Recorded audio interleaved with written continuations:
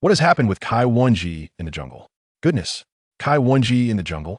Do you believe I could reach through the internet and twist your heads off? Must you indulge in such nonsensical maneuvers? Chen Yu gazed at the first floor where a swift selection of little Lubon had been made. The second floor locked and little dodgy. Without hesitation, the third floor secured a lightning Jiangxia. The fourth floor simply declared, I play jungle, and then locked in Kai 1G with the punishment talent. On the fifth floor, Chen Yu's temper erupted. Unbelievable. What on earth are you doing? Are you all here to annoy us? The first floor typed, let's restart. The second floor echoed, restart. The third floor chimed in, it's too late to restart. The fourth floor sneered. Heh. Chen Yu on the fifth floor was fuming, with only one person left on the household register, and still gaming how incredibly motivational. He then locked in his golden puppy-tagged ache, attempting to steer the tide. This is my promotion match, just 1 star away from reaching the king rank, and you are truly insufferable. Amidst the mutual greetings, the game commenced. At the outset, Kai 1G opened all channels. Welfare match. Remember to like me at the end, moi. Ugh. Hello everyone. Let's play well, and we can win. Suppressing his fury, Chen Yu typed a few encouraging words to his teammates in the team channel before stealthily proceeding with his jungle role. That star was significant he needed to endure for the moment. However, it was evident that this match was exceedingly challenging. 10 minutes later, congratulations were in order for Chen Yu, who ended up as the MVP of the losing side. As the game drew to a close, Jiang Zia and Kai 1G were busy typing on the public screen. Well done. Don't forget to like me on the opposite side. Chen Yu was left speechless, silently hitting the report button, which ultimately failed. He exited the game, placed his phone back in his pocket, then stood up, stretching without an ounce of grace. He tidied up the items on the table, pushed back the chair he had previously shoved aside, and took a bag of trash out with him. Gaming does not bring joy. Chen Yu took the elevator directly to the underground parking lot and tossed the trash bag into the corner bin. He then walked into the parking area and drove out his Audi TT. This is utterly tedious. Gaming is no longer enjoyable, and women are too clingy. Perhaps a drive by the seaside to collect some seashells would suffice. Resolved, Chen Yu pressed the accelerator, exiting the community, and turned onto the main road, heading towards the beach. Not long after entering the highway, his phone rang. Chen Yu ignored it, focusing intently on driving. Moments later, the phone rang again, clearly indicating the caller's persistent nature. Growing impatient, Chen Yu retrieved his phone from his pocket, activated the speakerphone, and tossed it onto the passenger seat. Speak quickly if you have something to say. I'm driving. Brother, are you free tomorrow? Would you accompany me for a horseback ride? A sweet, delicate voice emanated from the speaker. Miss, I'm currently driving. What kind of car are you driving in broad daylight? Is it better than mine? It has 4 wheels, not 2 legs, understand? Stop bothering me and hang up swiftly. That moment. A large truck sped from behind, crashing headlong into the rear of the small Audi, showing no signs of slowing down, creating a shower of sparks as it propelled. Chen Yu's Audi towards an oncoming bus. Damn it. Chen Yu, who are you cursing? A woman's voice echoed from the phone, but Chen Yu's mind was muddled like thick porridge, rendering him unable to hear her. Boom! The small car erupted in flames, a towering inferno engulfing the highway in a sea of fire.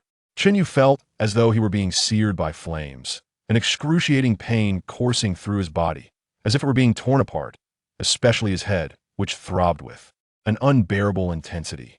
Now, even the simple act of opening his eyes became an arduous task. He sensed someone giving him water and babbling a torrent of words at him, yet he could not comprehend a single syllable, utterly bewildered by the language.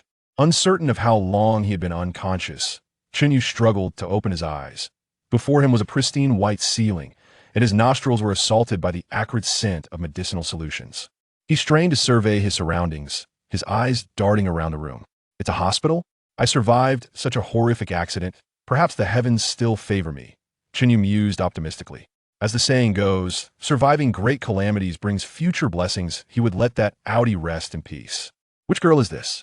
Why is she lying on me? She's quite heavy. With great effort, Chen Yu raised his right hand and poked the girl who had her arms draped over him, her head resting on the hospital bed as she slept. I can't see her face, nor do I know who she is. The girl stirred at the sensation of being poked, mumbling something in her sleep as she scratched her golden hair, but did not wake. I can't even discern her voice. Hey, beautiful, wake up, my leg is going numb. Undeterred, Chen Yu poked her arm a few more times. This time, the girl finally awoke, rubbing her eyes and blinking into the haze of sleep. Upon noticing Chen Yu had regained consciousness, A look of delight spread across her face as she began to chatter. Chinyu? Three large question marks popped into Chunyu's mind. The first, who is this girl? The second, what is she saying? The third, how can this young lady be so beautiful? Can you speak in a language I understand? I can't comprehend this, Chinyu replied helplessly. Now, it was the golden-haired girl's turn to be perplexed. With a worried expression, she stood up, approached Chinyu, placed her palm on his forehead, and scrutinized his face, even poking his cheek with her finger. Could you please stop looking at me, as if I'm a fool? But the girl appeared even more distressed. She hurried out into the hallway, calling for a nurse while gesturing at Chinyu. Beep, the game is binding. Game binding successful. Loading in progress. Please be patient. AT that moment. A crisp electronic voice resonated in the air. Wonderful, this I can comprehend, was Chinyu's immediate reaction. Yet, that doesn't seem quite right. The voice appears to emanate from within my mind, unlike what the nurse and the blonde girl were saying. His confusion deepened. Game loading successful. Downloading language pack. Please be patient. Language pack loaded successfully, beginning player data matching. What is happening? Chinyu was utterly perplexed. At this juncture, the blonde girl spoke, and Chinyu realized he could now understand her words. He heard her anxiously addressing the nurse. My brother seems to have lost his mind after waking up, rambling incoherently. Chinyu? Brother? What brother? Who is your brother? Do not misidentify your relatives. The nurse approached, gently prying open Chinyu's eyelids with her fingers to examine his pupils, then checked his temperature before instructing him to open his mouth. It seems he has suffered a severe head injury, resulting in temporary paralysis of the tongue. He may speak with a slight lisp, but it is nothing serious and will gradually improve. After speaking, the nurse flashed a sweet smile at Chinyu and sashayed away. What am I to do if you've truly lost your mind? The blonde girl sat by the bedside, propping her chin on her hands as she gazed at Chinyu. At that moment, Chinyu suddenly noticed a line of text appearing above the blonde girl's head. Worried about her brother, Lazili magnifying glass. What is this? As if compelled by some unseen force, Chinyu reached out to tap the magnifying glass beside the name. An attribute panel materialized before his eyes. Character, Lazili. Age, 16.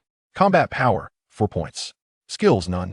Affinity, 90. Maximum value is 100. Chinyu was astonished this appeared to be a game panel. Moreover, the name Lazili seemed strangely familiar. Am I dreaming? Chinyu raised a finger and pinched his face hard. Ouch, that hurts. It hurts. It hurts. Seeing her brother suddenly pinch himself with such force, Lazili's expression darkened, fearing that perhaps he truly had become deranged. In the realm of disappointing games, what purpose do you serve? This accident has seemingly transported me through time. At this moment, Chinyu noticed that his arms had shrunk considerably, and his height had diminished, rendering him as petite and delicate as a woman. This was not the body he once possessed. Goodness, were it not for the young lady before him, who rested her chin on her hand while observing him, he might have resorted to disrobing to confirm his identity. How astonishing. I once stood at over 6 feet tall, possessing a striking appearance that could easily qualify me as a handsome, affluent man. How could I be reborn and reformed at such a young age? I have loving parents and abundant wealth. Surely, I do not fit the criteria for reincarnation. How distressing. If there is any silver lining, it is that there remains a beautiful young lady before me. Furthermore, there is an inexplicable game. With this thought, Chinyu noticed an exclamation mark in the upper left corner and instinctively reached out to click on it. A panel materialized before him. Player, Lapis, age, 16 years, combat power, 5 points, skills, 1, reconnaissance, obtain basic information about targets. Wealth, 12 yuan, automatically converts to the local currency based on the player's location. Main quest, none. Side quests, none. Daily quest, assist sister with laundry. Reward, 1 combat point, 50 yuan. Shop, inactive, can be activated when combat power reaches 500 points. Beneath the panel were several ostensibly informative notes. 1. This game offers an exceptionally high degree of freedom. Players are encouraged to explore independently. 2. New quests will randomly refresh only after current tasks are completed. 3. This game possesses uniqueness. 4. The final interpretation of this game belongs solely to the esteemed coconut sweet.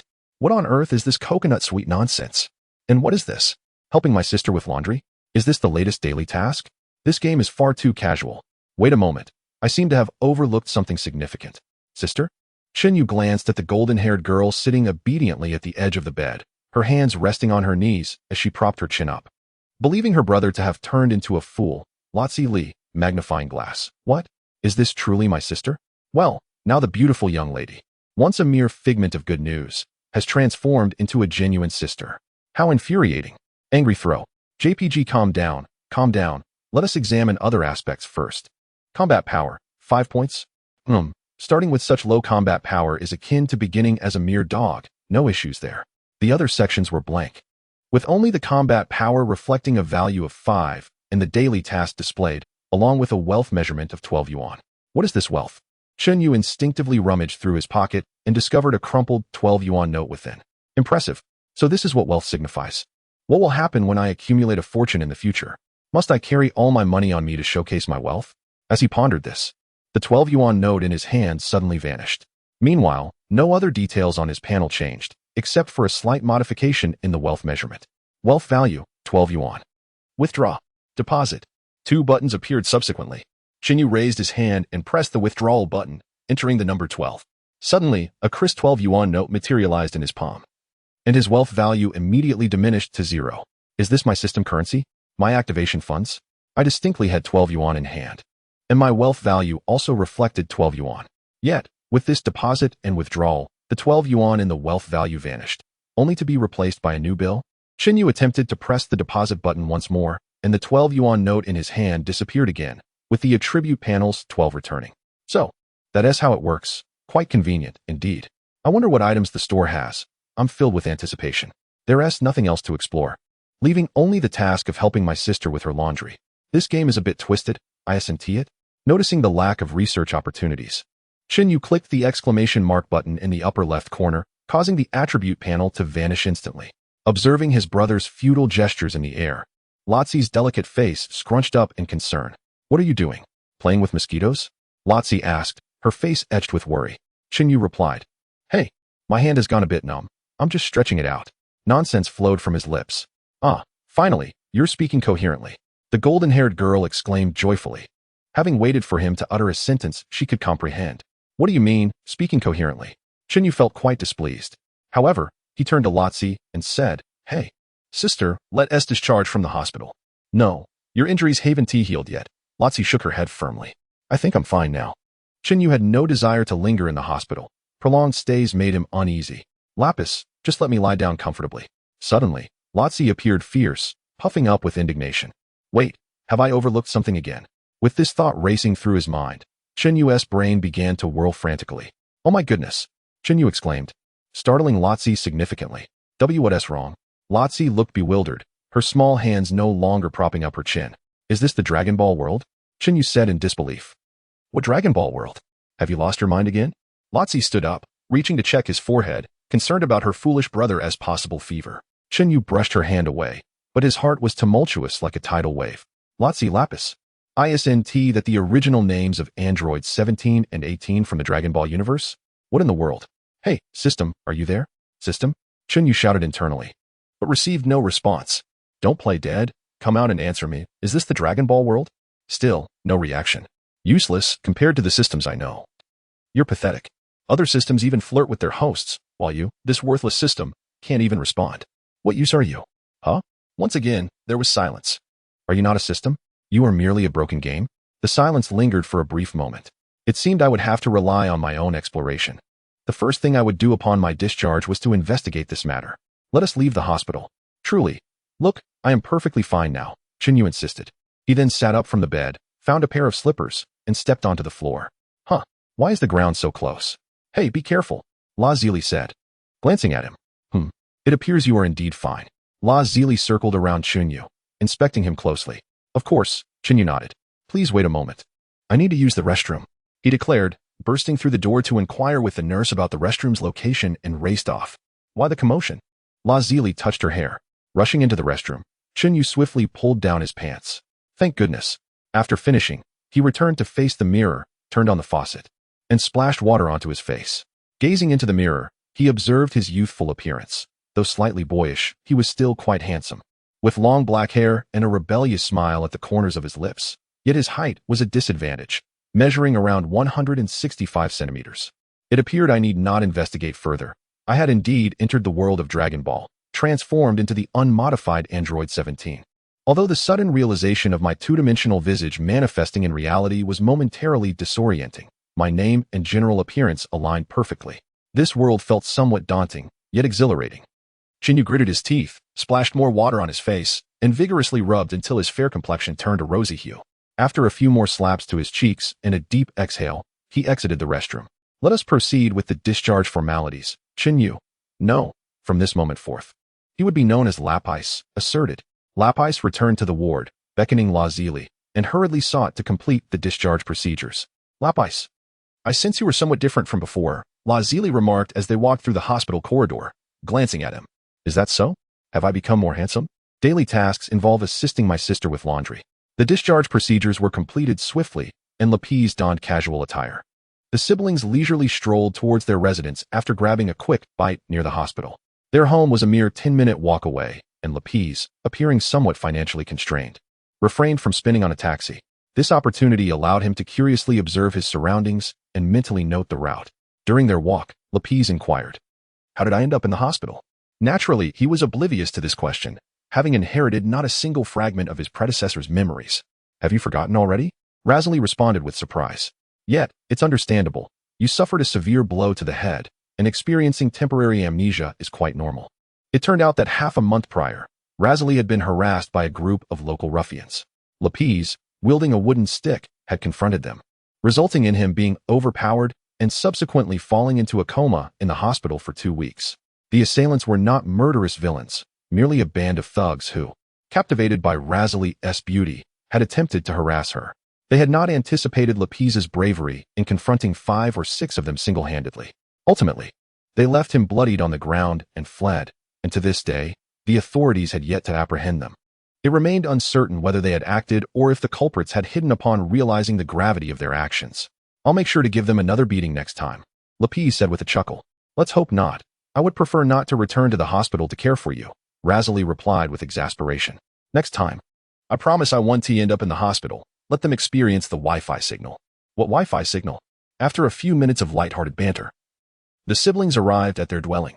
It was a modest 2-bedroom apartment with a living room, kitchen, and bathroom, simply decorated but commendably clean, with pleasant air and light that made it quite comfortable to reside in. Inserting the key into the lock, Lapis slowly opened the door but stopped Lazuli from entering. He wandered inside, inspecting the premises, opening the wardrobe, and peering under the bed. Only after a thorough examination did he allow her to enter. Was Lapis concerned about potential intruders? After all, he had frequently been away from home for the past half-month, and Lazuli couldn't help but think that he seemed somewhat different.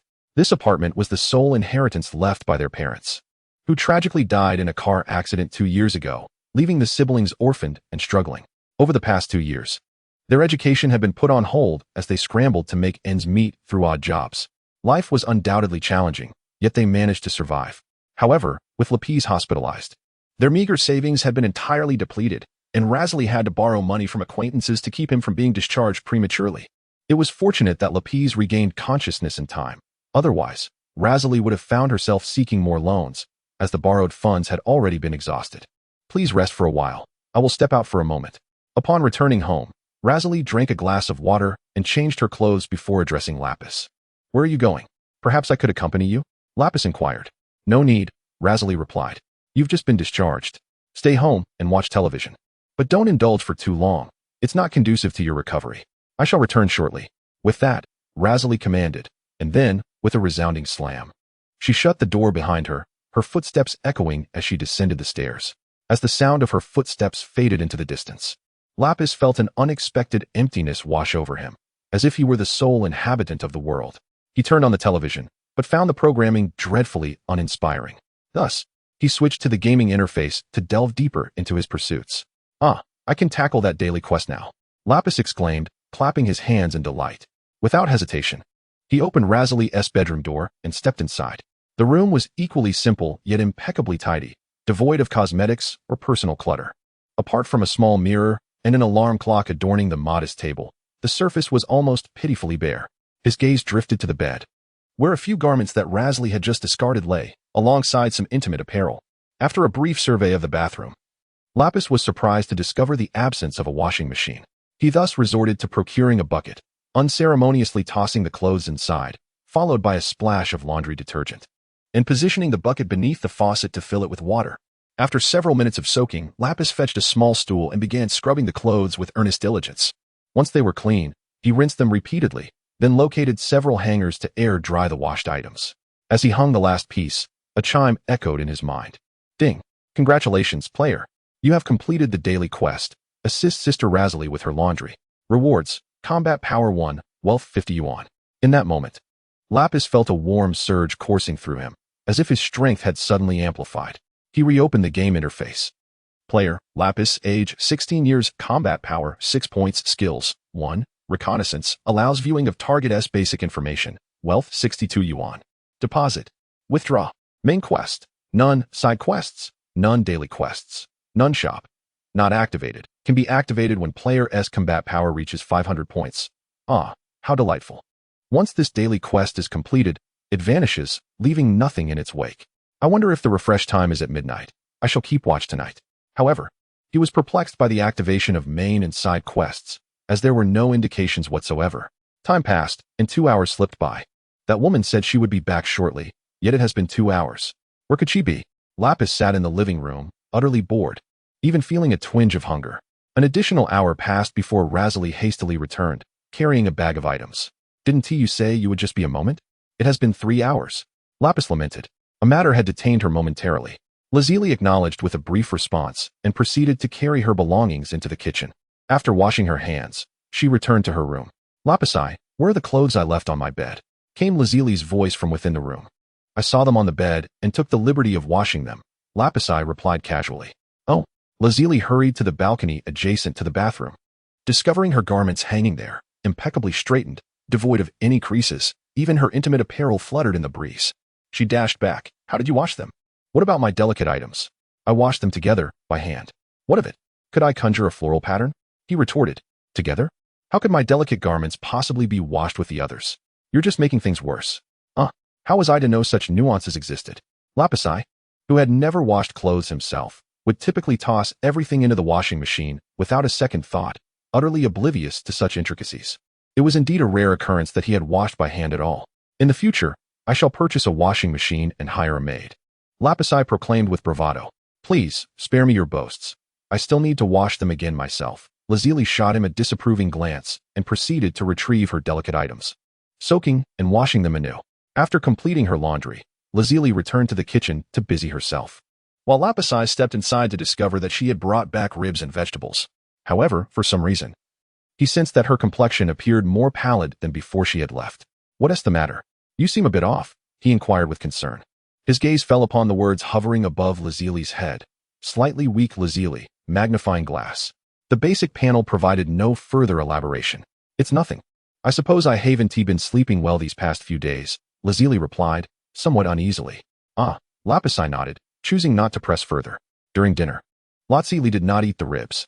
Her intention was that Lapis, having just been discharged from the hospital, should replenish his strength with a hearty meal. Eat, Lapis insisted, his face stern as he persistently placed ribs onto her bowl. Lazili was taken aback, staring blankly at Lapis. I can't finish this, she said. Lapis continued to scrape the rice in his bowl, pouring rib soup over it, and mixing it all together, devouring it with large bites. Observing her brother's determination, Lazili fell silent and quietly gnawed on her ribs. After the siblings watched television on the sofa for a while, Lapis glanced at the time, took a shower, and then retreated to his room, quietly awaiting the arrival of midnight. Lying on his bed, his gaze fixated on the small alarm clock on the table. He repeatedly opened and closed the attributes panel in anxious anticipation. Hey, it's here. After what felt like an eternity, the clock finally struck 12. Lapis eagerly opened the attributes panel. As expected, the daily tasks had refreshed. The panel displayed as follows. Player, Lapis, age 16 years, combat power, 6 points, skills, 1. Reconnaissance, can view basic information of targets, wealth, 62 yuan. Deposit, withdraw, main quest, none, side quests, none daily task. Please exercise, do 100 push-ups, progress, 0-100. Reward, 1 combat power, 50 yuan. Shop, not activated, can be activated when player's combat power reaches 500 points. What a conscientious game. Washing clothes and doing push-ups to grow stronger and earn money. How splendid. Saitama-sensei, here I come. Lapis leapt up, stretched, and began to perform push-ups on his bed, grunting with effort. After a while, surprisingly, it was quite exhausting.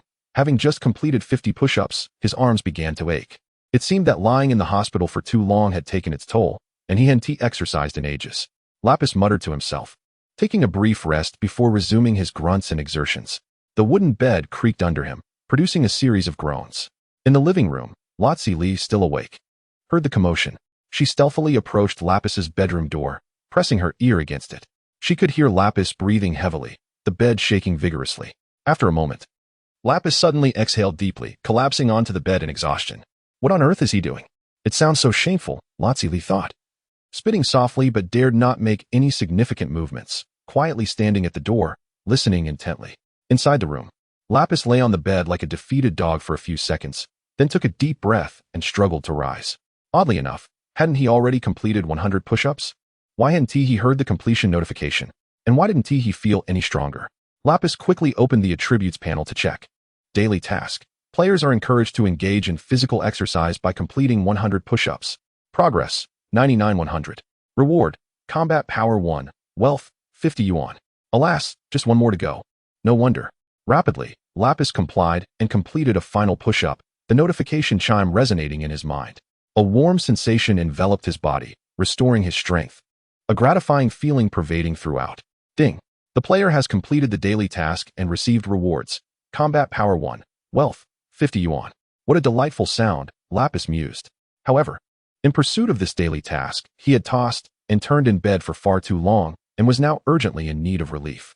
With a decisive motion, Lapis flung open the door, only to find Lazili startled, leaping back like a frightened rabbit, inadvertently knocking over a row of small stools. What on earth are you doing? Lapis inquired, somewhat bewildered by the flustered girl. And nothing, Lazili stammered, her cheeks flushing crimson. Yet, with a moment's thought, Lapis deduced that the commotion in his room must have drawn her in, compelling her to eavesdrop. Hey, I was just exercising, doing push-ups. But never mind that.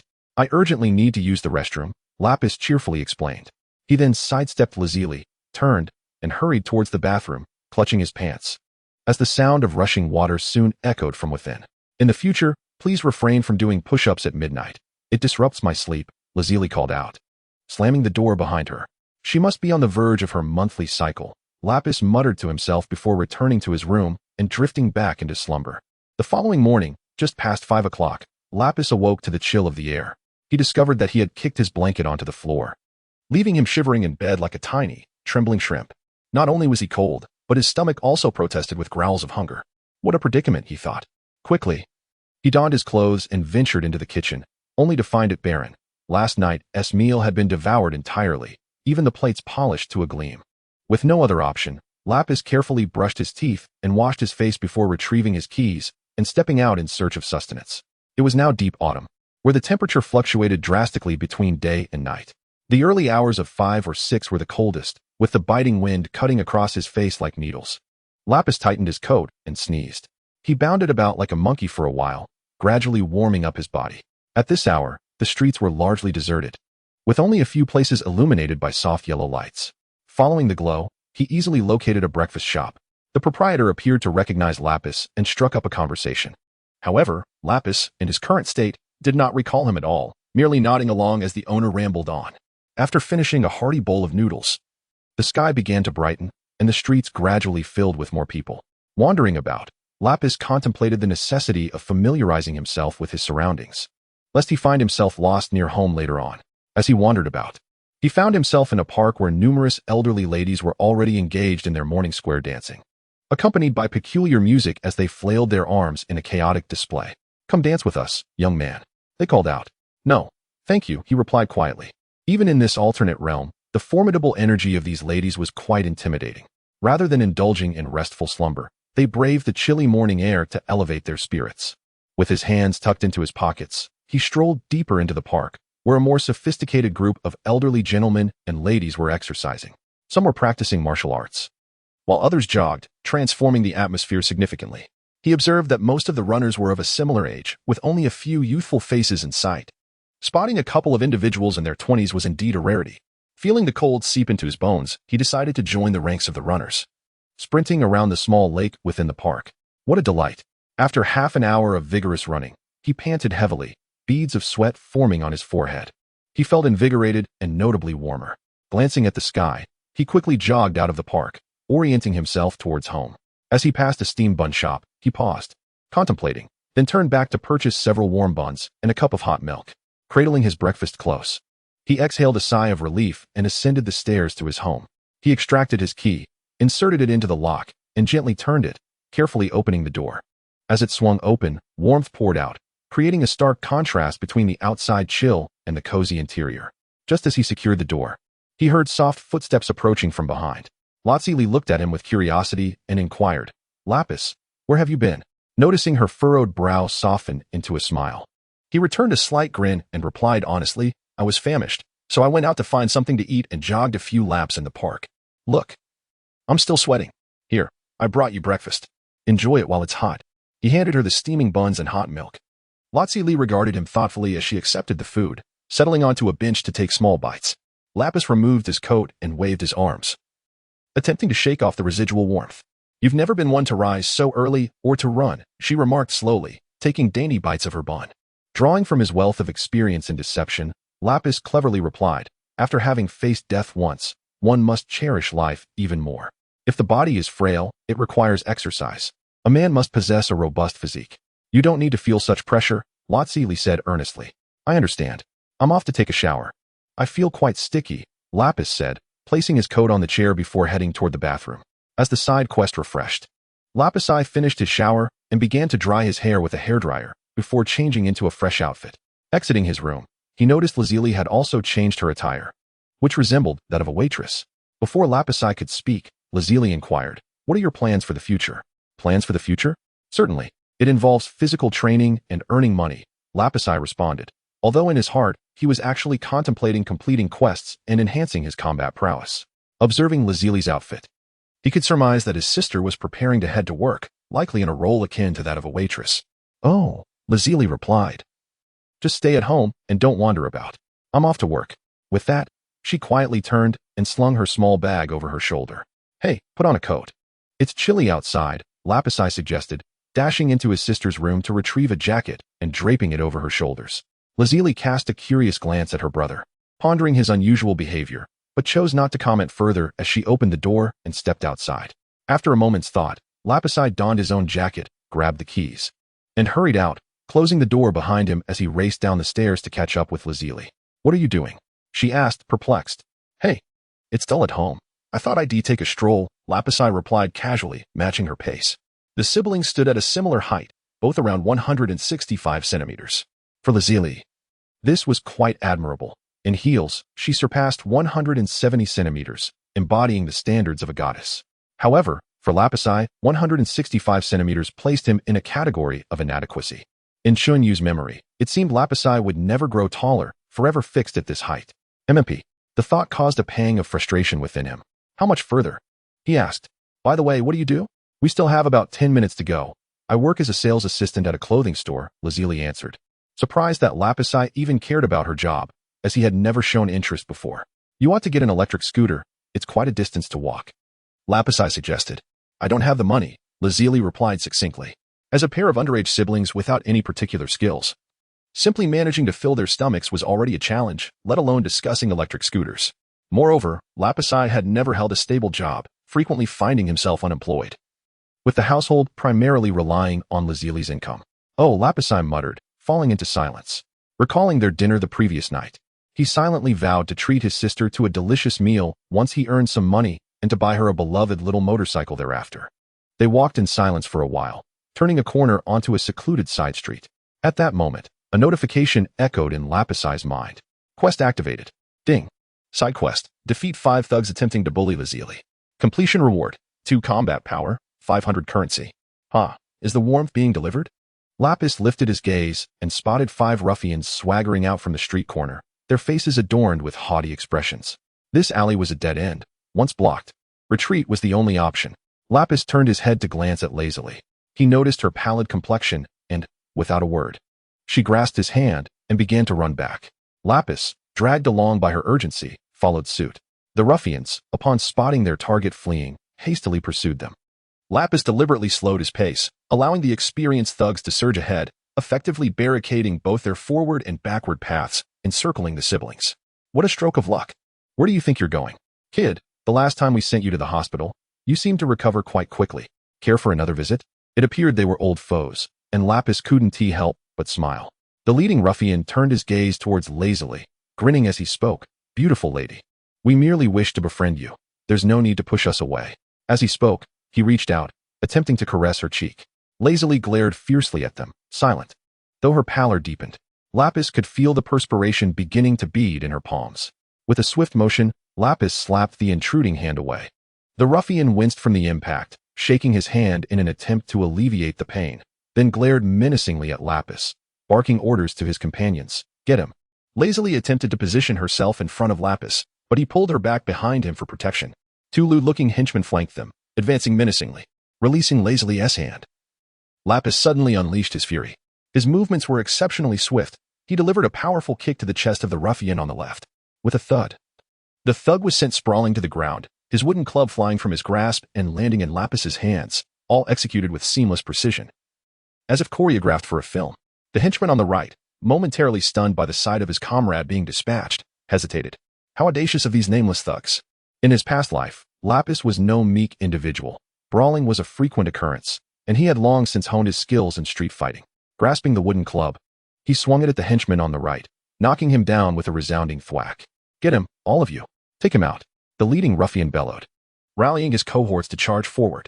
They were courting death, and Lapis intended to demonstrate the might of his 7-point combat prowess against these fifth-rate foes. In his eyes, the ruffians transformed into red-named targets, each displaying a mere 5 points of combat capability. The wooden club fell upon them like a torrential downpour, Lapis skillfully avoiding their heads, focusing his strikes on their more robust areas, reducing them to cries of despair. Line up properly and stand straight, Lapis commanded, brandishing the wooden club as if presiding over a military drill, eyeing the 5 disheveled figures before him. Stand properly, do you not hear me? With a swift swing, a stick struck fiercely, eliciting another agonizing cry. Please, spare us. We shall not dare again. Someone began to plead for mercy. They had not anticipated that. After a fortnight's absence, Lapis had become more ferocious. They had assumed that this lad, freshly released from the hospital, would be subdued. To their astonishment, his combat prowess had only intensified, resembling a frenzied beast. Lazily, Lazili gazed at him, bewildered by her brother's sudden volatility. As Lapis gestured in the air, his fury reignited. Cease your prattling. All of you weep. He unleashed another barrage of blows. It was only after reducing the 5 ruffians to tears that Lapis felt a sense of fulfillment. Begone. In the future, should you encounter me or her, it is best to take a detour, otherwise I shall break your legs. A fierce glint ignited in Lapis' eyes as he exerted his strength, snapping the stick he held in two, casting the broken pieces to the ground. The splintered wood tumbled, producing a clinking sound. The bruised thugs trembled, too afraid to raise their heads. You are welcome to seek revenge, but be prepared to risk your lives. His voice was chilling, compounded by the recent violence, exuding a palpable aura of menace. Now, empty your pockets. Should I discover any concealed items, I shall have no choice but to apologize. Ultimately, Lapis collected over 5,000 yuan, administering a few final kicks before departing with Lazili. Perhaps that was a bit too harsh. After they had distanced themselves, Lazili glanced back at the 5 thugs, who were struggling to escape, crawling away in disarray. No, I am merely preventing crime. They must understand that there are those who are far more ruthless than they are, or they may ascend to greater heights of audacity, Lapis replied. Your demeanor earlier was somewhat frightening, Lazili remarked cautiously. To show mercy to one's enemies is to be cruel to oneself. Lapis suddenly smiled, his countenance radiant like the sun. 006. This game is truly addictive. After escorting Lazili to the shop, Lapisi wandered around the vicinity as if patrolling his territory. This is a habitual practice of Lapisi. No matter where he goes or resides, he always takes the time to familiarize himself with the surrounding environment, which imbues him with a sense of security and tranquility.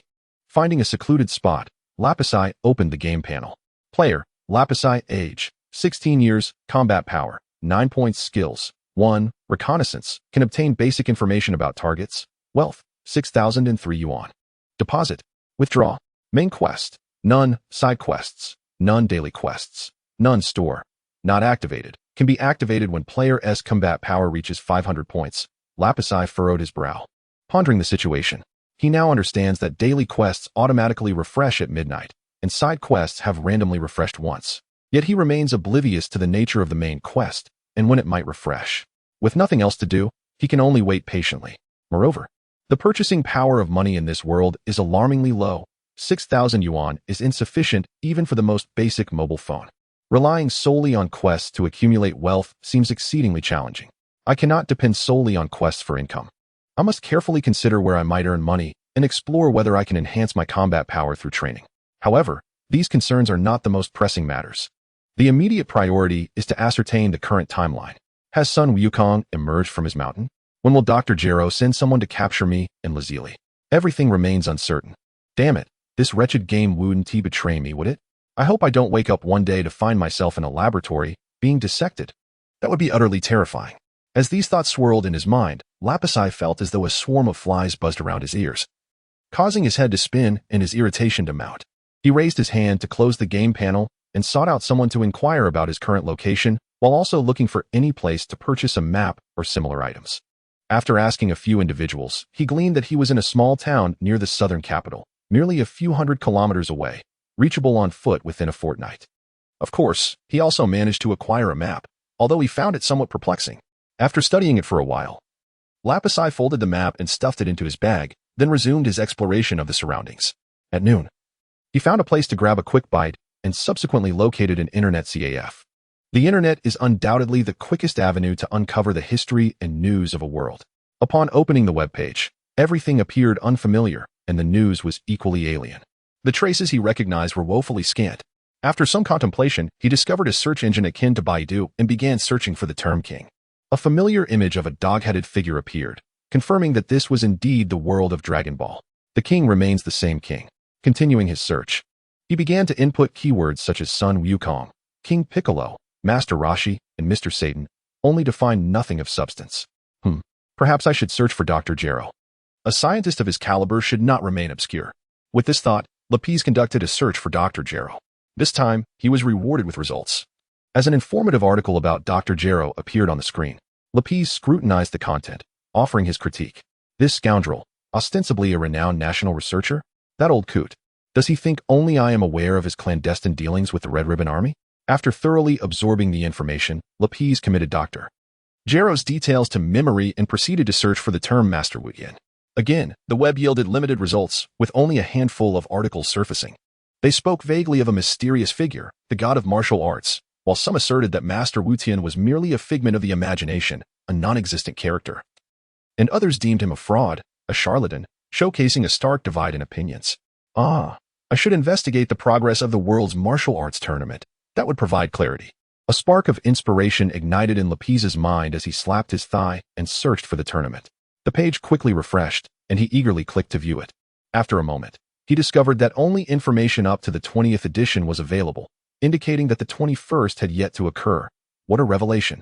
This outcome relieved Lapis, who stretched languidly in his chair, feeling considerably more at ease.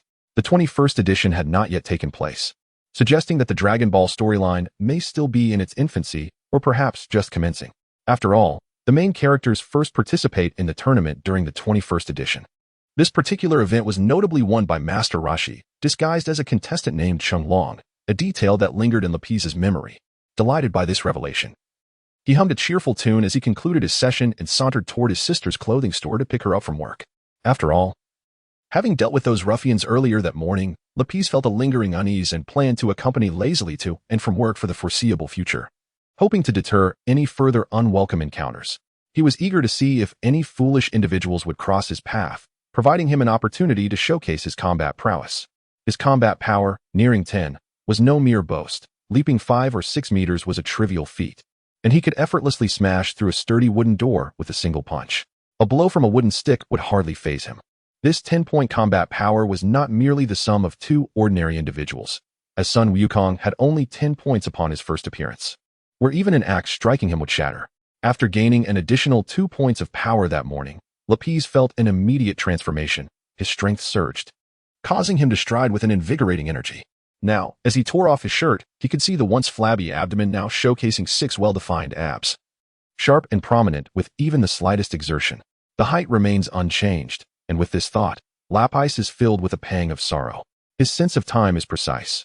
It wasn't long after he arrived that Lazuli finished her work.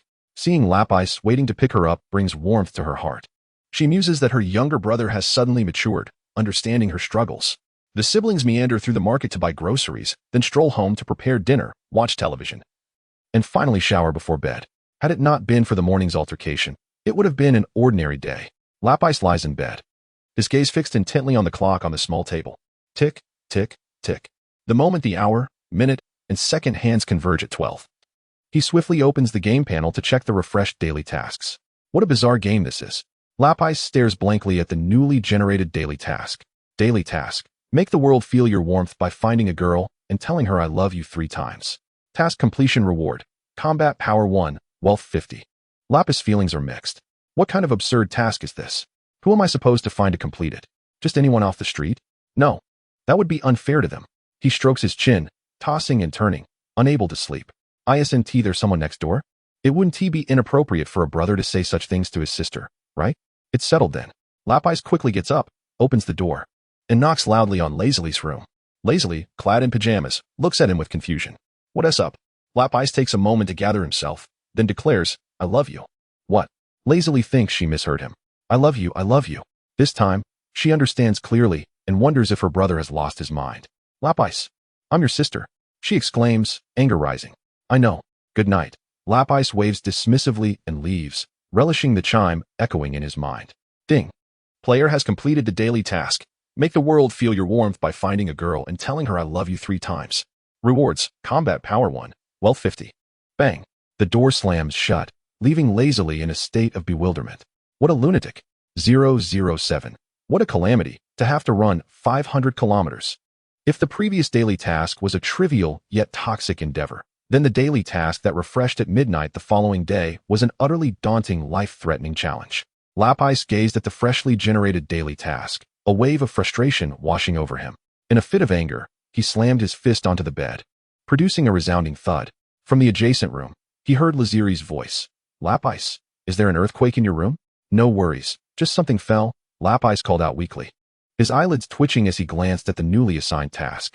Daily task. A healthy body is essential for enjoying games. Please exercise, run 500 kilometers. Current progress, 500 kilometers. Task completion reward, combat power 1, wealth 500 yuan. 500 kilometers, how long will that take? Is the dog system even there? Let me pat your dog head. 500 kilometers is merely 500 kilometers, but this single point of combat power is rather stingy. Isn't it? Previous tasks were mere points. And now, such a sudden shift to this task left Lapis feeling quite disheartened. After cursing for a while, Lapis succumbed to sleep, burdened with resentment. At 6 o'clock the next morning, Lapis was roused by his alarm clock. Today, he resolved to drag Lazili into his running ordeal. After dressing, he pounded on Lazili's door. What is it? Get up. We're going for a run. Are you kidding me, Lapis? Did you eat something foul last night? Lazili's morning irritability was notorious. If awakened from a semi-slumber, she would respond with a distinct lack of grace. Hurry up. If you don't get up, I'll come in myself. Drawing on his battle-tested experience, Lapis displayed no fear. To Lazuli, Lapis' voice now sounded akin to a devil, disrupting her slumber and threatening to invade her sanctuary. Curse it all. Ultimately, Lazuli dragged herself up, bleary-eyed, and opened the door, only to be pushed by Lapis towards the sink to brush her teeth and wash her face. The duo donned loose athletic attire and ventured outside, but upon reaching the ground floor, the chill had them shivering. Lazili instantly regretted agreeing to this self-imposed torment. Why not enjoy the warmth of sleep in the morning instead of enduring this run? Once we start running, you won't feel cold, Lapis chirped, bouncing ahead before stopping at a bun shop to buy several large meat buns, which he handed to Lazili. The two munched on their buns while making their way to the park, as it was the only nearby place suitable for running. Upon arriving at the park, they found numerous individuals jogging along the lakeside, and the siblings joined the throng, beginning their slow run around the park as small lake. The long march of 500 kilometers. Lapis decided to set a modest target for the day, to run 50 kilometers first. A common runner typically takes about an hour to cover 10 kilometers, so 50 kilometers would roughly require 5 hours. Yet, being human, exhaustion would inevitably set in, leading to a gradual slowdown and an increasing need for rest. It is said that for an ordinary person, running 50 miles in 5 hours is quite likely insufficient. However, Lapis believes he is no ordinary individual, and indeed, he is not. Thus, on the first day, he decided to attempt a 50-kilometer run. Yet, Lazuli could not sustain such a lengthy endeavor. She had to report to work and lacked the requisite stamina. Upon reaching the 5-kilometer mark, she resolutely refused to continue, opting instead to sit on a bench by the roadside, watching Lapis as he continued his solitary run. She had not previously realized just how capable he was. Unconcerned with appearances, Lazuli sat on the bench, her chest rising and falling, initially not perspiring excessively. However, once she halted, sweat poured forth as if a dam had burst, soaking her back and forehead. During his run, Lapis opened his game panel and noted that the progress of his daily tasks had transformed to 500 kilometers, prompting him to stop. Wiping the fine beads of sweat from his forehead, he approached lazily, intending to return home for breakfast, change his clothes, and then escort her to work. Afterward, he would return to continue his run. He was resolute that he would not relent until he completed the 50 kilometers. Observing Lapis's prolonged exertion without a change in complexion, merely a sheen of sweat on his brow, Lazuli expressed her surprise. Did the doctor install a perpetual motion machine in you? Oh, you caught me, Lapis replied whimsically, knowing she would not take him seriously. The two strolled back to the noodle shop, each ordering a bowl of noodles. Lazuli requested the owner to add extra scallions, her favorite garnish. The shopkeeper, taken aback by the rare sight of the siblings sharing breakfast, exchanged a few light-hearted jests with them. After their meal, they returned home, where both took a warm shower before heading to drop Lazuli at work. Noticing that Lapis had not changed out of his running attire, she scrutinized him with curiosity. After I drop you off, I plan to run a bit more. I spotted a rather lovely young lady while I was running. I want to see if she is still around. How charming, came Lazuli's disdainful reply. Upon returning to the park, Lapis resumed his laps around the lake, like a perpetual motion machine, endlessly circling. As time passed, the number of runners dwindled. Some had met their distance, while others returned to work or home. Ultimately, Lapis found himself alone in his fervent pursuit. His method of running soon attracted the attention of several elderly individuals, culminating in a few elderly women congregating by the roadside. When Lapis passed by, one of the women called out, "Young man, what's the matter? Don't despair." Lapis paused momentarily. "Auntie, I'm perfectly fine," and continued on his way. "Listen, young man. Things will pass. Don't torment yourself." After completing another lap and returning, he was once again hailed by the elderly woman. "Young man, have you experienced a heartbreak?" Lapis shook his head. "Auntie, please don't say that. I find women most bothersome." "Most bothersome?" The elderly lady's mind sparked with an idea. "Is that why your boyfriend left you?" She chuckled. "Auntie, I won't chat with you any longer. I must continue my run." With that, she dashed away. It seemed my guess was accurate. A remarkably handsome young man. Such a pity. The aunt let out a silent sigh. After reaching the progress of 5,500 kilometers in his daily tasks, Lapis glanced at the time, confirming that he had spent 3 hours. This achievement was far beyond the average person, yet it could hardly be deemed swift, primarily because Lapis had not run at his utmost speed. However, after these few hours, hunger gnawed at him. He promptly sought a place to have his lunch. If I only run 50 kilometers each day, it would take me 10 days to complete this task. What a nightmare. No, I can still continue running. I can accelerate my pace. I must return to running this afternoon. This bothersome task must be eradicated as swiftly as possible. Every second spent contemplating it only adds to my frustration. Thus, shortly after finishing lunch, Lapis returned to the park. After furiously running another 50 kilometers, he felt utterly exhausted, his shoes nearly in tatters, effectively rendering them unusable. If he were to tell Lazili that he had run 100 kilometers today, she might very well be astonished. The thought of this made Lapis chuckle to himself. After resting on a bench for a few minutes, he gradually made his way home, intending to rest briefly before picking Lazili up from work. Time was still on his side. Upon returning home, he sat for a moment before rushing to the restroom. To his surprise, he found several of Lazi's discarded clothes in the laundry bucket, still awaiting cleansing. Considering he had some idle time, he thought, why not assist my sister by washing her clothes? He retrieved the garments and began to check the pockets, an ingrained habit. Whenever he used the washing machine, he would always check the pockets first. Sometimes, treasures such as money or other items could be lurking within, even tissues. If left inside, they would cause a messy disaster. Covering all the clothes in bits of paper, truly the worst outcome. As he rummaged through the pockets, he stumbled upon a note. What could this be? Lapis picked up the paper and examined it closely. It was a receipt for blood donation, dated the very afternoon he had been discharged from the hospital. Upon further inspection of the clothing, it was indeed the very outfit Lazili had worn that day. Remembering her pale complexion from that day, Lapis felt as if he had been struck by a bolt of lightning. This woman had sold her blood? Had she fallen to such depths of poverty? His heart raced, a wave of guilt washing over him. Was she using the money from selling her blood to buy ribs to nourish me? Lapis prided himself on being strong, yet inexplicably, the normally brash and foul-mouthed young man discreetly wiped away a tear from the corner of his eye, his emotions swirling in complexity. He then quietly tucked the note away. Silently pouring the laundry detergent into the drum, I filled it with water and continued to wash the clothes. After meeting with Lazili, Lapis took her for a stroll through the market, where they purchased several large ribs. Is this truly necessary? Why so much? Lazili expressed her concern, reluctant even though she wasn't the one footing the bill. During their meal, Lapis presented her with 4,000 yuan, retaining only 1,000 for his expenses over the next few days. Have you lost your mind? Lazili stared at her brother in disbelief. Quit the nonsense. Isn't it a good thing to give you money? Lapis shot her a glare. Lazili silently accepted the money. As she savored the ribs, Lazili inquired, Are we still going for a run tomorrow? Lapis paused for a moment before grinning and replying, Of course. I believe I've fallen in love with this sport. All right then, remember to call your dear sister tomorrow. Got it. 3 days swiftly passed. During their morning jog, Lapis opened his game panel, noticing something peculiar. Player, Lapis, age, 16 years, combat power, 11 points skills, 1, reconnaissance, can obtain basic information about targets, wealth, 520 yuan. Deposit. Withdraw. Main quest, none. Side quests, none. Daily quest. A healthy body is essential for gaming. Players are advised to exercise. Long distance run of 500 kilometers. Current progress, 232, 500 kilometers. Quest completion reward, 1 combat power, 500 yuan. Shop, not activated. Can be activated when player combat power reaches 500 points. Easter egg, 1. Players who diligently exercise gain additional combat power, 1 combat power. Lapis was momentarily stunned before his expression transformed into one of exhilaration. Indeed, combat power could be acquired not solely through quests, but also through physical training. What splendid news!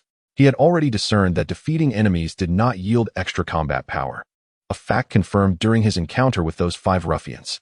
But what if one were to eliminate an opponent? Would it be possible to gain experience, combat power, akin to other games?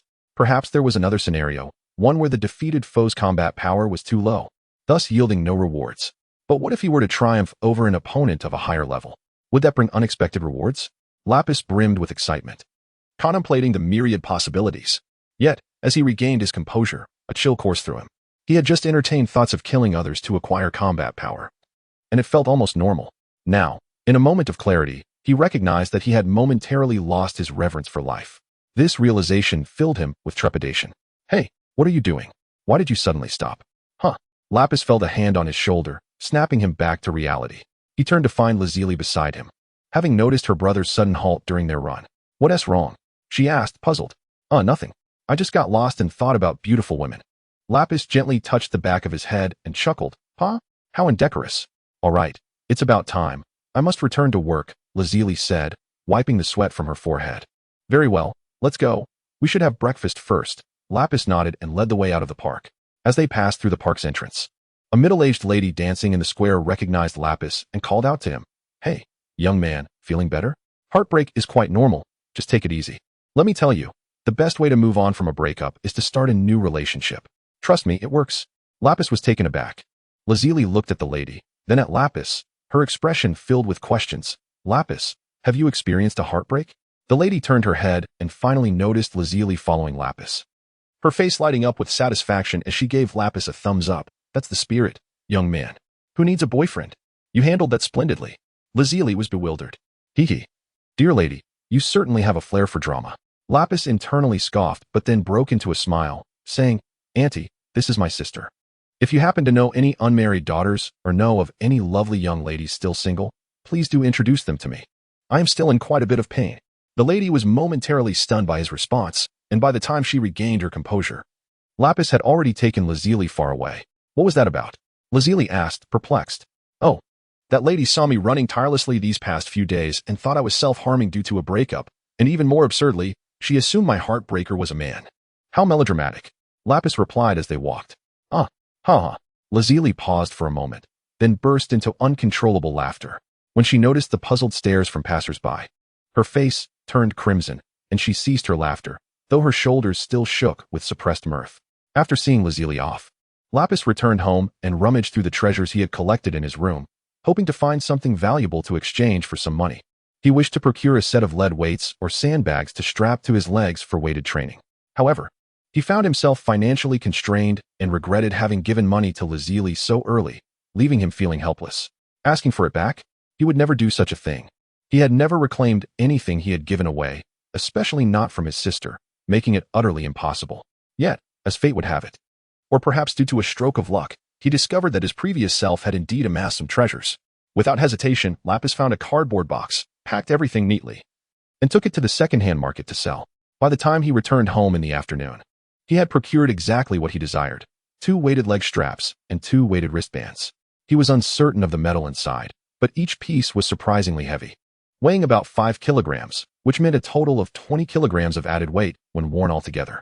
After enduring this wave of consumption, Lapis' wealth had nearly been depleted, leaving him with a mere 99 yuan. If he did not devise a plan soon, he would struggle to afford breakfast.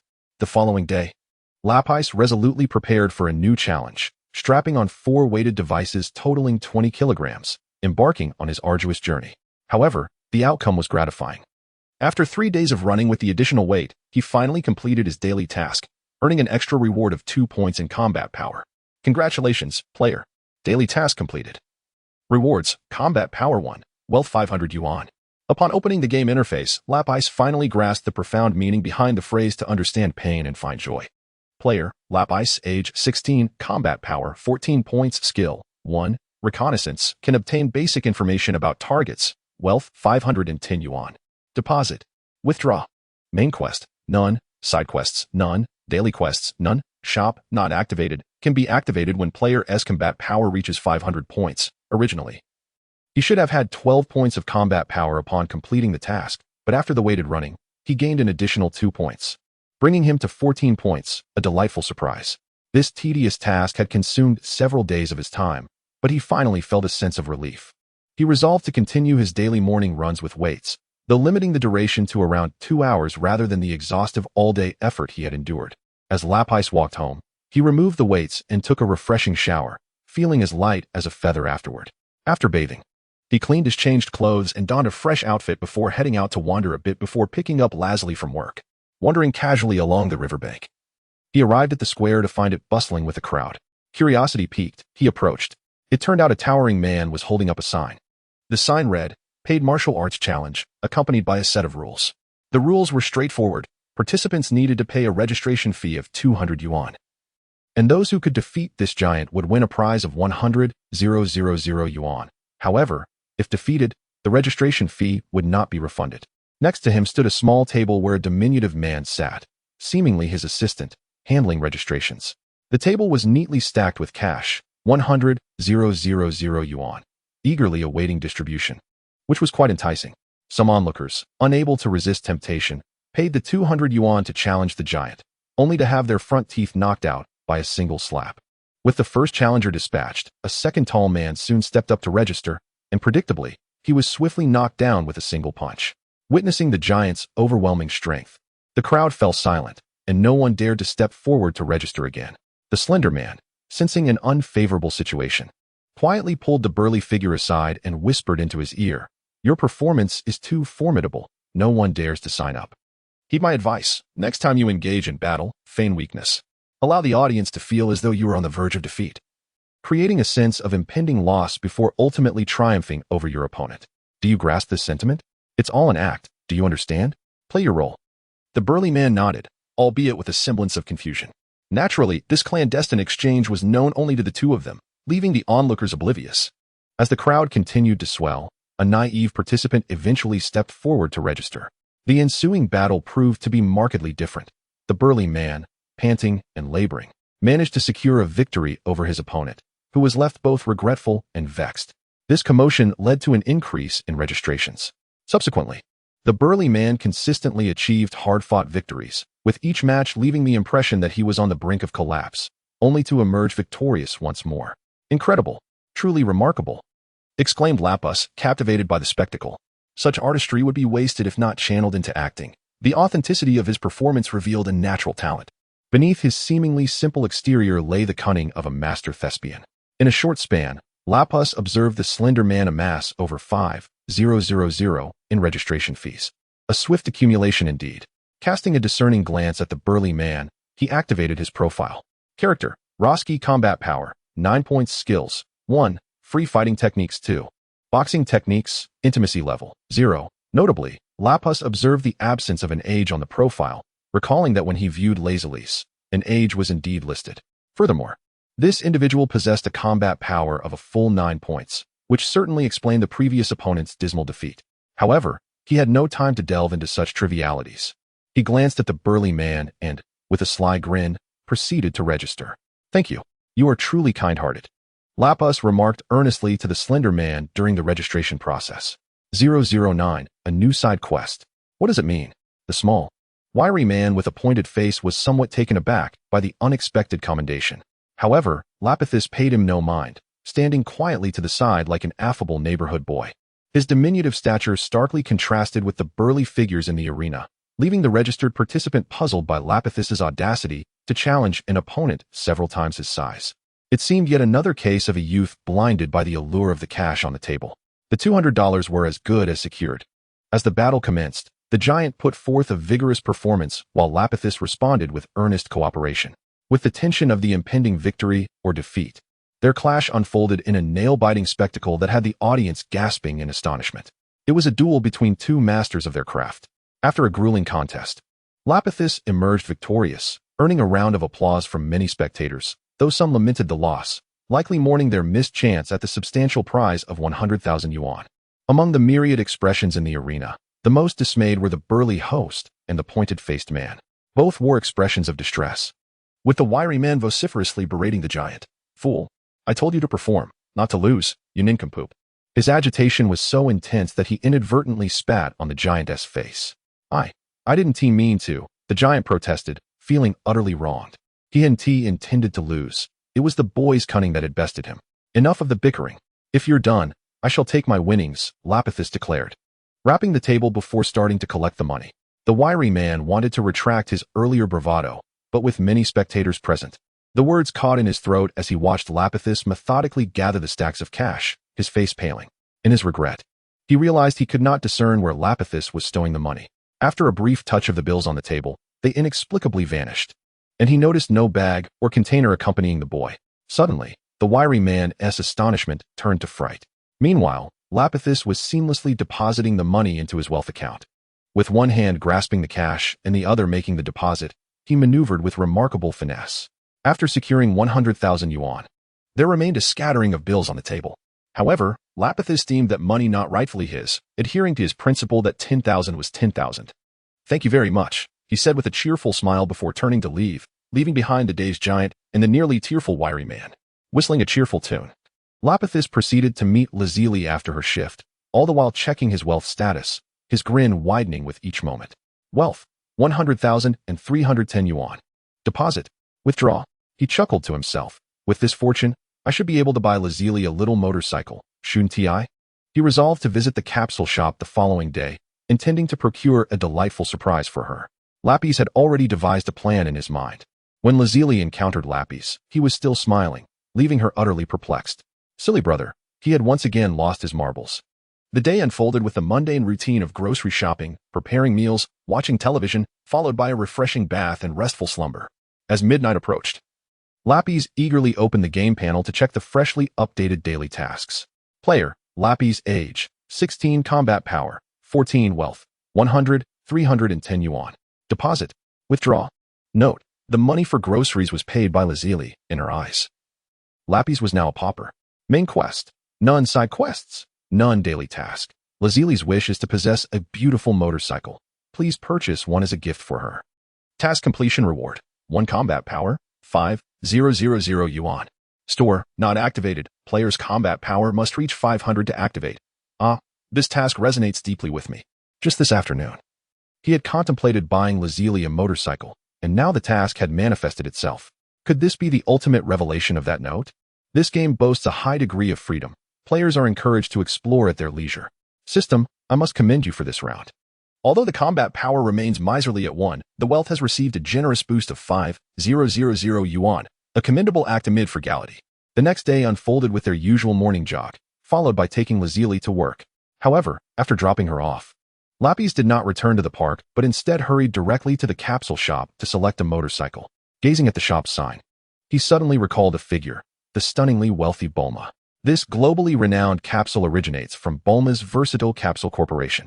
The company has ingeniously compressed various items into capsules, enhancing human life, a remarkable invention that has transformed the world. These seemingly petite capsules possess the extraordinary ability to manifest cars, airplanes, ships, houses, and an array of other items. In the past, acquiring a vehicle or an aircraft required considerable effort. Now, a convenient capsule suffices, eliminating concerns about parking space. Once alighted, one can simply pocket the vehicle, with airplanes being no exception. Look, my pocket can accommodate dozens of planes. Naturally, each capsule is numbered and priced differently. For instance, while bicycle capsules and airplane capsules may appear identical, their prices are worlds apart. In summary, the versatile capsule is astonishingly impressive. Now, one wonders how old Bulma might be. Lapis mused to himself before stepping into the capsule shop to procure a motorcycle capsule. The shelves displayed an array of capsules, leaving Lapis dazzled and bewildered. He promptly conveyed his requirements to the clerk, requesting them to present the capsules directly. After an extensive comparison, Lapis set his sights on an M9 model motorcycle, albeit at a steep price of 40,000 yuan. Utilizing his persuasive rhetoric, he attempted to negotiate a lower price. But the shopkeeper insisted that the prices were fixed and non-negotiable. Left with no alternative, Lapis resorted to requesting complimentary items. Ultimately, he purchased two M9 motorcycles, one in a soft pink and the other in a gleaming silver. After some back and forth, the merchant agreed to include 2 fuel capsules, which left Lapis content as he departed with 4 capsules in hand. Upon reaching the entrance, Lapis eagerly extracted one of the capsules, following the instructions to transform it into a sleek silver motorcycle. He mounted it and took it for a test ride. With his previous life experience in operating various automobiles and motorcycles, this user-friendly model posed no challenge for him, and he swiftly sped away. Indeed, it was a marvel of modern technology, far superior to the motorcycles of his past. He then rode the motorcycle to a park and engaged in a strenuous long-distance run. By afternoon, he arrived punctually to pick up Lazili, yet he refrained from unveiling the motorcycle just yet. Once home, as Lazili stepped into the restroom, he seized the opportunity to bring the pink motorcycle into the living room, then retreated to his bedroom, lying on the bed while checking the game panel. He remained alert, eager to catch any sounds from the living room. Before long, Lazili burst into his room, her hands still damp, and slapped the small table with a resounding thud. Startled by her sudden entrance and the loud noise, Lapis nearly toppled from the bed. Lapis, why is there a motorcycle in the living room? Lazili stammered, her eyes wide with surprise and disbelief. I bought it for you, Lapis replied with a smile. Really? Lazili's eyes widened further. However, her expression quickly shifted to one of confusion. But where did you get the money? This kind of motorcycle must cost at least 20 or 30,000, right? 40,000. Lapis clarified. I haggled for ages, but they wouldn't budge a single yuan. In the end, I got frustrated and simply took it back. Took it back? She pondered for a moment. Shouldn't we return it then? I don't want it. Why return it? It looks wonderful, doesn't it? I don't want you to get arrested, Lazili said anxiously, pacing back and forth in the room. Amused by her antics, Lapis burst into laughter. I was just teasing you. I actually bought it for you. But where did you get so much money? You didn't rob a bank, did you? From stealing a motorcycle to robbing a bank? Impossible. Let me tell you the truth. Last night, when I went to pick you up, I encountered a duel in the square. They said that defeating him would earn a reward of 100,000 yuan, and I managed to win, Lapis explained earnestly.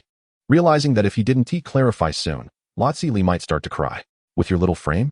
However, she suddenly recalled the incident a while back when Lapis single-handedly wielded a wooden stick to beat 5 ruffians, which made her believe a bit more. Could it truly be so?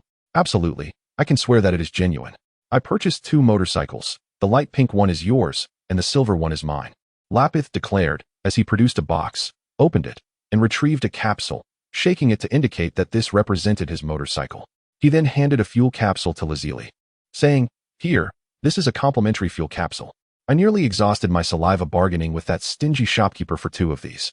Lazili accepted the capsule and hurried to the living room, circling around the motorcycle, examining it from every angle, and ultimately planting a kiss on it. At that moment, Lapis in the room heard the game's notification chime. Ding! Congratulations, player, for completing a daily task. Reward, Combat Power 1, Wealth Value, 5,000 yuan. Ding! Side quest activated. A side quest? Lapis swiftly opened the game panel to discern what the task entailed. Side quest. Please proceed to the Turtle Hermit's training island to purchase a pufferfish. Completion reward, Combat Power 5, Wealth Value, 5,000 yuan. Below the task, a map was displayed, indicating the destination. The map pinpointed Lapith's current address, as well as the task location, with a yellow guiding line illuminating and flashing, reminiscent of the auto-navigation feature in those inferior mobile games Lapith used to play. What on earth? What kind of absurdity is it to buy a pufferfish at the Turtle Hermit's training island? Are they expecting me to eat pufferfish? 010. A joyride, the unfounded grandpa. Although the task possesses no time constraints and the rewards are rather generous, the location is excessively distant, an astonishing 5,000 kilometers. Goodness. Moreover, most of the route traverses the sea. Shall I swim there? Lapis began to ponder the intricacies of life. This pufferfish is rather difficult to procure. Additionally, traveling such a vast distance would consume considerable time. How should I explain this to Lazuli? I cannot leave her here alone, as that would be quite concerning. The two of them are twin siblings who have never parted since the day of their birth. Especially in recent days, the sister seems to rely on him even more. What should be done about this? Lapis, I'm off work tomorrow. Let us go out and have some fun. Lazuli exclaimed, bursting into the room, her eyes gleaming with excitement as she gazed at Lapis. Going out for fun? What a splendid idea. Shall we travel? Lapis ventured tentatively. Travel? Isn't it great to ride the motorcycle to the seaside? Lazuli replied. For her, the farthest place she could envision was indeed the seaside. In her 16 years, she had only ever ventured that far. Now, with her own little motorcycle, she was eager to show it to the ocean. Is that really an adventure? If we're going, let us go somewhere truly distant. What do you think? Consider it, Lapis suggested, attempting to entice Lazuli into an excursion. No. Going too far in just 2 days won't suffice. I still have work. Lazuli shook her head. She held a peculiar obsession with her job. Without work, there would be no food, no money for clothes. Hence, she felt compelled to fulfill her responsibilities. It's nothing. You can simply take a few days off. Lapis continued to persuade her. I still think it's not a good idea. Let us just go to the seaside, Lazuli insisted. Although she was filled with curiosity about the world beyond, that curiosity was intertwined with a hint of fear. Coupled with her dedication to her job, she could only think of the seaside. The distant lands could wait for another time. Very well, let us go to the seaside, Lapis finally conceded. Observing Lazuli's unwavering determination, reluctantly, he agreed to a joyride to the seaside the following day. As for that side quest, it would have to be postponed. After all, there was no urgency, and time was on their side. Satisfied with Lapis's agreement, Lazuli returned to her slumber. After midnight, the routine tasks refreshed. This time, the daily task was quite standard, 100 sit-ups. Shortly after the task appeared, Lapis completed it, delightfully earning 1 point of combat power and 50 wealth points. Wake up. Wake up. The next morning at 6 o'clock, Lazuli knocked vigorously on Lapis's door. This was a rare occasion where she had not been roused by the alarm, but rather by her sister's insistence. With bleary eyes, Lapis opened the door, only to find Lazuli already dressed impeccably, ready to head out at a moment's notice. Good morning, said Lapis, rubbing her eyes and extending her words lazily before hurriedly heading off to brush her teeth and wash her face.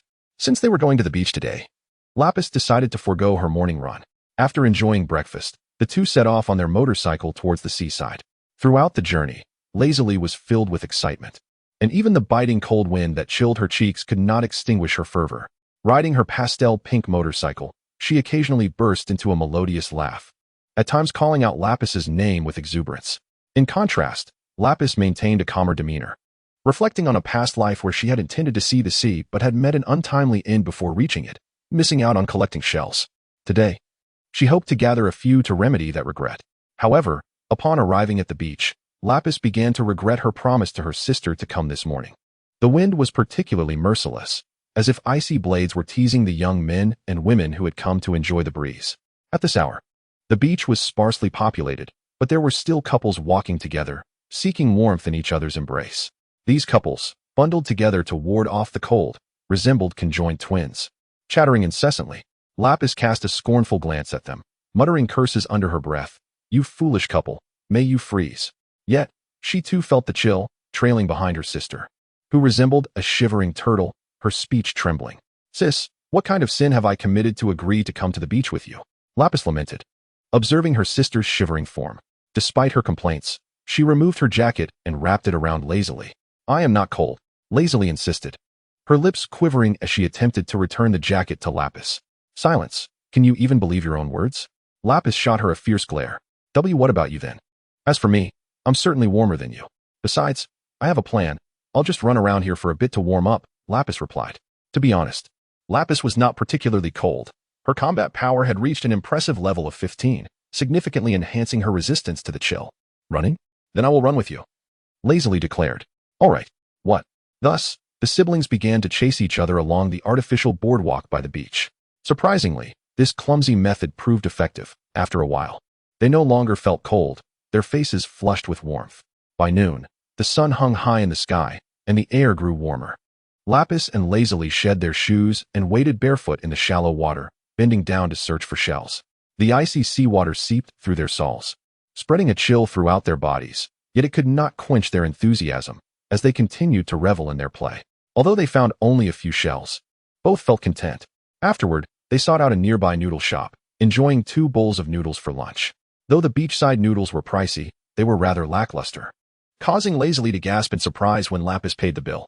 Inwardly, he mused that the extravagant lifestyle of the wealthy was not all that impressive. It paled in comparison to the delightful taste of a meat bun. Subsequently, they rode their motorcycles around the sea until the sun began its descent, returning home only when darkness enveloped the sky. By the time they arrived, it was already night, and Lazili appeared utterly exhausted, sprawled on the sofa, motionless, her eyes devoid of spirit. Even when called, she offered no response. Perhaps this was the after-effect of their outing. Lapis glanced at her, having no expectations of her preparing dinner, and ventured out to fetch 2 fast food meals. When he invited her to eat, she declined, claiming a lack of appetite. Yet, by 10 o'clock, she began to heat up the fast food herself. Thus, a week passed, during which Lapis undertook various peculiar daily tasks. Some involved assisting elderly women across the street, while others required him to consume only 1 meal a day, mimic a dog's bark, or eat a combination of bananas and dates. Among these trivial tasks, one side quest persistently lingered, casting a scornful gaze upon Lapis, as if mocking him for his reluctance to complete it. Opening the game panel, he lethargically glanced at the details. Player, Lapis, age 16 years, combat power 25 points, wealth 26, 666 yuan. Deposit. Withdraw. Main quest. None. Side quest. Please proceed to the Turtle Sage's training island to purchase a pufferfish. Completion reward. 5 combat power, 5,000 yuan. Daily tasks. None. Store, not activated. Requires player combat power to reach 500 points for activation. Every daily task yielded a reward of 1 combat power, totaling 22 points. But Lapis consistently engaged in weighted running, earning an additional 3 points, thereby achieving a total of 25 combat power. The side quest had been lingering for a week now, becoming increasingly irksome. If he chose not to complete it, it would remain forever unfulfilled, and he would never see a refresh of side quests. This outcome filled Lapis with a sense of frustration. Was the pufferfish truly as delectable as rumored?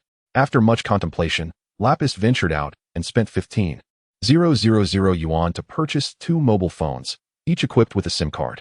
That evening, he handed one of the phones to Lazili, surprised. She looked at him and asked, "Why are you buying me a phone?" The siblings had always refrained from owning mobile phones, deeming them unnecessary and too extravagant. "I'm going on a trip, so I thought it would be convenient for us to stay in touch," Lapis explained. "A trip? Where to?" Lazili inquired. Her curiosity piqued. After 16 years of never having ventured far, was Lapis finally setting out for distant shores? A sudden wave of melancholy washed over her. "To an island in the east." Lapis then earnestly explained, "To be frank, I met a venerable old man with a white beard while jogging in the park. He has been teaching me martial arts, and now he wishes to take me out into the world for some practical experience.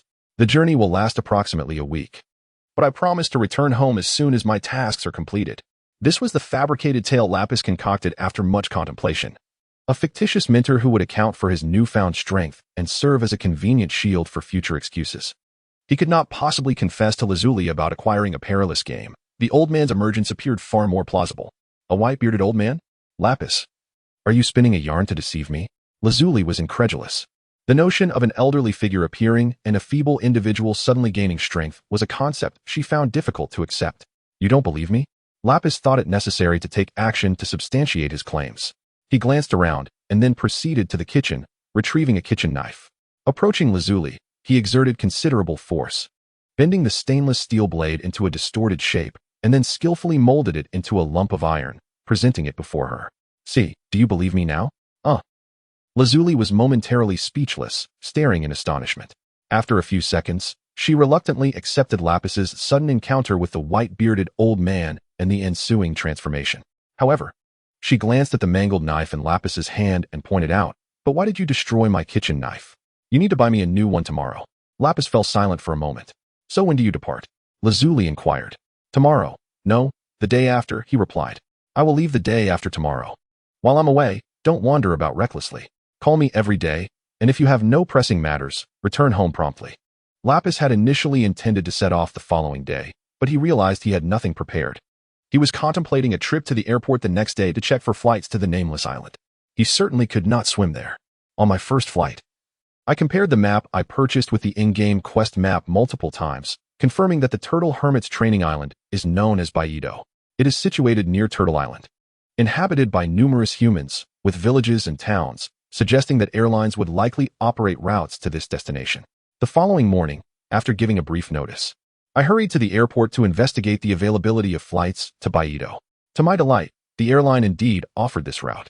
After inquiring with the ticket clerk, I produced my identification and purchased a ticket for a flight to Baido the next morning. According to the clerk's information, departing in the morning would allow for arrival by afternoon, taking nearly 4 to 5 hours. Eager for a swift round trip, I opted for the 9 a.m. flight. However, the fare was not insignificant, costing me a substantial 2,999 wealth points. Originally possessing over 100,000 wealth points, I had already spent some on 2 M9 motorcycle capsules and 2 mobile phones, leaving me with little remaining. Soon, I would find myself destitute once again. Current wealth, 9,100 points. Deposit. Withdraw. Alas, I am no longer among the affluent. Thankfully, completing the pesky pufferfish purchasing task would yield a reward of 5,000 wealth points, which would nearly cover my round-trip ticket expenses, providing a small comfort. Moreover, the daily task refresh at midnight revealed that I needed to take a flight. Thus I was left with no choice but to postpone this daily task until the morrow. Upon returning home, I found Lazili had prepared lunch. As we dined, we exchanged reminders about our lives in the coming days. I cautioned her, "Don't wander around after work, come straight home. In the afternoon, I will go grocery shopping and stock the fridge. It's best to stay indoors. You're too naive. If I'm not around, you might be taken by someone. Dress warmly. Do not worry about looking bulky. Unattractiveness can sometimes be a safeguard. You understand? If those ruffians harass you again, ram them with your motorcycle. If it comes to that, don't hesitate to hide until I return to handle it." Lazili responded, "On your first trip away, keep a close watch on your belongings. Don't let thieves get to them. I've heard there are mermaids in the east. I wonder if you will see them. If you do, remember to take some photos for me. Your temperament is too volatile. In an unfamiliar place, try not to be impulsive. If a fight breaks out and you find yourself outmatched, remember to flee. Do you still have enough money? Here, take this 4,000. Thus, the sibling exchange continued. However, I had no intention of accepting Lazili's 4,000. In the afternoon, I took Lazili to the supermarket and then to the local market, filling the refrigerator to the brim, seemingly sufficient for a week's provisions. With a satisfied clap of my hands, I felt content. The following morning, I rode my motorcycle, with Lazili seated behind me, first taking her to work before heading to the airport. Through the motorcycle's rearview mirror, Lapis could see Lazili, wrapped up like a caterpillar, standing at the entrance of a clothing store, waving her arms and shouting, "You must return quickly." Lapis smiled, riding with one hand while extending the other skyward, waving vigorously. "Hey, let's go, little bike." He turned a corner, fully accelerating towards the airport. While queuing for ticket inspection, Lapis stood behind a tall man, who had a young girl in front of him. She did not turn around, her features obscured, yet her figure was quite alluring. The man's hands moved skillfully, touching everything around him. Initially, Lapis assumed they were a couple and paid little attention, secretly disdainful of the man. Not long after, however, the girl turned around and scolded the man, revealing that they were strangers, with the man taking advantage of her. "Vile woman, how dare you slander my innocence?" The man glared fiercely at the girl who had reproached him. The girl appeared to be traveling alone, and upon noticing the man's imposing stature and fierce demeanor, fear gripped her heart, causing her to silently turn away and remain quiet. Yet, before long, the man's actions became increasingly brazen. "You." The girl's expression reflected her helplessness. Torn between indignation and fear, she stepped out of the line, intending to rejoin at the back, seeking distance from the man. Lapis's eyes narrowed, and a fire ignited within him. More audacious than me? Bullying a woman is unacceptable. Lapis could not abide two types of individuals: thieves who were physically capable and those who preyed on the weak, especially those who bullied women. Had the man ceased his harassment after being warned, Lapis would have remained silent. Yet, his escalation after receiving a warning was a flagrant disregard for everyone present. As if no one could challenge him. Seeing the girl leave the queue, intending to reposition herself, Lapis called out to her. You need not leave. He glanced at the man. Will you walk away, or shall I escort you? Kid, are you trying to be a hero? That vile woman is slandering me. Are you blind? Do you think you can play the gallant knight? The man sneered at Lapis, irritated that this little fellow dared to confront him amidst a crowd. Vile woman, wasn't she quite charming when you first approached? Lapis regarded the man with contempt. Do you wish to meet your end? The man's face darkened with menace. The girl looked at Lapis, then at the towering man, sensing that she should not complicate matters for him, and softly said, Sir, let it be. I will go to the back. Did you hear that? Mind your own business. If we weren't at the airport, I would teach you a lesson. The tall man, sensing the girl's retreat, shot a triumphant glance at Lapis, not forgetting to issue a threat. Oh, I am truly terrified, Lapis replied sarcastically. Lapis feigned a look of fear before abruptly altering his demeanor, lowering his voice to softly declare. Were it not for the presence of so many people here, I would have your soul reincarnated on the spot. Who is he trying to intimidate? The man, seemingly naive, was entirely unfazed by this theatrics. After a brief commotion, airport security swiftly arrived on the scene. Noticing their approach, Lapis hurriedly greeted them. Officer, it is him. He has repeatedly molested women and has spoken provocatively. I suspect he may be concealing a weapon, as he threatened me with death moments ago. Furthermore, I believe he may have ingested drugs, as he has been shaking his head erratically since we arrived. He is clearly not in his right mind and poses a threat to the safety of the airport. Please apprehend him and conduct a thorough search. At this point, not only was the man bewildered, but the girl who had been assaulted was equally taken aback, and a hush fell over the crowd. The man, his expression one of utter confusion, hastily protested, I didn't do anything. Don't wrongfully accuse me. A few of the security personnel were momentarily at a loss, unsure of whom to believe. You claim you do not carry a weapon?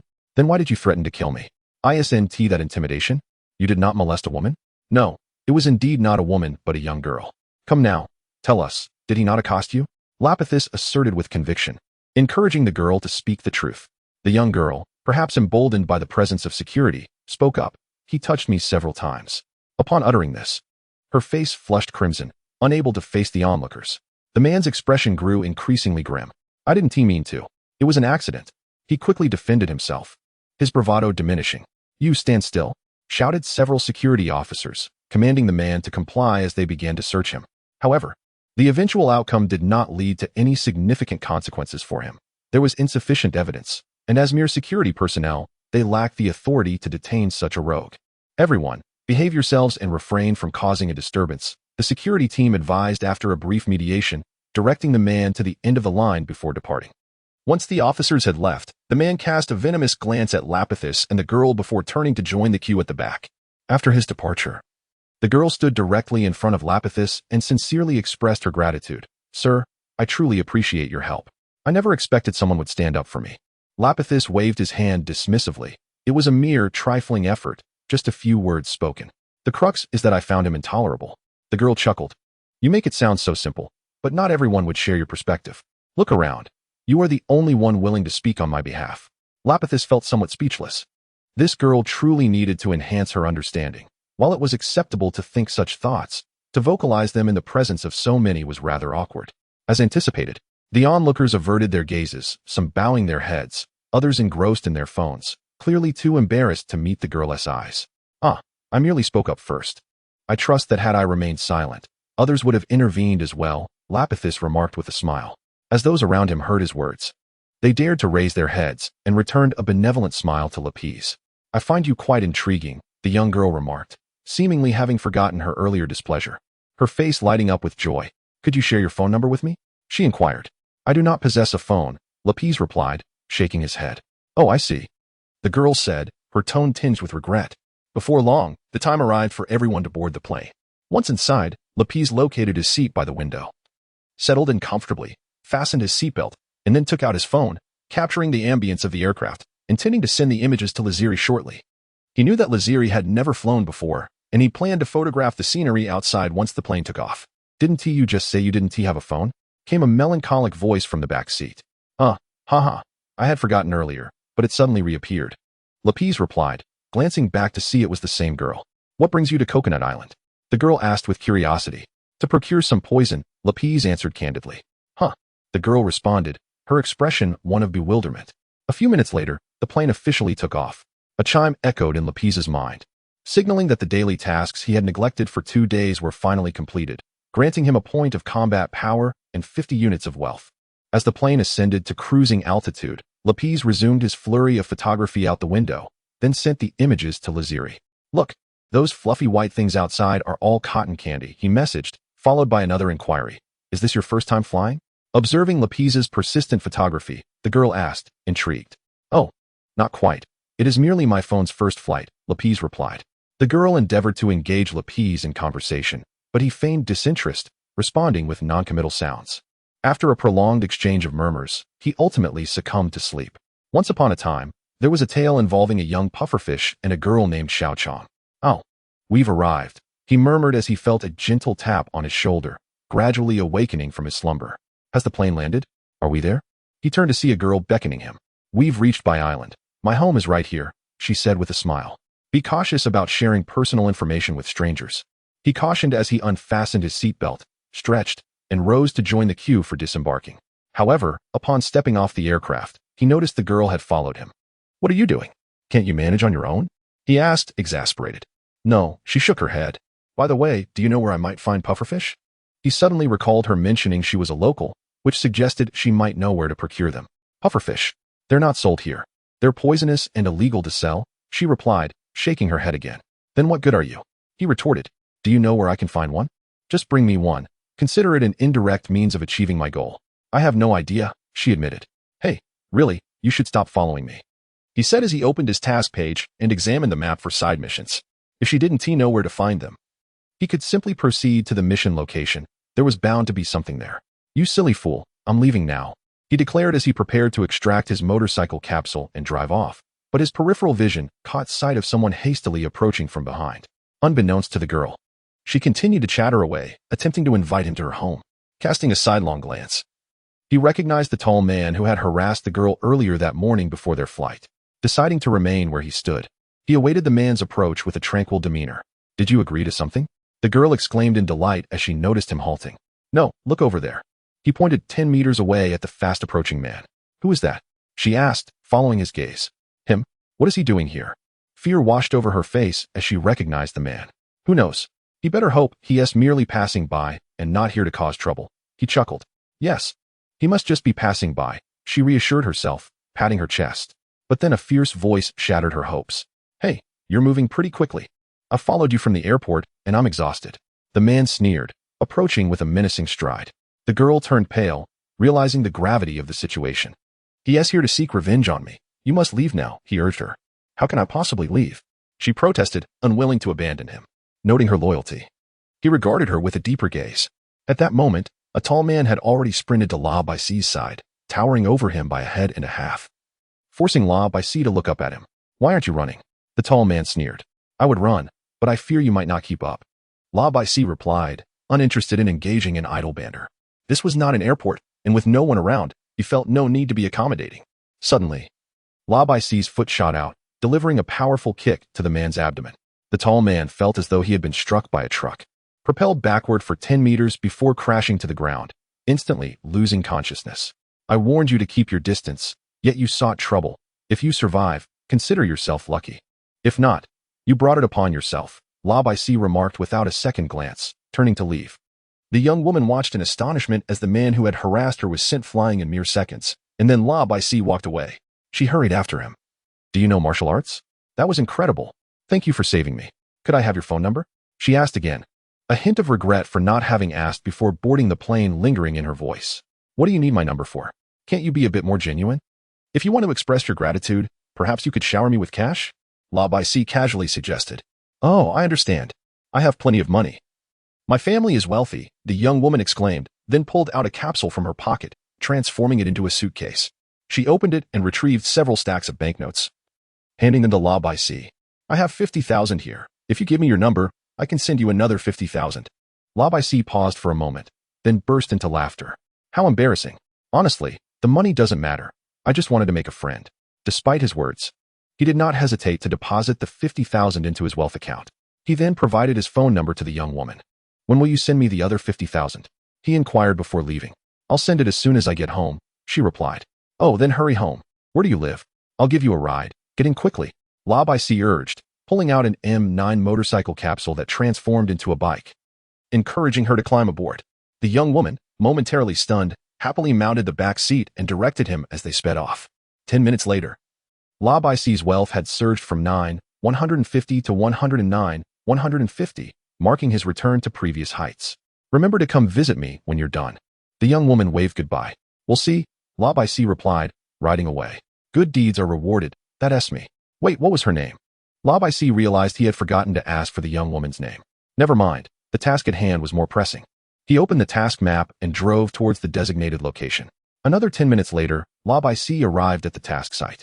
He pulled out his phone and checked the time. It was already 3 o'clock in the afternoon. On the screen, there were several unread messages, and upon opening them, I discovered they were replies from Lazili during her midday break. "Lazili, what are you talking about, cotton candy? That S.A. Cloud. Who are you trying to fool? Have you landed yet? Is it cold over there?" This was the recent message. "It's not cold. It's quite warm here. And people are hardly dressed," replied Lapis, putting his phone back in his bag and surveying his surroundings. What a desolate place this is. How could one possibly find a pufferfish in such a remote area? If the location where the girl resided could be described as a quaint little town, this current spot resembled a wilderness. Barren hills, sparse vegetation, and scattered boulders surrounded him, with not a soul in sight. It was truly maddening. This ridiculous game was utterly unreliable.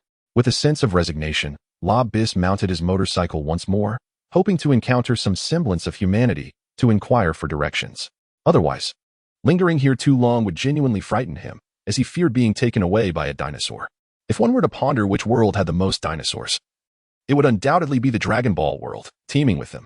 Here, dinosaurs were not only omnipresent, but some had even transformed into sentient beings that could speak. Creatures flew above, while others roamed below. Lapis mused that if the game were to assign him a quest to capture a dinosaur, it would surely be easier than procuring a pufferfish. As he rode his motorcycle, Lapis steered toward any path he could find. After some time, he spotted a small village. He drove his motorcycle into the village, asking everyone he encountered where he might find pufferfish for sale. The villagers, who were simple, kind, and hospitable, resided in houses shaped like loaves of bread. Lapis observed that each household had a storage cabinet resembling a mailbox at their doorstep, allowing delivery personnel to leave items such as mail and milk conveniently.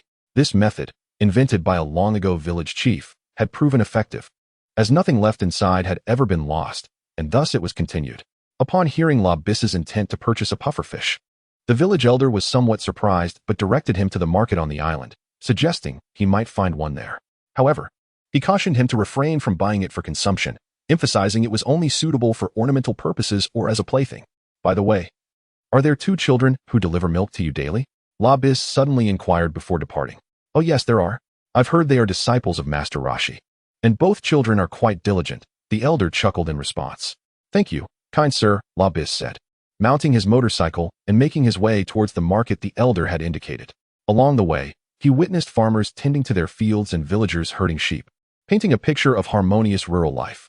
A few minutes later, Lapis finally arrived at the market the elder had mentioned. He parked his motorcycle and strolled into the marketplace, taking in the surroundings with keen interest. In essence, it was a farmer's market, surrounded by an array of small shops, including clothing stores, restaurants, and general stores. The stalls formed a circle, within which a large metal shed was erected, selling a diverse array of ingredients. Each booth was attended by an individual, all of whom were small proprietors who had been selling vegetables here for an extended period. Lapis surveyed the surroundings, quickly locating the fish stall and hastening towards it. "Excuse me, do you sell pufferfish?" Lapis inquired directly. "Pufferfish? What would you want that for?" "It's like a balloon," the fishmonger replied, shaking his head. "I'm hoping to buy one to keep as a pet. They're so adorably plump," Lapis explained. "Do you know where I might find one for sale?" Hearing the trader's response, Lapis felt a twinge of disappointment but still sought information from the fishmonger, who would know better than a fish seller about such matters. "Where can I find one?" "Oh right, head over to that stall by the entrance. I heard Alan caught a few pufferfish today. You might want to ask him." The fishmonger gestured towards the exit of the market, where another fish stall was located. "Thank you, kind sir." Lapis expressed his gratitude and proceeded towards the exit, arriving at the stall indicated by the fishmonger. "Alan, I heard you have pufferfish," Lapis asked with a smile, having remembered the name from earlier. To his surprise, Alan paused at the mention of pufferfish and remarked, "What? You want to buy pufferfish too? I caught 5 this morning, but a little girl just bought one.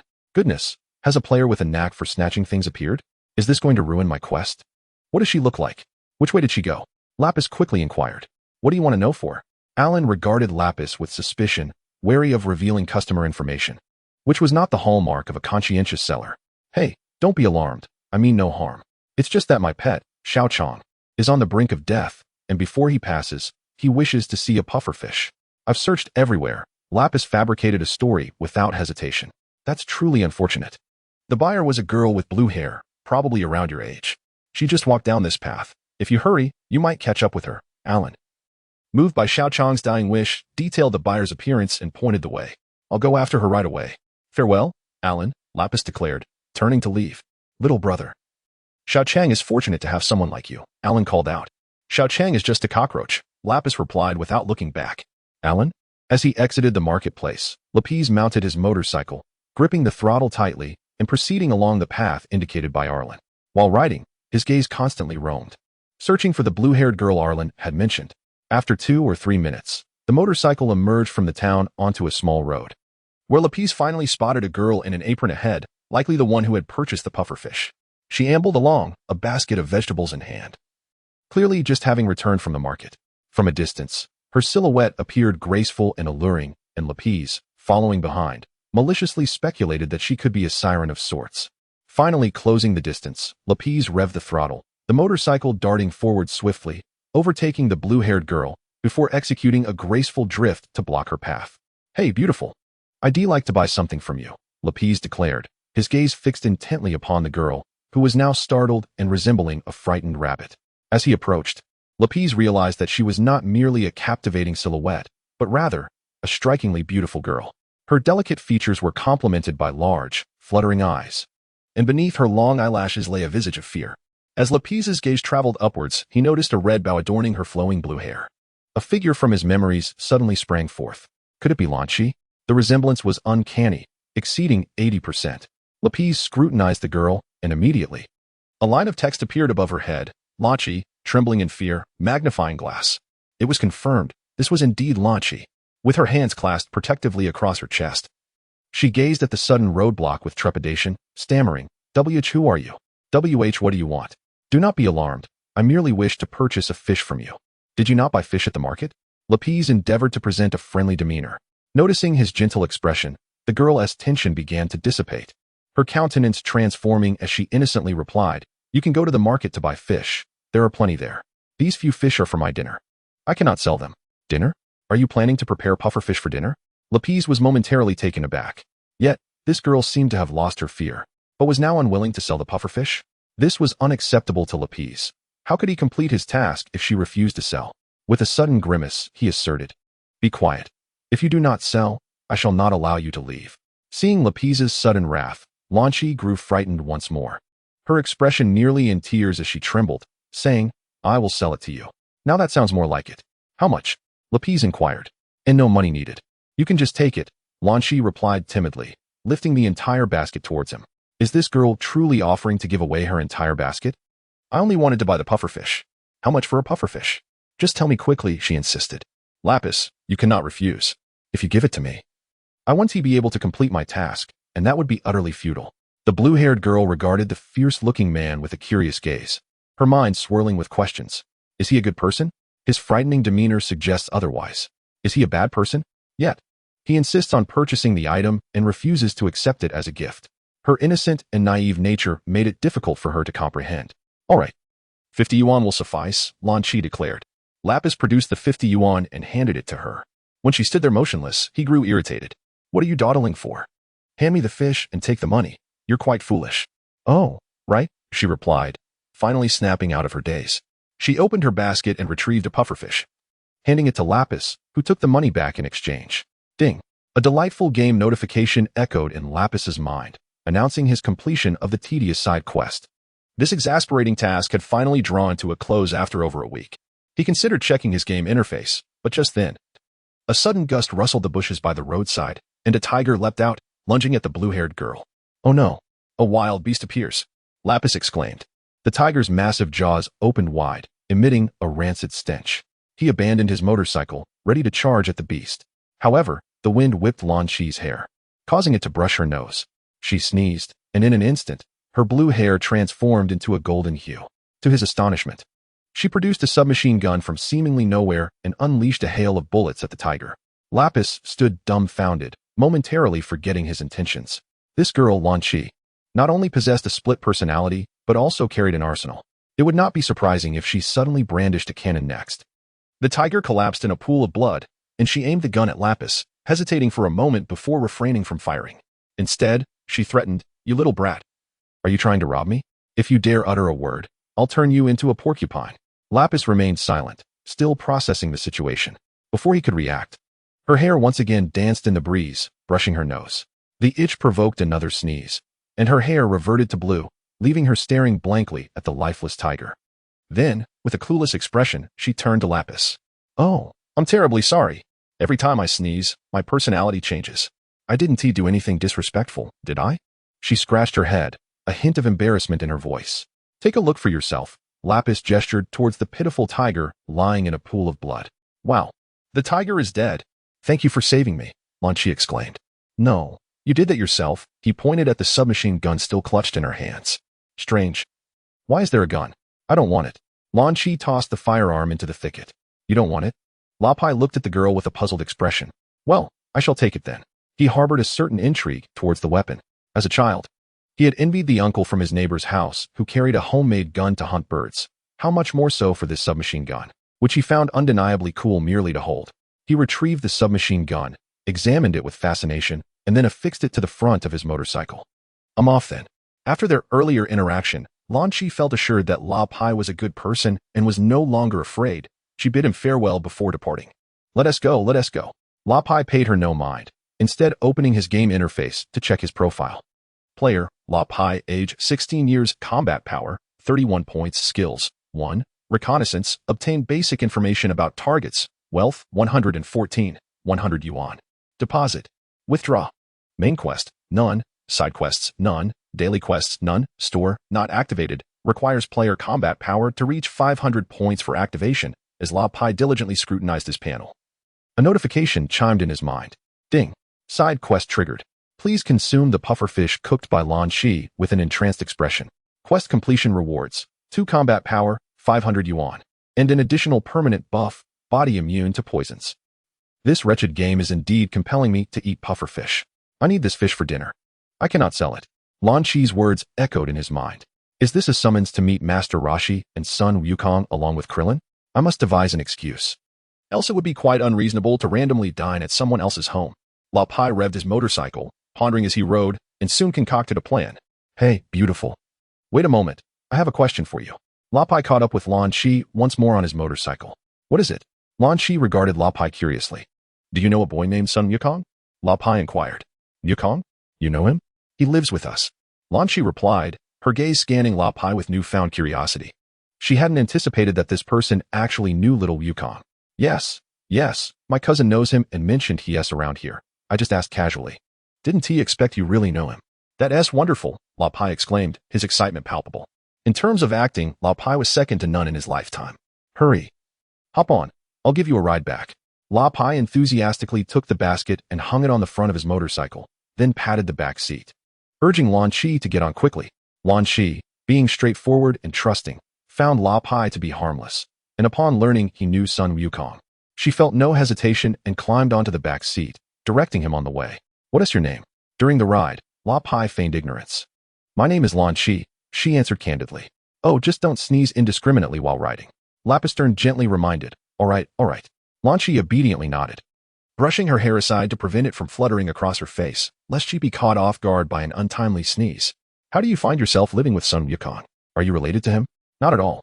Recently, the police were after me, and Wukong along with Krillin came to my rescue. The police were after you? Whatever for? Perhaps it was due to my recent escapades of robbing banks or seizing trains. Whenever I sneeze, my personality undergoes a drastic transformation, compelling me to engage in such mischief. Haha, I see. I have already witnessed that side of you.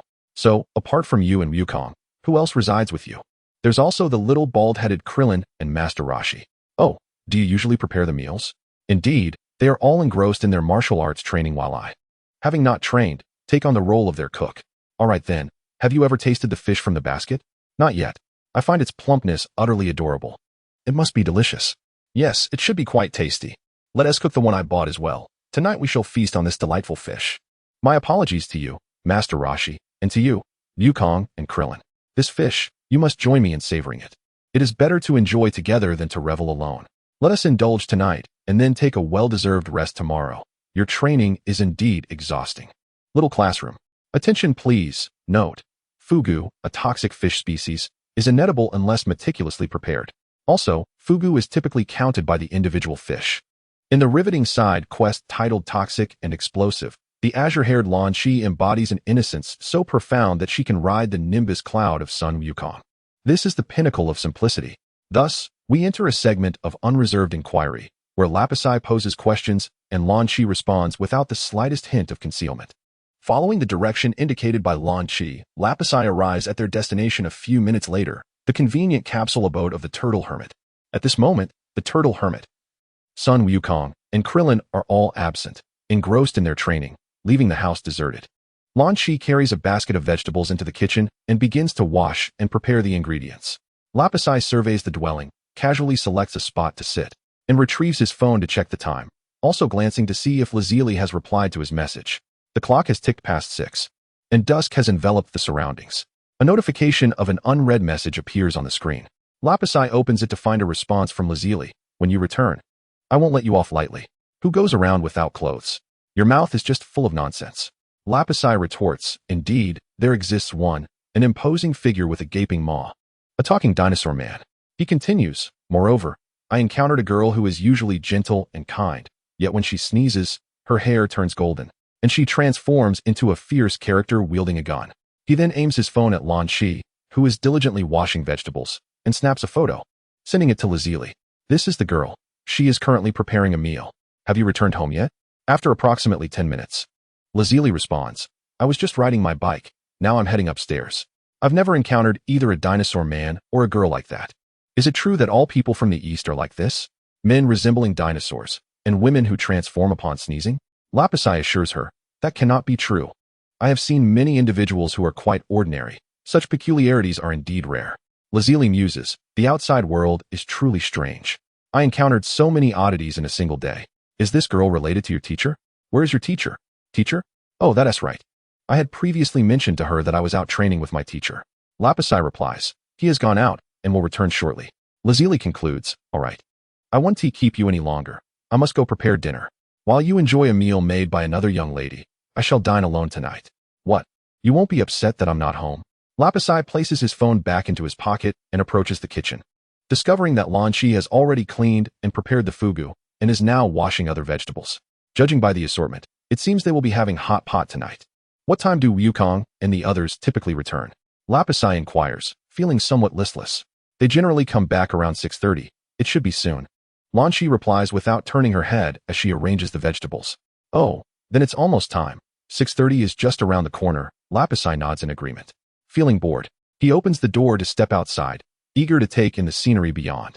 As soon as the door swung open, 3 pairs of eyes outside stared back at him, exchanging curious glances. 2 small children, barely a meter tall, and an elderly man, completely bald with a white beard, leaning on a cane, stood there. This peculiar assembly resembled Master Rashi, Sun Wukong, and Krillin, the trio of disciples returning.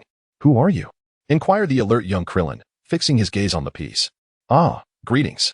You must be Sun Wukong, right? I am Bulma's distant cousin. I've heard tales about you. Lapis replied to the small, bald Krillin. No, I'm not. Krillin quickly shook his head, eager to deny the claim. I'm Sun Wukong. What does distant cousin mean? Sun Wukong, scratching his head, appeared perplexed. You really are quite dense. Distant cousin essentially means older brother, Krillin remarked, playfully tapping Wukong on the head. Wukong's ignorance regarding the term filled Krillin with a sense of superiority. Is that so? I thought it referred to some delicious food, Wukong responded, laughing heartily without a trace of embarrassment. Just as he finished speaking, a loud growl erupted from his stomach, causing his arms to droop down, devoid of energy. I'm hungry. Bulma? Wukong, is she the girl you were with last time? Master Rashi prodded Wukong with his cane. Yes, I'm really hungry, Wukong replied, his hands hanging limply as he trudged toward the kitchen, his mind solely focused on the prospect of food, completely oblivious to the mention of Bulma. Wukong, go sit over there. Dinner will be ready shortly. Rongqi's voice echoed from the kitchen. Bulma. The old turtle began to ponder, but suddenly realized something was amiss. How could she possibly know we reside on this island? We've moved from the old Kame house to Coconut Island. How did you find this place? Given his age, Master Roshi quickly recognized the gaps in this narrative.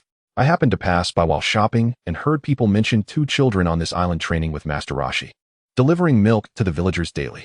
That should be common knowledge, right? Then, while at the market, I happened to see Rongqi, and finding her quite lovely, I struck up a casual conversation.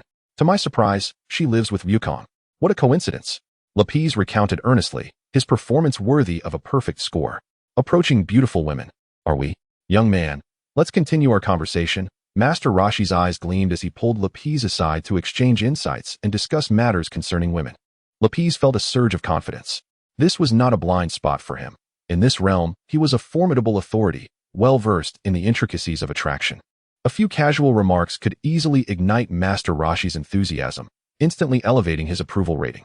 You're quite impressive, Master Roshi remarked, patting Lapis on the shoulder after their exchange.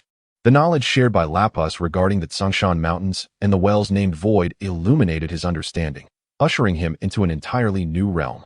Lamenting only that their encounter had come too late.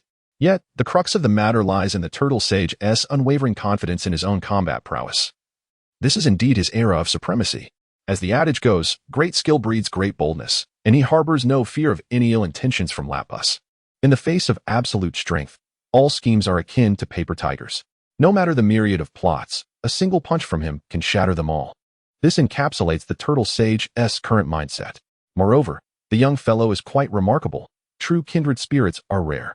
Haha, Master Wutian, rest assured. I shall gather more volumes to bring to you whenever I have the time. Lapis chuckled. He had once brought much joy to his childhood, so calling him master feels entirely justified. After all, I also refer to the teacher who brought me joy in adulthood, Teacher Tsong, with the same respect. Lapis mused internally, his laughter growing more boisterous. While chuckling, Lapis opened the Turtle Sage's attribute panel. Joyful Turtle Sage, magnifying glass, character, Wutian, Turtle Sage, combat power, 137 points skills, 1. Turtle School Kamehameha, 2. Afterimage Fist, 3. Universal Shocking Palm, 4. Demon Seal Wave, 5. Hypnosis, 6. Drunken Fist, 7. Key Sensing, and so on. Intimacy, 30. Maximum value is 100. This impressive array of skills nearly dazzled Lapis's eyes. Young man, what is your name? Inquired the Turtle Sage. My name is Lapis, he replied candidly. You possess considerable skill. Who did you learn from? The Turtle Sage, having roamed the earth for centuries, possessed the discernment to assess strength and weakness without the need for key sensing. He could tell that Lapis's physique was far beyond that of an ordinary person. Just some random training. I suppose it's merely a bit better than the average, Lapis responded nonchalantly. The Turtle Sage regarded him with a deeper gaze this time. Not as one sharing a common interest, but rather as a martial arts master recognizing a promising young prodigy. Master Wutian, dinner is ready, called out Lanchi, peering through the doorway. Unaware of Lapis's name, she remembered him as her cousin's friend. I am Lapis, he reiterated, having mentioned it earlier to the Turtle Sage. Now addressing Lanchi.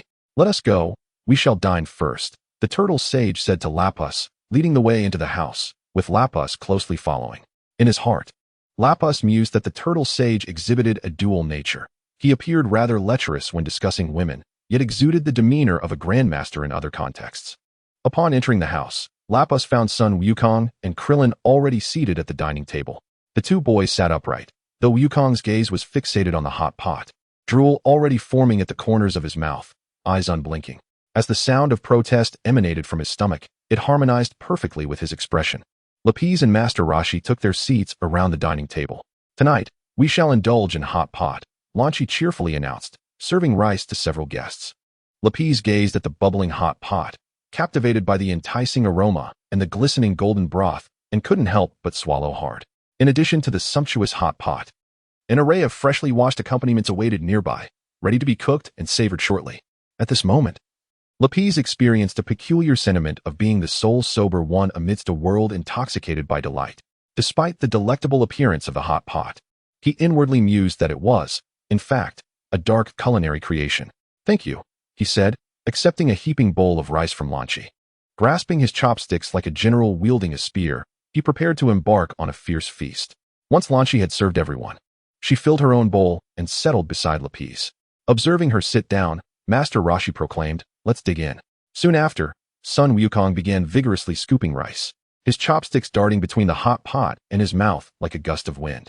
This was Lapis's first time witnessing a seance dining experience, leaving him momentarily astonished. Then, he too lifted his chopsticks, retrieving a slice of fish and savoring it with an expression of utmost ecstasy. This is truly delicious. Seeing Lapis's exaggerated delight filled Lanchi with immense satisfaction. Her culinary skills had been acknowledged, and she was naturally overjoyed. Indeed, the fish was tender and flavorful, though he couldn't shake the sensation of tiny bones in the skin. Master Roshi smacked his lips in appreciation. "Ah, that's because you're eating pufferfish. Ding. Congratulations, player, for completing the side quest. You have received the reward, Battle Power 2, Wealth 500, and an additional permanent buff, Body Immune to all poisons. With the buff acquired," Lapis declared, "then let us feast with abandon." In the culinary realm of the Turtle Hermit, Krillin observed son Goku devouring his meal with the fervor of a battle, feeling a surge of determination to engage in the same spirited endeavor.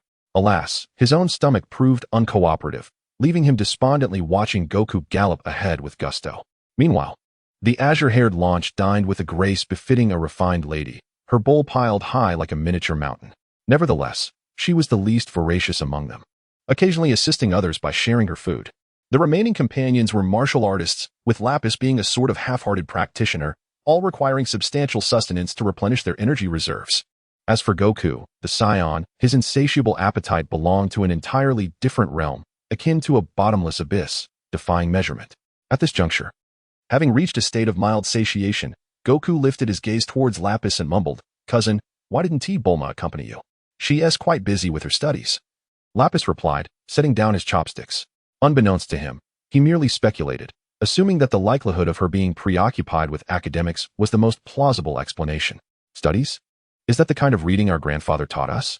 Goku inquired, turning to Krillin. "Indeed, that's the one," Krillin affirmed with a nod. "Oh, studying is often more exhausting than training. Bulma surely bears a heavy burden," Goku mused, sympathy dawning upon his expression. "Fool, only you would find studying more tiring than training." Krillin scoffed. "Cousin, that's just how he is. Don't be surprised." Krillin took it upon himself to clarify to Lapis, though he found the term cousin rather peculiar. "Cousin, would you like more food?" Launch asked sweetly. Lapis replied, "What is going on? I'm called Lapis, you know.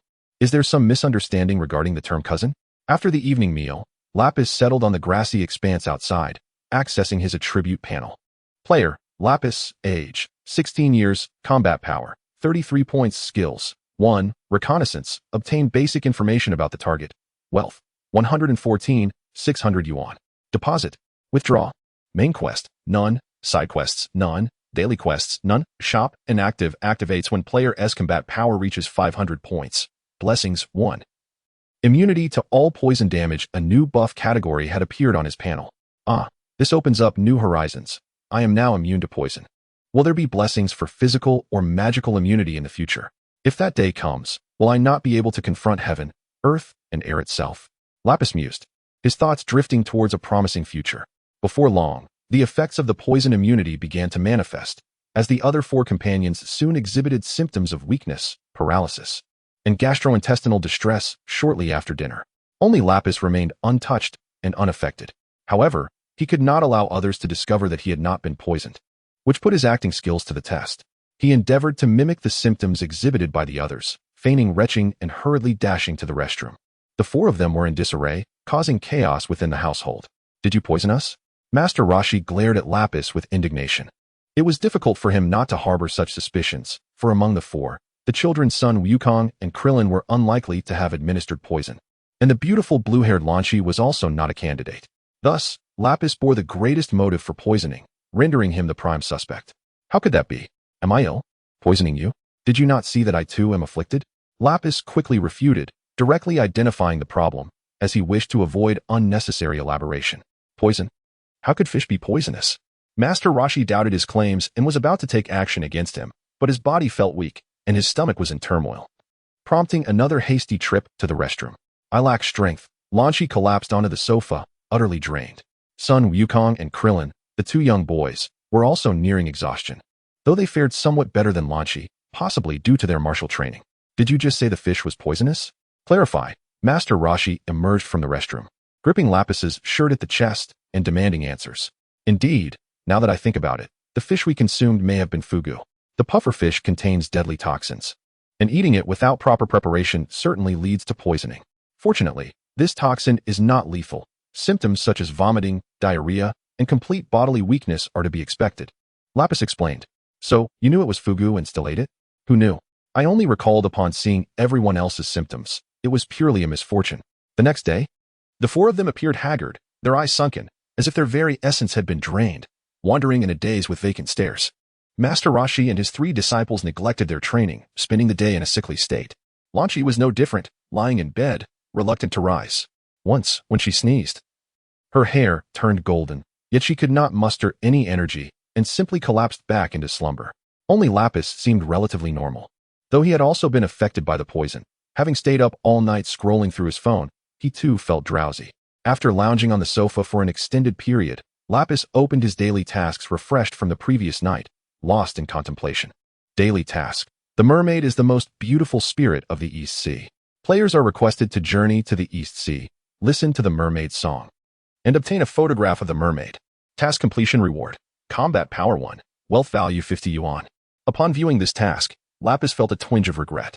Although he wished to see the mermaid's visage, he yearned for more straightforward daily tasks, such as completing 100 push-ups. Seeking out the mermaid seemed far too cumbersome.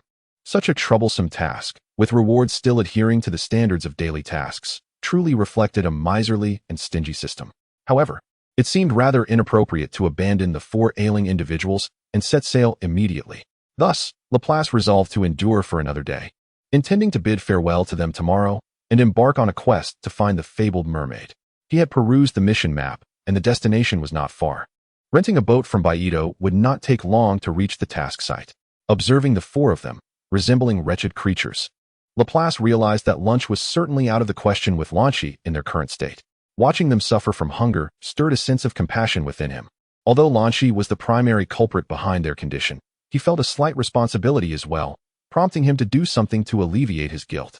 However, lacking culinary skills, he resorted to cycling to the market to procure some meals and convalescent porridge. The four, having suffered from vomiting and diarrhea the previous night, were ravenous yet lacked an appetite for greasy food, opting instead for small sips of the nourishing porridge and a few light vegetarian dishes. Witnessing Laplace's attentiveness, Master Roshi expressed a hint of remorse, apologizing for having wronged him the night prior. But how did you recover so swiftly? He inquired. It's nothing. Perhaps it's related to my constitution. I might possess toxin resistance, Laplace replied. After their meal, Laplace took out his phone to message Lazili, then proceeded to inquire Master Roshi about mermaid lore. Upon hearing Laplace's questions about mermaids, Master Roshi visibly perked up, sharing that he had encountered one not long ago, brought to the island by Sun Wukong. Laplace was astonished to learn that Sun Wukong had actually encountered a mermaid and had even brought her to the island. He immediately began to question Wukong about the mermaid's temperament and beauty. However, after his inquiries, he realized he had wasted his breath, as Wukong could not distinguish between boys and girls without a rather inappropriate examination. Nevertheless, he did mention that the mermaid had a pleasant disposition and was easy to communicate with, though whether this ease of communication was exclusive to Sun Wukong remained uncertain. Only upon meeting the mermaid himself could Laplace draw any conclusions. By evening, the group had fully regained their spirits and vitality. After a day of light porridge and vegetables, they began rummaging for food. Ultimately, Sun Wukong returned from the mountains with a butterfly pig, while Laplace managed to catch a snow-white rabbit. After much effort, they finally prepared their meal. Having learned from past experiences, they ate with caution, waiting for Master Roshi to ensure the food was free of toxins before indulging. Yet, Laplace knew this cautious habit would not endure for long. Within a few days, they would likely revert to their old ways, and the tedious practice of testing for poison would soon be forgotten. After dinner, Lanchi suddenly sneezed and transformed into a blonde figure. Master Roshi, Sun Wukong, and Krillin seemed to be well prepared. Upon seeing Lanchi's transformation, they swiftly concealed themselves behind a rock. Only Laplace, unaware of the commotion, remained oblivious, puzzled by their exaggerated reactions. I feel so irritable. I suddenly long to find someone to unleash my frustration upon, echoed a voice, laden with vexation, as Lapis suddenly turned around. He beheld the blonde-haired Lanchi, ready to unleash her fury. You bastard, why are you in front of me? The fiery Launchi, upon noticing Lapis' movement, produced a handgun from seemingly nowhere, unleashing a barrage of gunfire without mercy. Since transforming into a blonde, the entire island belonged to her. Goodness, that mad woman. With Lapis' current combat prowess, he could distinctly perceive the trajectory of the bullets, effortlessly evading them. The scene resembled a slow-motion shot from the Matrix. The bullets whizzed past him, striking the stones behind, sending sparks flying, while 3 others crouched behind the rock. Phew, that scared me to death, exclaimed Clin, his expression exaggerated. Sun Wukong nodded in agreement, although he curiously peered out from behind the rock to watch Launchi and Lapis, only to have a stray bullet ricochet and strike him on the head, causing him to yelp and cover his head. You two are so cowardly. How will you accomplish great things in the future?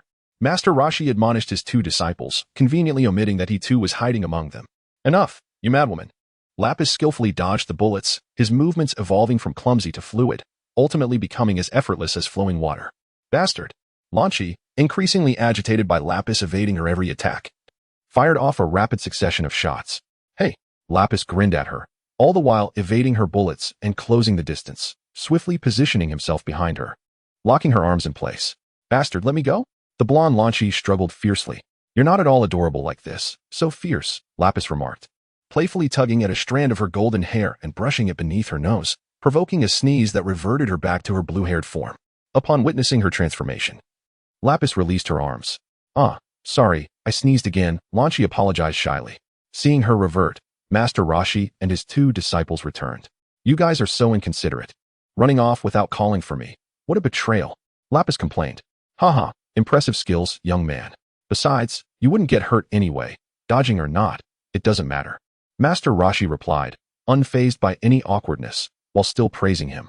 Uffed, you wouldn't get hurt either, didn't you dodge as well? Our reactions are merely a matter of psychological pressure. Young man, I see great potential in you. Would you like to learn the Turtle School martial arts? As their conversation unfolded, Master Roshi suddenly felt a surge of mentorship. Lapis began but faltered, as a notification echoed in his mind. Ding. Wutian has sent the Turtle School training guide. Would the player like to accept? Accept. Although perplexed, he decided to accept it for the time being. Ding. Receiving the Turtle School training guide. Completion of reception. The player has officially activated the training function. As the training function activated with a crackling sound, Laplace felt an influx of knowledge flooding his mind. He inexplicably understood numerous cultivation techniques, as if this knowledge were inherently inscribed within him. The methods of the Turtle Hermit School were both straightforward and robust, encompassing 3 primary aspects: the cultivation of strength, speed of movement, and reaction time. The Turtle Hermit seamlessly integrated these training methods into daily life, employing techniques such as plowing with weights, climbing mountains to deliver milk, and transporting stones and earth to enhance overall coordination and strength. Additionally, he would bind his body to a tree, evading swarms of bees within a confined space to hone his speed and reflexes, mirroring Laplace's own experience of dodging bullets the previous night. The essence of the Turtle Hermit School lies in the symbiotic relationship between cultivation and daily existence. The Turtle Hermit never taught his disciples rigid attack forms. Instead, he imparted only the principles and direction of cultivation, leaving the development of unique techniques and personal paths to their own exploration and insight, enabling them to carve out their distinctive martial arts. Consequently, students emerged with vastly different combat styles and martial techniques. This divergence would eventually lead to future legends, such as Sun Wukong employing his feet to unleash the turtle destruction wave, Krillin inventing the Keyblade, and Yamcha becoming the first to wield energy blasts. Embracing the tenets of diligent study, earnest cultivation, joyful gaming, hearty meals, and adequate rest, this encapsulates the cultivation philosophy of the Turtle Hermit. Observing Laplace's prolonged silence, the Turtle Hermit initially assumed he was reluctant, feeling a tinge of disappointment. Indeed, after a moment of contemplation, Laplace finally spoke again. In reality, the data packet had been fully received. I apologize, Master Mutian, but I have an elder sister at home, and I cannot abandon her for an extended period to train with you. However, I truly appreciate your kindness. Is that so? What a pity. I see great potential in you. Chuckling, Laplace replied, well, I usually just practice aimlessly for fun. After careful consideration, Laplace declined the Turtle Hermit's invitation, for the game had received the training guide sent by the Turtle Hermit. With the game's newly activated training function, he realized that training here was not significantly different from the experience on Coconut Island. He could cultivate anywhere. The crux of the matter was that he could not leave his sister, Lazili, alone to pursue training, especially since he did not particularly enjoy solitary island life. He yearned for freedom and urban existence. However, he had a somewhat impolite request. "Oh, what is it?" The turtle hermit inquired kindly. "May I observe Goku and Krillin's training methods tomorrow?" Lapis asked sincerely, turning to the turtle hermit.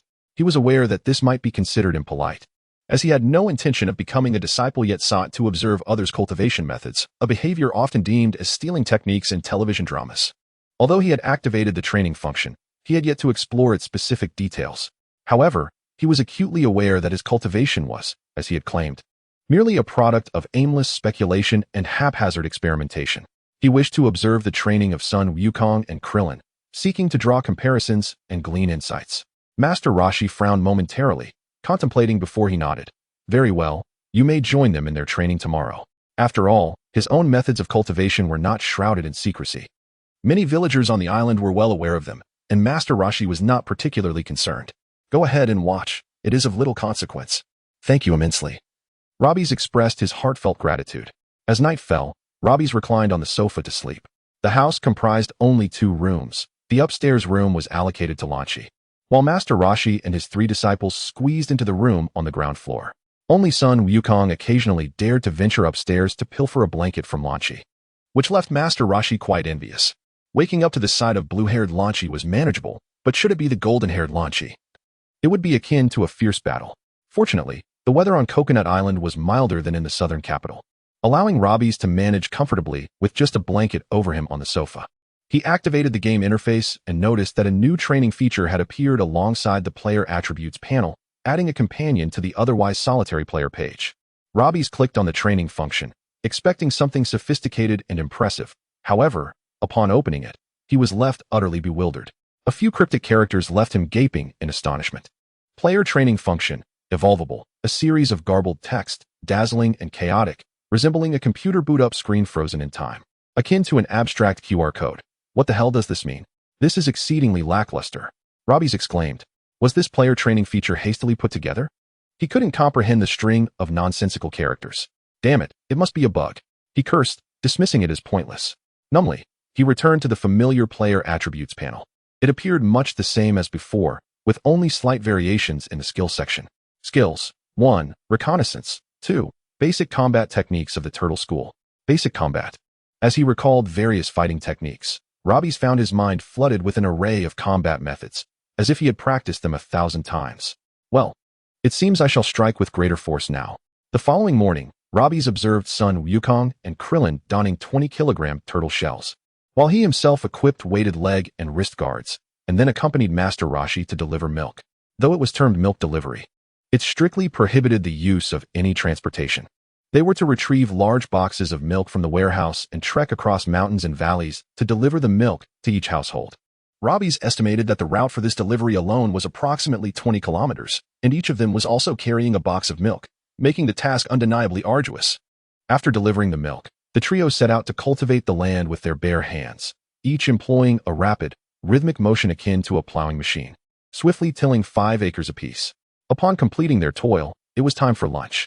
Master Roshi utilized the rewards earned from milk delivery and farming to enjoy a meal at the market, followed by a brief respite before heading to the construction site to carry bricks.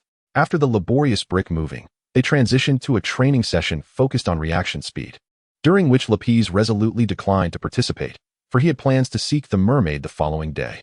He did not wish to present himself as a fool. Although his handsome visage could not be traded for sustenance, it might facilitate his approach to the enchanting mermaid. Master Roshi then procured 2 ropes to secure his disciples to a large tree and proceeded to disturb a beehive, unleashing a swarm of bees that buzzed relentlessly after Sun Wukong and Krillin. The 2 young men darted about in a frenzy, sustaining numerous painful welts upon their heads and hands, their cries of distress echoing through the air. The scene was quite tragic. Unable to bear the sight, Lapis shielded his eyes. However, after a moment, he conceived a more ingenious idea. "Master Wu Tian, I believe the bees are not swift enough. Why not summon the golden-haired Lan Shi to fire upon them simultaneously with a submachine gun?" "Cough, cough, my young brother possesses remarkable insight," Master Roshi exclaimed, his eyes lighting up as he stroked his white beard in approval. Lapis had indeed suggested a brilliant notion. Meanwhile, a Krillin and Sun Wukong, their heads adorned with painful bumps, glared back at him with expressions of discontent, nearly on the verge of tears. "Cousin, are you a devil?" In the midst of a fierce encounter, I strike the vile dragon with my fists and kick the ferocious tiger, all for your sake. Lapis feels somewhat unhinged at this moment. Wouldn't it be quite the spectacle if hornets pursued us while Lanchi unleashed gunfire? After Goku and Krillin emerge, their heads adorned with bumps, the hornets would likely disperse, marking the end of today's training session. Let us return home. I am curious about what delectable dinner Lanchi has prepared tonight. Master Roshi, with a grand flourish, signals the end of the training. The group then embarks on their journey home, which serves as a form of exercise in itself. At this hour, it is not only humans who seek nourishment, the animals, too, are driven by hunger, scouring their surroundings for dinner and preparing for their own lavish feasts. These four lively morsels catch the attention of nearby dinosaurs, who charge toward them with wild abandon. Their jaws agape, revealing sharp teeth, they salivate at the sight of the tantalizing little beings, eager to devour them in a single bite, relishing the crunch. Such is the nature of dragons, to act with reckless abandon. As the ground trembles beneath the stampede of dinosaurs, the unfortunate group of returnees finds themselves encircled. Initially intimidated by the towering figures, Lapis quickly recollects that he is no ordinary individual. With renewed confidence, he stands tall, ready to test the fundamental martial arts techniques of the turtle school. Step back. Let the elder cousin take charge. He extends his arms, halting Goku and Krillin, who are eager to confront the dinosaurs. With a powerful stomp, he propels himself upward, delivering a fist like a tempest directly to the head of the foremost dinosaur. A thunderous crack reverberates as his fist makes contact, distorting the dinosaur's visage. Its body, propelled by the force, performs a 360-degree flip before crashing to the ground, raising a cloud of dust. The dinosaur emits a pitiful roar, its head resting on the ground, refusing to rise. The remaining dinosaurs widen their eyes in disbelief, unable to comprehend how this diminutive figure could have sent their companion flying. The reality diverges starkly from their expectations of an effortless feast. Exchanging glances, the dinosaurs promptly flee. "Stop! You are surrounded." Lapis, relishing the moment, propels himself forward, overtaking the retreating dinosaurs. With the swiftness of a gale, he sweeps out a leg, tripping one of the fleeing dinosaurs, then vaults over its body to confront another, delivering a devastating kick that sends it rolling to the ground. This is a contest marked by a staggering disparity in size and strength. The hapless dinosaurs, seeking sustenance, find themselves on the receiving end of a brutal assault. Their collective wails echo in unison, a lament for the evening's misfortune. "Tonight, we shall feast," Lapis muses, surveying the colossal creatures. Their size is daunting, and he contemplates severing one of their tails to savor its flavor, allowing the others to escape for now. As transporting a slain dinosaur would be an arduous task, Light resembled a tail, one that was indeed much larger than itself. However, after a thorough search, he found no tools to cut through the dinosaur's tail, which was quite vexing, as he lacked the means to sever it. Lapis turned to seek out Sun Wukong and Krillin, but they too were without any instruments. Reluctantly, Lapis placed his final hope in Master Roshi. Things took a turn for the worse for the unfortunate dinosaur nearby, as Master Roshi swiftly severed its massive tail with a precise strike, causing its body to tremble uncontrollably, though it dared not emit a sound. Upon witnessing the severed tail, Sun Wukong and Krillin eagerly volunteered to carry it back home, puffing and panting, reminiscent of the monkey and Pigsy after defeating a python and bringing it back to their master. Yet, after only a few steps, Lapis halted. Surely that woman had never tasted dinosaur meat, had she? He murmured softly, then approached Master Roshi once more, requesting assistance in cutting off another tail, intending to bring it back to South City. With another swift motion, Master Roshi obliged, and soon Lapis bore a hefty portion of the tail upon his shoulder. The unfortunate dinosaur slowly rose after they had walked a distance, struggling to depart, two of its kind forever transformed into tailless creatures, often losing their balance while running, becoming a disgrace to their species. On their way back, they encountered a fierce tiger, but with no hands free, they resorted to kicking it away, sending both tigers fleeing in disarray. Upon arriving at the capsule house, Lapis requested a storage capsule from Master Roshi, then placed a substantial cut of the finest dinosaur tail into the capsule, securing it within the capsule box close to him. "Wow, with this much meat, I won't have to buy any for quite some time," exclaimed Lanchi, eagerly slicing off a large piece for that evening's dinner. After some simple cooking, Lapis finally savored the long-desired dinosaur meat. The creature he had only seen as fossils in his previous life had now become a meal. With anticipation, he took a bite, finding it remarkably chewy. How to describe the flavor? There was a hint of sweetness, followed by a touch of savory, and upon swallowing, a slight spiciness emerged. Yet it was delicious. Lapis believed that Lazili would surely adore it. As the saying goes, dragon meat from the heavens, donkey meat from the earth. He had grown weary of donkey meat in his past life, but today he was relishing dragon meat. Perhaps this dinosaur could indeed be considered a type of dragon. He pondered whether the eternal dragon summoned by the Dragon Balls could also spare a piece of its tail for a taste. Lost in thought as he chewed, Lapis informed them after dinner that he would be departing from this place the following morning. Although they had only spent a few days together, the bonds forged on such an isolated island bore an extraordinary weight, this purest form of friendship likely surpassing those formed over several years in the city. Lan Shi and the two little ones were filled with reluctance. The old turtle, however, remained silent, only quietly calling Lapis aside after their conversation to instruct him to gather more notebooks whenever possible and send them his way. This was the distinct style of the turtle hermit. Lapis pondered for a moment before jotting down his phone number and handing it to several people. The next day, as per usual, the turtle hermit took Goku and Krillin to deliver milk, dig, and move bricks. Yet, Lapis chose not to accompany them that day. After having a light breakfast at home, he waved farewell to Lan Shi and departed from the capsule house. He mounted his motorcycle, securing the submachine gun that Lan Shi had left behind to the front of his bike, then opened the task map and rode in the direction indicated. After approximately half an hour of riding, Lapis arrived at the seaside. He parked his motorcycle and slung the firearm over his shoulder, setting out to find a boat rental location.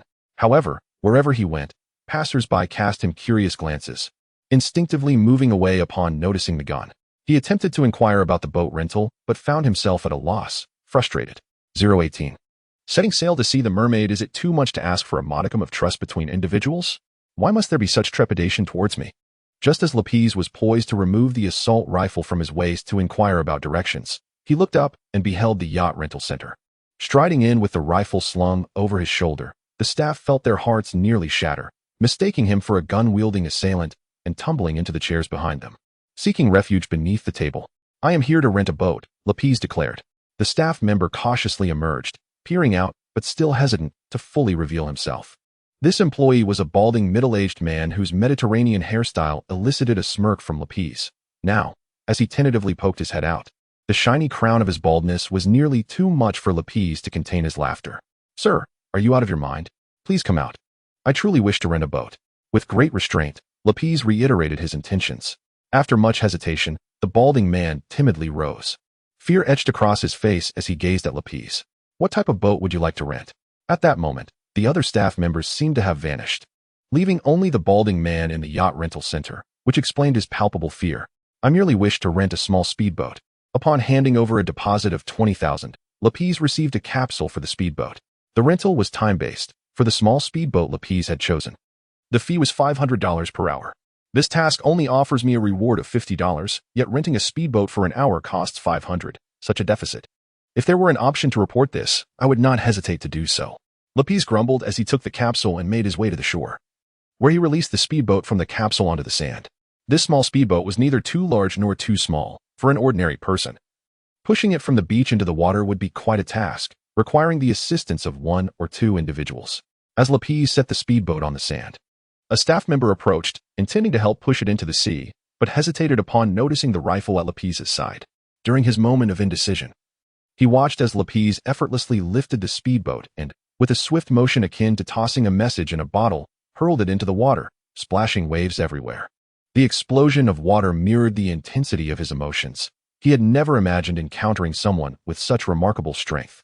In his astonishment, he then witnessed Lapis bend his knees slightly and leap, covering a distance of 7 or 8 meters to land atop the speedboat. With a flurry of movements, the vessel sliced through the water, trailing geysers of spray that soared several meters high.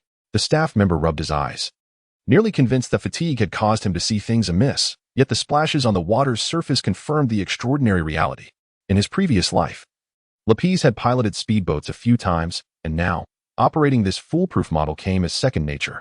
He opened the task map and, following the indicated direction, pushed the speed of the speedboat to its maximum, racing across the sea like a bolt of lightning, leaving a white wake in his trail.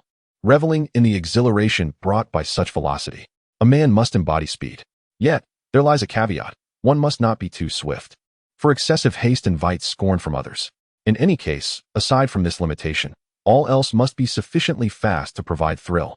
The fierce wind swept his hair back, and he bellowed joyously against the gale, a sense of grandeur swelling within him, leading him to concoct some rather unconventional insights about life. As the destination drew nearer, in order to avoid startling the elusive mermaid, Lapis slowed his speed to a more moderate pace as he approached the endpoint. His eyes curiously surveyed the expanse of this oceanic realm, pondering the existence of the fabled mermaid. The sea was a vivid blue, the sky mirrored its hue, and ahead lay a coral island amidst the waves. Lapis gradually steered towards the island. Everything was tranquil. The only sounds were the splashes of the speedboat cutting through the water and the rhythmic hum of the engine. Where could the mermaid be? Lapis scanned the surroundings, but saw no sign of any creature. Could it be that the noise of the speedboat had frightened her away? Just as he pondered this, a beautiful head emerged from the water not far off, and a melodious song filled the air, resonating through this enchanting bay. The legend spoke of the mermaid's enchanting voice. And indeed, it was utterly captivating. The 500 yuan spent seemed hardly a loss. Enchanted by the melody, Lapis momentarily froze, then swiftly retrieved his phone, snapping a flurry of pictures toward the sea. However, the distance was too great, and his photos captured only a black dot on the water's surface, failing to reveal the mermaid's features, which delayed the notification of task completion. At that moment, a furious roar erupted, and a gigantic shark leapt from the water, frantically pursuing the mermaid. Enough with the singing all day long. Can't I get a decent night's sleep? Keep it up, and I might just devour you. The ferocious shark, baring its sharp teeth, plunged back into the water, careening wildly as it chased after the mermaid, splashes erupting around it. The mermaid, startled, began to flee. What on earth was happening?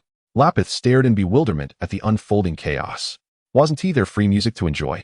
This shark must be deranged.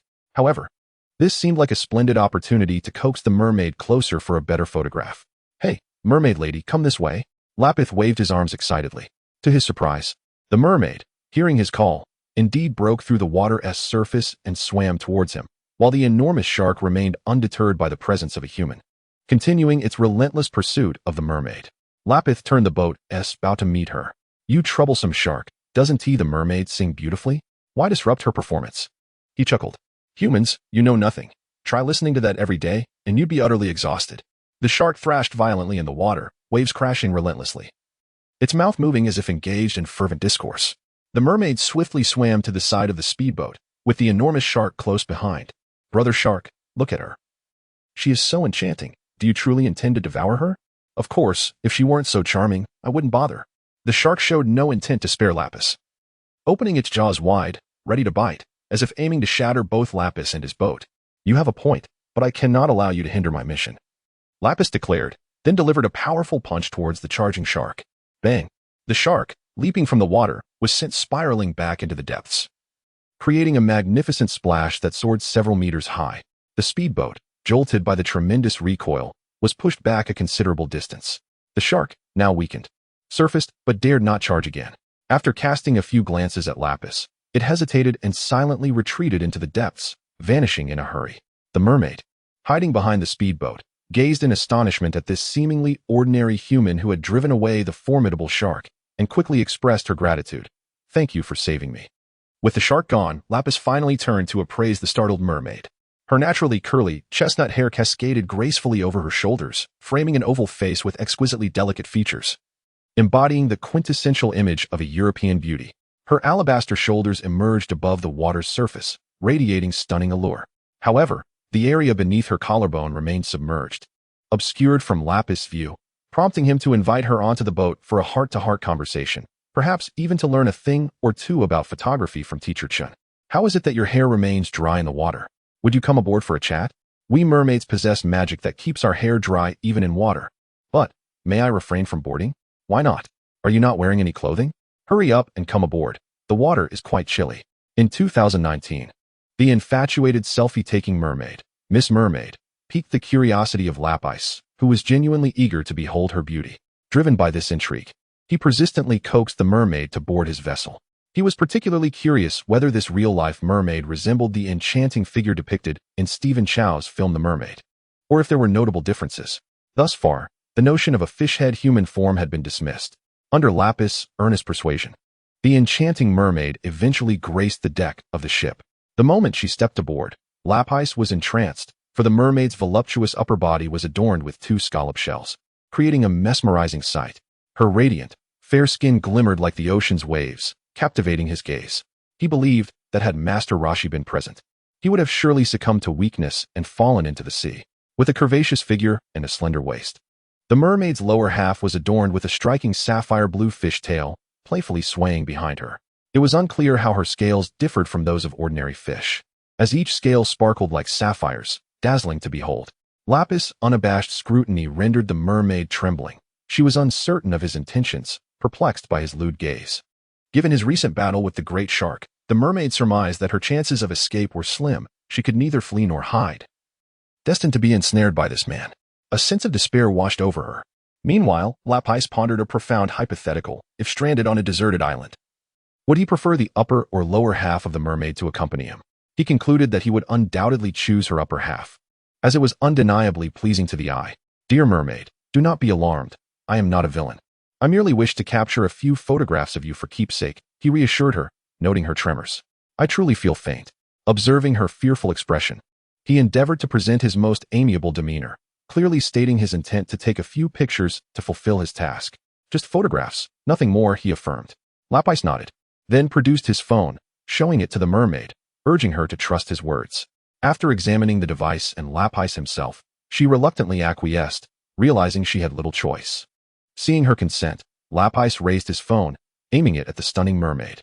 Yes, strike a pose. What is a pose, you ask? Simply arrange yourself in an appealing manner. That's right, spread your arms, revealing the scallops in front. Perfect, just like that. Hold still. Once the mermaid realized that he was genuinely only taking photographs, her trepidation dissipated, and she gracefully complied with his directions, smiling like a model. Will you show me the photos afterward? I prefer them without filters. The native camera will suffice, she asked.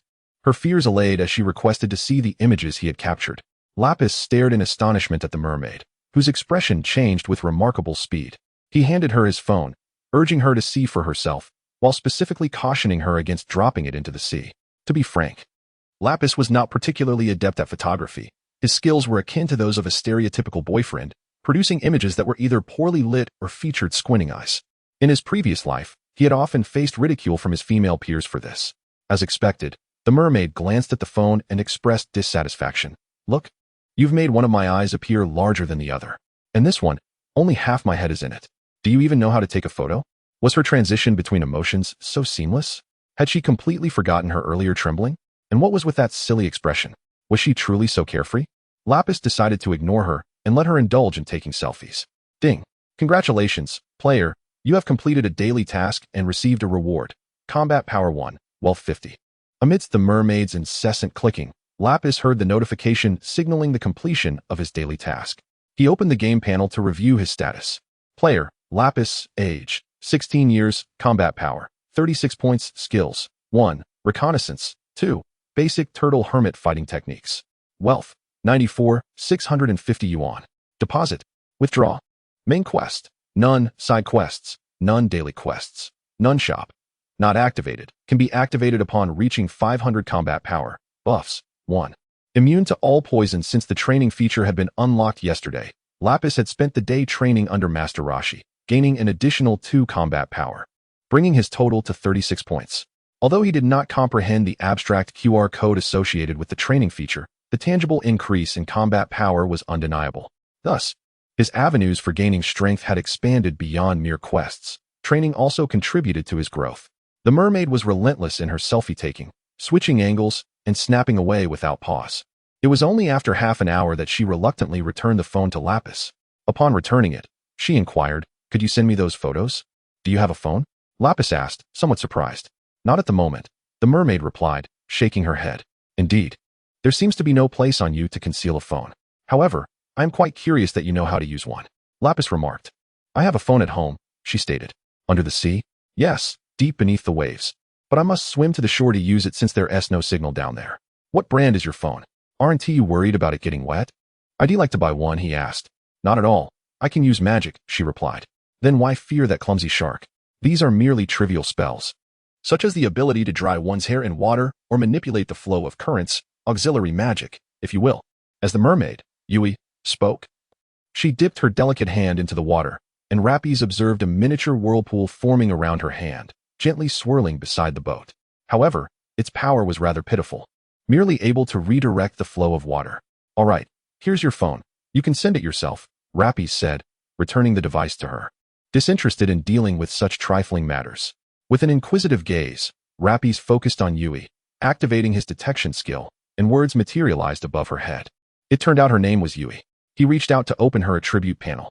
Character, Mermaid Yui. Age, Combat Power, 6 points. Skill, 1. Water Element Control, Beginner. Affinity, 50. Maximum Value, 100.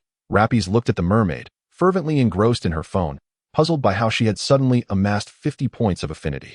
Could it be that simply allowing her to use his phone had garnered such a remarkable level of intimacy? It seemed all too effortless. However, Lapis also noted that despite the 50 points of affinity, her age remained undisclosed. He wondered what level of affinity would be required to reveal her age. Lazili had a score of 90, nearing its maximum, and he realized he had completely forgotten to check Lan Chi's attribute panel. 020. Water Element Control, Beginner. Max. Lapis cast a curious glance at the mermaid Yui. Yui, could you enlighten me about this water element control? He was eager to experiment.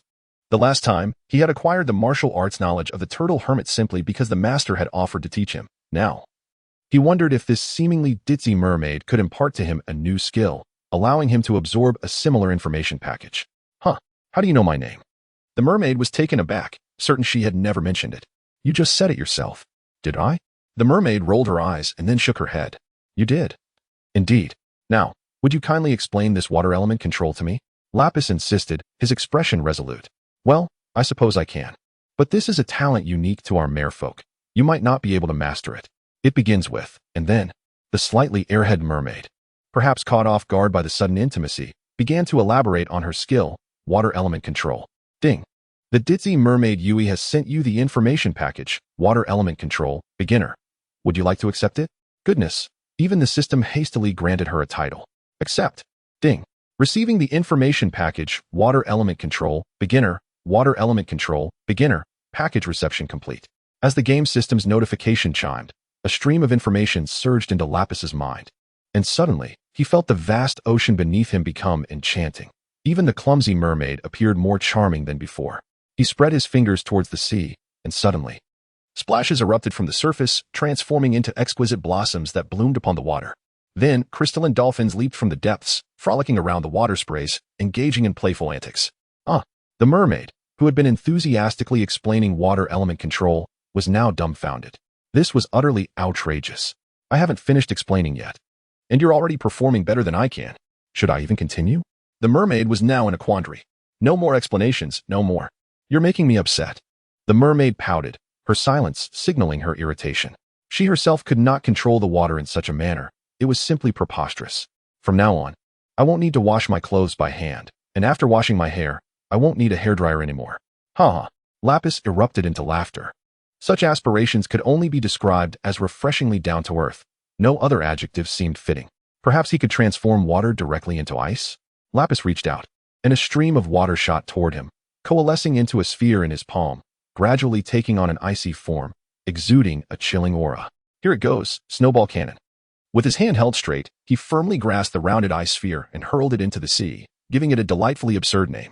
The hockey puck roared forth like a cannonball, transforming into a streak of white lightning that crashed into the sea, causing the surface to explode with a resounding splash, sending water soaring to heights of 4 or 5 meters. The impact was quite formidable, primarily due to Lapis's extraordinary combat prowess of 36 points, his arm strength remarkable. Had it struck the great white shark from earlier, it surely would have fled in disarray. A few more hits would have turned it belly up to bask in the sun. Oh dear, why does the auxiliary magic wield such ferocity in your hands? Miss Mermaid felt both speechless and envious. If she could perform such maneuvers, she would not fear even the largest of sharks. A straightforward confrontation would suffice, as countless sharks would fall before her.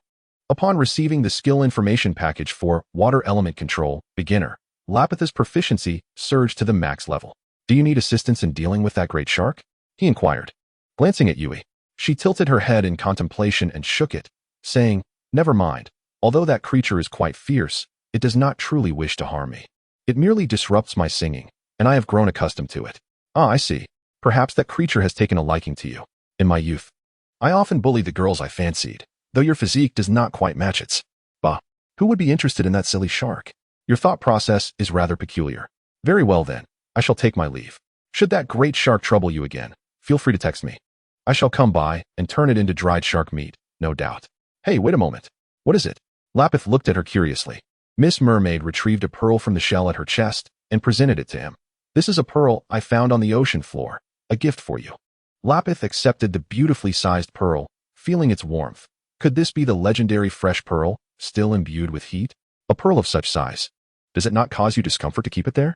Indeed, that is why I am giving it to you. Lapis focused intently on the pearl in his hand. Top-tier pearl. It was indeed a pearl, likely worth quite a sum, and the young man delightedly stored it away. Thank you. I shall take my leave now. Go on.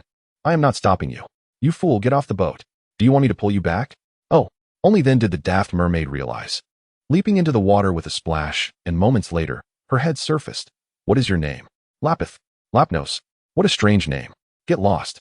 Lapis turned the speedboat around and shot off like a rocket, quickly vanishing from Miss Mermaid's sight. Watching the boat disappear, she submerged back into the water. Eager to return home and retrieve her phone to check the selfie she had just taken, time was of the essence. The speedboat raced across the surface of the sea with astonishing swiftness. After mastering the control of water elements, Lapis harnessed the propulsion of water to accelerate the vessel beyond its original limits, rendering its velocity truly remarkable. Before long, the speedboat neared the coastline, and Lapis reduced its speed, bringing it to a gentle halt at the shore before leaping onto the land. A staff member approached, eager to assist in securing the boat, as it was part of his duties. However, at that moment, Lapis snapped his fingers, and the sea transformed into two large hands that cradled the speedboat, lifting it effortlessly before him. With a mere press, the boat morphed into a capsule, which he gracefully picked up before striding away. The staff member felt on the verge of tears, contemplating that if all renters were like this gentleman, he would inevitably face unemployment. With a firearm slung across his shoulder, Lapis entered the yacht rental center to return the speedboat capsule, reclaiming a deposit of 20,000 yuan and paying a rental fee of 1,000 yuan before departing. Observing him with the weapon, people kept their distance, fearful of approaching him. It seemed prudent to purchase a storage capsule. Lapis resolved to procure one to stow away his submachine gun. For carrying, it would prevent him from boarding an airplane, leaving him to survive on the island of Coco by hunting wild boars. He rode his motorcycle around the nearby town and eventually located a capsule store, where he purchased a storage capsule amidst the apprehensive gaze of the staff. After placing his submachine gun inside, he rode off towards the airport.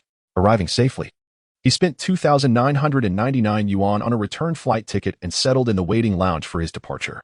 While in the lounge, Lapis took out his phone and opened his album, astonished to discover that the enchanting mermaid had taken over 100 selfies, showcasing her formidable allure. After admiring her beauty for a while, he selected a few dignified photos that revealed minimal and sent them to Lazuli, accompanied by a message. This is a mermaid, albeit a second-rate one. All of these are her own captures. Reflecting further, he sent a full-body picture he had taken earlier, as the mermaid's selfies only displayed her upper half, making her appear indistinguishable from a human. Within moments, Lazuli responded, as it was the midday break for lunch. Lazuli, so beautiful. When will you return? Have you eaten? Upon reading Lazuli's message, Lapis remembered he had yet to have lunch but decided against it, reasoning that airplane meals would suffice. He promptly replied, You are even more beautiful, but she is grander. Eating her meal, Lazuli paused, taken aback by her mischievous brother's newfound playfulness. Though he had always been spirited, his antics had transformed into a true display of mischief. After some contemplation, I decided to respond, Fool, these past few days without you have been remarkably peaceful and comfortable. I believe it would be best if you did not return. Lapis replied, If that is your sentiment, then I truly shall not return. Do not regret it. Lazuli added, Indeed, do not come back. As she set her phone down, Lazuli's thoughts wandered to the unbearable boredom of her recent days. When Lapis was present, she constantly looked forward to the end of her workday. Now that he was away, she found herself yearning for the office, reluctant to return home. Lapis had not informed her of his imminent return tonight, quietly awaiting his flight. When the time arrived, he boarded the plane, consumed a modest meal to stave off hunger, and then dozed off. By 6 o'clock, the aircraft descended smoothly. Upon exiting the airport, Lapis mounted his motorcycle and sped towards Lazuli's clothing store. Upon his arrival, he found the store on the verge of closing. As he stepped inside, he caught sight of Lazuli, her head bowed as she tidied up. I'm sorry, but we are closed, she said without lifting her gaze. Not to worry, I have come to escort my dear housekeeper home to prepare dinner. Upon hearing that familiar voice, Lazuli abruptly looked up to see Lapis grinning at her. playfully winking. When did you return? Were you not gone for merely 3 or 4 days? She exclaimed, her excitement evident. Please wait a moment. I shall finish tidying up quickly. Ollie, you may leave. I will handle the rest, a kind colleague interjected, taking the broom from Lazuli's hands with a smile. That is not acceptable, Lazuli protested. Do not fret. I will just take a few extra minutes to finish up, she reassured her colleague, who was genuinely kind-hearted. Thank you. Dear sister. Now, let us hurry. I am famished and have yet to eat lunch. It is quite chilly, Lapis remarked, adjusting his thin jacket. As he was not accustomed to the cooler climate compared to Coconut Island, and thus was dressed lightly. In the western city, I have a little aunt. Surely, some may inquire how one can ride a motorcycle in such frigid weather without fearing frostbite. In truth, the M9 model motorcycle that Lapis purchased is equipped with impressively large tires, and a windshield extends upward, covering his head and seamlessly connecting to the rear, shielding his face and arms from the biting wind. In essence, this motorcycle resembles a compact car, boasting a remarkably stylish design. Lazili does not ride the motorcycle. Instead, she nestles behind Lapis, thus evading the cold gusts entirely. It is a mystery why she appears so joyous, as she has been smiling all the way home, her warm grin seemingly warming the frigid air.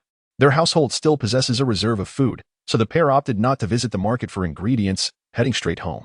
Furthermore, Lapis' storage capsule contains a substantial portion of dinosaur tail, ensuring an ample supply of meat, rendering a trip to the market for overpriced pork unnecessary. Here, this is for you. Lapis presented the pearl gifted to him by the mermaid. Such a treasure, if not to be sold, is better bestowed upon a lady. He had no need to carry such trinkets for the sake of enhancing his own allure. Well done, bringing a gift for your sister. What is this? Lazili exclaimed, her face alight with happiness as she carefully examined the pearl. Coming from a modest background, the siblings had not encountered such precious items before. Yet this did not diminish a girl's affinity for beauty. It seemed that girls were innately gifted in this regard from birth. With just a glance, Lazili became enamored with the pearl, particularly believing it to be quite valuable. After all, valuable things are inherently good, and even if she could not use it, it could always be resold. The mermaid claimed it was an exceptionally high-quality pearl, and this assessment was corroborated by Lapis' appraisal skills. Upon hearing that it was indeed valuable, Lazili gleefully tucked the pearl away, contemplating bestowing it upon her sister-in-law as a wedding gift when Lapis eventually marries. Also, behold this. Inside is a dinosaur tail. I must tell you, this dinosaur meat is truly delectable, unlike any pork you've ever tasted. I know you've never tried it. So I specifically brought back a piece of dinosaur tail. Lapis presented another capsule with a flourish. Ah, you dared to cut a dinosaur's tail? Lazili's eyes widened in astonishment. What is there to fear? Nowadays, dinosaurs are no match for my strength. To be candid, Lapis was not exaggerating, yet to Lazili, it sounded as though he were boasting. Moreover, let me show you a fascinating skill. Lapis stepped into the kitchen, turned on the faucet with a flourish, and the water that gushed forth danced through the air, transforming into myriad shapes, some resembling humans, others animals in motion, and yet others forming letters.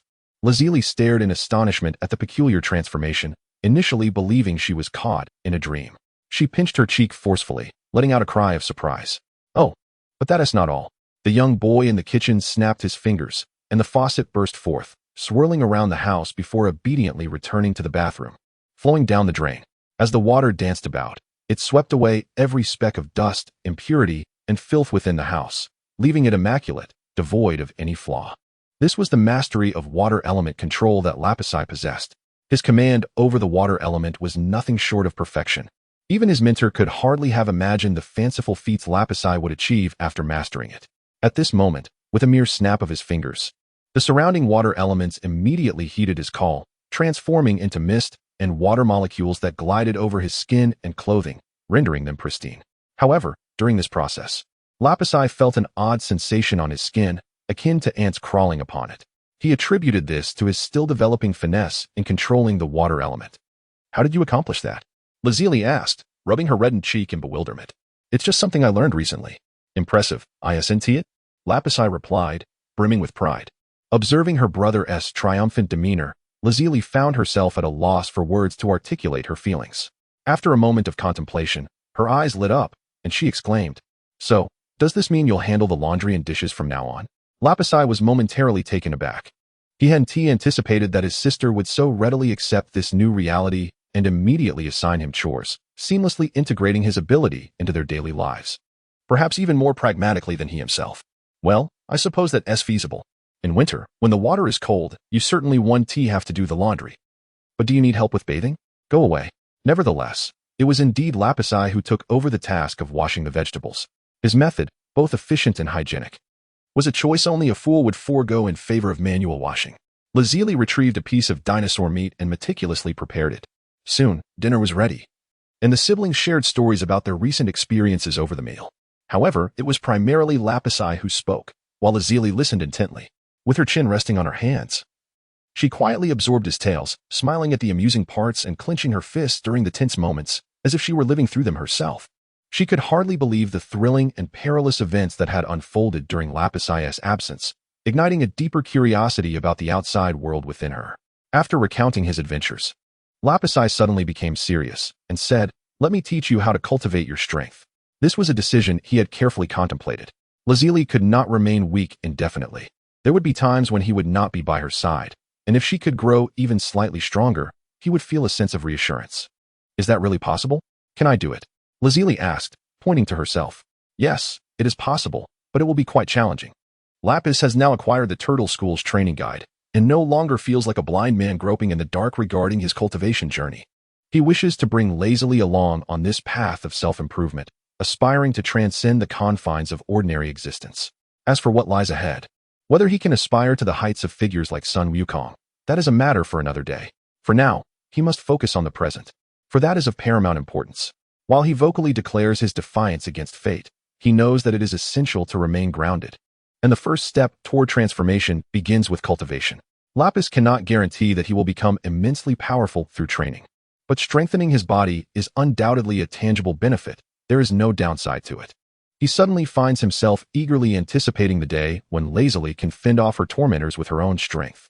Thus, starting from the following day, Lazuli accompanies Lapis to the park each morning for a run, gradually introducing herself to weight training. A month later, the results are in. Character: Lazuli. Age: 16 years. Combat power: 13 points. Skills: 1. Basic combat affinity: 92. Maximum value is 100. This is Lazuli's current attribute panel, signifying a remarkable transformation. She has effectively transcended the realm of the ordinary and has evolved into a combat-ready young woman, capable of overcoming burly men with a single punch, hardly an exaggeration. Standing on the grassy expanse of the park, Lapis also brings up his own game panel. Player: Lapis. Age: 16 years. Combat power: 95 points. Skills: 1. Reconnaissance. 2. Turtle School Basic Combat Techniques. 3. Water Element Control. Beginner. Wealth: 134, 100 yuan. Main quest: none. Side quests: none. Daily quest: players are required to participate in a square dance with the aunties at the park. Completion reward: combat power 1. Wealth: 50 yuan. Shop: not activated, can be activated when player combat power reaches 500 points. Buff: 1. Immune to all poison. Square dance: a trivial task. Lapis chuckled coldly. Having long grown accustomed to such mundane quests, a month ago, he might have pondered over it.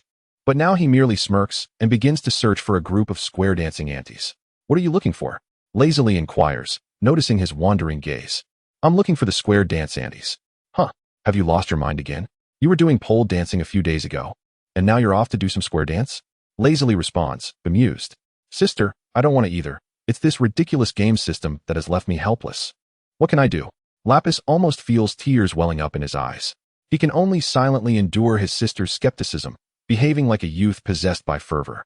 Once they finish their long run and exit the park, they finally spot the aunties gracefully dancing, embodying the spirit of youth. Like a gust of wind, Lapis joins them, swaying to the music until he hears a prompt chime and departs without looking back. Ha ha ha, it actually looks quite decent. Lazili stifled a laugh, covering her mouth. Hey, I am honing my social skills. Why haven't you joined me in dancing? Lapis glanced at Lazili. As for me, perhaps I shall dance in a few decades. Entering the twilight of life now might be a tad unfamiliar. Haha, by then we could form a duo. The two continued down the street, chatting and chuckling as they walked. Upon passing a convenience store, Lapis deftly reached out, and 2 bottles of mineral water flew into their hands. As a responsible citizen, Lapis would not neglect to pay. He raised his hand again, and a banknote, slightly damp, soared into the store, landing on the counter. Witnessing this series of actions, Lazili was already accustomed to it. She took a sip from the bottle and then inquired, with the new year approaching, do you have any plans? Our store will be closing for the holiday. Lapis glanced at his sister, aware that she surely had something in mind. She would first seek his opinion. If he had plans, they would follow those, and if not, she would express her ideas. That was Lazili's customary approach. I have no particular plans. What about you? Lapis chuckled, tossing the water bottle above his head, where it spun around him. I wish to visit the Western capital, Lazili replied after a moment's silence. What is the purpose of going to the Western capital? In truth, it was on the way to the Western capital that their parents had met with an accident. At that time, their mother mentioned they were visiting their aunt for the new year, thus revealing that they indeed had an aunt in the Western capital. An aunt? In the Western capital? Lapis never expected to hear such news from his sister.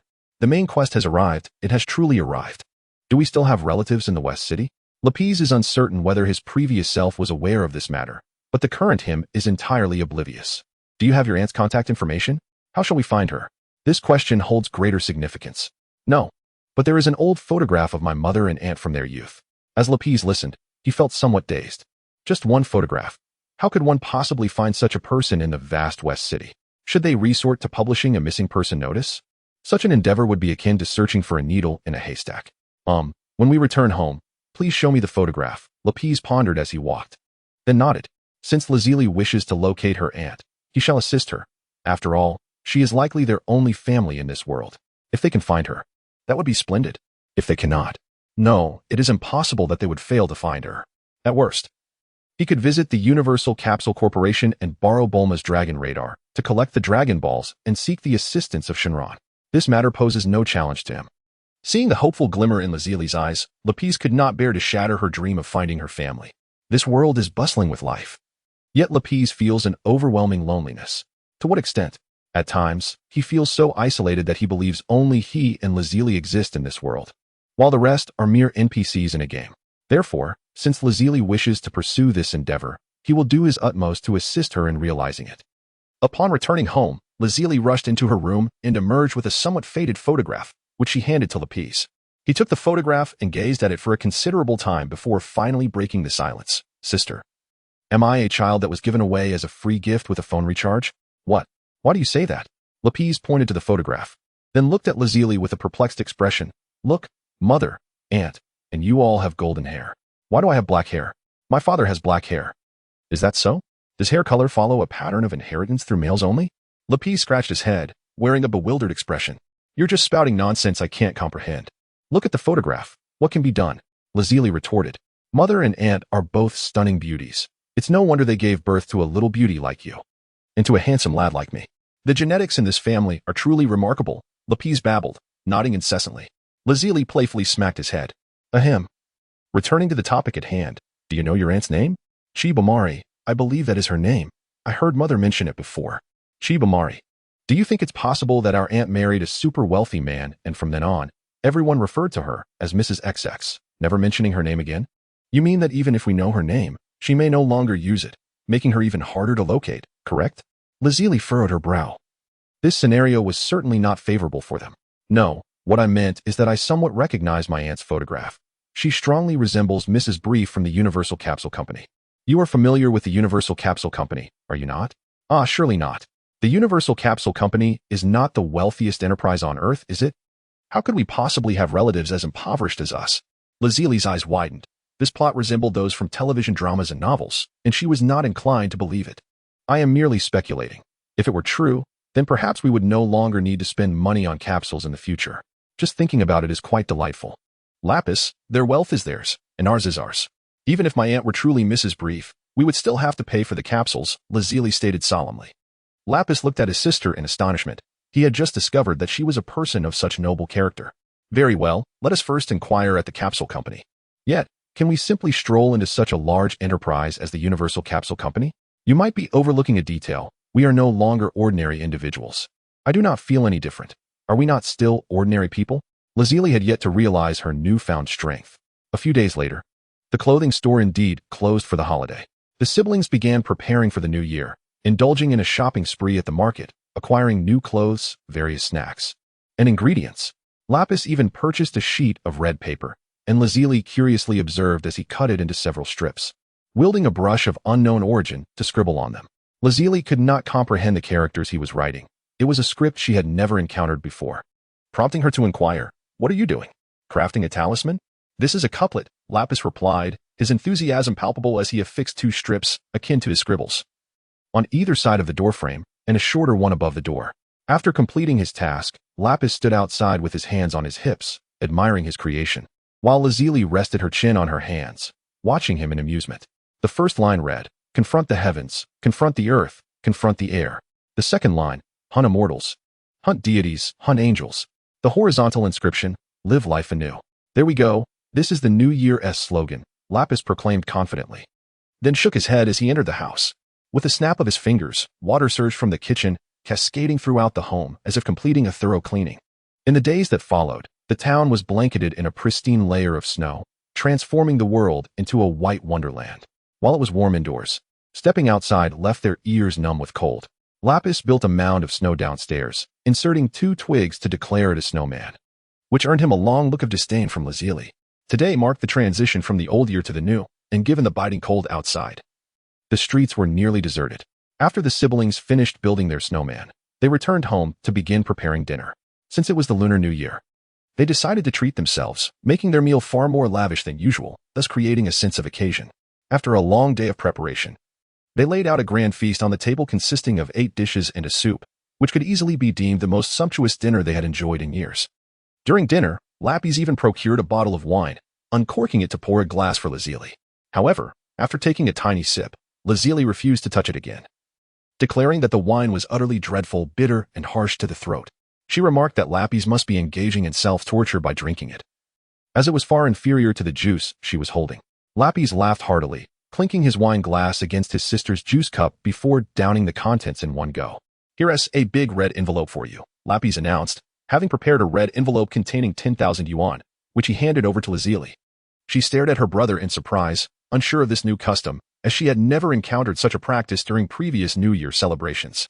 Nevertheless, the sight of the envelope delighted her, and she gleefully accepted it, intending to open it after midnight to welcome the new year with the best of luck. "This new year is particularly joyful," Lazili remarked, savoring her meal. "The past 2 years have been so difficult. Last year at this time, we were even considering where to find odd jobs to earn some money for a few pounds of meat for dinner. It will only get better from here," Lapis replied with a smile. After leisurely finishing their dinner, the siblings settled onto the sofa to watch television, but the programming was dreadfully dull, making Lapis reminisce about the Spring Festival Gala. Just then, his phone rang, breaking the monotony. "Hello, who is this?" Lapis answered, activating the speakerphone. "Happy New Year." A melodious female voice chimed from the receiver. Happy New Year to you too," Lapis responded, unable to recognize the voice, as it was from an unfamiliar number. Lazili, hearing a female voice, leaned in with curiosity. "I thought I'd call since it's New Year's. Have you had dinner yet?" "We are just starting our meal here.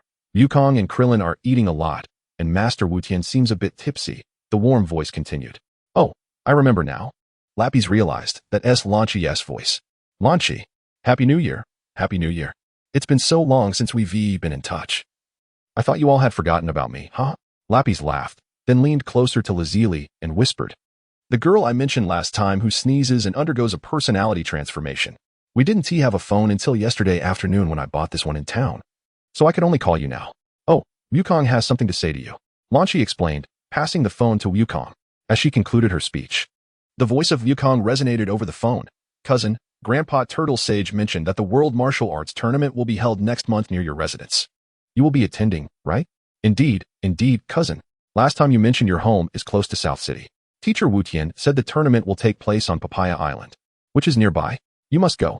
This was the voice of Krillin. "Is the World Martial Arts Tournament about to commence?" Lapis pondered, nearly forgetting this detail. Beside him, Lazuli inquired curiously, "What is the World Martial Arts Tournament?" "Well, I will consider attending," Lapis replied after a moment's reflection. "Then goodbye. I'll also go to watch." "I'm hanging up now," Launchie's voice chimed in before the call ended. "What exactly is the World Martial Arts Tournament?" Lazuli asked, her curiosity piqued once more. "It seems to be an event organized by some wealthy individuals seeking amusement. They say the first prize is 500,000 yuan, and the second and third places also receive monetary rewards, though the amounts remain unclear. In essence, it is a martial arts competition," Lapis explained while stroking his chin. "A martial arts contest? Shall we go and witness it?" Lazuli expressed her interest, perhaps more captivated by the prospect of the 500,000 yuan prize. "All right then. Let us attend the World Martial Arts Tournament after we return from West City," Lapis contemplated aloud. At that moment, a sudden chime echoed in his mind, disrupting his train of thought. Ding! Main quest has been triggered. Main quest. The Assault of the Red Ribbon Army, Part 1. An evil scientist has dispatched a team to capture experimental subjects. Lapis, Lazuli. Players must annihilate the first capture squad. The quest will commence in 12 hours. Completion rewards: 10 combat power, 5,000 wealth points, and a random skill. In the year 2023, the Red Satin Ribbons advance team during the New Year festivities left him somewhat speechless. Why not enjoy the holiday in peace? Why disrupt the celebrations at this moment? In his mind, Lapis cursed the Red Satin Ribbon Legion before opening the game panel to check the main quest. Main quest. The Assault of the Red Satin Ribbon Legion, I. An evil scientist has dispatched a team to capture experimental subjects, Lapis and Lazili. Players are required to annihilate the first capturing squad. The task will commence in 11 hours and 59 minutes. Completion rewards: combat power 10, wealth value 5,000 yuan, and a random skill. Quest description: in his youth, Lachohen once snatched a skewered candied hawthorn from Dr. Gillo, who has harbored resentment ever since. Over the years, he has meticulously devised a plan for revenge. 2 years ago, Dr. Gillo orchestrated the tragic accident that claimed the lives of Lachohen and his spouse. Yet, he remained unsatisfied. Now he seeks to capture their children as experimental subjects for cruel modifications. Cruel, cruel, cruel. Lapis pondered. Is our father really named Lachohen? The young boy tilted his head towards the blonde girl beside him. Indeed, Lachohen, what of it? He replied. A terrible sensation akin to a heart attack washed over him. Clutching his chest, Lapis felt as though his entire being was in agony. So, this tragedy is all due to a mere skewered candied hawthorn? I tell you, you might not believe it, but our parents were murdered by an enemy over that very treat, and now that foe intends to come after us in just 12 hours. How astonishing is that? Lapis shrugged, attempting to articulate his thoughts with a look of helplessness. Huh, have you been drinking? Lazili gazed at her brother as if he were a fool, utterly disbelieving his tale.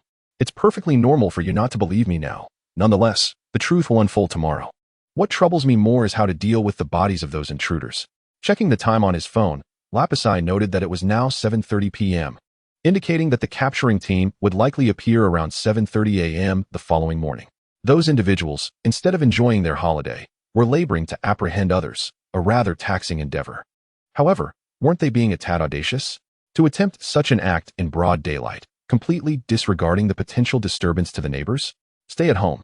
I'll be out for a bit, but will return shortly, Lapis instructed before stepping outside, hurriedly descending the stairs. Before long, he had ventured far, with the distant sound of firecrackers occasionally echoing in the air. Lazili, meanwhile, sat on the sofa watching television, yet the words of her brother gnawed at her, instilling a sense of paranoia. She leaned out of the window, surveying the surroundings for a moment before retreating, finding the cold too unbearable. After Lapis left, he wandered around the vicinity, scrutinizing every suspicious location he could find, yet he encountered no signs of unusual activity. Consequently, he drove to a capsule store, purchasing a large storage capsule before hastily returning home on his bike. Upon witnessing the return of Lapis, Lazili's anxious heart considerably eased, prompting her to inquire. Where have you been? I went to purchase something, he replied. Take a warm shower, and then hurry off to bed. A good night's rest is essential for a proper fight. He urged her to wash up. Although still puzzled, Lazili obediently complied, taking her shower before retreating to her room to sleep.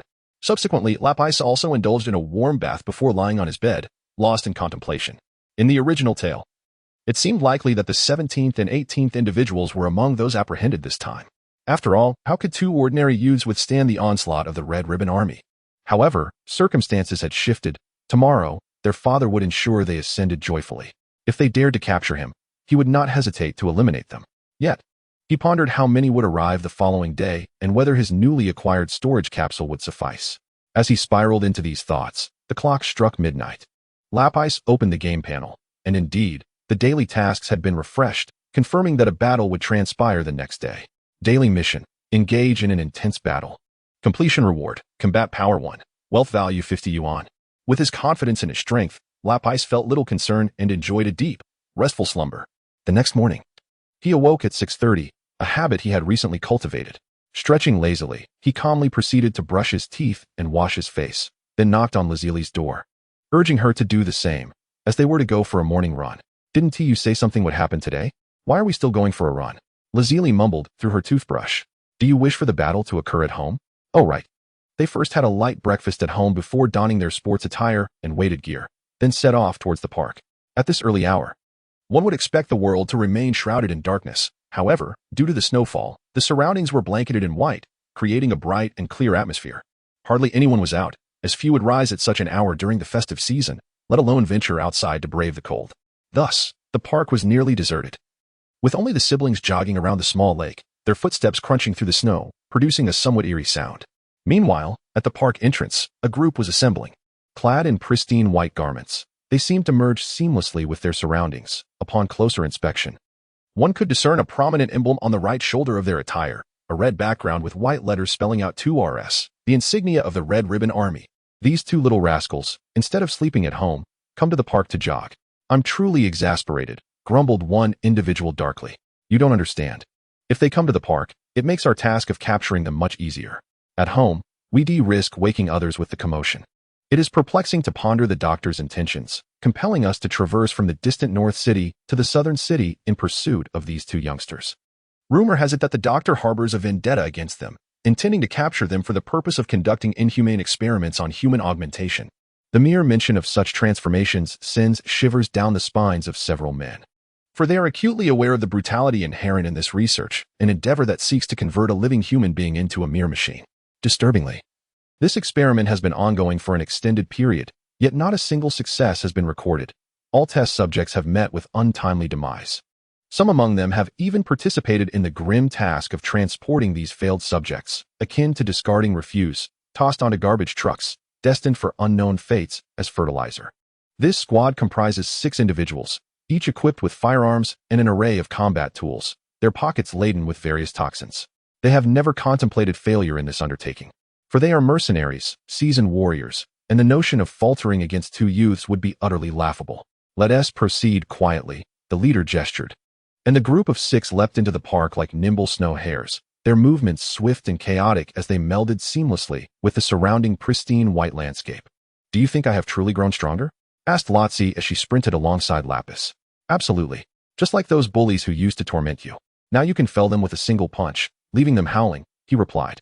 Just then, Lapis sensed a disturbance in the air, his ears picking up the faintest sound of footsteps approaching stealthily, though their movements were subtle. The soft rustling of their shoes against the ground could not escape Lapis's keen hearing.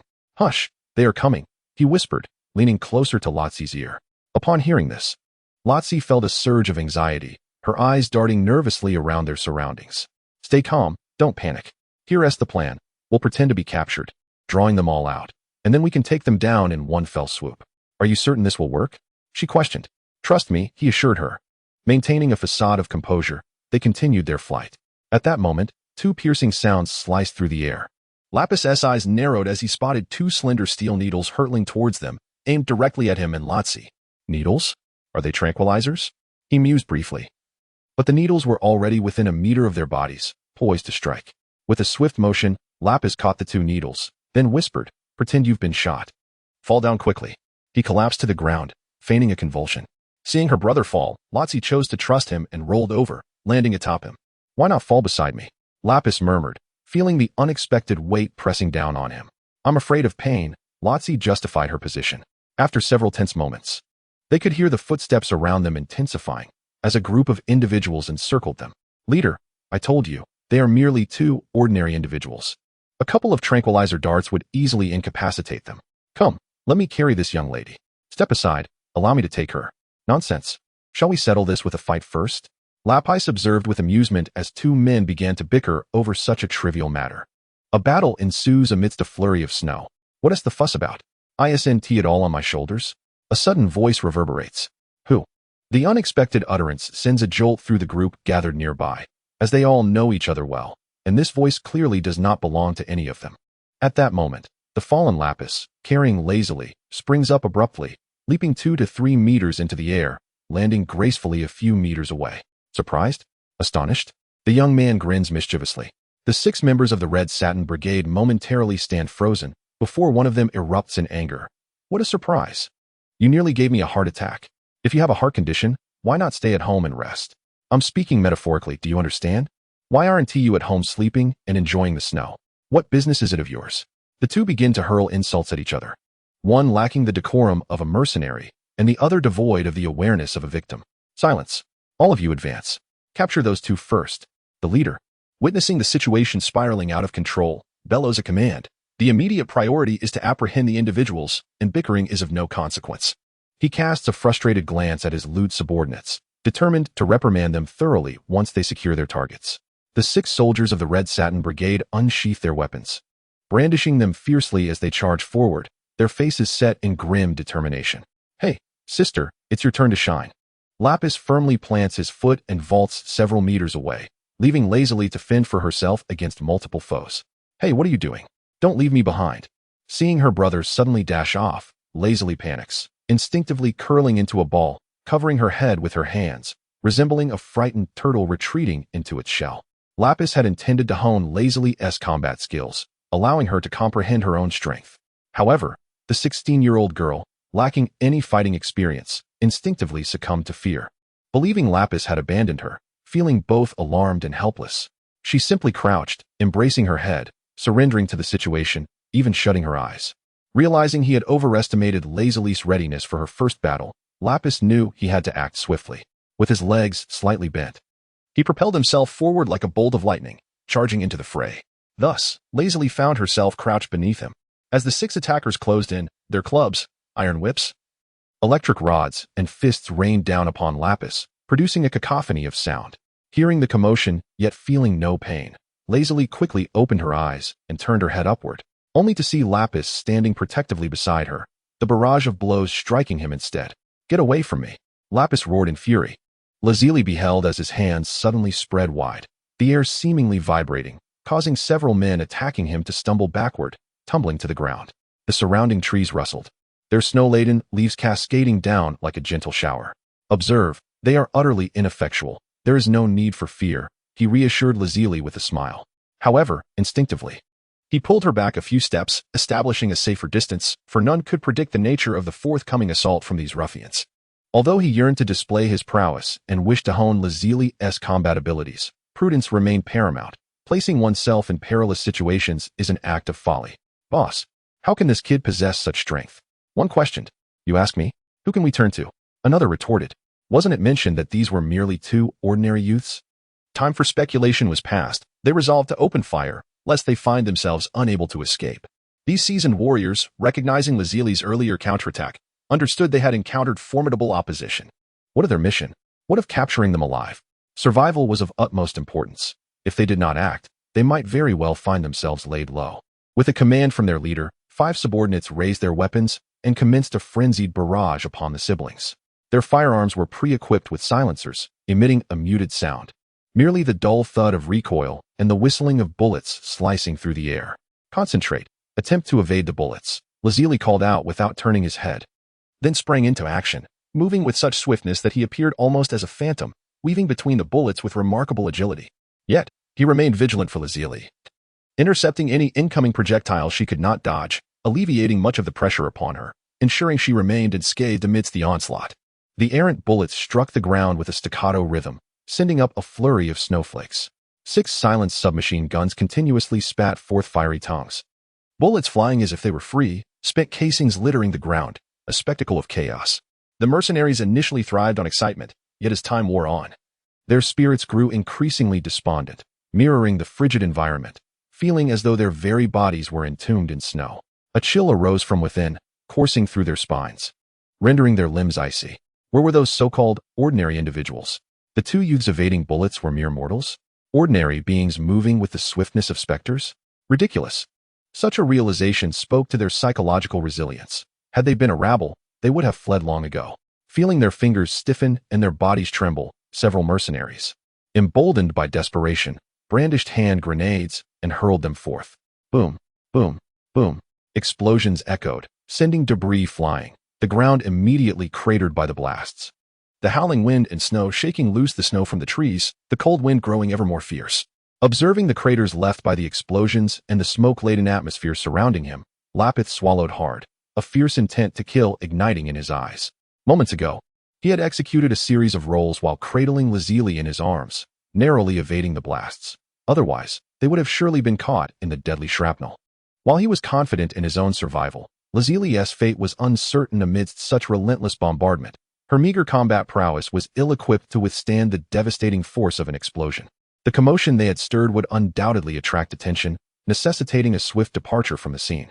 Yet, he was resolute in his determination not to let those few individuals responsible for this peril escape unscathed. With a firm resolve, Lapis gritted his teeth, instructing Lazili to seek refuge nearby. He then charged forward into the hail of bullets. "You may proceed," he sneered, slapping one of the firearms aside, rendering the submachine gun useless. In a fluid motion, he flipped and struck one of the assailants in the abdomen with a powerful punch. The impact echoed like a hammer on a drum, sending the man hurtling backward for over 10 meters, crashing into a large tree, his neck snapping at an unnatural angle, leaving him lifeless. The tree shuddered violently, dislodging the snow atop it, which cascaded down, enveloping his body. The remaining 5, witnessing their comrade fall, erupted into a frenzy, firing wildly at Lapis. Yet, he evaded their bullets with remarkable agility, deflecting others to the ground, despite the gun barrels being a mere half-meter away. Not a single bullet found its mark. What extraordinary skill he possessed. "The doctor has wronged me. Die," Lapis roared, seizing another submachine gun and crushing it with his grip before swinging the remnants against one man's head. The sickening crack of his skull echoed, and the man crumpled to the ground, trembling briefly before succumbing to silence. In an instant, 2 formidable lives had been extinguished. This man was no ordinary foe. He was the most ferocious adversary they had ever encountered. "Run! Flee!" someone screamed, prompting the remaining 4 to scatter in panic. In their haste, some stumbled and rolled in the snow, quickly scrambling back to their feet to escape for their lives. Suppressing a wave of nausea, Lapis gestured towards the nearby lake, summoning the waters to swirl into 4 towering columns that surged forth, engulfing the fleeing mercenaries and dragging them into the depths. The surface of the lake bubbled ominously, and their figures vanished without a trace. After a moment's contemplation, he snapped his fingers, and torrents of water surged ashore, claiming the bodies of the remaining 2 alongside the scattered weapons, erasing all signs of the mercenaries from the landscape save for the craters left by the explosions. He then sprinted towards Lazili, grasping her hand as they raced out of the park like a gust of wind. Lazili was being pulled along by him, struggling to keep pace, her feet barely able to match his strides. After half an hour of being dragged along as if soaring through the clouds, Lapis finally came to a breathless halt, burying his head between his legs, his face flushed as he crouched on the ground, retching uncontrollably. Observing his condition, Lazili felt a pang of sympathy. She glanced around, disoriented and uncertain of their location. It felt as though they were in a desolate wilderness, with no place to procure even a bottle of water to rinse her mouth. Quietly, she crouched beside him, retrieving a packet of tissues from her pocket and offering it to him, gently patting his back. "I didn't actually vomit. I just feel worse than if I had. The first time taking a life truly is nauseating. I always thought such things only happened in television or novels." Lapis silently grumbled, then unceremoniously collapsed onto the snow-covered ground, gazing intently at the sky, lost in silence for quite some time. After a while, he suddenly spoke. "Let me tell you something." "Go ahead, I'm listening." "If we are truly captured this time, we would gain an immensely powerful strength." "How powerful?" "Powerful enough to annihilate the Earth at will. But the Earth hasn't done anything wrong. Why would we destroy it?" Right? It's just a tremendous power. But we probably wouldn't be ourselves anymore, and I dislike that notion. I refuse to relinquish my fate to others. My destiny should not be decided by anyone else." Lazili looked at her brother lying in the snow, reaching out to stroke his hair, her smile radiant like the warm sun on a winter's day. In the early hours of yesterday, she was incredulous at the thought that anyone would come to capture them. However, the events that transpired have since validated all her doubts, confirming the veracity of Laplace's words. This revelation indicates that Laplace harbors secrets unknown to her, secrets he chooses not to disclose, and she refrains from inquiring. The morning's confrontation unveiled to her an astonishing ability to evade bullets, while her brother effortlessly dispatched several seemingly ferocious adversaries, granting her a newfound comprehension of strength. Yet, a flicker of concern gnawed at her. Would Laplace's act of slaying those men and submerging their bodies in the lake invite trouble? Moreover, according to her brother's account from the previous night, those individuals were the very enemies responsible for their parents' demise, and their residence had been uncovered. Hence, if they continued to reside in this place, every subsequent day could be fraught with peril. As Lazili's mind wandered through these tumultuous thoughts, Laplace accessed his attributes panel to examine the rewards from this recent mission. During his flight, he had faintly heard the notification signaling the completion of the game task. But in the haze of adrenaline, he could scarcely grasp its content. Now, having regained his composure. He was eager to discern what skills the main quest had bestowed upon him. Given that the task promised a random skill upon completion, his curiosity intensified. A skill akin to the instant transmission or the Kaioken, which could amplify his power in a fleeting moment, would be splendid. Thus, Laplace mused. With the former skill holding precedence over the latter, he longed to experience the exhilarating sensation of soaring high above, liberated from the pull of gravity. The gaming interface unfolded before his eyes. Player: Laplace, age: 16 years, combat power: 122 points, skills: 1. Reconnaissance, 2. Kamehameha basic combat techniques, 3. Water element control, intermediate, 4. Icebound earth. Note: this skill is a derivative of water element control. Thus, upon acquisition, the water element skill has automatically upgraded to intermediate level. Wealth: 128, 500 yuan. Deposit. Withdraw. Main quest: none. Side quests: none. Daily quests: none. Store: not activated. Can be activated upon achieving 500 combat power. Buffs: immune to all poisons. The newly acquired skill, Icebound Earth, was neither instant transmission nor Kaioken, leaving Laplace somewhat disheartened. Nevertheless, the elevation of water element control to intermediate status was indeed a fortuitous development, though he remained uncertain of its implications. As for Icebound Earth, its name suggested a controlling prowess. Perhaps it could immobilize foes or freeze the very ground beneath them. The title resonated with a commanding aura, though its efficacy remained a mystery. Laplace extended his hand and selected the Icebound Earth skill option, revealing the skill's description. Icebound Earth, a control-type skill, categorized as an instantaneous technique. With a mere gesture, it conjures absolute zero. The skill's damage and control duration are contingent upon the player's combat power and that of the opponent, and thus concluded the description, leaving him to ponder its potential. Lapis closed the game panel, intrigued to test the nature of this new skill. He surveyed his surroundings, searching for a target to unleash this ability, but found himself in a desolate wilderness devoid of anything except trees. Thus, he fixed his gaze upon a large tree 10 meters away, placing one hand on the ground to cast Frozen World. Before his eyes, the tree erupted with icy spikes, transforming in the blink of an eye into a towering ice sculpture over 10 meters high, its surface reflecting a kaleidoscope of colors while emanating a chilling aura. The area within a 10-meter radius was blanketed in frost. I cannot shake the feeling that I have inadvertently stumbled upon a different realm of the Dragon Ball universe. Am I truly meant to be a mage? Lapis lamented. Both water element control and the newly acquired Frozen World were indeed magical abilities, diverging entirely from the combat style characteristic of Dragon Ball. He pondered where he might have misaligned his talents, leading him to this unexpected vocation as a mage. Rising to his feet, he approached the grand tree and knocked on it. With a crisp crack, the frozen tree shattered into a flurry of ice particles, cascading around him. He caught some of the ice shards in his hands, rubbing them together, discovering they felt no different from ordinary ice, save for their lower temperature. A once mighty tree had been reduced to powder with a mere flick. Well, the power is indeed substantial, even if I am considered a mage. Surely I must be a combat mage, or perhaps even a melee mage, he mused. Lazili, observing his series of actions, approached in disbelief, her eyes wide as she exclaimed, "How did you accomplish that?"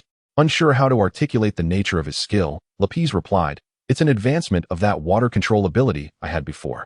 This statement, while simplistic, held truth. Frozen World was indeed an advanced derivative of water element control, remaining within its purview.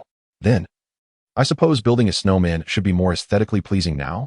Lazili's thoughts took an unexpected turn, fixating on such an unusual query. Perhaps, Lapis responded, somewhat bemused.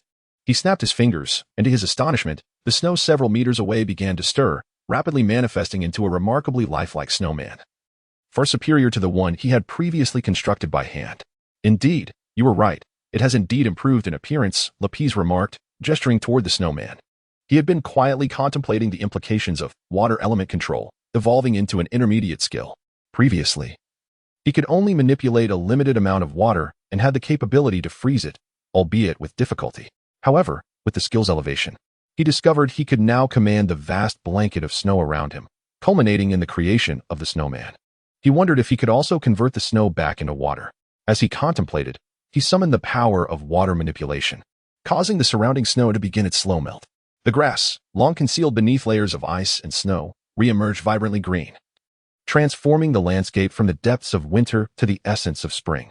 The area of thawing continued to expand until, in no time, all the snow atop the mountain had vanished. The once pristine white snow turned into icy water, either absorbed by the earth or coalescing into streams that flowed into the valleys, creating a delightful cacophony of rushing water.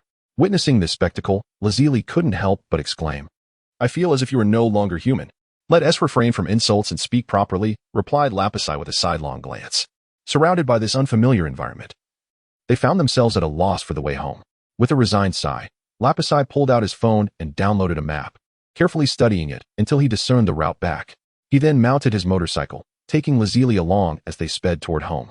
Upon their return to the town, Lazili, her curiosity piqued, asked, "Should we return to the park for a visit?" Lapis shook his head. "Not today. We should avoid that park for the next few days. Let us head home first. My stomach is growling." "And where shall we exercise afterwards?" Lazili inquired. "Let us go to that secluded spot we just left. It's remote and ideal for training. Moreover, in a couple of days, we will head to the West City." "Very well," Lazili nodded in agreement. As Lapis rode home, he followed his usual routine after a workout, first indulging in a hot shower. Despite his ability to manipulate water, he still preferred the authenticity of a real bath before washing his clothes and preparing a meal. Initially, he had boasted about purchasing a washing machine for Lazili, ensuring she wouldn't have to wash by hand in the frigid weather. Yet, he had since surpassed that notion. With a mere snap of his fingers, the water element would cleanse everything, leaving Lazili in a state of comfortable bewilderment. Thus, 2 tranquil days passed. During this time, Lapis had secretly returned to the park, but everything remained unchanged. No one had discovered the bodies lying beneath the lake, and even the craters left by the explosion had been filled in. However, gazing upon the vast lake, Lapis felt a twinge of unease, contemplating the possibility of retrieving the remains to incinerate them with a wave of energy in the future. But not now. He was currently incapable of producing such energy waves. On the 3rd day of the new year, Lapis rode to the airport, purchasing 2 tickets for a flight to the West City. By the 4th day, with everything at home secured, the siblings closed the windows tightly, pulled the power switch, and then rode to the airport, ready to board their flight to the West City. In the waiting area, Lazili, who had never flown before, felt a surge of anxiety, her eyes darting around as her hands fidgeted aimlessly, unable to find a place to rest. "It's not much different from taking a bus," Lapis remarked with a smile. "If you're this nervous about flying now, what will you do when you're soaring through the skies by yourself? How could humans fly? We aren't birds." Lazili shot him a glance, thinking he was jesting. "Haha, did you ever imagine that humans could control water? Since we can control water, flying shouldn't be too extraordinary," remarked Lapis. "Can you fly?" inquired Lazuli, her eyes sparkling with curiosity. Lapis responded with a mysterious smile, "Not yet, but I believe I shall soon take to the skies. It is merely a matter of time. I'm still somewhat skeptical about humans flying." Lazuli shook her head. "Just wait and see, when the time comes. I'll take you along and show off my skills," Lapis boasted unabashedly. "What do you mean by show off?" Lazuli asked, puzzled. "Oh, it's a human behavior that essentially means to exhibit or flaunt one's impressive qualities to others, thereby satisfying one's vanity." Although Lazuli struggled to comprehend his ramblings, his exuberance eased her tension. Yet, she couldn't help but ponder how a being without wings could soar like a bird. It seemed utterly implausible. Nevertheless, given Lapith's recent accomplishments, a flicker of hope regarding flight ignited within her. After waiting for a while in the departure lounge, their flight time finally arrived. The 2 of them lined up to have their tickets checked, embarking on their journey to the city of the West. In the tale of the siblings' quest in the capital of the West, this journey by airplane unfolded without the comical mishaps of the previous occasion. The 2 siblings boarded the plane with ease. Lapis, understanding that his sister Lazili yearned to gaze out at the views, kindly directed her to the window seat. Once aboard, any remnants of her earlier anxiety dissipated, and she eagerly peered through the glass, captivated by the novelty and wonder of the world outside. At the tender age of 16, one's innocence often shines through.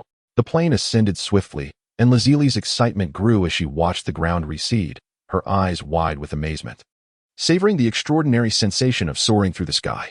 After 4 hours, they arrived in the bustling metropolis of the West. Upon disembarking from the plane and exiting the airport, they found themselves momentarily bewildered. The West was a far cry from their quaint hometown. It stood as one of the most prominent urban centers on the planet, teeming with towering skyscrapers that formed a veritable jungle of steel. "Which way should we go?" Lapis pondered aloud. "Shall we resort to a game of chance?" Just then, an unmistakable rumble emanated from Lazili's stomach, signaling her hunger. The meager bread consumed on the flight had scarcely sufficed. After exerting herself in training, her appetite had grown considerably. Lapis had intended to tease her about it, but before he could utter a word, his own stomach joined in with a similar growl. It seemed the twins shared not only their appearance, but also their hunger. With a quick glance, Lapis hailed a taxi, ushering Lazili inside before joining her in the back seat, preferring to avoid the front passenger seat. "Driver, please take us to the nearest food street," he requested. The mention of food only intensified the growl from Lazili's belly. The driver, a young man in his 30s, paused momentarily at being addressed as Sir and, as he started the engine, felt compelled to correct Lapis, his tone tinged with melancholy. "Actually, brother, I am just 30 years old." 30? Lapis exclaimed, taken aback by the driver's weary visage, his thinning hair suggesting a lifetime of burdens. Excuse me, sir. Are you perhaps practicing alchemy? I must apologize. I truly could not discern your age." He offered an awkward smile. "I have a naturally aged appearance. The advent of capsule cars has diminished the demand for taxi services, making business exceedingly difficult. Coupled with my recent nights spent writing novels to support my family, I suppose I appear somewhat older than my years," the driver lamented, deftly maneuvering the vehicle past others on the road. "Writing novels, you say? That explains it." Lapis murmured quietly. "By the way, could you inform me how far the Universal Capsule Company is from here?" With a sympathetic nod, he began to inquire about the company's location. After all, taxi drivers possess an intimate knowledge of the area. "It's quite a distance, brother. It takes about 2 hours by car." "Do you have business at the capsule company?" "Simply wishing to experience something new," remarked Lapis casually. The taxi driver swiftly transported the siblings to their destination. After disembarking, they sought a restaurant to satiate their appetites before devising a plan to approach the capsule corporation. Lapis recalled his previous banter with Sun Wukong, claiming to be Bulma's cousin. If Mrs. Brief were indeed his aunt, then that would authenticate his cousin status. Truth be told, Lapis was quite eager for this connection to materialize. Setting aside the fact that the Brief family was extraordinarily affluent and their inventions were at the forefront of global technology, he was motivated by the hopeful gaze of his sister, Lazili. He yearned to reunite her with her family. If Mrs. Brief were truly an aunt, it would eliminate the need for further endeavors, resulting in a fortuitous outcome for both. Meanwhile, near the capsule corporation, the Brief residence was alive with jubilant festivities as a birthday celebration was underway. Guests included affluent entrepreneurs and renowned figures in the field of science, making the gathering truly illustrious. The guest of honor was Mrs. Brief, a woman who appeared eternally youthful and radiant. With a warm smile, she graciously received the guests' congratulations, while Dr. Brief stood by her side, and Bulma radiated joy, exemplifying a picture-perfect family that drew envy from onlookers. In a moment of solitude, Bulma leaned in and quietly asked, "Mom, didn't you mention having a sister once? Why haven't we heard from her?" Mrs. Brief, gazing wistfully towards the sky, replied, "Your aunt has been out of touch since childhood. I have no idea where she is now. Have you and Dad ever tried to find her?" Bulma inquired. "We have, but to no avail. Your mother possesses only a single photograph, and searching for one person among billions based on such a meager clue is exceedingly challenging," Mrs. Brief lamented, her earlier birthday cheer dissipating. "Why didn't you tell me sooner?" "I have an idea," Bulma exclaimed, her eyes brightening with inspiration.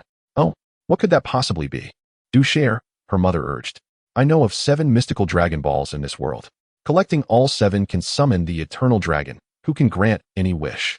We could ask the dragon to help us locate Aunt," Bulma declared. "Such extraordinary things exist in this world. Is this a newly invented technology?" Mrs. Brief asked, intrigued. "No, it's not science. It's from a myth. I have witnessed the dragon appear and fulfill wishes, so I assure you it is real. However, it will be 6 months before the Dragon Balls are revived, so we can collect them then," Bulma explained. As she spoke, memories of her previous quest to gather the Dragon Balls flooded back. She had encountered many fascinating individuals and faced numerous perilous situations along the way. There were moments when she nearly fell prey to dinosaurs and was even imprisoned by villains. Despite the dangers, she cherished those experiences fondly. The last time she beheld the eternal dragon, it was separated from her by a wall. The Dragon Balls she had painstakingly gathered were snatched away by the nefarious Pilaf and his gang, which led to the summoning of the dragon. However, Pilaf ultimately failed to fulfill his ambition of becoming king, as his wish was preempted by that lascivious pig, Oolong, who whimsically requested a wish that could only be valued at a meager sum, easily purchasable in the city. Reflecting on it now, Bulma found herself at a loss for words. Truly a foolish and lecherous creature. What are you all doing here? Come out to dine, greet the guests." Just as the mother and daughter were lost in thought, Dr. Briefs found them and ushered them back to the banquet. Meanwhile, the brother and sister, after a chaotic spree and even getting lost, finally discovered the Capsule Corporation after several hours. Unfortunately, the security guard denied them entry. After much coaxing from Lapis, the guard finally revealed that Dr. Briefs and his family did not reside at the Capsule Corporation. However, when asked where they lived, the guard refused to divulge that information. I am related to the Briefs family. Dr. Briefs often wears a lab coat and glasses. Mrs. Briefs is youthful and beautiful with golden hair. And their daughter is named Bulma. She should be around our age. Lapis meticulously described the appearances of Bulma's family, and upon hearing this, the guard pointed them in the right direction. In truth, the guard had never seen his employer, but colleagues often discussed such matters, and each description was similar to Lapis's. Hence, he was persuaded to trust Lapis's words and provide guidance. Lapis, how do you know what the Briefs family looks like?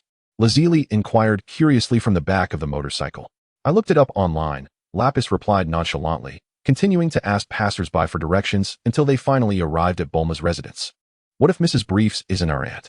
Lazili expressed her concern. What's the worst that could happen? We wouldn't lose anything, just waste a bit of time. Lapis shrugged off the worry, stowing away the motorcycle and striding confidently toward the villa's entrance.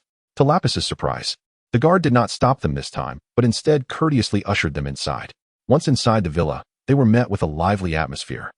As if a grand feast were underway, Lapis suddenly realized that the guard likely mistook them for guests attending the celebration.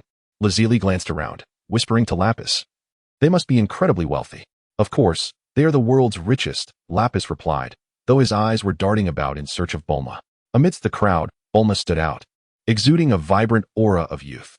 Lapis soon spotted her, seated on a sofa, sipping juice, seemingly engaged in conversation with a child. "Bulma, Bulma, over here." Lapis waved his hand and called out her name loudly. His voice was quite commanding, attracting the attention of many passers-by, including Bulma, who turned to see a handsome young man beckoning her. "Wow, he's so handsome, far more so than Yamcha." This was Bulma's immediate reaction. She quickly rose to her feet and jogged towards Lapis, inquiring, "Were you calling for me?"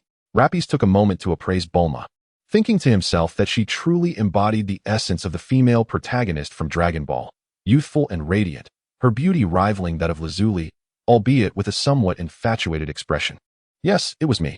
I wanted to ask if your mother's name is Chiba." "Chiba, what was it again?" "Ah, I seem to have forgotten," Lapis said, feeling a bit embarrassed for not recalling his aunt's name. "Chiba Mariko," Lazuli chimed in from behind. "Oh, there is someone else," Bulma exclaimed, having been focused solely on Lapis until now. Upon noticing the blonde girl behind him, she couldn't help but acknowledge that this girl was undeniably beautiful as well. "Yes, that's my sister. What is your mother's name?" "Is it Chiba Mariko? We have something we wish to discuss with her," Lapis replied with a smile. "Oh, just a moment, I'll go fetch my mom," Bulma said excitedly, dashing off to find her mother. Seeing such an attractive young man brightened her mood. What could possibly be wrong with that? It was akin to how one might feel disheartened upon encountering someone unattractive, wishing to avert their gaze. In contrast, a striking visage was always worth a second glance. Indeed, that is precisely how it is, Bulma mused to herself. "I truly no longer wish to be the offspring of the affluent," lamented the young lady as Mrs. Brief was swiftly summoned by Bulma. Lazili studied her curiously, and upon confirming her striking resemblance to the photograph, excitement surged within her. "Auntie, is it truly you?" With trembling hands, she retrieved the now yellowed photograph from her small bag and handed it to the astonished Mrs. Brief.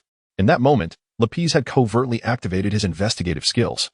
Observing a line of text materialize above Mrs. Brief's head, emotionally stirred, "Chiba Mari." "Got it, officially verified." This search yielded certainty. There was no doubt, she was indeed the aunt, as their names matched perfectly. Lapis was utterly astonished to discover that androids 17 and 18 were, in fact, Bulma's cousins. Such hidden narratives, unaddressed in the original Dragon Ball series, revealed that Mrs. Brief possessed a complex emotional history, which was beyond comprehension.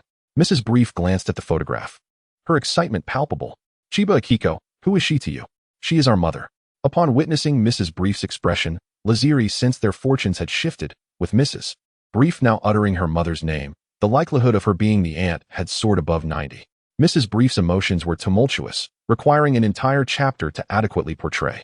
Just a moment ago, she had been conversing with Bulma about her sister, and now, almost instantaneously, her sister's child had appeared at her doorstep.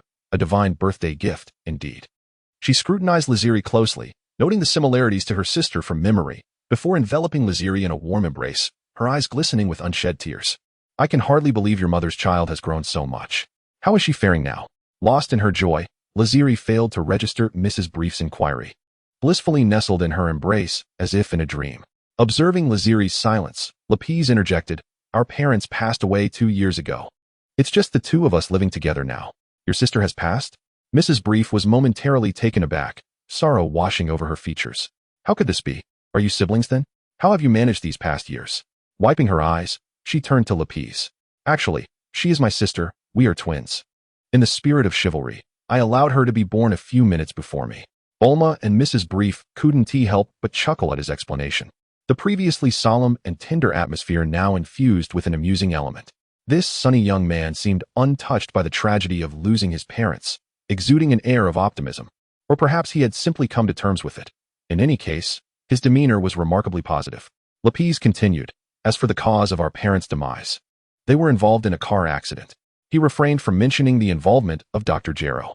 He believed it unnecessary for Bulma's family to be privy to the intricacies of the situation, as it would only serve to burden them with worries while requiring him to offer lengthy explanations. He had never contemplated revenge or sought Bulma's family as assistance in such matters. To him, the Red Ribbon Army was merely a collection of mobile tools, or in essence, NPCs for tasks, simply a means to acquire combat prowess, which he hardly regarded with any seriousness. "What are your names?" inquired Mrs. Chiba, known as Chiba Mari. "Lapis. And my sister is Lazuli," replied Lapis with a smile. "Let us converse while we dine. There is no need to linger here," Chiba Mari warmly urged. Leading the siblings to the dining table, her eyes narrowing in delight, reminiscent of the animated characters who squint joyfully when pleased. Lazuli, somewhat dazed, followed her lead and obediently took a seat. Meanwhile, Lapis glanced at Bulma and cheerfully remarked, "Bulma, I saw Goku last month." "Huh." Bulma was taken aback. This unexpectedly charming individual seemed to know quite a bit about her. Not only did he know her name, but he also acknowledged her acquaintance with Son Goku. Yet, these facts were not the crux of the matter. What truly puzzled her was the sudden appearance of this striking fellow, who seemed to shift between the roles of cousin or younger relative. "How do you know I know Goku?" Bulma politely pulled out a chair for him, a privilege reserved for someone as dashing as he was.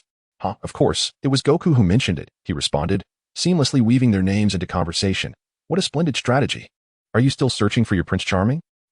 This enigmatic individual, whose familial ties were unclear, was also privy to such inquiries. However, upon hearing the question, Bulma felt a slight flush on her cheeks, inexplicably feeling bashful. Had it been anyone else, she would have retorted boldly. Yet the sight of Lapis's handsome face made her hold her tongue. "Ahem, I currently have a boyfriend," Bulma stated patiently. "A boyfriend? Oh, it must be the Desert Wolf." "Yamcha," Lapis recalled, realizing that at this juncture, Bulma and Yamcha were likely just beginning their romantic relationship. This period could very well represent the pinnacle of Yamcha's life, and he felt an urge to meet this individual who possessed a classic figurine. "Where's Yamcha?" Lapis inquired, having not seen him. "You know him too?" Bulma paused, then explained, "He doesn't live with me, so, of course, he isn't here. He is off training in the wilderness, preparing for this year's World Martial Arts Tournament." Oh, meanwhile, Mrs. Brief explained the siblings' identities to her husband, and seeing Lapis and Bulma engaged in lively conversation brought her great joy. She persistently served dishes to Lazili, but alas, Lazili had already filled her stomach before arriving and simply could not eat any more.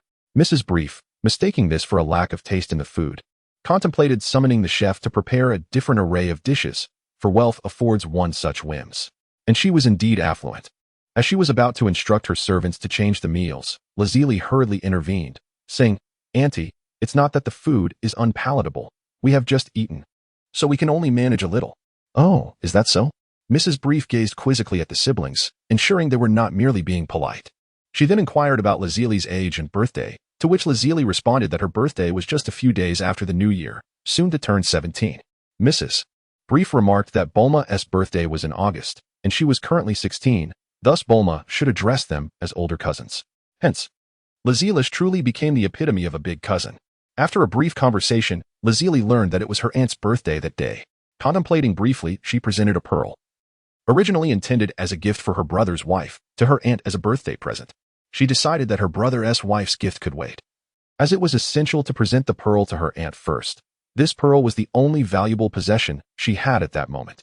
Mrs. Brief repeatedly declined, insisting she could not accept such a gift, and instead summoned her servants to bring forth 2 sets of capsules for Lazili and Lapis, stating, "How could your aunt accept your gift? Here, this is a token of our meeting. Inside are cars, motorcycles, convenient capsule homes, gold bars, trinkets of no real value. The extravagance of the wealthy was evident. She gifted them items that an ordinary person would toil a lifetime to obtain, a display of opulence beyond compare. Unbeknownst to Mrs. Brief, Lazili was equally stubborn and refused to accept her aunt's gifts, leading Mrs. Brief to reluctantly accept the pearl, allowing the siblings to take the capsules as a mutual exchange of gifts. However, she would later realize that the pearl she accepted was worth several sets of capsules. But that is a tale for another time. The banquet concluded well into the night, and Bulma arranged rooms for her cousins to rest. After a long day of travel, they were utterly exhausted and fell into a deep slumber.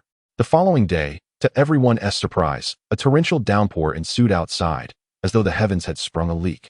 Showing no signs of abating, rarely having leisure, Lapis lay alone in bed, listening to the rhythmic patter of the rain against the window. He opened his game panel, contemplating the future path ahead and pondering how to meticulously plan his next steps. For now, his aunt had been located, and the next objective was to participate in the World Martial Arts Tournament and secure the championship. Following that, he could recruit the 3 iron-headed lads from Pilaf to serve as his technical advisors, and perhaps later confront the Red Ribbon Army. However, while plans are essential, the actual execution remains uncertain, for plans often adapt faster than circumstances allow. Nonetheless, participation in the World Martial Arts Tournament was imperative. As he mulled over these matters, a sudden, urgent knocking at the door interrupted his thoughts. Upon opening the door, he found Bulma standing outside. "Cousin, what are you doing cooped up in your room? It's time for breakfast." "Oh, it seems breakfast has arrived." He was just contemplating finishing his daily tasks for the day, which consisted of 200 push-ups that he had yet to complete. Lapis followed Bulma's lead to the dining room, where he found Dr. Brief, Mrs. Brief, and Lazuli comfortably seated, awaiting his presence for the meal. "Ah, my apologies, I was lost in thought," Lapis explained as he pulled out a chair and sat down to begin his breakfast. After finishing the meal, Aunt Chiba Mariko said, "From now on, consider this place your home. Are you still attending school? I can arrange for you to study alongside Bulma. Would that be agreeable?" Lapis and Lazuli exchanged glances. Lazuli smiled subtly, indicating that she would defer to Lapis's judgment. He replied, "Thank you for your kind offer, Aunt. But we have developed a bond with our current home after staying there for quite some time, and we are not ready to leave just yet. Moreover, we will soon be heading to South City to participate in the World Martial Arts Tournament, so we cannot remain here indefinitely." He paused before adding, "When you have some free time, we will frequently return to visit. I hope you won't mind." Mrs. Brief expressed a hint of regret, but she respected Lapis's decision. "Why would I mind? I would be delighted if you visited often." It was Bulma who expressed surprise upon hearing that Lapis and Lazuli intended to participate in the World Martial Arts Tournament. Cousin, are you really going to join the tournament? Do you possess martial arts skills? You both look so delicate, I would never guess you were trained in combat." Bulma, ever forthright, spoke her mind without hesitation. Lazuli glanced at Lapis and chuckled. "Don't let his appearance fool you. He is quite formidable." "Is that true, cousin?" Bulma turned her attention to Lapis. "Well, it's not too difficult. I could easily snag a championship or something," he boasted, indulging in a little exaggeration. He was unperturbed by the possibility of being called out, for he understood that the strongest competitor in the tournament at that time would be Master Roshi, who only possessed a combat power of 139 points. By the time of the tournament, he would surpass that threshold effortlessly. A championship? That would be a mere formality. In a city where snow falls only in a single location, is it truly so remarkable? Wukong is indeed formidable. Do not let him overpower you. Bulma chuckled. "Do not twist your arms outward. I am your cousin, and you ought to wish for my victory," said Lapis with a hint of dissatisfaction. After pondering for a moment, Bulma nodded in agreement. "You are right. Besides, you are quite handsome, and one can hardly argue against the handsome." "Such impressive awareness," Lapis remarked, giving her a thumbs up in admiration. Bulma inquired further, "Was it cold where you previously resided?" "Indeed, much colder than here. When we departed yesterday, there was snow everywhere. Look at this place, not a flake in sight. Only after today's heavy rain did it become somewhat chilly," Lapis replied. "Ah, just as I thought. The eastern and western capitals rarely see snow in winter. It is only the northern and southern capitals that experience it annually. I long to see snow. Yet it seldom falls here," Bulma sighed. "Do you wish to see snow?" Lapis gazed at her with a peculiar expression. "Yes, you would not understand. For those of us who live in regions devoid of snow year-round, even a light dusting would make headlines." Bulma's expression reminded Lapis of his past life, where he resided in the Guangdong province, a place equally devoid of snow, where a mere flurry would flood social media feeds. What was that saying? Where does the snow fall the most? The snow in social media is the most significant, he mused, as he observed the rain outside gradually diminishing. Lapis snapped his fingers with a flare reminiscent of Thanos. In that instant, the gentle rain transformed into delicate snowflakes, some drifting in and landing upon Bulma's hair. What do you see outside? Lapis gestured toward the window. Huh, what? Bulma turned to look outside. Her eyes met with cascading snowflakes. Wow, it's snowing. Mother, it's snowing. Bulma exclaimed, eagerly leaning out the window to catch the snowflakes, rushing to her parents to show them, her joy akin to that of a child. How peculiar is this weather? How did it suddenly start snowing? Dr. Brief and Mrs. Brief wore expressions of confusion, gazing at the falling snow. Secretly thinking Bulma was too childlike, while they themselves pulled out their phones to capture the moment excitedly. Meanwhile, Lazuli glanced at the snow outside, then back at Lapis, understanding the situation perfectly. However, the snow did not linger long. The family of three had barely relished the moment before it ceased, leaving them somewhat disappointed. It was not until the afternoon, while boasting to their friends, that they realized the snow had only fallen at their home in the western capital, leading them to believe they had witnessed a supernatural event. As the instigator, Lapis had just completed his daily tasks, engaging a startled Dr. Brief and Lady Bulma in a discussion about the structure of the gravity chamber. The gravity room can be regarded as an essential training apparatus that permeates the entirety of the Dragon Ball saga. Its significance is indeed self-evident. What Lapis yearned for most upon arriving in West City was, in fact, this very device. With the gravity room at his disposal, he would no longer need to venture into remote wilderness for his training, and the results would undoubtedly be far more beneficial. A lack of a gravity room renders one an incomplete practitioner. As a traveler and cultivator in the Dragon Ball universe, possessing a gravity room is a requisite standard. A week later, Lapis was thoroughly satisfied to acquire the convenient capsule for the gravity room. He held it in his hand, feeling its comforting texture. Glancing down at his palm, he noted, "Gravity room capsule.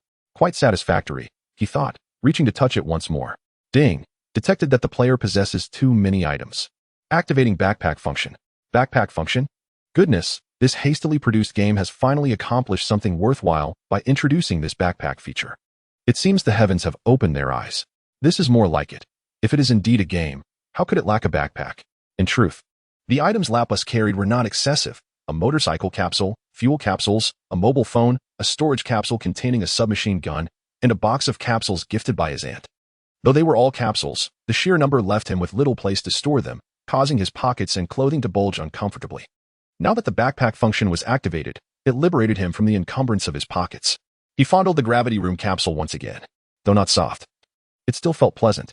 With great delight, Lapis stowed all his capsules into the backpack, only to retrieve his mobile phone once more, for it received no signal when placed inside, which was quite vexing. As for the training function, it remained an abstract QR code. Lapis often contemplated scanning it with his phone, yet alas, this world lacked such a scanning feature, which was quite torturous for someone with obsessive tendencies. The following day, the siblings bid farewell to Bulma and her family. Cousin, we shall meet at the World Martial Arts Tournament. I will be there to watch," Bulma exclaimed, waving her little hand vigorously. "All right, goodbye." With the newfound backpack, Lapis took the opportunity to replenish his supplies before boarding the plane, filling it with snacks and fruits. The presence of such treats during the long, tedious journey would undoubtedly elevate his spirits, and an uplifted mood often invites good fortune, leading to the smooth unfolding of other matters. So, do you think snacking is merely about indulging in food? It is, in fact, a sophisticated art aimed at ensuring that things proceed smoothly, an invaluable lesson to be learned. Indeed, the evidence proved true, with snacks and fruits accompanying them. Lazili was exceptionally happy, making the originally 5 to 6 hour journey seem to pass in a mere 2 to 3 hours. Like a magical cat, Lapis produced an array of snacks and fruits, leaving Lazili genuinely curious about where he concealed them. However, when she inquired, her brother merely stuffed fruit into her mouth without offering a response, leaving her with no choice but to drop the matter, content as long as there was food to enjoy. By 8 or 9 in the evening, the two finally returned to their warm little nest. Though the house was modest and far from luxurious, especially when compared to the opulent mansion of Bulma in the West City, both individuals found comfort within its walls and preferred residing there. As the night grew late, they decided against cooking. Thus, Lapis retrieved 2 containers of instant noodles, enhancing each with a sausage, and their dinner was promptly prepared. The following morning, after waking, Lazili tidied her belongings in preparation for work. In truth, her clothing store had been operational for some time. She had merely taken a leave of absence over the past few days. Lapis contemplated the matter and resolved to engage her in a meaningful discussion regarding her employment. In the grand scheme of things, Working at the clothing store was not a suitable path for her. There were myriad ways to earn a living, and working in the store was evidently one of the most rudimentary options. It not only hindered her cultivation, but also constrained her freedom, making it an unwise choice. Furthermore, in just a week or so, they would be heading to the South City to participate in the World Martial Arts Tournament. If she continued to take leave, would she not risk being dismissed from her job? What, then, would they eat? Lazili momentarily struggled to transition into her new role. Do not concern yourself with the finances. The champion of the World Martial Arts Tournament receives a reward of 500,000. Moreover, I have numerous other avenues for earning money. Consequently, that very day, Lazili resigned from her position at the clothing store, treating a few close colleagues to lunch, effectively severing ties with her former workplace. Later that day, Lapis escorted Lazili to a remote, open area in the countryside, where he set up the gravity chamber on the ground, eager to explore its capabilities. Despite having possessed the chamber for 2 days, he had yet to utilize it for training. He had only glimpsed its interior on the day it was entrusted to him by Dr. Brief. Unfamiliar with the equipment contained within, he beckoned, "Come, let us take a look." He opened the door and stepped inside, with Lazili following closely behind into the peculiar chamber. Described as a room, it indeed was a spacious one, approximately 60 square meters, devoid of furnishings save for a pedestal in the center, which was evidently the control platform for adjusting the gravity levels. It was exceedingly minimalist. Could they not have equipped me with a treadmill? Lapis inwardly lamented. However, this was the result of his lack of foresight. A treadmill? Once the gravity was increased, it would be a miracle if the treadmill could even function. Pay attention. I am about to adjust the gravity levels, Lapis announced, approaching the control panel to begin his testing. The default initial gravity level of the chamber was 1 times. For instance, if Lazili weighed 50 kilograms, under 1 times gravity, she would remain unchanged at 50 kilograms. Increasing to 2 times would result in 100 kilograms. 3 times would be 150 kilograms, and 4 times would mean 200 kilograms, and so forth. Lapis commenced raising the levels. At 2 times, he felt little difference. Upon reaching 3 times, Lazili sensed her body beginning to sink. At 4 times, she distinctly felt her weight increase. The quintuple exertion proved to be somewhat overwhelming for Lazili. As beads of perspiration began to trickle down her forehead, and her breath grew increasingly labored. Observing his sister, Lapis discerned that she had reached the limit of her current capabilities. Should she wish to continue her training, it would be necessary to reduce the intensity to 4 times the norm, lest the strain inflict irreparable harm upon her body. It is well understood that haste in cultivation leads to stagnation. To push beyond one's limits could jeopardize one's very foundation, rendering the effort counterproductive. Consequently, Lapis adjusted the gravitational force back to a single unit and beckoned Lazili to step outside, while he endeavored to explore his own limits. At 6 times the standard gravity, Lapis felt relatively unencumbered, though his attire now hung heavily upon him, akin to a cumbersome suit of armor. Resolutely, he discarded his garments and proceeded to escalate the gravitational intensity. At 7 times, he felt a slight increase in weight, yet it remained manageable. At 8 times, his body began to descend, sensing an unseen force grasping at him, but he still coped. At 9 times, he could walk normally, though running became a considerable challenge. At 10 times, walking became an arduous task, and even breathing turned laborious. Thus, Lapis concluded that the most suitable gravitational multiplier for Lazili's training was 4 times, while his own was 9. Their physical constitution, after all, remained that of ordinary earthlings. How he wished to enhance their vitality, he pondered the wares available in the marketplace. 029, the Grand Martial Arts Tournament commences. Although Lapith's combat prowess far exceeds that of Lazuli, the gravitational intensity of this training chamber cannot simply be multiplied by Lazuli's own level. This is quite understandable, akin to martial arts manuals. The earlier stages are always easier to master, while the latter stages become increasingly challenging. Lapith adjusted the gravity back to a normal level, donned his attire, and stepped outside the gravity chamber, where he found Lazuli seated on the grass, gazing intently at the sky. Following his sister's gaze, he noticed a cloud that bore a resemblance to a smiling face. Had she been entranced by this sight? Lapith settled beside her, mimicking the expression of the cloud, discovering a semblance of joy of his own. When Lazuli turned to see Lapith contorting his face into a peculiar expression, she couldn't help but burst into laughter. "How do I look? Do I resemble that cloud?" Lapith unabashedly inquired. "Not quite. The cloud is adorable, but your imitation is rather foolish," she chuckled. "But my smile is heartfelt, all right?" After a brief interlude, Lapith suggested earnestly, "Sister, shall we learn to meow like cats together?" Lazuli responded with a perplexed expression. "Why on earth would we do that?" In truth, Lapis was reluctant, yet he had been compelled to sing along to the daily task he had seen that morning. Daily task: learn to meow with your sister. Meow, meow, meow, meow, meow. Completion reward: combat power 1, wealth 50. The system had drawn another task for him today. Sensing Lazuli's confusion, he pressed on, because cats are adorable. Come on, let us meow. Meow? Don't be shy, let us meow together. Ding. Player has completed the daily task. Reward: combat power 1, wealth 50. The task was accomplished. However, Lapis, unable to contain himself, began to sing. Let us learn to meow together. Meow, meow, meow, meow, meow. Acting cute in front of you. Oh meow, meow, meow, meow, meow. My heart is racing. Enchanted by your mischievous smile. If you don't say you love me, I'll just meow, meow, meow. Lazuli didn't comprehend the lyrics, but grasped the meowing part, and the cheerful rhythm captivated her, prompting her to insist that Lapis teach her. With no other option, Lapis devoted a considerable portion of the day to this endeavor until twilight approached. They decided against returning home and instead set up a portable housing capsule beside the gravity chamber, opting to spend the night there. In this remote wilderness, the ambience was uniquely delightful. The spacious and well-lit portable housing, complete with all necessary furnishings, even boasted running water and electricity, surpassing the comforts of home. Consequently, Lapis retrieved some ingredients and fruits from his backpack, placing them in the kitchen and refrigerator, while Lazuli began preparing dinner. Seizing the opportunity, Lapis slipped back into the gravity chamber, adjusting the gravity to 9 times normal, and proceeded to engage in exercises such as sit-ups, squats, and punches. Half an hour later, Lazili knocked rhythmically on the door of the gravity chamber. Prior to his training, Lapis had secured the door, for he was practicing in the nude. Keen to avoid the awkwardness of an unexpected intrusion. Here it comes, Lapis replied hastily, adjusting the gravity back to normal.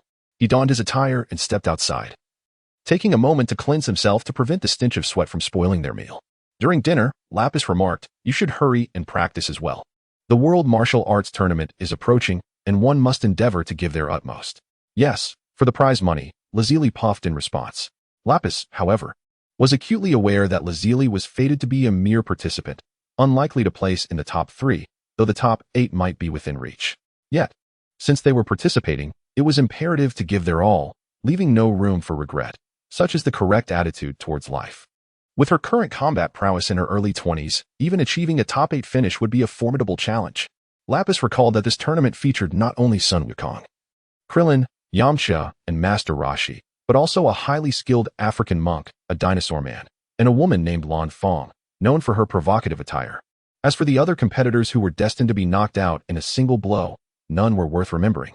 Lazili's strength would likely allow her to contend only with Lan Fong, and even that was uncertain, given her complete lack of combat experience. Relying solely on the intensive training Lapis would provide in the ensuing days. After dinner, and following a brief respite, Lapis and Lazili re-entered the gravity chamber, where he increased the gravity to 4 times its normal level. He instructed Lazili to perform some basic exercises while he practiced his punches and kicks nearby. After 3 or 4 hours of training, they emerged from the gravity chamber late into the night, their ears catching the distant howls of wolves. To ensure a peaceful night's rest, Lapis dashed off to drive away the nearby wolf pack before returning to sleep soundly. The following day, Lazili began to acclimate to the fourfold gravity environment, prompting Lapis to teach her combat techniques. Soon, they engaged in sparring, exchanging blows and testing each other's skills. This pattern continued on the 3rd and 4th days, and then the 5th. A week slipped by unnoticed. The harshness of winter had faded, making way for the arrival of spring. Life began to awaken. Leaves unfurled their tender shoots, and the 21st World Martial Arts Tournament was on the verge of commencing. The siblings tidied their surroundings, packed away the housing capsule and gravity chamber, and returned to their original residence to gather their belongings for their journey to the venue of the World Martial Arts Tournament on Papaya Island in the southern capital. Below is Lazili's current basic status panel. Character: Lazili. Age: 17 years. Combat power: 31 points. Skills: 1. Basic combat techniques. Affinity: 93. Maximum value is 100. Indeed, both had turned 17, having unconsciously celebrated their birthdays amidst their training, a detail they had forgotten. At this moment, Lapis's combat power stood at 182 points. Shortly after their arrival on Papaya Island, Bulma's phone rang with a cheerful jingle. "Hello, cousin. Where are you?" "I have arrived at Papaya Island." "I too find myself on Papaya Island. Simply take a taxi directly to the venue of the martial arts tournament, and we shall meet there." After hanging up the phone, Lapis and Lazuli hailed a taxi and made their way to the tournament venue. Just as they exited the taxi, Bulma's call came through again. As Lapis was about to answer, Bulma's voice resonated from across the street. Cousin, over here. I see you. This girl, when she raises her voice, can easily surpass the din of many others. She is utterly unembarrassed, carefree, and marches to the beat of her own drum. She then dashed across the street, and fortunately, the area was bustling with people, causing vehicles to reduce their speed to a crawl, for otherwise, it would be rather perilous. Be careful. Why did you cross the street like that? Lazuli remarked. Next time, exercise caution. Aren't you thrilled to see us? Bulma suddenly perceived a sense of elder authority emanating from her cousin and sheepishly smiled. At that moment, Lapis's phone began to ring again. Upon checking, he saw that it was a call from Lanchi. 3 women, 1 stage. Hey, Lapis, are you there? We've arrived at Papaya Island. Last time we met at Pineapple Island. Lanchi mentioned her intention to attend the martial arts tournament, and now she has indeed come. In the original story, during this tournament, Lanchi stayed home to keep an eye on her house, fearing it might suddenly sprout legs and run away. Lapis was unfazed. As long as Lanchi didn't transform into a blonde, she remained quite charming. He suggested, you should take a taxi directly to the entrance of the tournament venue. We'll be waiting for you here. After hanging up, Lapis turned to Bulma and inquired, where's Yamcha? Haven't you heard from him? How annoying. That guy is late, Bulma pouted, clearly displeased. However, it wasn't long before Yamcha appeared, accompanied by a flying cat, Pure, resembling a doll. This magical feline could fly and transform.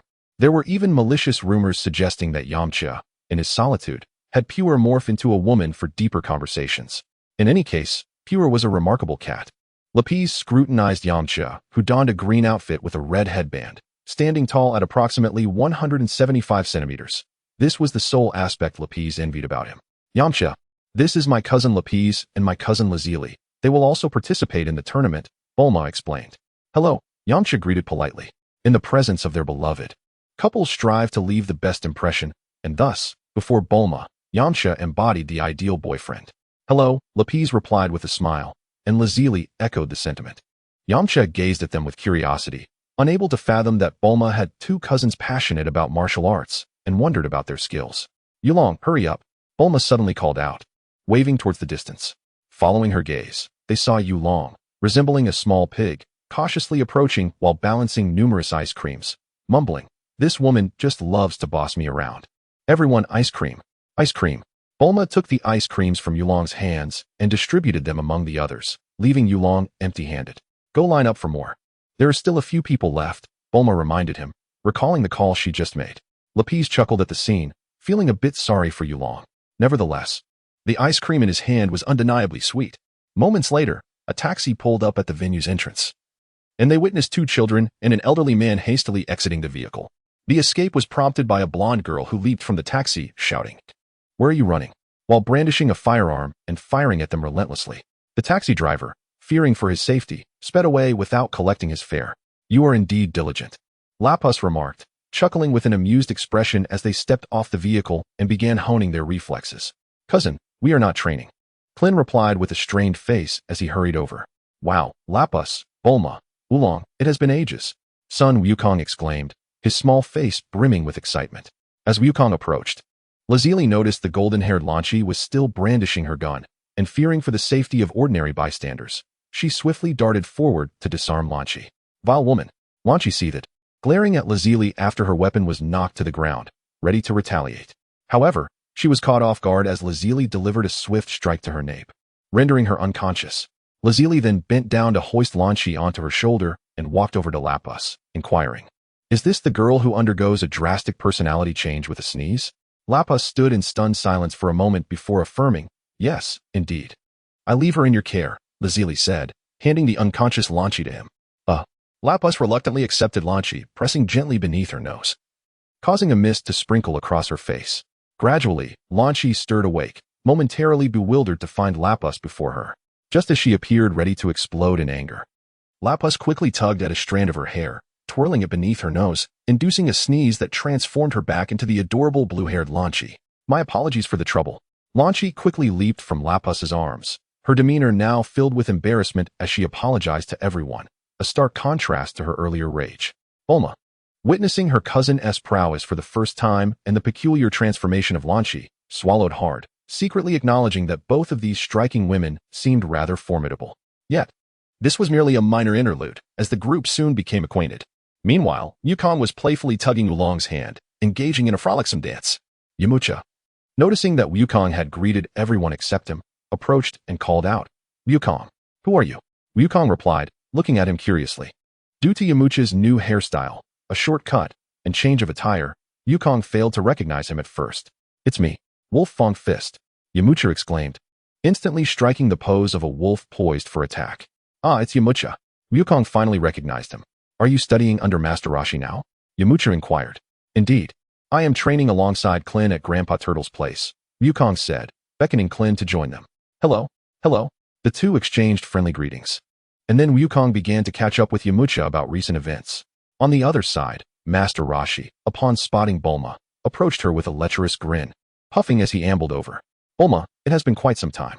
Would you care to engage in a game with me, perhaps? Touch, here." His hands performed peculiar gestures, while his gaze fixated shamelessly on Bulma's well-endowed figure. Unbeknownst to him, the last time he played a game was with Oolong, who had taken on the guise of Bulma. "Get lost, you old pervert," Bulma exclaimed, delivering a sharp slap that resonated with a crisp sound. Lapis, observing from the sidelines, couldn't help but chuckle, pondering that if Goku and Vegeta were to hold grudges, Master Roshi's character would likely lead to his swift demise in any tale of vengeance. "Show some respect for your elders. After all, I don't have many days left. Can't I indulge an old man's wishes?" Master Roshi rubbed his face and then turned his attention to the graceful Lapisli. "Ah, this beautiful young lady." Ahem. Lapis promptly positioned himself in front of Lapisli, obstructing Roshi's view of her. "Master Roshi, you ought to embody the demeanor of a senior. Do not prey upon the younger generation. Look at those girls. Are they not lovely?" Lapis gestured toward the girls passing by or gathered in the vicinity. "Is there anyone else wishing to sign up? Registration closes today at noon. Is there anyone interested?" The announcement echoed through the venue. "Let us register first. Once we are done, Master Roshi will treat us to a meal," Lapis suggested. 031. The frantic first battle. When did I say I would treat everyone to a meal? The bewildered Master Wu Tian could only express his confusion. The crowd proceeded to the martial arts competition venue, where they approached the registration staff to submit the names of Lazili, Lapis, Sun Wukong, Yamcha, and Krillin. The preliminary round of the martial arts competition would officially commence the following morning, thus requiring participants who had traveled from afar to stay overnight on Papaya Island. Those needing accommodation were obligated to pay an additional fee and register with another staff member for room assignments. After nearly an hour, the names were registered and rooms allocated. However, unbeknownst to everyone except Lapis, Master Roshi had quietly slipped away midway, donning a wig and registering under the name of Chung Long. His intention was to teach his two disciples that there are always greater talents beyond their own, urging them not to become complacent. The room assignments were as follows. Lazili and Lan Chi shared a room, with Lan Chi untroubled by her transformation into a blonde. Master Roshi, Krillin, and Sun Wukong shared another room, as their camaraderie was deep, or perhaps it was simply to save money. Yamcha desired to share a room with Bulma, but she was unwilling, leading to Yamcha ultimately rooming with Pure and Oolong, enjoying the benefits of companionship.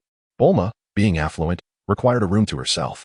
Naturally, Lapis could not squeeze in with Bulma, so he requested a special privilege from the author, securing a room of his own. Observing the room assignments, Yamcha felt a twinge of disappointment. Upon looking around and failing to spot Master Roshi, he inquired, "Where is Master Wu Tian? Didn't he just say he would treat us to a meal?" Bulma chimed in, "Perhaps he went to the restroom. Let us wait here for a moment." The kind-hearted Lan Chi, with her blue hair, offered an explanation for Master Roshi's absence. "Look, here he comes." Lapis, with sharp eyesight, was the first to notice Master Roshi, who had just removed his wig and arrived late. "Grandpa Roshi, where are we going to eat?" Sun Wukong asked joyfully. "Just find any place nearby. Why do you need to ask me?" Master Roshi replied. "Everyone says you're treating us." Master Roshi sighed, realizing that the young lad had set him up from the beginning.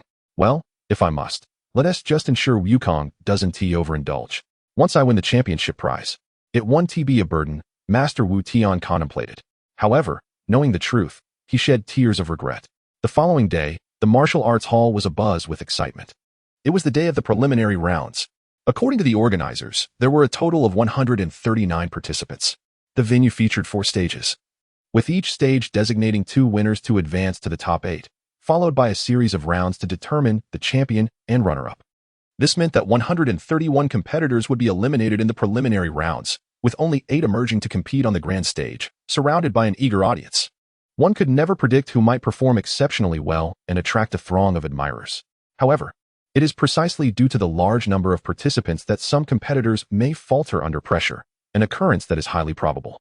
Given that this is the preliminary round, the venue does not permit an excessive audience, primarily comprising contestants and staff.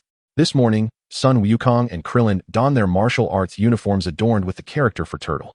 Both boys were exceedingly pleased with the striking red attire, which significantly boosted their morale. Yet, upon witnessing the multitude of competitors, Krillin felt a twinge of trepidation, while Sun Wukong displayed an expression of fearless resolve. In the contestants' lounge, a diverse array of participants could be seen. Among them was a towering human competitor standing several meters tall, a werewolf sporting a wolf's head on his neck, a gorilla-like being resembling a baboon, and a dinosaur-like creature. Of course, there were also many competitors who appeared as ordinary humans. Yet, the most strikingly handsome and beautiful were undoubtedly the siblings, Lapis and Lazuli. Wherever they went, they drew attention, causing many nameless extras to glance over in admiration. The only contestants resembling children were Sun Wukong and Krillin, who also became the center of attention, with many hoping to face them as opponents. However, the outcome might lead to tears for those challengers. Before long, the loudspeakers at the venue crackled to life. Today marks the commencement of the biennial World Martial Arts Tournament. To all the esteemed competitors who have traveled from afar, we appreciate your efforts. This tournament aims to select 8 participants from a pool of 139 skilled fighters from across the nation to advance to the next round, resulting in fierce competition. The previously bustling chatter quieted as the announcement echoed, and everyone attentively strained to listen. Now, allow me to explain the competition rules. Contestants will face off on the stage. Falling off the stage, losing consciousness, conceding, or weeping uncontrollably will all be considered a loss. Killing your opponent is strictly prohibited, as is the use of weapons. The preliminary matches last only 1 minute, and in the event of a tie, the referee will make the final decision. Due to the large number of participants, the preliminaries will be divided into 4 groups. The last 2 victors from each group will advance to the next round of the Tournament of the World's Strongest. We shall now begin the drawing of lots. Please check your number and gather at the competition stage. Let us proceed to draw lots, Lapis remarked, moving away towards the drawing table. By the way, where is Master Roshi? He seems to have disappeared. At some point, the turtle hermit was no longer in sight. Well, he is not competing anyway. He probably followed some lovely young lady. No need to worry about him. Let us focus on the draw, Lapis stated, leading the way to the drawing table. Sun Wukong, Krillin, Yamcha, and Lazuli followed suit, preparing to draw their lots. Inside the drawing box were sequential numbers ranging from 1 to 139, with the organizers grouping contestants based on these numbers. This arrangement implied that if 2 participants had significantly disparate numbers, they would likely not face each other in the preliminaries. Conversely, if their numbers were adjacent, there was a strong possibility they would be grouped together, even as first-round opponents. For instance, competitors numbered 1 and 2 are placed in the first group, where they shall engage in combat as adversaries. Following the conclusion of the lottery involving over 100 participants, the organizers swiftly published the list of competitors. As Lapis gazed at the number in his hand, he was utterly astonished to discover that he had drawn the number 1. A stroke of divine fortune that secured him a place in the same group. Conversely, Lazili's number was 138, categorizing her in the 4th group. Sun Wukong was assigned number 70, while Klin received number 93, both of whom were allocated to the 3rd group. This arrangement implied that should they continue to win, they would inevitably face each other in the 3rd group, ultimately determining a single victor. However, there also existed the possibility of both advancing to the final round, meeting only at the end if fortune favored them. Yamcha drew number 34, placing him in the 1st group as well, and if luck were on his side, he would only confront Lapis in the final stages. As for the turtle hermit, who had assumed the alias Chung Long, he drew number 35, making him the first contestant from the 2nd group to enter the fray. While the group exchanged their numbers, a sudden chime resonated in Lapis's mind, indicating the activation of a task. Ding. Side quest activated. Participate in the world's martial arts tournament and emerge as the champion. Completion reward, battle power 5, wealth value 10, 000 yuan, and a random skill. At last, another side quest has surfaced, and it aligns perfectly with my ambition to claim the championship. A splendid task, especially with the added skill. Lapis opened the game panel to review the task list, and indeed, the side quest was now visible. Today's daily task was also closely tied to the impending competition. Daily task, defeat 5 opponents with a single move. Task progress, 0.5. Completion reward, battle power 1. Wealth value 50 yuan. Just as Lapis was savoring this revelation, the loudspeaker of the martial arts venue blared once more. Please, all competitors, proceed to your designated arenas in preparation for the matches. Before parting ways, Lapis turned to Lazili and encouraged her, go for it, believe in yourself. And I'll be cheering for you. Yes, I will, Lazili exclaimed, adorably clenching her fist, brimming with energy. Yumucha, give it your all. Cousin, best of luck. Bulma beamed, offering encouragement to the trio. Undoubtedly, I have invested considerable effort into this. Yumucha's smile radiated brightly. Bulma wished to offer encouragement to Wukong as well, but noticed that he and Klin had already dashed off to the edge of the arena. You can do it. Lan Shi raised her small fist, though it was unclear for whom her support was intended. The group departed together, heading towards their respective fighting platforms. Since Lapis and Yumucha were competitors on the first arena, Bulma and Lan Shi accompanied them. It appeared that Lan Shi's earlier cheer was directed towards Lapis. Meanwhile, Lazili walked alone towards the fourth arena, glancing around. Bulma, how skilled is your cousin in martial arts? Yumucha inquired quietly as they walked. I'm not certain, Bulma replied, shaking her head. As Lapis overheard the two conversing in hushed tones, he chuckled heartily. Rest assured, I am number 1, and you are number 34. Our encounter shall not occur so swiftly. Lapis was indeed formidable, as Lan Shi remarked from the side, fully aware of Lapis's past training with Master Roshi. When he returned at night, he was calm and unruffled, having demonstrated the ability to dodge bullets and even carry back the tail of a dinosaur, proving he was no ordinary individual.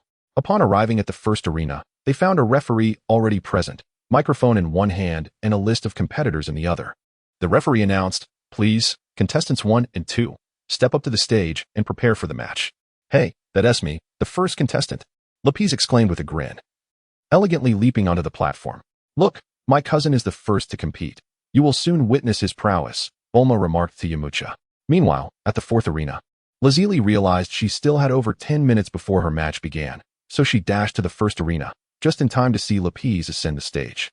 The second contestant followed suit, but this individual was rather unique. He was not an ordinary human, but rather a towering anthropomorphic dinosaur, boasting a hefty tail and muscular wings, exuding a fearsome demeanor. When he landed on the arena, the ground trembled slightly. Goodness, how enormous! The spectators marveled at the sight of the dinosaur man. To illustrate his size, Lapis appeared to be merely the length of one of the dinosaur's arms. Is my cousin going to be all right? Bulma anxiously observed the stark contrast between Lapis and the dinosaur. The disparity in their physiques caused her concern for Lapis's safety. Fear not. Great stature does not equate to prowess, Lazili interjected confidently, her faith in her brother unwavering. However, the other contestants appeared skeptical of the handsome young man, predicting he would suffer a severe beating from the dinosaur. Beat him. Disfigure his handsome face. Make him weep.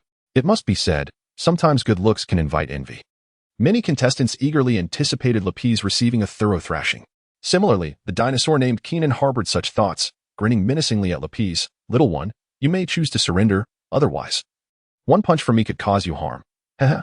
With both competitors in position, the referee called out, let the match commence. Remember, the time is set for 1 minute. Keenan, the dinosaur, laughed boisterously as he charged forward. Refuse to surrender and accept the consequences, little shrimp. His colossal foot thudded against the arena, producing a resounding boom that sent shivers through the crowd below. Who are you calling a little shrimp? Suddenly, with a powerful punch, Lapis sent the towering Keenan flying over 10 meters into the air, crashing through the roof, sunlight streaming in through the gaping hole. Moments later, a thunderous crash echoed as the dinosaur man, Keenan, plummeted from the gaping roof, striking the arena with such force that it fractured the ground beneath him, creating a web of spider-like cracks. The spectators below shuddered, their expressions frozen in astonishment. The preliminary rounds were held in an indoor arena, while the quarterfinals took place in an outdoor setting. 032, the assault of the battle maidens. A moment of silence enveloped the scene, before hushed murmurs began to arise.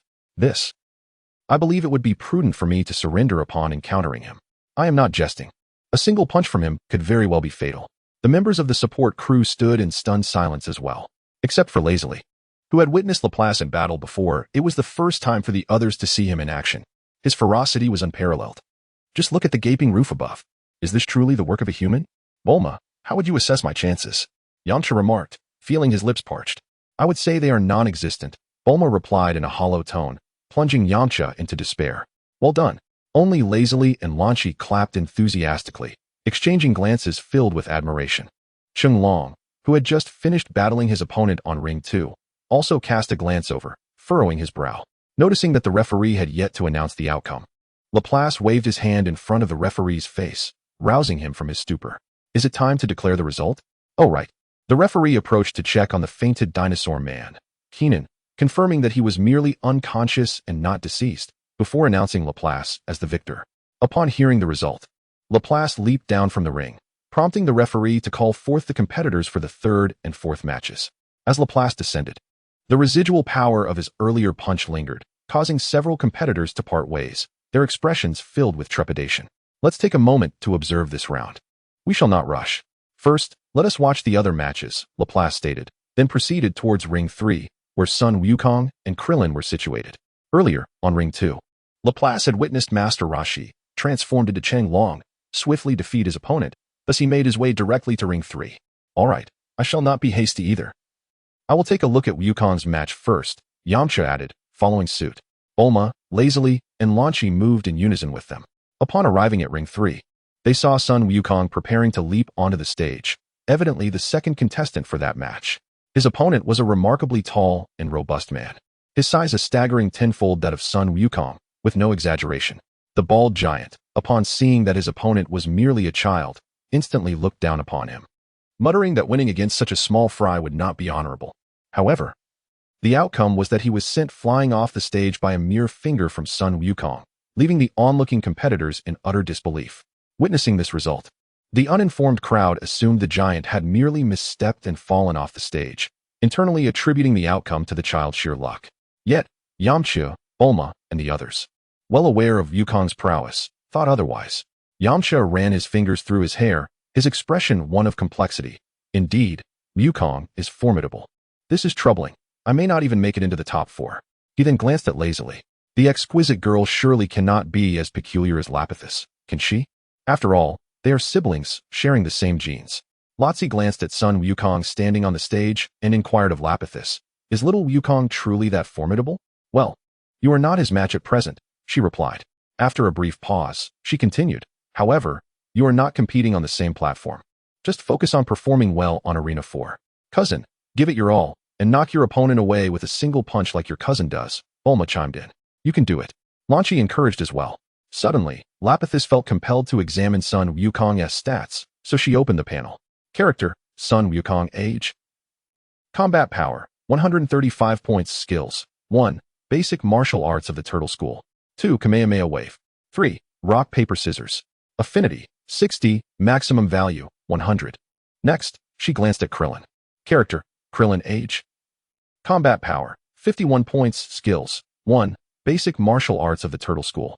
Affinity, 50. Maximum value, 100. Then she turned her attention to Yamcha. Character, Yamcha. Age. Combat power, 61 points. Skills, 1. Basic martial arts. 2. Wolfang Fist. Affinity, 20. Maximum value, 100. Lapis mused that, at this moment, Yamcha was slightly stronger than Krillin. After all, Yamcha possessed a skill, whereas Krillin had none and was participating in battle for the first time, while Yamcha had undoubtedly bested countless foes during his days as a desert bandit. Curious about Lan Chi's stats since she had not seen them during the competition at Coconut Island, Lapis could not resist opening Lan Chi's panel. Character, Lan Chi, blue-haired. Age, 17 years. Combat power, 4 points. Skills, 1. Transformation triggered by an itchy nose. Affinity, 80. Maximum value, 100. Lapis stumbled upon a groundbreaking revelation. This Lan Chi could actually reveal her age. Moreover, her affinity was astonishingly high. Did this imply that an affinity of 80 allowed one to see age? After all, Sun Wukong, with an affinity of 60, did not have that privilege. However, it was plausible that 70 might be a threshold as well. Furthermore, could a sneeze transformation truly be classified as a skill? This was a question worth pondering, especially given its peculiar nomenclature. The most pressing concern, however, was the abnormality of Lan Chi's affinity. Was it possible that she had developed feelings for her brother and wished to take him home? Lapis couldn't help but cast an odd glance at Lan Chi, silently resolving to maintain a distance from her in the future. After all, her brother had not yet exhausted his pursuits and should not unwittingly embark on a ship of mischief. Women, they disrupt my training, she thought. Noticing Lapis's peculiar gaze, Lan Chi looked down at herself, feeling no fault, and asked, "What's wrong?" "Nothing. It's nothing." Lapis quickly averted her gaze to other matters, choosing to ignore her. At this moment, it was Clint's turn to take the stage. His opponent appeared to be an old acquaintance, but their demeanor was far from friendly. Right from the start, the adversary incessantly mocked Clint, only to be sent sprawling by a powerful kick, leaving his fate uncertain. Had the referee not declared Clint the victor, one might have assumed that the gaunt, bald man had been fatally struck. Hey, is contestant number 34 present? Contestant number 34, please proceed to the ring. And also contestant number 138, please make your way to the ring. The announcement echoed through the venue. Ah, it's my turn. Lazuli and Yamcha exchanged startled glances. Quick. Hurry. Yamcha dashed towards ring 1, while Lazuli sprinted towards ring 4. Lapis followed Lazuli to ring 4, and after a moment's hesitation, Bulma chose to run towards ring 1. She felt her cousin had her brother for encouragement, and it seemed rather pitiful for Yamcha to be alone. Meanwhile, Lanchi, observing Lapis rush towards ring 4, followed suit without a hint of hesitation. In truth, she had only become acquainted with Bulma and Yamcha after arriving on Papaya Island, and their bond was not particularly strong. Naturally, she chose to accompany Lapis. Contestant 138, is contestant 138 present? As they neared ring 4, the referee there called into the microphone. I'm here. Lazuli noticed others waiting for her and felt a bit embarrassed. The previously disgruntled referee and audience, along with the unknown contender in the ring, were instantly uplifted upon seeing a beautiful young lady. Their gloomy moods transformed with smiles. Attractive girls often receive preferential treatment in various situations. The unknown contender politely bowed. Please show me your guidance. Seeing her opponent bow, Lazuli mimicked the gesture and then assumed a fighting stance, quite convincingly, as she had learned from Lapis. Take it easy, Lapis shouted from the sidelines. He had just assessed the opponent, discovering that he was a mere novice, with a combat power of only 5, a completely ordinary individual. Such a foe was hardly worthy of a single punch from Lazuli. Should she unleash her full strength, she might inadvertently deliver a fatal blow. Yet, one could never be too certain. It was prudent to exercise caution, although Lapis would not fear for her safety if she were to knock out her opponent. It could still lead to complications. Others assumed he was addressing the man in the ring, and even the nameless adversary, disinterested in his own characterization, offered Lapis a smile. I will try to hold back. Lapis was left speechless. Hold back, my foot. Just don't get yourself knocked out. Haha. Sister, give it your all. Beautiful lady, here I come. The oblivious man seemed not to be participating in a contest, but rather attempting to court Lazuli. Approaching her with an air of charm, at least he believed so. Lazuli furrowed her brow. This contender showed no regard for her. Was he truly that overconfident? Not even a hint of defense? How audacious. As the unidentified contestant approached her, Lazili furrowed her brow and delivered a powerful jab. Thud. The once suave and entranced man was sent sprawling off the stage, unconscious. Wow. A chorus of astonishment erupted from the audience. With a single punch, the victor was determined. This is truly the fighting girl. Contestant 138 emerges triumphant, the referee announced loudly. Lazili, momentarily dazed, leapt from the ring, gazing in astonishment at her own hands before turning to Lapisi and incredulously asking, when did I become so formidable? Was my opponent simply too weak? Oh, do not become overly proud. Lapisi surveyed the other competitors near ring 4 and noticed a participant wrapped in a turban, a monk named Nemo, who possessed a technique known as the 8-hand fist and a descending palm strike. It appeared that Lazili's path in the tournament would not be smooth. Encountering this individual would likely spell her defeat. Lapisi noted that this monk, Namu, possessed a combat strength exceeding 80, marking him as a formidable adversary. Contestant number 1. Please proceed to the ring. The loudspeaker blared once more. What a peculiar day for competitors. Why are they not waiting by their respective rings? This is utterly ridiculous. The staff handling the announcements grumbled. Ah, it's my turn again. Lapisi made her way to ring 1 and leapt onto the platform. Huh, is that a girl? Lapisi was taken aback to find her opponent was a slender girl with lavender hair, possessing a fair degree of charm. Are you Lan Fong? Lapisi inquired curiously. No. The girl responded, equally perplexed. However, she felt intimidated by this seemingly handsome opponent. Having just witnessed him send a formidable figure soaring into the air with a single punch, quite a brutal display. So many girls participating in this martial arts tournament? Apart from Lazili, there was also a girl named Lan Fong, who seemed rather provocative, and another girl ahead, truly curious. Lapisi mused to herself, stroking her chin. The match commenced as the referee waved his hand, signaling the start. Referee, I forfeit. Thud. Before she could finish her sentence, she was kicked off the stage. Surrender? That was out of the question. The list of the top 8 contenders has just been unveiled. As long as I am swift enough, Surrendering is not an option for you, Lapis. The purple-haired woman who has just tumbled off the stage is now filled with indignation she cannot voice. While anger simmers within her, she dares not express it. After all, how can one confront someone who can effortlessly send a dinosaur flying with a single punch and is capable of such ruthless prowess? It's better to avoid confrontation altogether. Some would-be protectors of beauty seethe with frustration, wishing to rebuke Lapis, but upon evaluating their own abilities, they retreat into silence, attempting to pierce him with their glares instead. It seems as though he has incurred the wrath of the masses, yet Lapis finds himself in a predicament.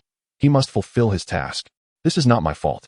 He muses. The blame lies with the system, not a human being, as it has issued this mandate. Thus, I kindly ask that you refrain from surrendering. For regardless of your decision, I still have to deliver 3 more blows. Observing the progress of his task, 2-5, Lapis offers a benevolent smile, which to others appears devilish. The competition continues, featuring thrilling battles alongside humorous banter and opponents exchanging insults. In contrast, Lapis's swift victories seem like a refreshing breeze, though the entertainment value may be somewhat diminished. As time progresses, several competitors emerge from the preliminary rounds, advancing into the top 8 with relentless force. Among them, the duo of Lapis from Group 1 and Lazili from Group 4 captures the most attention, sharing a striking trait. Both are exceptionally handsome. Not only do they possess striking looks, but they are also formidable fighters, making them the center of attention. After Lapis dispatches 2 more opponents with ease, a slight issue arises on Arena 1. With 34 participants, the one-on-one elimination format results in one individual being left without a match in the first round. This means that the 2 prospective victors on Arena 1, whoever prevails most swiftly, will face this idle contender, thus engaging in an additional battle. While this might be a disastrous turn for others, for Lapis, it is a fortuitous opportunity, as he requires another punch to complete his daily task. The unfortunate soul glances apprehensively at Yamcha and Lapis, feeling that victory is elusive against either, though he leans slightly towards Yamcha, believing him to be less ferocious. Upon learning he is to face Lapis, despair washes over him. He wishes to concede right there and then. However, the tournament has no such provisions, and the referee will not allow it. Naturally, Lapis too is unwilling, beckoning him with a smile. Come on, come on. That grin, paired with his handsome visage, radiates warmth. The competitor, wearing a mournful expression, ascends the stage while inwardly cursing his fate. As the match commences, the timer ticks down to 1 minute. No sooner has the referee's voice faded than, boom, the man is sent flying off the stage. This time, he did not even have the chance to utter a word of surrender. As he tumbled off the stage, he remained perplexed, questioning whether the match had commenced.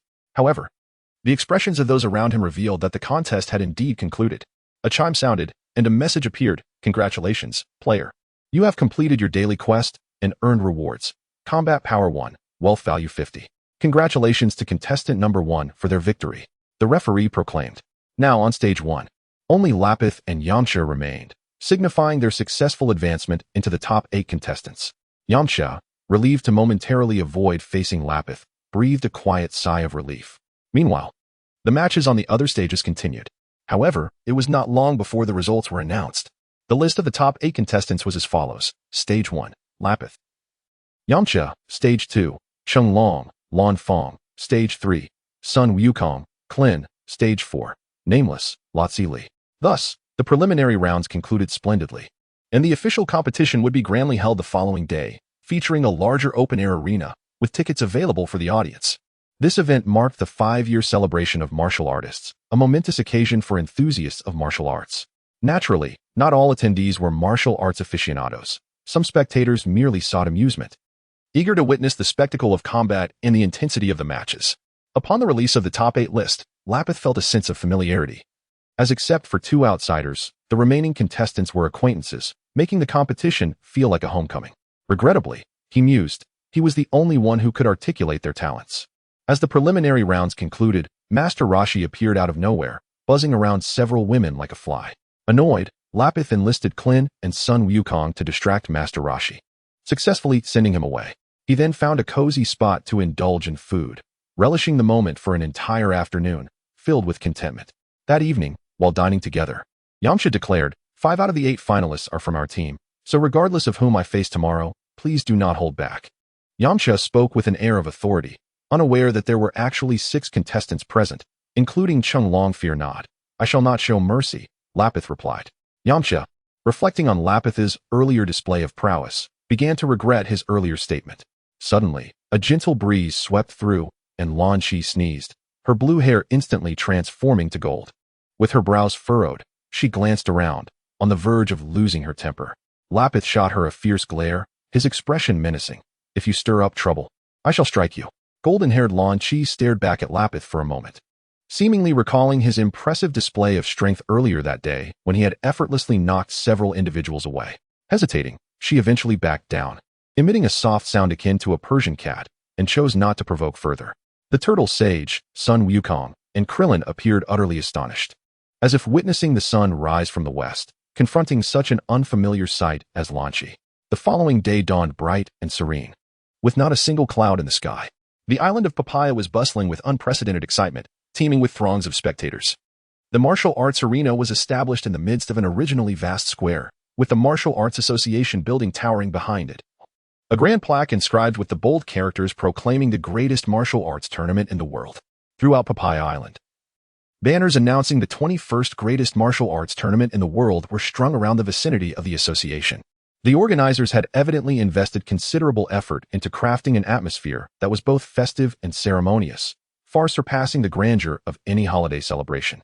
The area surrounding the arena was now overflowing with an immense crowd, making it exceedingly difficult to push through to the front. Bulma, Lan Shi, Oolong, and Pure, as mere spectators, were unable to access the contestants' resting area and found themselves at the periphery of the arena, observing the sea of heads ahead with a sense of helplessness. They could not even catch a glimpse of the arena, which was quite frustrating. Bulma, fuming, exclaimed, "Where is that old turtle sage? How could he not be here at such a critical moment? It's utterly infuriating.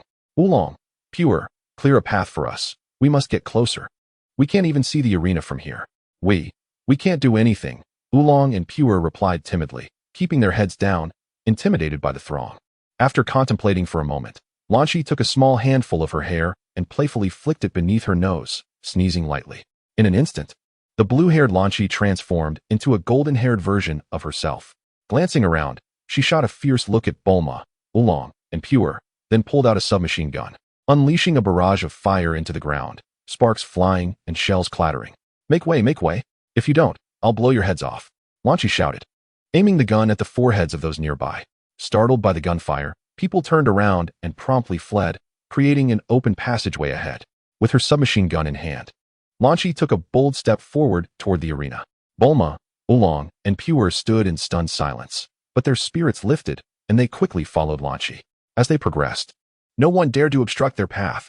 Everyone made way, leading them directly to the front of the arena, securing the best vantage point. Lan Shi, as my cousin would say, executed the maneuver splendidly.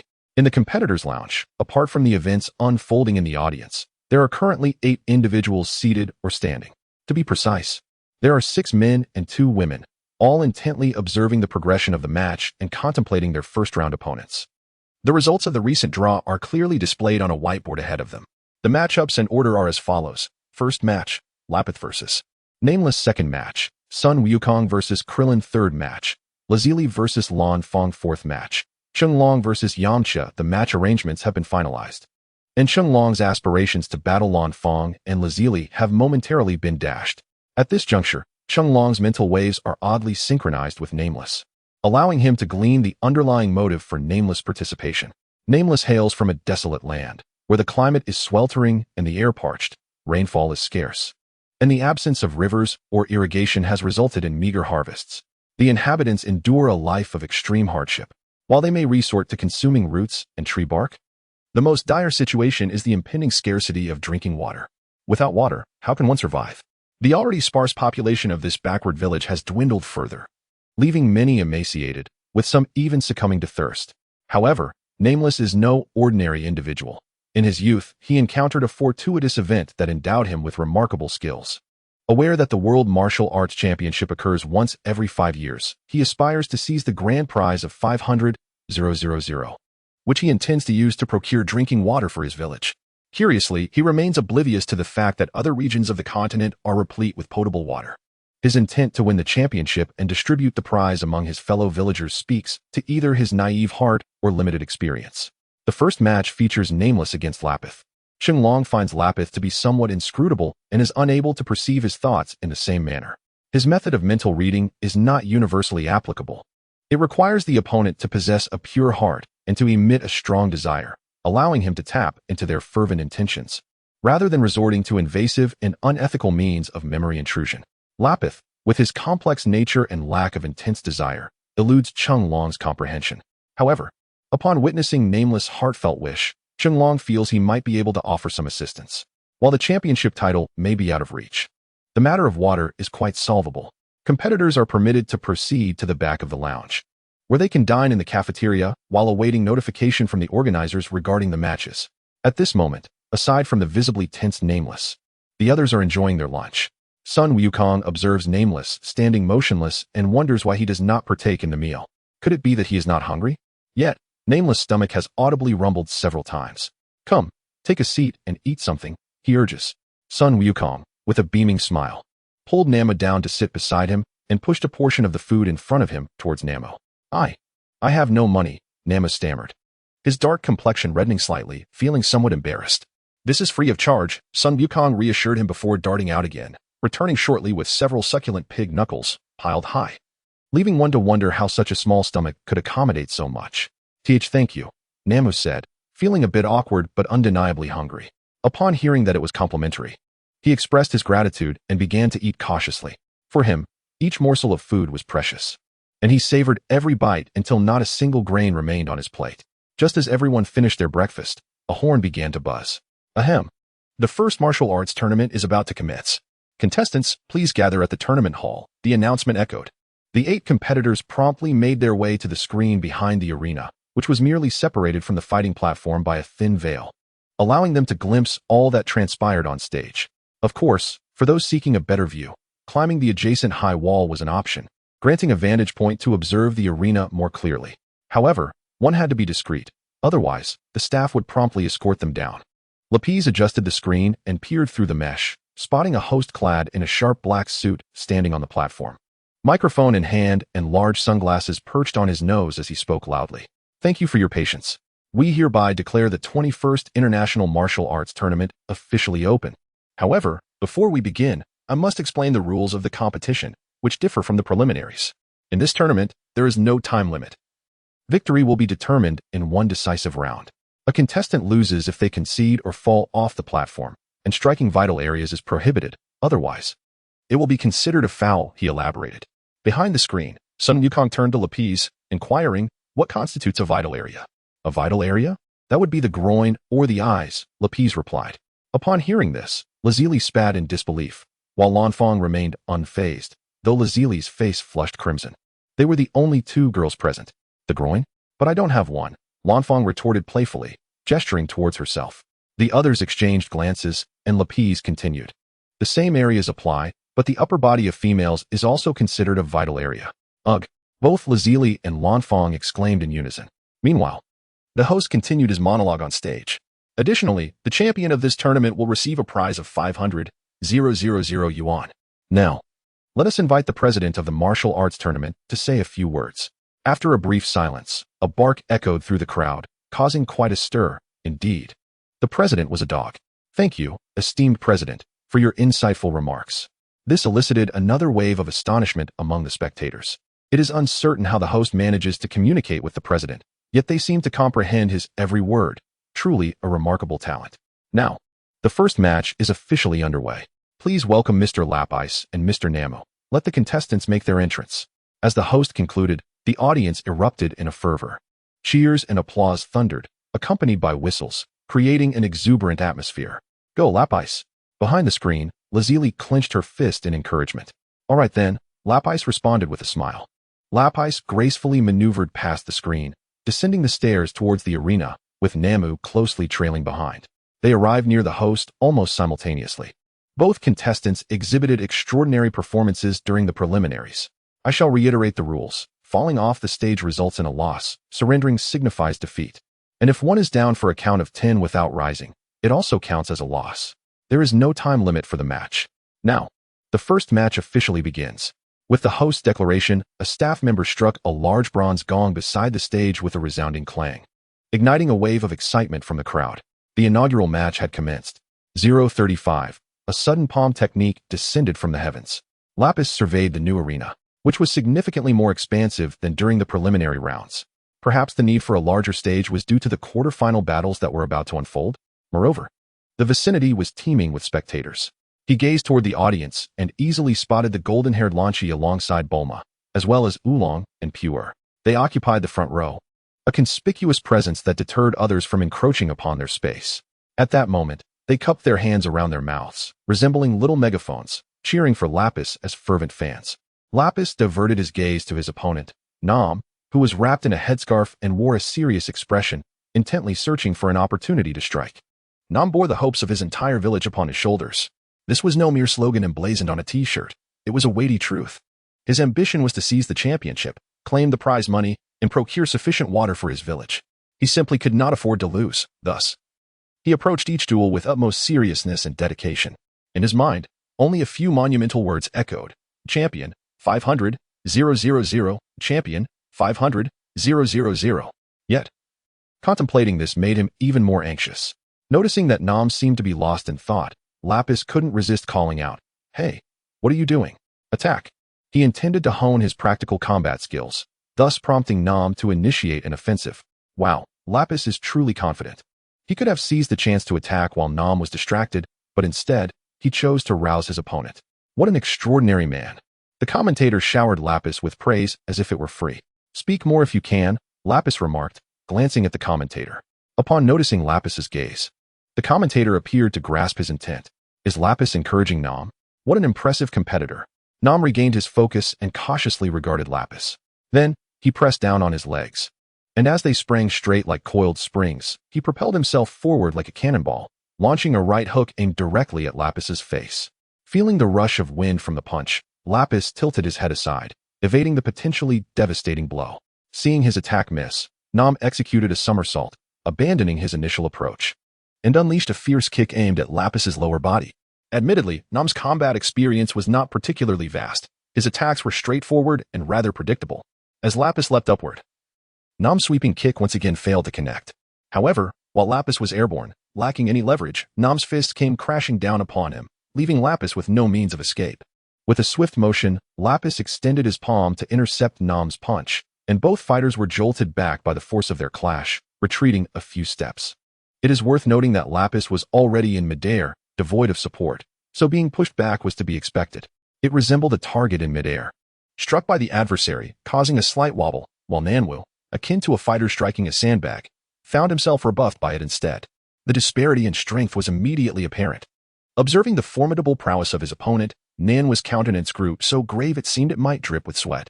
The greater the opponent's strength, the further he drifted from his goal of 500,000 yuan, an utterly vexing realization.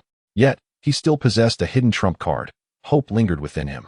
With his feet firmly grounded, Nanwu executed an unusual gesture with his arms, his face gradually paling as if he were experiencing the discomfort of constipation, a grimace of struggle. Suddenly, with a powerful convulsion of his arms, he let out a resounding cry. Lo and behold, 6 ethereal arms emerged behind him, augmenting his original 2, transforming him into a figure reminiscent of the 8-armed Neza. Once more, Nanwu surged forward, his 8 arms unleashing a tempest of blows towards Lapis, rendering the latter's vision a flurry of fists. However, Lapis displayed remarkable agility, dancing gracefully amidst the onslaught, evading each strike, none making contact with his form. Such a fervent and rapid barrage resulted in naught but empty air. As the audience reveled in the spectacle, the commentator fervently narrated, "What an exhilarating display. A perfect exhibition of offense and defense. Both competitors are showcasing exceptional skill. Look, Nanwu has leaped back. What is he planning?" Indeed, at that moment, Nanwu retreated, the 6 arms dissipating as he bent at the waist, hands resting on his legs, panting heavily and glancing at Lapis with an expression of utter despair. The relentless pace of the assault had left him fatigued, and having landed no hits, a sense of discouragement began to envelop him.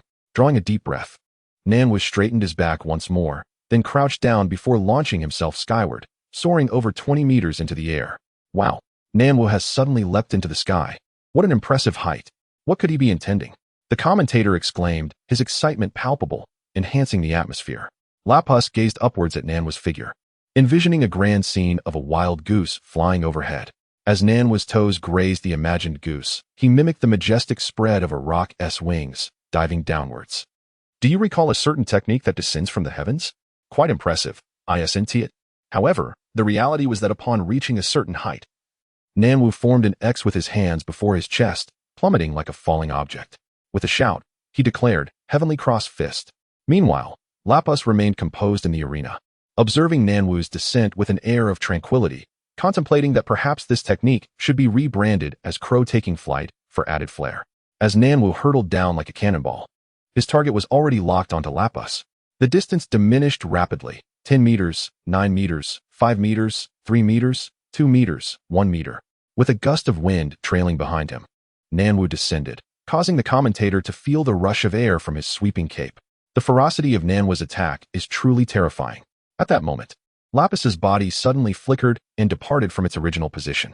Nanwu's eyes widened, and his body, resembling a sharp sword, thrust forcefully into the arena. A comical scene unfolded as Nanwu's torso sank beneath the surface, while his lower body, including both legs, remained upright on the stage, resembling a half-extracted radish. At that instant, his legs trembled in the air, quivering slightly. The host and all the spectators fell into a profound silence, as if a few crows had flown by, leaving them utterly at a loss for words to describe the spectacle. "This move has its flaws," Lapis commented, then reached out to grasp Nanwu's legs, extracting him as one would pull a radish, and tossed him aside. Nanwu, now dazed from his own maneuver, lay sprawled on the arena floor, his body twitching intermittently, indicating he was still alive. Consequently, the host began to count aloud, and upon reaching 10, Nanwu continued to convulse. The host promptly summoned 2 staff members, who carried Nanwu away on a stretcher, and then loudly announced the results of the match. Congratulations to Lapis for his victory. As his voice resonated, the audience erupted into cheers and waves of applause. Acknowledging the announcement, Lapis waved his hand towards the spectators below, then ascended the steps towards the competitors' resting area behind the stage. Once he departed, the host once again spoke into the microphone, declaring, "What an exhilarating battle. Now, let us welcome the contestants for the second match, Sun Wukong and Klin."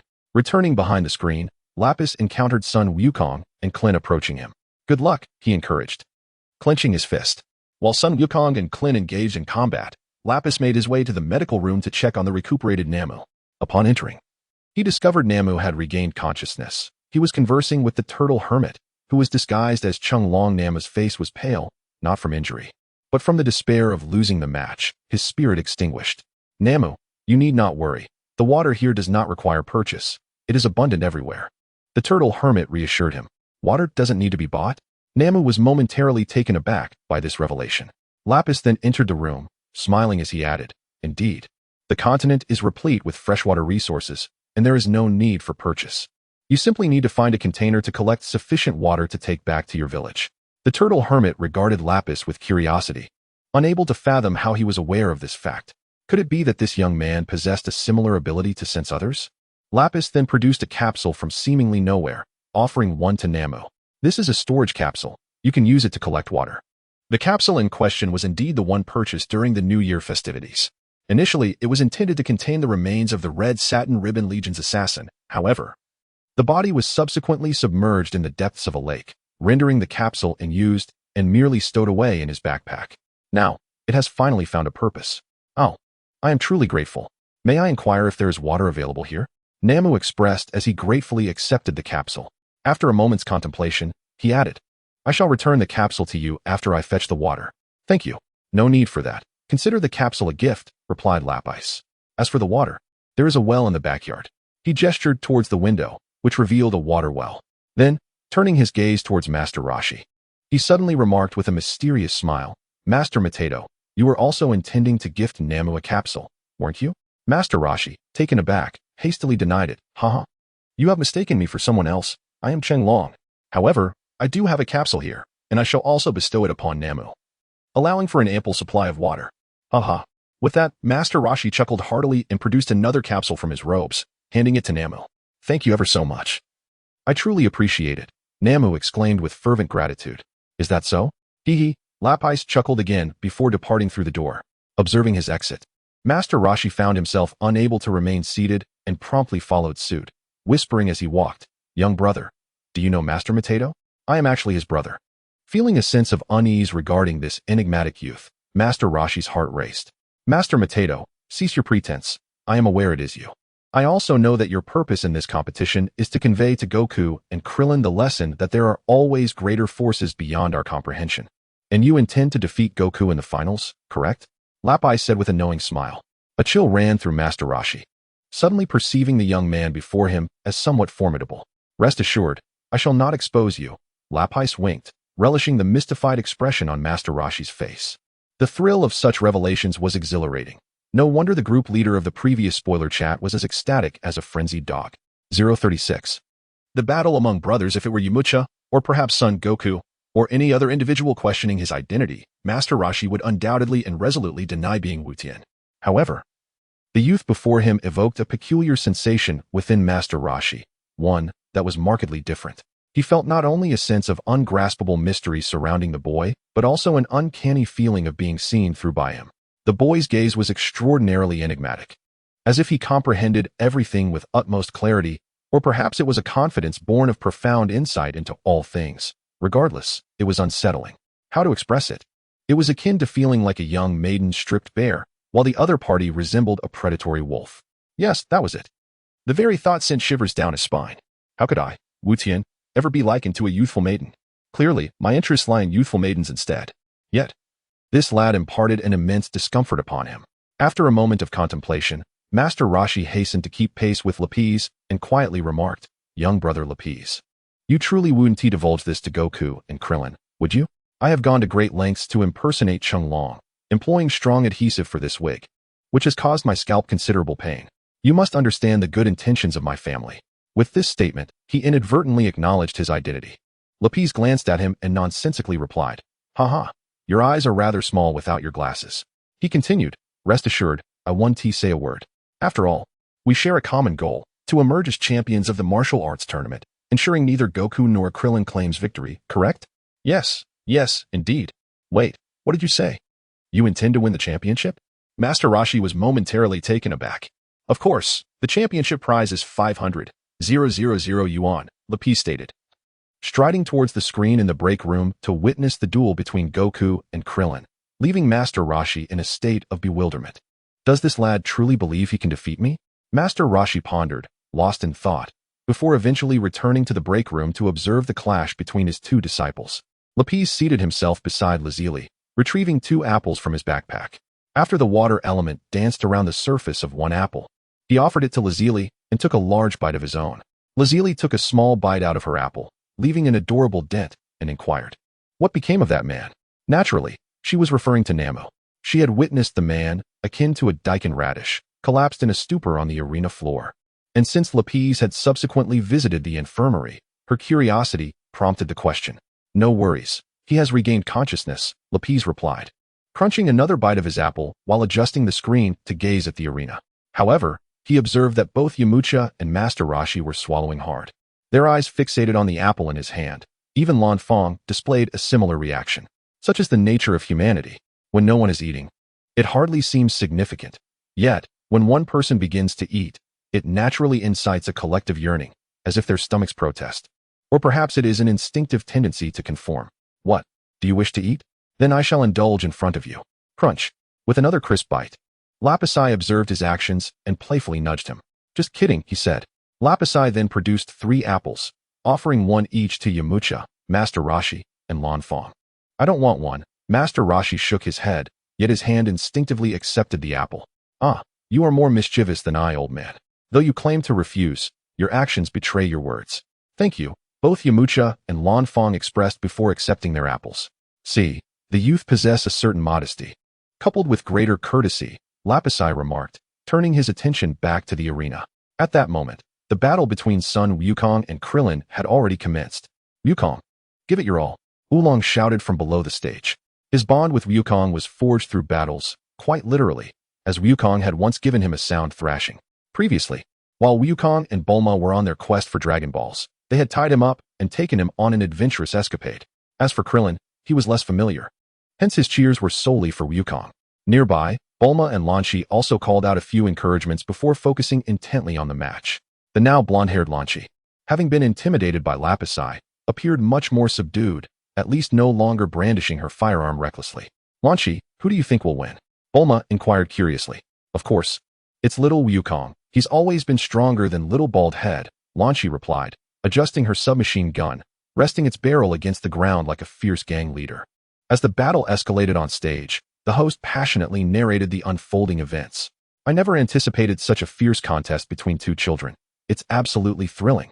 Observing their attire, they seem to be of the same style. I wonder, are they perhaps brothers in training? I must inquire about this once their duel concludes. Following their clashes, Krillin and Sun Wukong both sprang back, standing a few meters apart, exchanging smiles as they locked eyes, reminiscent of their usual training sessions. They engaged in mutual sparring daily. So the shift from the island to the arena felt inconsequential. Their combat style remained unchanged, unaffected by the surroundings. They were, after all, brothers who lived, trained, dined, and rested together. At that moment, Krillin, panting heavily, looked at Sun Wukong with a wry smile, saying, Wukong, you truly are superior. After all this time, you are still not fatigued, while my speed has diminished. Krillin, it's simply because you eat less, Sun Wukong replied earnestly. Was that truly the reason? A great perplexity filled Krillin's mind.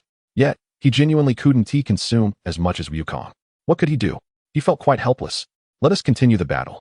Thus, two slender figures collided once more, their small fists striking against each other with a resounding thud that reverberated throughout the arena.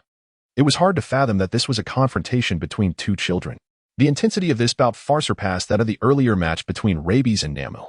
These were two entirely distinct battles. If the first was a display of hardcore skill, the second was a contest of raw physicality, evoking a completely different sensation. While the first match appeared more flamboyant, the second was palpably more fervent, characterized by the sound of fists connecting with flesh, producing a cacophony of crackling noises. Suddenly, the two combatants leaped into the air, soaring over 10 meters, exchanging blows mid-flight before crashing back down onto the ring, leaving the commentator momentarily at a loss for words. It's hard to see their fight clearly, and tilting my neck like this is rather straining. The audience was both exhilarated and awestruck, erupting into thunderous applause only when the two youths momentarily ceased their skirmish. However, the respite lasted merely 2 seconds before Sun Wukong executed a swift roll towards Krillin, sweeping his leg to attack Krillin's lower body. What were once 4 short legs now exuded an unexpected vigor, each strike accompanied by a whooshing sound. Krillin's reflexes and strength were already inferior to Wukong's, and with fatigue setting in, his lower body became increasingly unstable. After dodging several attacks, he ultimately could not evade Wukong's foot, which sent him tumbling to the ground, lying flat on the arena, gazing up at the sky, too exhausted to rise. He was utterly drained, panting heavily with his tongue lolling out. In contrast, Sun Wukong remained composed, his breathing steady. Appearing unfazed by the fierce contest they had just engaged in, it was evident that Wukong had not fought with all his might, but had instead indulged Krillin in an exhilarating duel. Krillin, with labored breaths, glanced at Wukong, his chest rising and falling due to oxygen deprivation from the vigorous exertion. Initially, a flicker of reluctance crossed his eyes, but it soon faded into acceptance. In every sparring session, he had been the one to lose, a reality he had grown accustomed to. Though he felt a sense of dissatisfaction each time, he reconciled it in his heart, reminding himself that Wukong was a year his senior. The commentator, noticing Krillin down for the count, began to tally the seconds, but before he could finish, Krillin declared succinctly, I concede. Sun Wukong, grinning widely, approached him, helping him to his feet and brushing the dust off his clothes. Although they were adversaries during the match, they were good friends outside of it. Upon hearing Krillin's concession, the commentator ceased his counting and announced loudly, congratulations to contestant Sun Wukong for his victory. Just as the two young boys were about to turn and return to the resting area, the commentator called out to them. The suited host, adorned with sunglasses, adjusted his spectacles and addressed the microphone, gazing at Sun Wukong and Krillin. Though both competitors are quite young, their martial prowess is formidable. Furthermore, the martial arts attire they wear is emblazoned with the character for Turtle. What is the significance of this? He then inquired, Krillin, may I ask how old you are? Is that permissible? The host's voice resonated through the microphone, echoing throughout the entire venue. After posing the question, he brought the microphone closer to Krillin's lips. 13. Krillin candidly replied, indeed, such youth. A remarkable young lad. And you, Sun Wukong, might I inquire your age? The host then extended the microphone towards Sun Wukong. Are you giving this to me? Sun Wukong glanced at the microphone and pointed at himself, mistakenly believing the host intended to hand it over. Laughter erupted from the audience. Amused by his innocent misunderstanding, clearly reflecting his youthful naivety.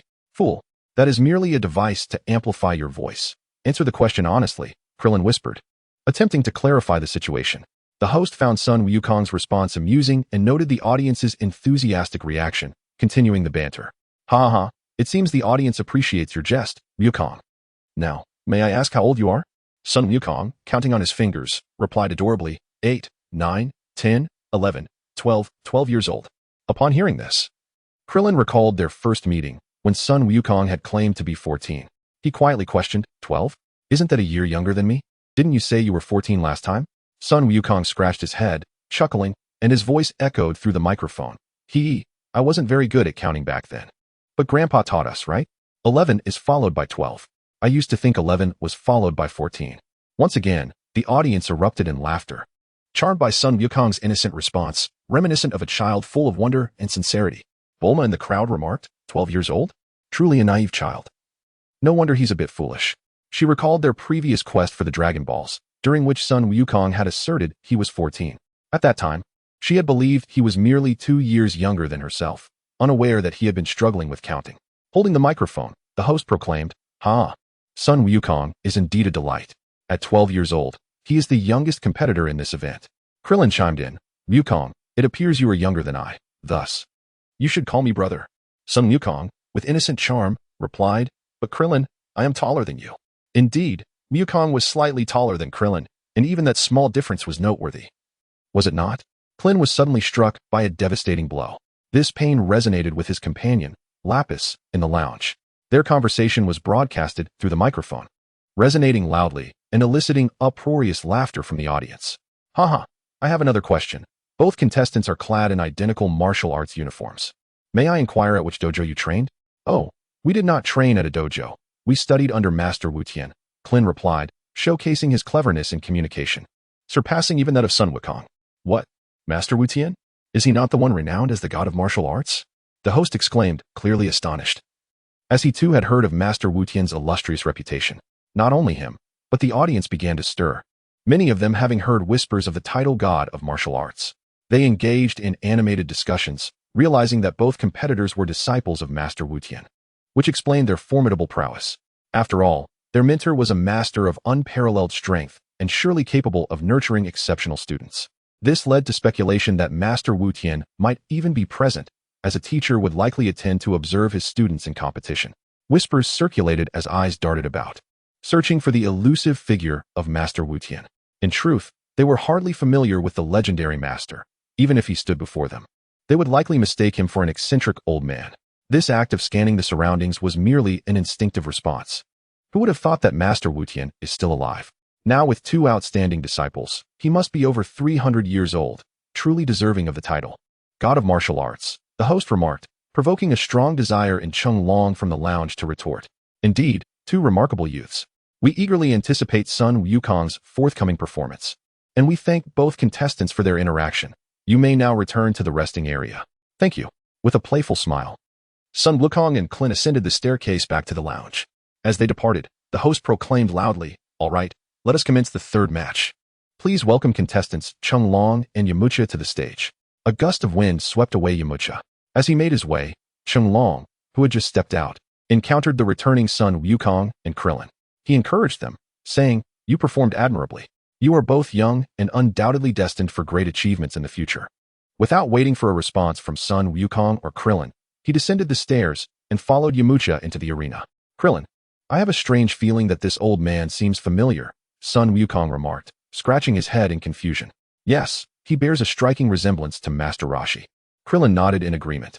However, Master Roshi is bald, and the scent he carries is different, Sun Wukong pointed out.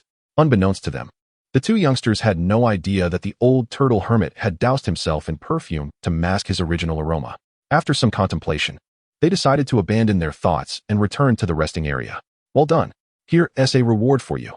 As they entered the resting zone, Robbie's tossed 2 apples towards them with a hearty laugh. The 2 boys accepted the apples, thanked him, and then moved aside, climbing onto the wall beside the screen to watch the fight between Chung Long and Yamcha. Meanwhile, Namu had filled both of his storage capsules with water and was now returning to the resting area to bid farewell to Robbie's, intending to set off for his homeland immediately. In such a hurry? Why not stay and watch the match until the end? Robbie's inquired. In truth, Namu wished to stay and witness the contest, but the thought of his fellow villagers back home, eagerly awaiting his return and the precious water he carried, weighed heavily on his mind. How could he comfortably sit and enjoy the match while neglecting their hopeful gazes? After much internal conflict, he resolved to depart without delay. It was not the time for him to linger and watch the battles. With a forced smile on his troubled face, Namu said, "No, I must hurry back. I have a strong feeling that Mr. Chenglong will emerge victorious, so I will forego watching the match. Please convey my departure to others. Thank you." Oh. Robbie's observed Namu with interest, silently acknowledging his keen insight in predicting Chenglong's victory. Very well, then. Farewell, Robbie's replied with a smile. With that, Namu departed decisively. On the tall wall, Krillin took a bite of his apple and asked Sun Wukong, "Is Yamcha really that formidable?" Sun Wukong nodded. Indeed. His speed is so astonishing that it's nearly imperceptible. He should be even stronger now. In the resting area, Robbie's and Lazuli watched the arena intently, eager for the battle to commence. As for Lan Fong, she seemed to have vanished, leaving no trace of her presence. On the arena, the host passionately proclaimed, "Ha ha ha. Both contestants, Chenglong and Yamcha, have taken to the stage. Let us begin with an interview. Yamcha, do you have anything to say?" he inquired, extending the microphone towards Yamcha. I'm not sure what to say. I'll just focus on the match," Yamcha replied earnestly. The turtle sage glanced around, surveying the young girls in the audience, before exclaiming, "Give it to me," and snatching the microphone. Clearing his throat, he adopted an artificially youthful tone, reminiscent of someone pinching their throat, and boomed, "Hello everyone, I am Little Dragon." One can only imagine how jarring it must have been to hear such an introduction from an elderly man with a white beard and a head full of gray hair. The audience fell into stunned silence. Even the host and Yamcha beside him were left speechless, wide-eyed in disbelief. Yet, this was merely the prelude. The turtle sage began to bounce around with the microphone, singing a lively tune. Hey ha ha, hey ha ha, bounce cha-cha, bounce cha-cha. That adorable one. She's a girl, hey, hop onto my tractor, hey, hey hey hey, bounce cha-cha, bounce cha-cha, la la la la. This was utterly outrageous. Even after enduring the information overload of the 21st century, Lapis, seated behind the screen, was thoroughly astonished by the turtle sage's antics. The visual spectacle was nothing short of explosive. If he were to add, a trainee with 2.5 years of personal practice, the level of ridicule could reach astronomical heights. For a master of sarcasm, the tuft of hair atop his head might just ignite into a supernova. The turtle sage was truly a remarkable character. Hey ha ha, hey ha ha, what a thrill. I feel as though I've reached the pinnacle of life, he exclaimed, proceeding to roll on the ground in a series of somersaults before expressing his gratitude and returning the microphone to the host. The host stood there, momentarily at a loss for words. Yet, the entertainment value was indeed exceptional. Many in the audience erupted in laughter, pleasantly surprised to witness an unexpected talent show at a martial arts competition. Some even assumed it was a warm-up activity organized by the event. Bulma shot a disdainful glance at Chenglong, shouting to Yamcha, "Yamcha, go for it. Defeat that bizarre old man." The host, still holding the microphone in silence, was unsure of how to proceed. Despite his extensive experience, he found himself disoriented by Chenglong's antics. After a moment of deep inhalation, he suddenly proclaimed, "The third match officially begins." With that, he retreated to a corner of the stage, having witnessed the intensity of the previous two battles. The host was understandably apprehensive about being caught in the crossfire. Finding a corner he deemed safe was indeed the wisest choice. Although this peculiar contestant Chenglong appeared somewhat unreliable, the host believed that making it to the top 8 was no small feat. He knew that a single punch from him could result in severe injury. The host announced the commencement of the match. Yamcha, regaining his focus after the turtle sage's earlier performance, created some distance and assumed a defensive stance, with both competitors positioned about 7 or 8 meters apart. Yamcha noted Chenglong's lack of aggression and decided to take the initiative, swiftly charging toward him. Yamcha's speed was astonishing, covering 7 or 8 meters in but a second, swiftly entering the range to strike Chenglong. With a kick that resembled a bolt of lightning, he aimed directly for Chenglong's head. However, Chenglong deftly retreated, executing a roll that allowed him to evade the thunderous kick. Unfazed by the miss, Yamcha remained relentless, closing the distance once more, his fists launching rapid strikes that sliced through the air with a sharp whoosh. Chenglong demonstrated remarkable agility, defying his age. His movements so swift they appeared as mere afterimages, evading Yamcha's assaults with an ethereal grace that hinted at a celestial prowess. "You possess quite some skill, young man," Chenglong remarked nonchalantly while dodging Yamcha's attacks. Bang! After a moment of evasion, Cheng Long extended his palm to block Yamucha's punch, the collision producing a resonant thud. Wow. Yamucha's attack speed is astonishing, yet Cheng Long's reflexes are anything but that of an elderly man. This is truly exhilarating, the commentator exclaimed loudly. Above the arena, Krillin's eyes widened in awe. Incredible. Their speed is too swift to follow. Meanwhile, Sun Wukong, his gaze unwavering and brimming with excitement, declared, Yamucha has indeed grown stronger. But Grandpa Cheng Long is even more formidable. I can hardly wait to face him. Behind the screen, Lazuli was left speechless, utterly bewildered by the movements and techniques of the two combatants. If she were to fight either of them, she sensed she would stand no chance. Lapis, can you see clearly? She inquired of Lapis. Yes, it's perfectly clear, Lapis nodded, continuing to observe the match. In the audience, Bulma expressed her concerns for Yamucha. Can he truly win? I never anticipated this old man would be so formidable. However, Puer remained confident in Yamucha's abilities. Do not worry. Master Yamucha has yet to unveil his secret technique, the Wolf Fang Fist. On the arena, Cheng Long raised a hand, effortlessly repelling Yamucha, his hands resting behind his back, exuding an air of tranquility. You possess considerable battle experience, yet you often engage in superfluous movements. You could never land a hit on me. What? Do you look down upon me? Yamucha, incensed by Cheng Long's assessment, resolved to unleash his most powerful technique to prove himself. Since you so underestimate me, I shall employ the Wolf Fang Fist against you. With that, Yamucha formed his hands into claw shapes, slightly bending his legs as he assumed the stance of a wolf pouncing upon its prey. Wolf Fang Fist, he bellowed as a colossal wolf's phantom materialized behind him, its gaping maw glinting with icy fangs, an imposing sight that felt strikingly real, as though a ferocious beast were about to spring forth. At that moment, Yamucha's speed and strength surged to their zenith, transforming him into a fierce whirlwind that charged toward Cheng Long. At this moment, Yamucha's Wolf Fang Fist truly exuded a sensation of tearing through the air, as if it aimed to rend his opponent apart. Oh, this is intriguing. The turtle hermit narrowed his gaze, becoming earnest. Clearly, the power of this technique exceeded his expectations, compelling him to take it seriously. In the blink of an eye, Yamucha lunged towards the turtle hermit, his wolf-like claws imbued with a chilling gust, reaching out for him. The turtle hermit slightly leaned back, propelling himself upwards with the tips of his toes, soaring over Yamucha's head and landing deftly on the opposite side of the arena. Yamucha's strike missed completely, and the tremendous inertia forced him to take 2 staggering steps forward to regain his balance. What? My attack actually missed? Yamucha stiffly turned his neck, incredulously glancing back at Cheng Long, who stood with his hands behind his back, emanating an air of nonchalance. Even the former Sun Wukong had never failed to connect with his Wolf Fang Fist. Today, facing an elderly man with a white beard, his proud technique had merely hit empty air, a reality he found utterly unacceptable. Behind the arena, observing the turtle hermit's demeanor of a sage, Laplace couldn't help but comment, this old fellow is quite the pretender. Not only Laplace, but the audience shared a similar sentiment. The elderly contender, who had been jubilantly bouncing around before the match, now exuded an ethereal presence, creating a stark contrast that was almost jarring. It seemed that Master Yamucha was destined for defeat. Puer had to acknowledge this fact. Yamucha had unleashed his most powerful techniques, yet he hadn't even grazed his opponent's hair. How could he possibly continue? This peculiar old man increasingly resembled an ancient tortoise. Lan Shi aimed her gun at the turtle hermit, startling the nearby spectators, who feared she might take a fatal shot at the competitors in the arena. In the arena, the turtle hermit regarded the dazed Yamucha and raised his palm, a slight smile gracing his lips. Allow me to grant you a refreshing breeze. Thus, as the turtle hermit lifted his right hand, it emitted a soft, luminous glow. With a swift motion, a tempest surged forth, lifting Yamucha into the air and sending him crashing down from the platform. Yamucha's head struck the stone slab below the arena, causing a moment of dizziness, leaving him utterly bewildered. What kind of technique is this?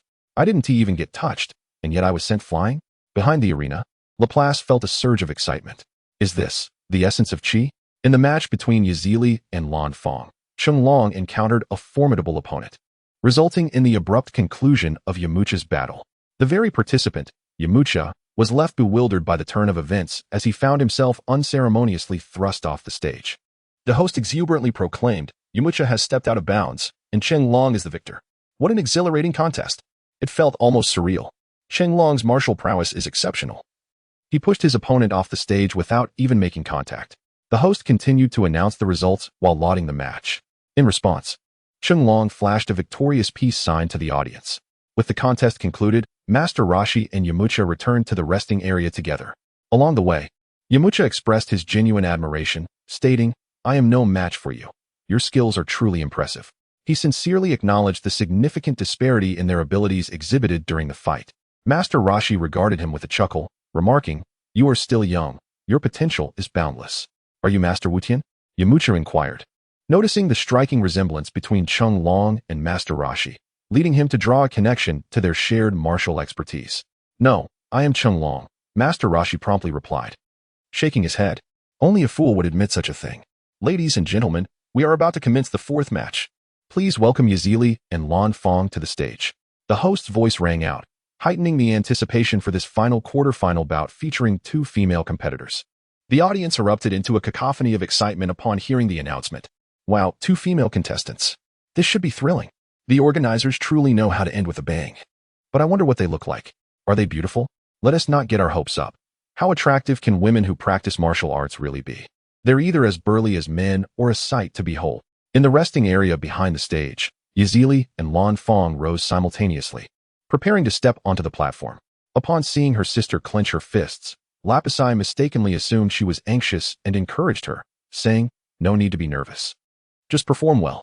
Lapis had previously reviewed Lan Fong's statistics: character, Lan Fong age, combat power, 26 points, skills, basic martial arts, familiarity, 5, maximum is 100.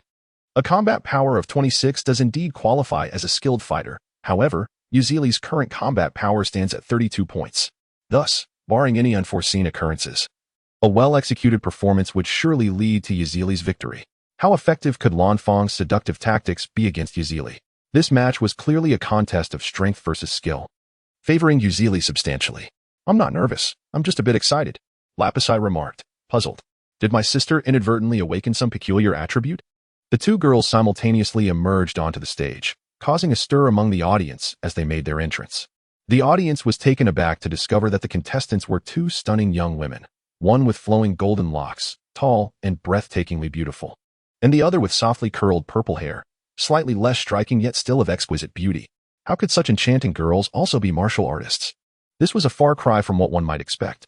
Consequently, some spectators began to whistle, while others shouted enthusiastically, eager to capture the attention of the two girls. The atmosphere was more vibrant than in the previous matches. The host glanced at the two women and declared loudly, "The fourth match begins now." The two girls exchanged looks, assuming defensive stances as they awaited the other's initial move. "This little girl seems lacking in strength. I should be able to win," thought Lan Fong. After a moment's hesitation, it was Lan Fong who could no longer contain herself and made her move. She swiftly approached Lazili and unleashed a powerful kick, the whoosh of air trailing behind it. Her intention was merely to test her opponent's reaction speed, but to her surprise, Lazili was momentarily caught off guard, and the kick struck her neck directly. Lazili was sent flying, landing with a thud at the edge of the arena, nearly toppling off. What? Is she so fragile? Witnessing such an outcome, Lan Fong felt a surge of excitement and rushed toward the corner of the arena, aiming to deliver a decisive kick that would end the fight swiftly. However, just as she reached halfway, Lazili sprung back to her feet with a graceful leap, massaging her neck, and advanced toward the oncoming Lan Fong. The two women collided with a loud crash, Lazili delivering a punch squarely to Lan Fong's face, causing blood to pour from her nose, while Lan Fong's knee slammed into Lazili's abdomen with a jarring impact. They instantly separated, one clutching her belly while the other held her nose, both panting heavily as they regarded each other. The battle had scarcely begun, yet both had already landed blows on one another, the intensity of the encounter palpable. The host animatedly commented, "Both competitors are delivering formidable attacks, and each has sustained injuries." Lan Fong is now bleeding from her nose.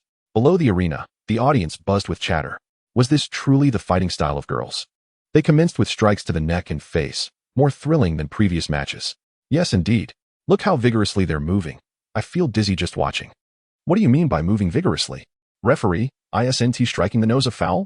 Lan Fong wiped the blood from her nose and turned to the host, inquiring, "Isn't hitting the nose against the rules?" "Well, it's not exactly a foul, but it's advisable not to target the nose again," the host replied. Infuriated, Lan Fong lunged once more at Lazili, her expression fierce as she attempted to replicate her earlier move, swinging her right leg with force. However, this time, the outcome differed. Although Lazili did not shy away, she swiftly seized Lan Fong's kicking leg with both hands, gripping it tightly. Then, With a powerful motion, she spun Lan Fong through the air before releasing her, sending her flying. Had Lan Fong not reacted in time, she would have surely fallen off the arena. With a head full of stars, Lan Fong lifted her gaze in search of her opponent, only to be met with a swift kick from Lazili that sent her flying once more, this time directly off the stage. Lan Fong had crossed the boundary. The match was over. Did I really lose? She thought, incredulously staring at the seemingly delicate, yet fiercely combative girl on stage. She had heard that Lazili and Lapis were siblings. Were they both peculiar in their own right? Nevertheless, being out of bounds meant her defeat was certain. Congratulations to contestant Lazili for her victory, the host proclaimed with fervor. After 4 intense battles, our 4 victorious contestants are number 1 Lapis, number 35 Chung Long, number 70 Sun Wukong, and number 138 Lazili. We will now take a 10-minute intermission before the next round, where we will narrow it down to 2 finalists. Are you all excited?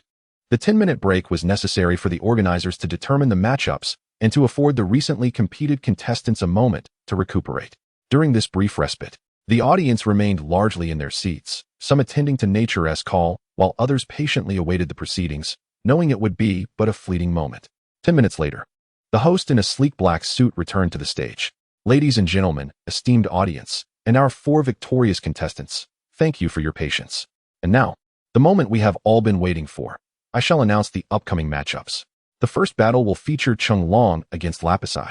The second match will pit Sun Wukong against Lazili. Each match's victor will advance to the finals, competing for the championship title and a grand prize of 500,000 yuan. Who shall emerge triumphant? Let us await the outcome with bated breath. Now, let us welcome Chung Long and Lapis to the stage for the first match. The host's voice resonated throughout the martial arts arena. The participants in the waiting area exchanged glances, momentarily taken aback. Particularly, Master Rashi, who had envisioned facing either Sun Wukong or the enchanting Lazili, found himself confronted with Lapis, his least desired opponent. Yet, the more one wishes to avoid something, the more likely it is to occur. As such, the first match was indeed between him and Lapis. With a heavy sigh, Chung Long ascended the stage. Lapis followed closely behind, and they positioned themselves on opposite sides, sizing each other up. All right, both contestants are on stage. Let the match commence, the host shouted. Before retreating to a corner of the arena, feeling increasingly hesitant about remaining on stage as the competition progressed. At the sound of the host's signal, Lapis and Master Rashi launched themselves forward, their right feet striking the stage with force, akin to a whirlwind hurtling towards their adversary, delivering a formidable blow. Bang! Their hands morphed into fierce claws, tightly gripping each other's wrists in a contest of strength. Ah, you little rascal, your strength is indeed formidable. Master Rashi gritted his teeth, his palms trembling slightly as he summoned his strength once more, attempting to overturn Lapis on the arena. Haha, your strength is still insufficient, Lapis chuckled, countering with a swift shoulder throw that sent Rashi flying. However, the old master was surprisingly agile, landing gracefully on his feet after a mid-air somersault, unscathed. Here I come again. Lapis laughed again, then stomped down hard, causing cracks to spiderweb across the arena floor. Like a cannonball, he launched himself toward Rashi, delivering a powerful punch aimed directly at him. Yet, a strange phenomenon occurred. Rashi's figure blurred rapidly before reappearing on the opposite side of the ring. The heavy blow that Lapis believed had struck its target only met with empty air as Rashi's form dissipated like a fleeting shadow before his eyes. A phantasm punch. Lapis pondered internally, just as he felt a gust of wind rushing from behind. He spun around and delivered an elbow strike, a thunderous explosion resonating as his elbow collided with Rashi's kick. The host even sensed a mighty gale sweeping across the arena. What an astonishing display of power. The audience could not discern their movements, yet the resounding clash echoed like rolling thunder. Could mere human collisions produce such a sound? It was utterly terrifying. Following their collision, both Lapis and Rashi rebounded, with Rashi's brow furrowing deeper in concentration. He then gestured with his hand, summoning a fierce wind that surged toward Lapis, a technique he had previously employed against Yamucha to secure victory. Hey! Lapis crossed his arms above his forehead, bracing against the tearing winds. The strong gust swept past him, ruffling the hair of the spectators, sending many hats soaring into the sky. Nevertheless, Lapis remained firmly planted in the arena, as if his feet were rooted to the ground. Unwavering. The legendary Kamehameha wave has manifested. How has this rascal changed so dramatically in just a few months? Or perhaps he was merely feigning weakness all along. Master Rashi observed the strong winds sweeping across the arena, while Lapis remained motionless, pondering deeply. It is worth noting that Yamcha was swept away by a mere gesture. One can only imagine how vastly superior Lapis is compared to Yamcha. The disparity is staggering. Having concluded the match, Yamcha, seated beside Bulma in the audience, could only marvel at the scene before him. Bulma, your cousin is truly formidable. I have already been outclassed. Of course, just look at who my cousin is, Bulma replied, proudly lifting her delicate neck like a swan. The host excitedly narrated, it seems the contestant Shenlong attempted to unseat Lapis, but failed. Surely, Lapis shall now initiate a counterattack. Indeed, a counterattack is imminent, Lapis chuckled, lowering his arms and stepping forward aggressively towards Master Roshi. He had long anticipated this battle. Lapis' combat experience was sorely lacking. He sought a worthy opponent to hone his skills and knowledge. Master Roshi was undoubtedly the perfect candidate for this endeavor. With a wealth of experience, exceptional technique, and a lifetime of witnessing various battles, Master Roshi had forged his own path in martial arts, making him an unparalleled mentor. Lapis' speed was remarkable. In an instant, he stood before Master Roshi. With a swift twist, he charged his right leg with explosive energy and unleashed a powerful kick aimed at Master Roshi's neck, striking with the force of thunder. Master Roshi furrowed his brow, deftly dodging the lethal blow by bending low, and in a flash, his figure vanished from Lapis' sight. Before Lapis could comprehend the situation, he felt a sharp pain in his back. Master Roshi had somehow appeared behind him, clasping his hands together to deliver a crushing spike. The searing pain sent Lapis tumbling forward, rolling several times before coming to a halt. He pressed his hands against the ground, pushing himself up cautiously while rubbing the back of his neck, where Master Roshi had struck. As he gazed up at Master Roshi, he noticed the elder chuckling, choosing not to pursue his advantage. Was this a gesture of care from a senior to a junior, or was it mere arrogance? Or perhaps it was the demeanor of a true master. Lapis cracked his neck, then charged once more at Master Roshi. This time, Master Roshi did not evade. The two engaged in a fierce exchange of blows, the arena resonating with thunderous sounds. After 10 minutes of intense combat at such close quarters, Master Roshi began to falter. Having taken a heavy punch from Lapis, leaving a bruise on his cheek and drawing a trickle of blood from the corner of his mouth. After the attack, Master Roshi staggered backward, creating a safe distance in a short span of time, gasping for breath as he cast a reproachful glance at Lapis. You show no respect for your elders. Is this how you treat someone of my age? Must you strike me in the face? Observing Master Roshi's fatigue-laden speech, Lapis momentarily ceased his assault and chuckled. But you are no ordinary old man. You can take a beating. Master Roshi retorted. Is this proper? Employing the most respectful words while uttering the most impudent remarks. You little rascal, prepare yourself. Amused by his own irritation, Master Roshi inhaled deeply and swiftly charged forward. In the midst of his movement, Master Roshi suddenly split into two figures, executing a double-sided attack against Lapis. Another afterimage punch? Lapis had already braced himself for defense, and as Master Roshi drew near, he swung a punch. Yet, this blow struck only Master Roshi's illusion, while the true Master Roshi delivered a kick from the opposite side. With a gust of wind, Lapis did not look back. Instead, he performed a backward leap to distance himself once more. However, Master Roshi was relentless. As Lapis retreated, he closed in, raining down punches with forceful strikes. Lapis swiftly ducked beneath the barrage and then executed a sweeping kick aimed at Master Roshi's legs. Anticipating Lapis's attempt to target his lower body, Master Roshi leaped into the air. Unexpectedly, Lapis launched both feet forward, directly striking the soles of Master Roshi's feet, sending him soaring several meters into the sky. As Master Roshi ascended, Lapis crouched briefly before unleashing a powerful thrust from his toes, propelling himself skyward in pursuit of Master Roshi. Once Master Roshi reached a certain altitude, he began his descent, just as Lapis surged upward. Without hesitation, Lapis clenched his fist and delivered a heavy blow to Master Roshi's abdomen, the impact resonating with a dull thud. Oof! Master Roshi clutched his stomach, beads of sweat rolling down his forehead. You little brat, do you seek my demise?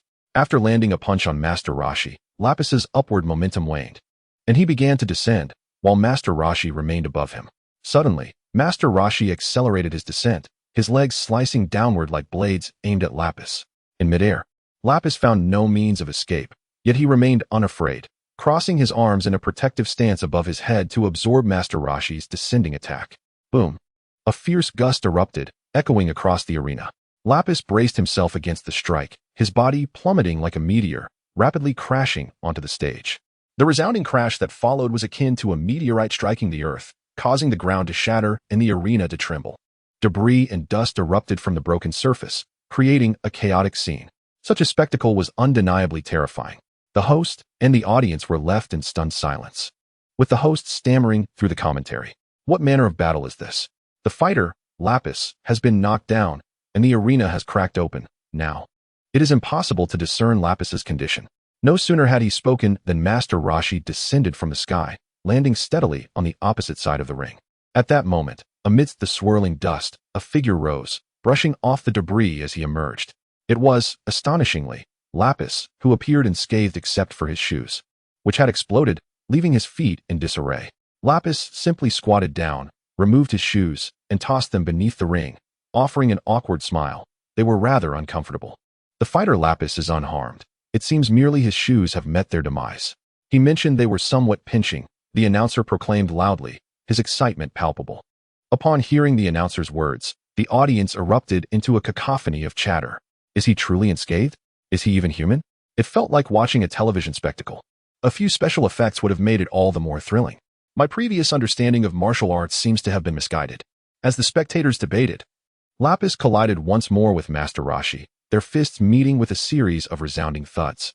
This fierce combat persisted for an entire hour. The announcer was numb. The audience was numb. Even the other 8 finalists appeared dazed. No one could fathom when this battle would conclude. Above the high walls of the lounge, Krillin trembled, pointing towards the ring, and stammered to Goku, Goku, soon you will have to battle one of them. Goku nodded enthusiastically. Yes. Krillin scrutinized him, searching for a hint of fear on his face, but alas, found none. He queried, aren't you afraid? Goku replied, not at all. I find it exhilarating. And it's nothing extraordinary. I can do it too. Krillin felt a wave of speechlessness. Truly, Goku was from an entirely different realm of existence. In the lounge, Lazuli clenched her fists, feeling more anxious than if she were in the fight herself. This was her first encounter with such intense combat, and she had never witnessed a battle that lasted so long. In the arena, Lapis struck Master Roshi once again, forcing him back several meters. Master Roshi's breathing was labored, resembling the wheezing of a bellows, his forehead glistening with sweat. Age had diminished his stamina. Such high-frequency combat was exceedingly taxing. It had been hundreds of years since he had endured such a grueling fight. Conversely, Lapis appeared considerably more relaxed. He had conserved some of his strength and was primarily focused on honing his combat skills. After this match, he felt enriched with new insights, making him more adept in battle. With renewed vigor, Lapis's presence exuded greater intensity than before. Old man, do you still have it in you? Perhaps it's time to concede. Lapis chuckled. Huh, nonsense. I still have my secret techniques left. Surrender is out of the question. Master Roshi retorted. After a brief pause, Master Roshi's breath steadied slightly. He then clenched his fist with great force, causing the upper part of his already torn shirt to explode. In an instant, his height increased, and his physique transformed from a scrawny figure into that of a muscular giant, his bulging muscles incredibly captivating. If he had previously resembled a weakened version of Kazakin, he now appeared as a fortified incarnation of Stallone. Undoubtedly, Master Roshi's strength had significantly amplified, and Lapis could even sense a peculiar pressure overwhelming him, as if an ancient beast had awakened across from him. Lapis raised his hand to access Master Roshi's attribute panel and was astonished to find that his combat power had surged from 139 points to 185 points. The increase in combat power was indeed remarkable, explaining the immense pressure he felt. This was Master Roshi's max full power form, achieved through energy concentration, enhancing his entire muscular structure. In this state, his strength would dramatically spike for a short duration. However, it bore a significant drawback. Its sustainability was limited, as energy consumption was exceedingly rapid, rendering it unsuitable for prolonged combat. Don't underestimate the old man, Master Roshi chuckled, gathering energy at his waist. A tremendous force began to coalesce, causing the entire arena to tremble slightly. Below the stage, in the audience, Yamcha, having witnessed this form of Master Roshi before, recognized the Kamehameha wave. Not only him, but Bulma, Oolong, and Puer, who were present, had also seen it during the incident at Fire Mountain when extinguishing the castle of the Ox King. Thus, the moment Master Roshi entered this max full power state, combined with the stance of the Kamehameha wave, they immediately identified the elderly figure on stage as Master Roshi. Indeed, as the energy intensified, a blue light flickered between Master Roshi's hands. Let me show you my Kamehameha wave. With a powerful thrust of his hands forward, a roaring blue energy wave surged forth, radiating brilliance as it hurtled towards Lapis. 40, you may have electricity, but I possess an abundance of water. What is this technique? It resembles a rocket launcher, rumbling thunderously. The host, startled, dropped the microphone onto the stage, producing a series of muffled sounds from the speakers. "Ah," he gasped, taken aback once more, hastily retrieving the microphone to continue his cautious commentary.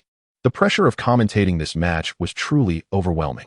Before the energy wave could reach him, a fierce wind struck Lapis's face, causing his clothes to flap wildly and his long black hair to whip straight back.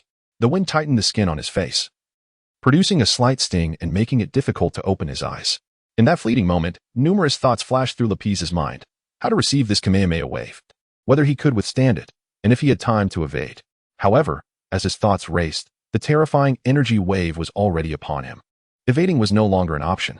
In truth, it seemed that this Kamehameha wave had locked onto him from the very beginning, leaving him no opportunity for escape. Lapis gritted his teeth as the elemental forces of water surged around him, enveloping his arms in layer upon layer of protective shields. Under the radiant sun, his arms gleamed as if adorned with a pair of armored gauntlets. Surely he wouldn't perish. He resolved to press on. Lapis thrust his hands forward to meet the oncoming torrent of the Kamehameha wave. A resounding boom reverberated through the arena as fierce winds whipped about, accompanied by the sound of a tremendous explosion. Lapis's garments billowed backward, the sleeves of his attire shattered, while the ground beneath him cracked under the immense pressure, splintering with a sharp, cracking sound. The previously raucous crowd fell into an eerie silence. The only sounds echoing were the relentless explosions. The collision of the two opponents was thunderous. The commentator had to amplify his voice to the maximum for the audience to hear. Trembling at the edge of the stage, he held onto the nearly destroyed microphone, narrating in a state of trepidation. The competitor Chung Long has unleashed a rocket-like attack, presumably a form of ki blast. It's truly terrifying, yet Lapis has managed to face this onslaught head-on. Both fighters remain locked in a standoff, though I must admit my legs feel somewhat weak. The poor commentator is narrating for his life. Behind the high walls of the arena, Sun Wukong paused, taken aback. "Isn't that the Kamehameha wave of my grandfather?" he pondered in confusion. Master Rashi's Kamehameha? Krillin had never witnessed the technique firsthand, but had certainly heard of it. This was the final move, the signature skill of Master Rashi. How could this old man, Cheng Long, wield such power? The two young ones were left with a myriad of questions. Meanwhile, Lapis's companion, Lazili, beheld this peculiar technique for the first time, filled with astonishment, but primarily concerned for Lapis's safety. She feared he would be unable to withstand the force. After all, the attack was immensely powerful, shaking the very arena and creating an inexplicable pressure. Upon the stage, Lapis felt as though his hands were plunged into molten lava, intensely hot. His palms seemed to burn as if seared by liquid iron. Fortunately, he was shielded by multiple layers of water elemental protection, which he transformed into solid ice. As the water elements evaporated, new shields materialized, maintaining a delicate standoff. Observing this, Master Rashi was equally astonished. This Kamehameha wave is capable of obliterating an entire fiery mountain. Yet this young man has managed to block it with his bare hands? The surprise within him surged like tumultuous waves. Nevertheless, despite his astonishment, he continued to unleash the Kamehameha wave, an unrelenting torrent of energy pressing relentlessly toward Lapis. This young man's strength was indeed unfathomable. Surely, he would endure, suffering little more than severe injury. Concluding his assessment of Lapis's capabilities, Master Rashi felt no psychological burden as he unleashed his might. The arena was engulfed in wild winds as Lapis staggered back, the ground beneath him fracturing instantly. Master Rashi too was compelled to retreat a step. "Ladies and gentlemen, I must confess, I am truly frightened," the commentator lamented helplessly. As soon as he finished speaking, a deep and thunderous roar erupted from Lapis, who then took a decisive step forward. Oh! Amidst the fury of his roar, Lapis' muscular arms swelled dramatically, their size more than doubling in an instant, producing a sound akin to popping beans.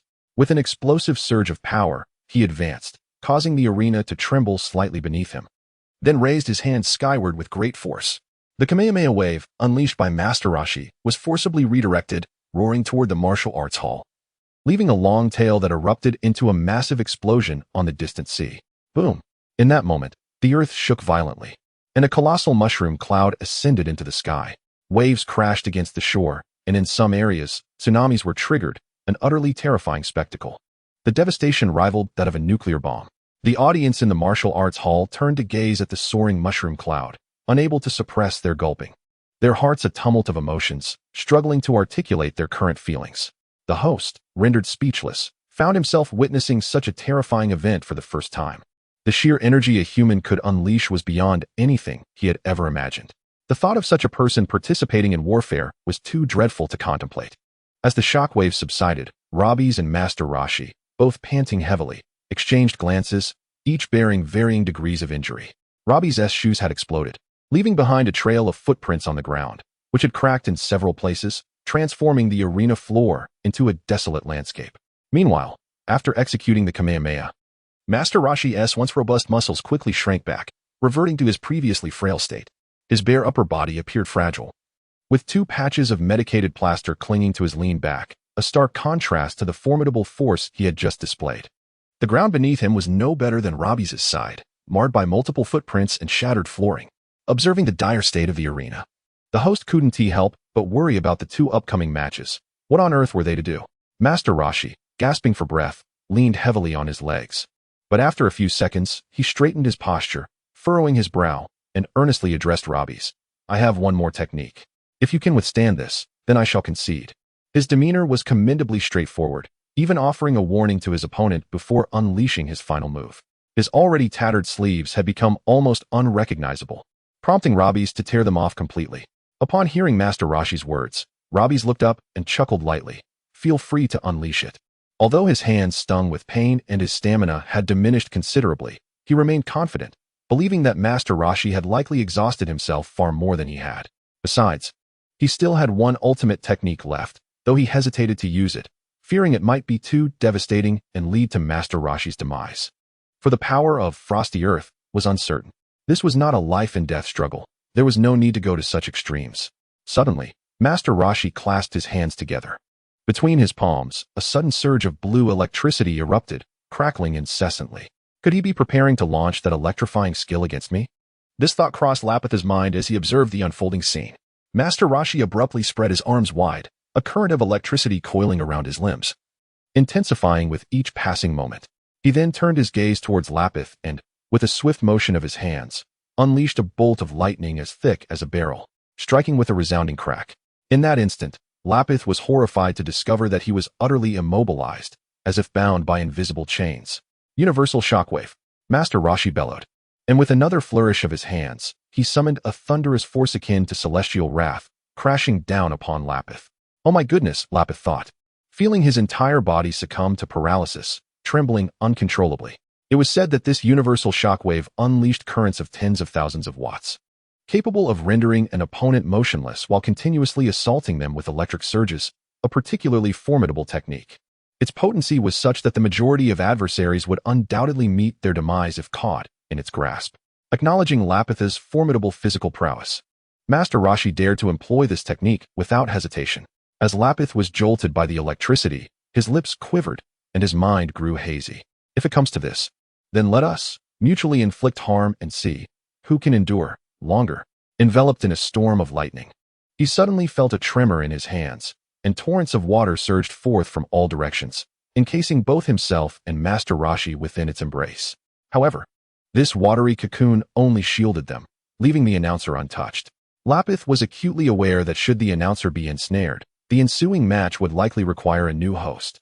Inside the water bubble, Lapith and Master Rashi resembled trapped insects within a vast amber. Both struggled like ants, yet the presence of water posed a danger.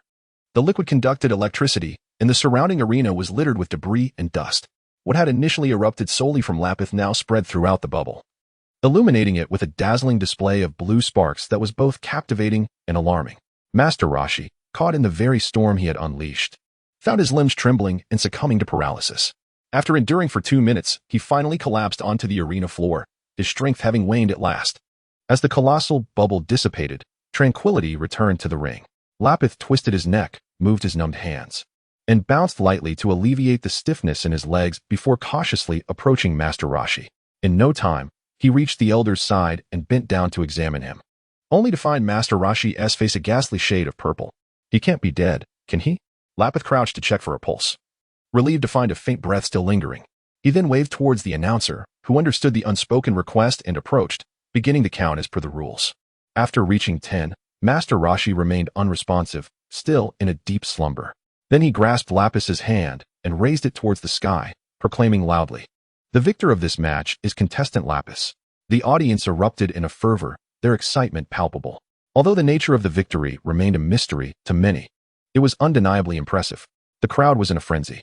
The host, clutching a tattered microphone, fervently exclaimed, "This battle has been truly spectacular. To be honest, I am still exhilarated. Yet, wasn't it just moments ago that you expressed fear?" An audience member immediately called out, challenging the host. Regardless. It was astonishing, a real eye-opener, igniting passion and fervor within us all. There are still 2 matches to come, but this stage. The host hesitated, gazing at the arena. At that moment of uncertainty, 2 medical personnel ascended the stage with a stretcher.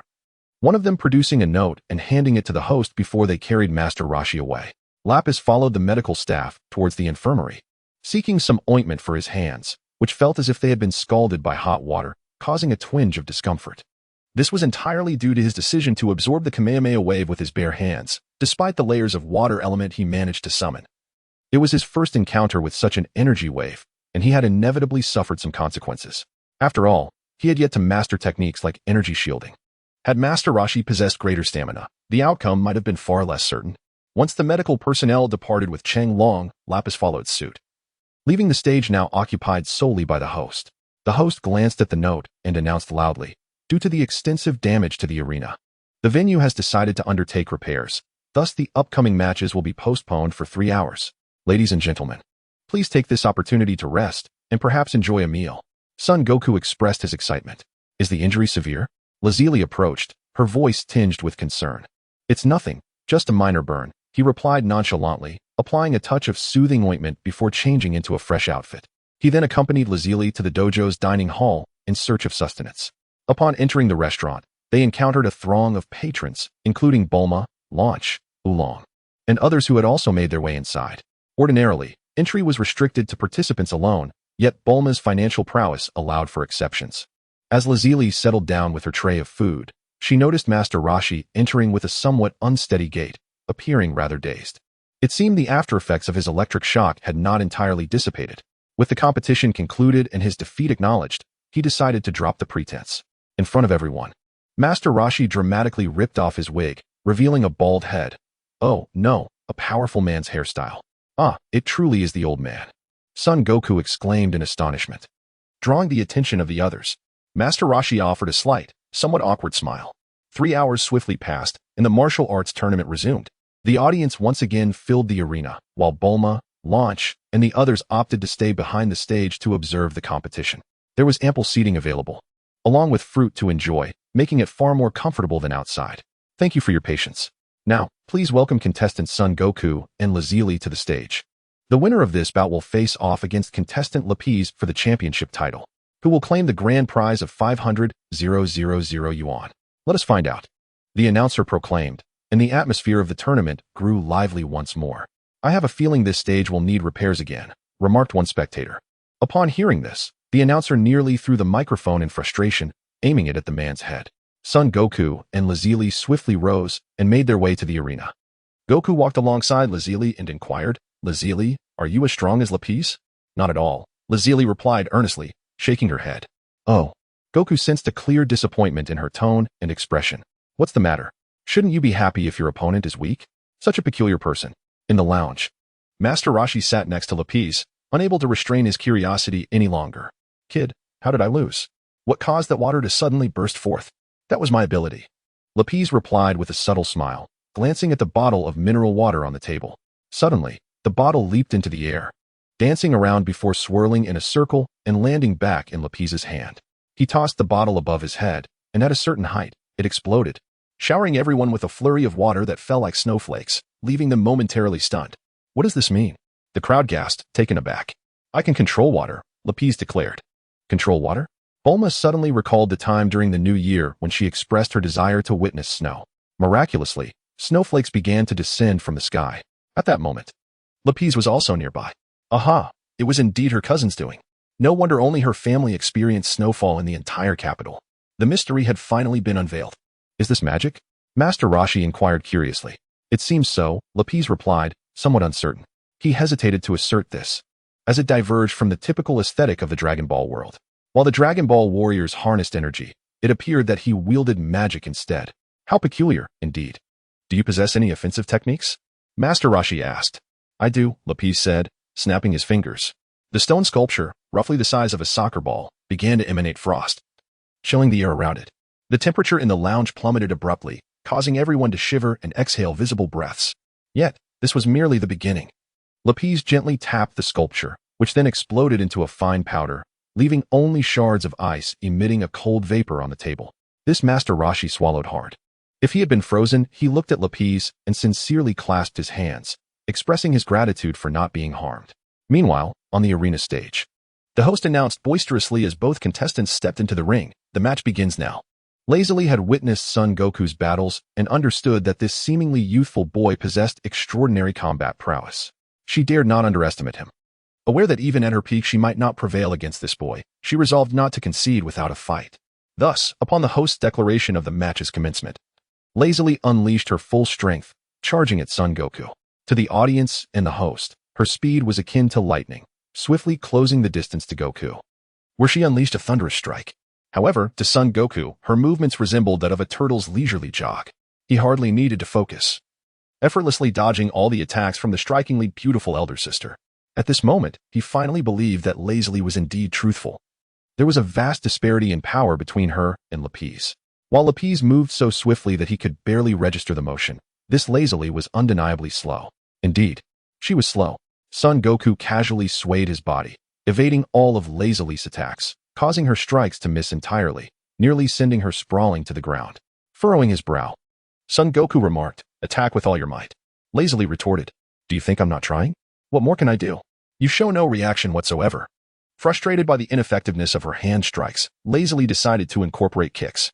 Thus, her long legs launched a flurry of powerful strikes towards Son Goku, creating an impressive spectacle, yet ultimately proving utterly ineffective. The rapid onslaught of the contestant Lazili was almost imperceptible, punctuated only by the sound of rushing wind. However, the reaction speed of contestant Sun Wukong was even more astonishing, as none of Lazili's strikes found their mark. Fortunately, dear audience, if this situation continues, it seems the arena will remain unscathed.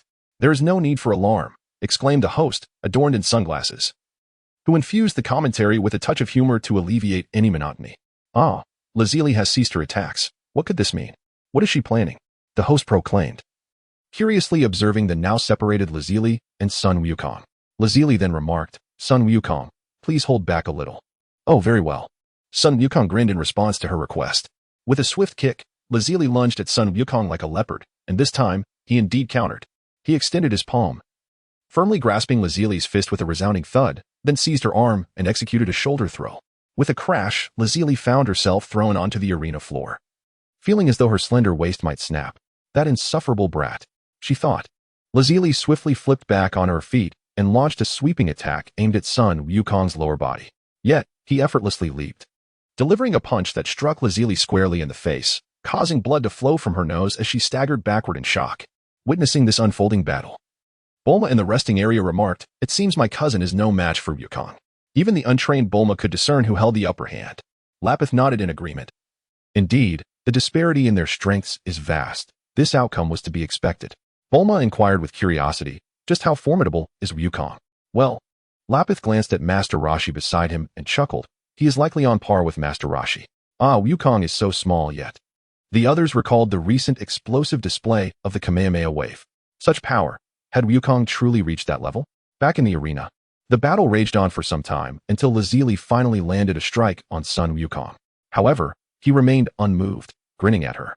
Lazili realized that Wukong had likely allowed her this moment out of pity for her prolonged efforts. It was utterly outrageous. Humph, she huffed, rubbing her aching nose as she called out to the host. "I concede, I surrender." What? Lazili has actually conceded. The host was momentarily taken aback before announcing Wukong's victory. Lazili concedes, and Sun Wukong emerges victorious. Next up is the grand finale, the most exhilarating moment of all. The audience was treated to the remarkable performances of both Sun Wukong and Lapis. Who among them will claim the championship and the esteemed title? To whom will the 500,000 yuan prize ultimately belong? We shall eagerly await the answer in 10 minutes. Now, a 10-minute intermission has commenced before the final match begins, the host proclaimed loudly, his microphone having been replaced with a new one.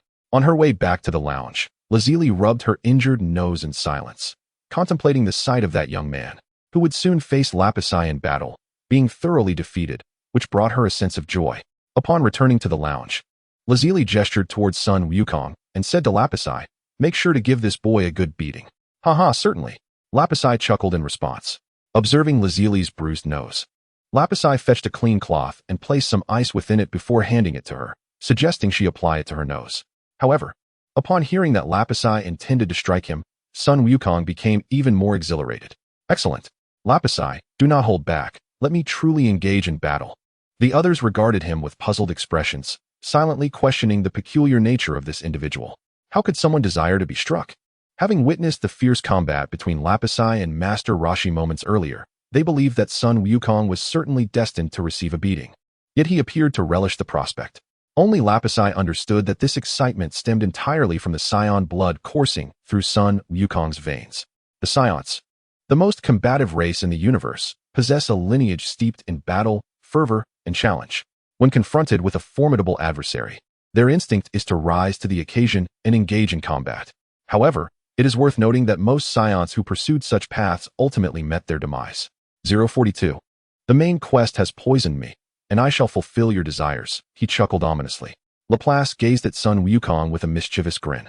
Currently, Sun Wukong possessed merely 135 points of combat power. Defeating him would be as easy as swatting a fly. The only troublesome aspect of this lad was his transformation into a giant ape, and now he lacked even a tail, rendering him no threat at all. After all, this little monkey had tough skin and resilient flesh. One merely needed to strike him down. As Laplace reveled in his thoughts, a sudden chime echoed in his mind, signaling the activation of the main quest. How peculiar! What could possibly trigger a main quest at this moment? Curious. Laplace opened the quest panel and froze upon reading its contents. Main quest. Players are required to sever the tail of the giant ape-turned-Sun Wukong during the 21st World Martial Arts Tournament. Completion rewards: 10 combat points, 10,000 wealth, and an additional reward, buff, double combat power for the quest. Key phrases emerged: the 21st World Martial Arts Tournament, giant ape transformation, and severing the tail. Oh, must the universe slap me in the face so? This system's toxicity is rather severe. Laplace's expression stiffened as he turned to Sun Wukong. The lad certainly did not appear to be concealing his tail anywhere. Since it was already gone, how on earth could he sever it? Indeed, Sun Wukong had lost his tail during the previous Pilaf incident, and it had yet to regrow. Surely, there must exist a method to restore his tail, Laplace pondered earnestly. Moreover, there was another dilemma. The task hint pointed to severing the tail of Sun Wukong, transformed into a gargantuan gorilla at the 21st World Martial Arts Tournament. A critical element was missing. Without it, the quest could not be completed, and that was a troubling thought. He certainly did not wish for his main quest journey to be stalled at this juncture. Let us consider an alternative scenario. Should Sun Wukong regain his tail prior to his transformation, severing it would not be exceedingly difficult. However, once he transformed, his combat power would skyrocket. On this day, with the sun and moon shining concurrently and the full moon overhead, the conditions for his transformation into a giant ape were met. This indicated that the moment Sun Wukong's tail regrew, should he glance skyward, he would indeed transform into a gorilla. This condition was relatively easy to fulfill. Nevertheless, the combat power of a giant ape would increase tenfold. Thus, Sun Wukong's combat power would surge to an astounding 1350, leaving Laplace's meager 185 points utterly futile in comparison. It was indeed a toxic predicament. Yet, that buff appeared so enticing. He deliberately clicked on the new buff for a closer look, and indeed, it was as alluring as it seemed. Buff. Quest grants double combat power. Buff introduction. Essentially, it signifies that the rewards for future tasks will be doubled in terms of combat power. Daily tasks will yield 2 points instead of 1. Side quests will turn 5 points into 10, and main quests will transform 10 points into 20. Do you understand? Foolish players, why did you even click to read this? Hey, the finals have transitioned from idle mode to hell mode due to this main quest. Goku, is your tail hidden in your pants? Lapis inquired. Huh, what tail? Where's there a tail? Bulma and Yamcha, having witnessed Goku transform into a giant ape, were startled and instinctively glanced at Goku's backside. The others were oblivious, puzzled by Lapis's peculiar question. Could it be a tail growing in the front? Ugh, how annoying. Saying whatever comes to mind, the three girls, Lanshi, Lanfang, and Lazili, shot Lapis a disdainful look. Goku found it curious that Lapis knew about his former tail. Yet he answered honestly, "No, I don't have a tail anymore." How could it grow back? Lapis persisted, his curiosity unabated. "I don't know," Goku replied. shaking his head. Lapis strained to recall how Goku's tail had regrown in the past, but ultimately, he had no concrete answer. It seemed to appear suddenly without any explanation. He was no dragon scholar or veteran of the forums. After all, this was a bit challenging for him. 10 minutes swiftly passed. The host loudly called out, announcing the two contestants to take the stage for the match. The cheers from the audience rose in waves, each louder than the last. After all, this was the finals, and everyone eagerly anticipated this moment, more excited than for any previous match. The emotions that many had suppressed erupted as they passionately cheered for their favored contestants. Goku, being young and adorably naive in his speech, garnered a substantial fanbase. Lapis, with his cool demeanor and extraordinary combat prowess, attracted the majority of the cheers, including a fair share of young women and married ladies. Yet, there were also many men who revered strength. Lapis's explosive power naturally earned their admiration. "Lapis, please don't destroy the arena this time," the host whispered. "Heh, I'll do my best," Lapis nonchalantly replied. Though inwardly he mused, "You might be disappointed.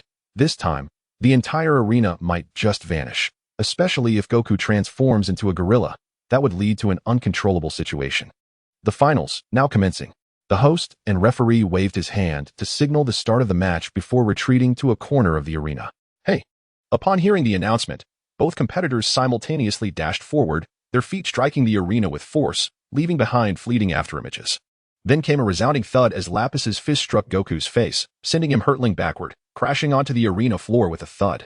Both combatants employed similar offensive techniques, yet Lapis possessed slightly longer reach.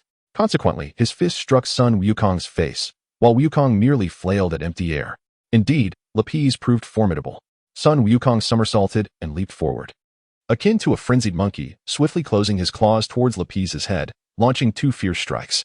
It resembled monkey fist technique, yet was distinctly more reminiscent of a wild beast. Lapis retreated rapidly, narrowly evading Wukong's assault, and then unleashed a straight punch that soared like a cannonball, directly impacting Wukong's abdomen and sending him flying once more. Having engaged in hours of sparring with Master Roshi, Lapis had grown increasingly adept in combat. The timing was impeccable, and he refrained from holding back his strength, causing Wukong to find himself in a precarious defensive position. Lapis had altered his previous combat style. The current scenario showcased Wukong's relentless offense, while Lapis remained poised, awaiting Wukong's advance, ready to strike decisively. Such confidence radiated from Lapis. The commentator exuberantly narrated the unfolding drama, eliciting a wave of applause from the audience. Sun Wukong agilely regained his footing. He was not the type to shy away after enduring a few blows. Pain and assault only heightened his excitement, igniting an even greater desire to triumph over his adversary. Noticing Wukong's relentless approach, Lapis couldn't help but interject. "Wukong, if you continue in this manner, you will never land a hit on me." Upon hearing Lapis's remark, Wukong pondered for a moment before breaking into a wide grin. Suddenly, his form dissolved into multiple afterimages, attacking Lapis from three directions. The afterimage fist? Lapis paused momentarily, taken aback. Even Master Roshi in the waiting room was astonished. He could not recall teaching Wukong the afterimage fist. Was it possible that the young warrior had learned this technique by observing the recent bout between himself and Lapis? The fact that he conjured two afterimages instantaneously was remarkable, reflecting on Wukong's previous inexplicable mastery of the Kamehameha. It seemed reasonable that he could now acquire the afterimage fist as well. However, such an extraordinary aptitude for learning in combat was truly astonishing. Faced with the three approaching figures, Lapis was compelled to take the situation seriously, as he struggled to discern the real from the illusions. Lacking the ability to manipulate ki made distinguishing the true form quite challenging. At that moment, Lapis felt an overwhelming desire to learn ki manipulation. Yet, the system consistently directed him towards knowledge of magic. In a state of shock, Lapis witnessed Goku being mercilessly beaten. What is chi? It is the latent, untapped energy residing within the human body. Does everyone possess chi? Indeed, every individual has it, though the majority lack the ability to control it, while martial artists find it considerably easier to harness. At this moment, a fragment of a conversation suddenly flickered in Lapis's mind. He couldn't quite recall who had spoken those words, but it felt as if he had grasped a fleeting insight. It was as though a door had opened a crack before him, allowing a beam of light to penetrate his thoughts. However, the harsh reality left him no time for contemplation. Goku's three shadowy figures were already closing in, imminent in their assault. Reluctantly, Lapis set aside his musings, preparing to confront Goku's onslaught. Yet, instead of launching a direct attack, Goku circled Lapis, possibly aiming to dazzle him into confusion before striking. This was his cunning strategy. In truth, the Phantom Fist technique was no profound martial art. It merely involved high-speed movement to create afterimages, thereby bewildering the opponent's vision.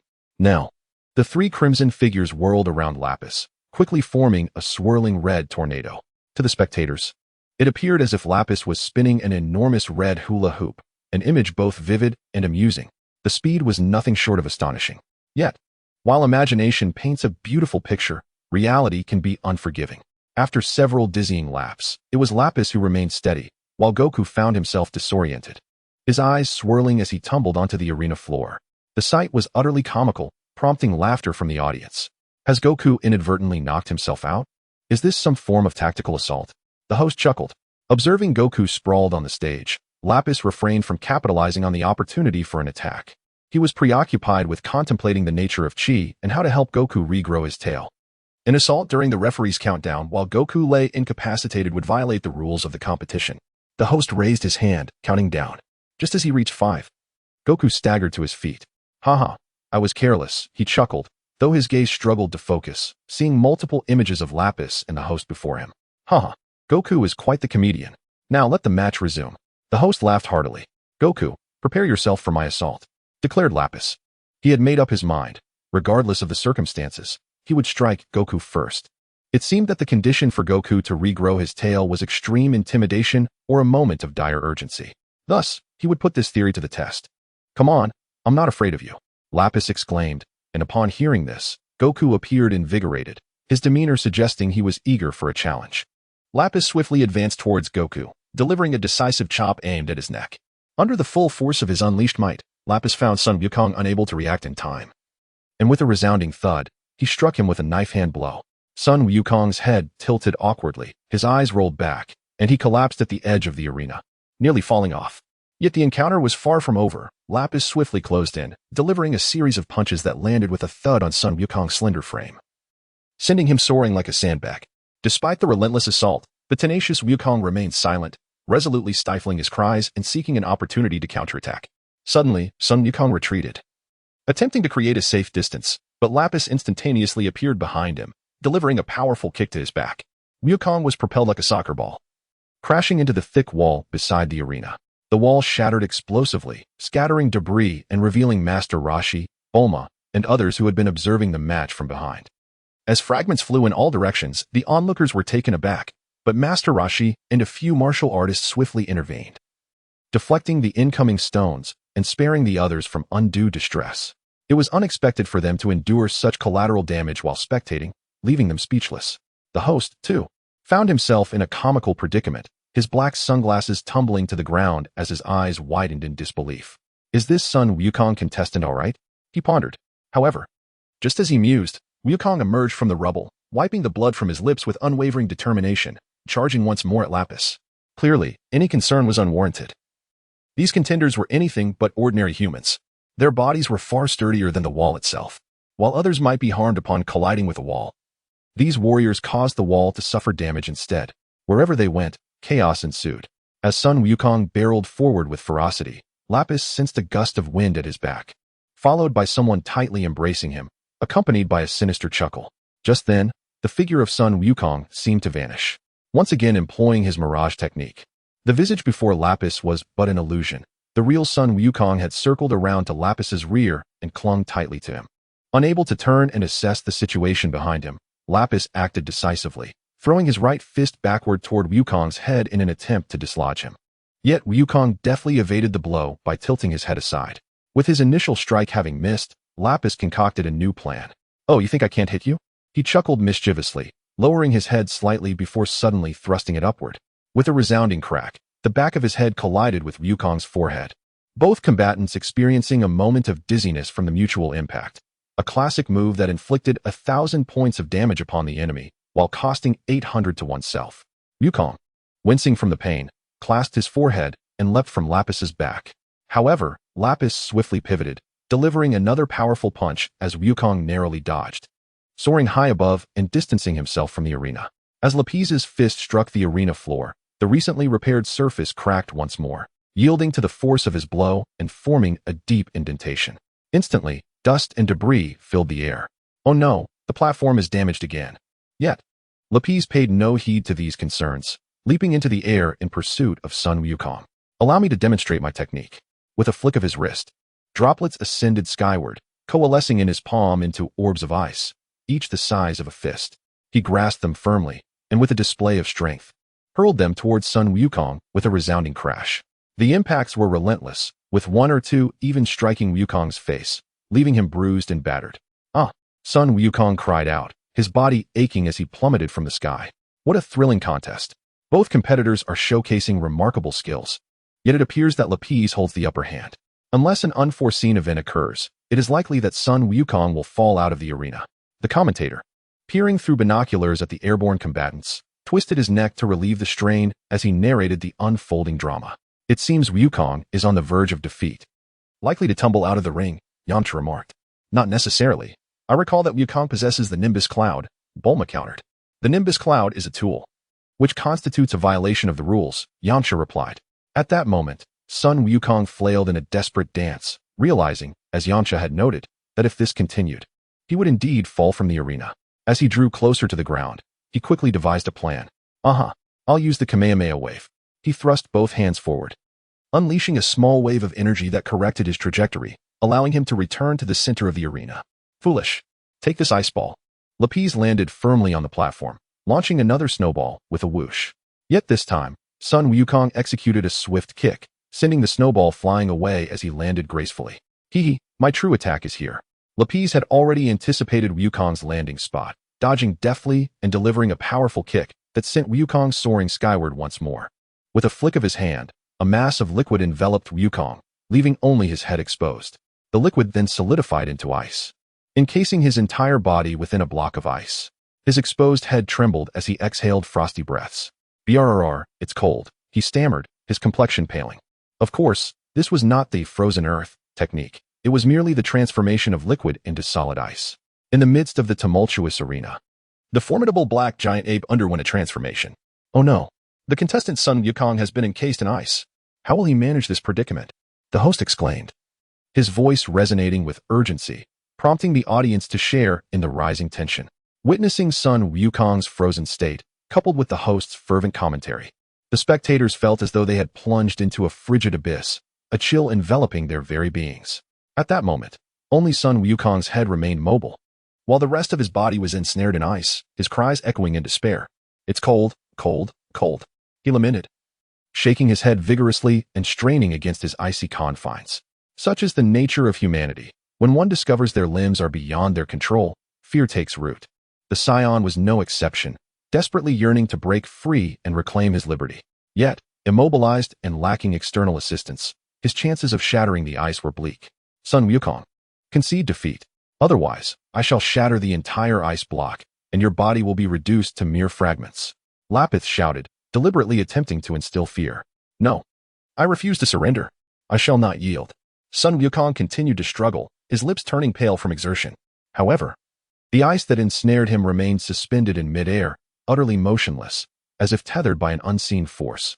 This was Lapis' mastery over water elements at play.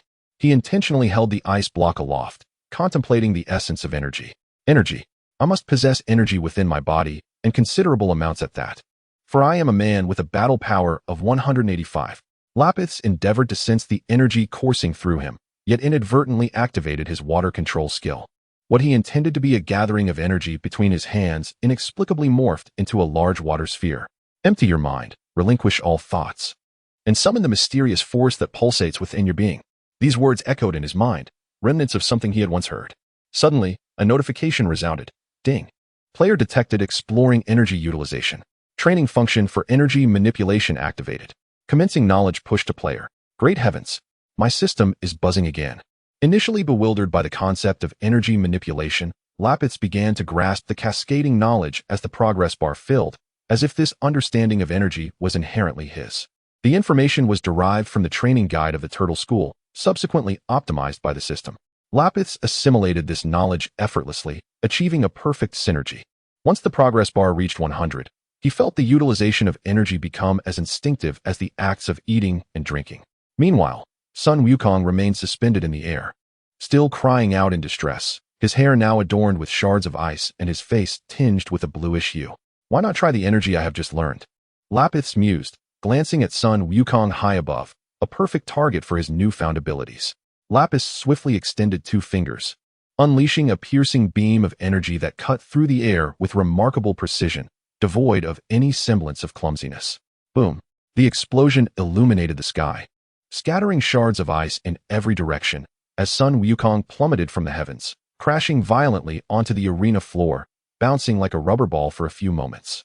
Contrary to Lapis's claims, he did not transform into a mere heap of flesh upon the ice's detonation. That was merely a ruse spun by Lapis. This attack bore a resemblance to the Crane School's Dodone wave, yet also echoed Frisia's death beam. Ultimately, it was a haphazard assault by Lapis, lacking substantial power. It merely shattered the ice and sent Sun Wukong tumbling down, leaving him battered and bruised. At this juncture, Sun Wukong was in dire straits. Having endured a flurry of blows, been frozen, then injured by the explosion, and finally, he suffered a hard fall. Most individuals in his position would have perished, or at the very least, surrendered. However, Sun Wukong was not one to concede. He struggled to rise, his right hand resting on his wounded left arm, his body swaying precariously as if it might collapse at any moment, his form marred by countless injuries. Some spectators, unable to bear the sight, began to chastise Lapis for his merciless approach. Hearing their discontent, Lapis felt a wave of helplessness wash over him. He yearned to defend himself. You may not believe it, but in future battles, his head would likely be hanging from his belt. This could very well be the fight in which he sustained the least injuries. I truly feel aggrieved. Sun Wukong, can you continue the fight? The host inquired cautiously. I can fight, he replied, demonstrating his indomitable spirit. Surrender? That was utterly out of the question at this moment. Very well, the host conceded, somewhat admiring his resilience. Such tenacity is not a trait possessed by all. Gazing at Sun Wukong, who could barely maintain his footing, Lapis felt a mixture of disbelief and sorrow. Despite his current state, his tail had yet to re-emerge. It was indeed a melancholic sight. With a flick of his hands, Lapis conjured a swirling vortex of energy, gazing intently at the flowing power between his palms. Having suddenly attained the ability to harness energy, a skill he had long coveted, his emotions surged with excitement, which was entirely understandable. Wukong, let us see how you handle this move, Lapis chuckled, as the energy in his palms intensified, casting a golden glow across the arena. Oh no! Lapis is about to unleash a Kamehameha wave attack. Please exercise caution and do not harm the audience, especially me. The memory of Chung Long's Kamehameha attack still lingered vividly, and upon witnessing Lapis preparing to launch a similar offensive, the host felt a surge of panic. As he sensed Lapis gathering energy, he knew an attack was imminent. Sun Wukong hastily brought his hands together at his waist, channeling his own Kamehameha wave. In an instant, 2 powerful gusts of wind erupted from the arena, stirring up the shattered floorboards and enveloping the entire stage in a cloud of dust. Kamehameha, with a sudden thrust of his hands, Sun Wukong unleashed an energy wave reminiscent of the Turtle Hermit's Kamehameha, directing it fiercely towards Robbie's. What do I even call this? Robbie's lamented, still struggling to devise a grand name before Sun Wukong launched the wave. There was no time to ponder. He would have to think of something next time. Come on, let us go for it. Robbie's commanded, adeptly manipulating his energy to release a projectile, meeting the Kamehameha head-on. The 2 forces collided with a deafening explosion, sending a powerful energy storm that propelled the announcer off the stage, leaving him with a swollen head. The clash of energies was a testament to the spirit of the Dragon Ball universe. The 2 contenders relentlessly poured forth their energy, the tumultuous vibrations persisting. Their distinct energies intertwined before erupting in a tremendous explosion. The resounding boom reverberated. A blinding light illuminated the arena, the air quaked, and the shockwaves radiated outward from the stage. As many spectators squinted against the brilliance, they felt a fierce windlash against their faces, stinging as if it carried fine grains of sand. When the tempest subsided, the arena was left utterly transformed. The floor cracked and pockmarked, resembling a sandy pit. Save for the areas where the 2 fighters stood, which remained relatively intact. Breathless and fatigued, Robbie struggled to regain his composure. However, Sun Wukong was in a far worse state. Already battered, the exertion from the Kamehameha left him on the brink of collapse. At that moment, Robbie swiftly gestured, encasing Sun Wukong's limbs in ice, immobilizing him on the stage as if he were rooted to the ground, utterly motionless. Sun Wukong's eyelids drooped heavily, nearly unable to open. Ha ha ha, Wukong, in this state, can you possibly withstand my next move? Robbie's taunted, as energy flickered between his hands, conjuring another energy blast. The onlookers gasped in shock. What was Robbie's planning? Sun Wukong, in his current condition, could not possibly endure another Kamehameha. This attack could very well spell the end for him. Was Robbie's losing his sanity? The turtle hermit's expression shifted dramatically, and he prepared to intervene. His beloved disciple must not perish in such a manner. At this critical moment, the seemingly defeated Sun Wukong suddenly began to struggle with all his might, emitting deep, resonant roars. Almost there, almost there. Robbie's advanced, step by step, determined to stoke the flames of conflict. Ah, crack. Sun Wukong let out a long, thunderous howl as a furry tail burst forth from his back, shattering the ice encasing his limbs. He had miraculously regained some strength, breaking free from his icy prison. It appeared that the tail indeed bestowed him with renewed power. Phew, the tail is finally out. Wukong, truth be told, I am even more exhausted than you, Robbie's remarked, allowing the energy in his hands to dissipate as he wiped non-existent sweat from his brow. Upon witnessing Lapis suddenly dissipate the energy orb in his hand, Sun Wukong was filled with perplexity. At that moment, Lapis pointed towards the heavens. Wukong, do you see that? Sun Wukong, bewildered, followed the direction of his finger and glanced upward. A full moon hung high in the sky, which in itself was not extraordinary. However, at that instant, Wukong's eyes were struck by a beam of frigid light, rendering him momentarily frozen, his pupils rapidly constricting. It was as if he had been struck by a bolt of lightning, his heartbeat accelerating until it resonated like the rhythmic thumping of a drum. One might ponder, whose heartbeat could resonate with such magnitude? The host, standing not far away, was instantly startled. What kind of spectacle was this? It was undeniably unsettling. Roar, roar. Sun Wukong's form began to contort, his facial features twisting grotesquely. His garments erupted, dark fur sprouting forth, and his visage rapidly transformed into that of a simian. In mere moments, his body swelled, the ebony fur enveloping him entirely. Within a few breaths, Sun Wukong had metamorphosed from a small boy standing a meter tall into a colossal black-furred ape towering over 10 meters in height. Roar! The gigantic creature emitted a thunderous roar, its massive foot crashing down upon the arena. The ground quaked violently, fissures stretching over 10 meters erupted beneath it. With a single swipe, the mighty ape sent the structures behind the arena flying. In the blink of an eye, the martial arts tournament was turned upside down. Oh my goodness, Wukong has transformed into a gorilla. This is the end. Bulma's complexion paled immediately in fear, her mind reeling in confusion. She recalled the terror that had once been instilled in her by the colossal ape, Sun Wukong. In the midst of chaos at the martial arts tournament, Sun Wukong suddenly transformed into a colossal black ape, leaving many in a state of bewilderment. Aside from Bulma, Yamchu, Oolong, and Pu'er, along with the prescient Lapis, none had ever witnessed such a phenomenon. Wukong, how could you become a monster? Krillin stammered, struggling to comprehend the reality before him. Only Lazuli found the situation somewhat normal, albeit with a profound curiosity.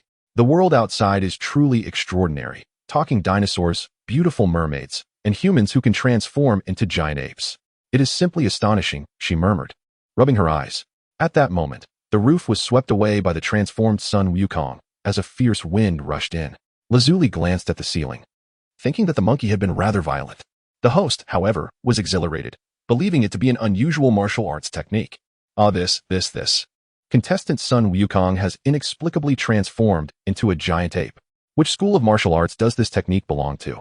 Oh no, contestant Sun Wukong, you've demolished the house. This is a foul. Contestant Sun Wukong, you've stepped out of the ring, you've lost. As the host struggled to maintain his composure, the arena had been shattered beneath Sun Wukong's feet. Not only had he cracked the stage, but he had also stepped outside the boundaries, thus forfeiting the match according to the rules. Just as the host was about to announce the outcome, a massive hand from the giant ape swung towards him. Drawn by the sound of his voice, "Whoa, danger!" screamed a spectator. The audience erupted into chaos. The giant hand loomed like a dark curtain, blotting out the host's vision. Panic surged within Lapis as he realized he could not reach the host in time. Acting swiftly, he snapped his fingers, enveloping the host in a liquid shield and transporting him to safety beside himself. Boom! The giant hand struck the ground, creating a deep crater that shook the earth and sent debris flying. The soaked host glanced at the spot he had just occupied, swallowing hard. He had narrowly escaped death. It was terrifying. Had it not been for contestant Lapis's timely intervention, he might have been reduced to a grotesque heap of flesh. Goodness! Being a host was proving to be quite perilous. He would need to request a raise upon returning to the station. As the audience witnessed such a dramatic turn of events, they quickly grasped that the tournament had spiraled into disarray. Consequently, they began to scatter, engulfed in the tumult of the world's foremost martial arts competition. The black giant ape roared ferociously, pounding its chest with its massive hands, its blood-red eyes scanning the fleeing crowd before it hurled the fallen roof into the fray. "Help! Help!" echoed cries of desperation. Someone fled so hastily that their shoes fell off, yet they dared not look back to retrieve them. They ran frantically. Boom! Lapis raised his hand and unleashed a surge of energy that obliterated the roof, sparing some audience members from peril. "Everyone run. Quickly vacate this place." Lapis initially intended to borrow the host's microphone but discovered it had been damaged by water, leaving him no choice but to shout at the top of his lungs, urging the spectators to escape the venue. In such a dire scenario, those skilled in martial arts behind the arena could no longer remain passive observers. They called upon Bulma, Launch, and others to hasten to safety, then leaped onto the stage, their faces etched with concern as they beheld the colossal black ape before them. To label it a monster would be accurate, for it was indeed a transformation of Sun Wukong. Yet, to identify it as Wukong now seemed a misnomer, as it wreaked havoc indiscriminately. "Wukong, awaken! Your current state endangers us all," Krillin shouted, his voice echoing in desperation. However, his cries drew the attention of the giant ape, which seized a massive rock and hurled it toward him. Whoa! Krillin leaped just in time to evade the projectile. The stone struck the ground with a thunderous crash, sending dust and debris flying. "It's futile. Wukong has lost his essence. The mere sight of a full moon triggers his transformation into the giant ape, causing him to lose all rationality," Yamcha remarked, his complexion ashen. "What? How could this happen?" Master Roshi and Krillin gasped in disbelief. "Is there any way to restore him to his former self?" Master Roshi inquired urgently. "Sever his tail," Yamcha replied. "Roar! Whoa, whoa, whoa, whoa!" The black giant ape bellowed, its enormous feet crashing down, forcing the group to scramble for safety in disarray. Each thunderous stomp shattered the ground, sending rocks flying. Lapis nimbly dodged the giant's foot, then seized the host's arm, pulling him to the rear of the stage. "Hurry, announce that I am the champion," he urged swiftly. The host, both terrified and bewildered, was astonished that Lapis was still fixated on the contest amidst such chaos. In truth, Lapis felt compelled to think of the competition, for his power was vastly inferior to that of the giant ape. Moreover, the prolonged silence from the mission completion prompt led him to suspect that the host had yet to declare the results. Though this side quest offered a mere 5 points of battle power, even the smallest mosquito is still meat. And there was the possibility of acquiring a random skill that might prove beneficial in the forthcoming battle. All right. The host nodded dazedly and then shouted. "The champion of this martial arts tournament is contestant Lapis." The microphone was broken, so he had to exert himself to be heard. However, the anticipated raucous applause and cheers that should have accompanied this announcement were conspicuously absent, for the audience had fled. Instead, he was met with a colossal stone hurled by the black giant ape. "Host, you should leave and find a place to hide," said Laplace, as he braced himself against the incoming stones. The host hesitated momentarily, but ultimately fled the scene in search of refuge. Laplace kicked the stone into fragments, and a notification resonated in his mind, confirming the completion of a task. Ding! Congratulations, player, you have completed a side quest. Rewards: Combat Power 5, Wealth 10,000. Skill acquired, Mental Reproduction Technique. This announcement momentarily bewildered Laplace. Mental reproduction technique? What on earth is that? What kind of skill is this? I've never even heard of it before. However, now was not the time to ponder over this new ability. The pressing matter was how to sever the tail of the transformed Sun Wukong and complete the main quest. If Sun Wukong continued his rampage, the entire Papaya Island would soon be doomed.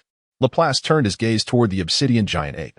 At that moment, the creature's name had transformed into a pitch-black hue, dark and shimmering as if adorned with a touch of special effects. Rampaging giant ape Sun Wukong, magnifying glass. He promptly opened the character panel. Character: Sun Wukong, rampaging giant ape form. Age: combat power 650 points. Skills: 1. Berserk strength. 2. Energy wave breath. Affinity: 100. Maximum value is 100. Weakness analysis: the weakness of Sun Wukong in his giant ape state is his tail. Severing it will revert the transformation. Additionally, culinary delights seem to have an unexpected effect on him, which could be worth exploring. Upon reviewing the entire panel, Laplace was taken aback. The giant ape form of Sun Wukong possessed only 650 combat power? Shouldn't it have been 350 points? Ah, right. His original form had been gravely injured. leading to a significant reduction in combat power even in his transformed state. It appeared that was indeed the case. Yet, even with just 650 points, he was an entity far beyond their current capabilities to challenge.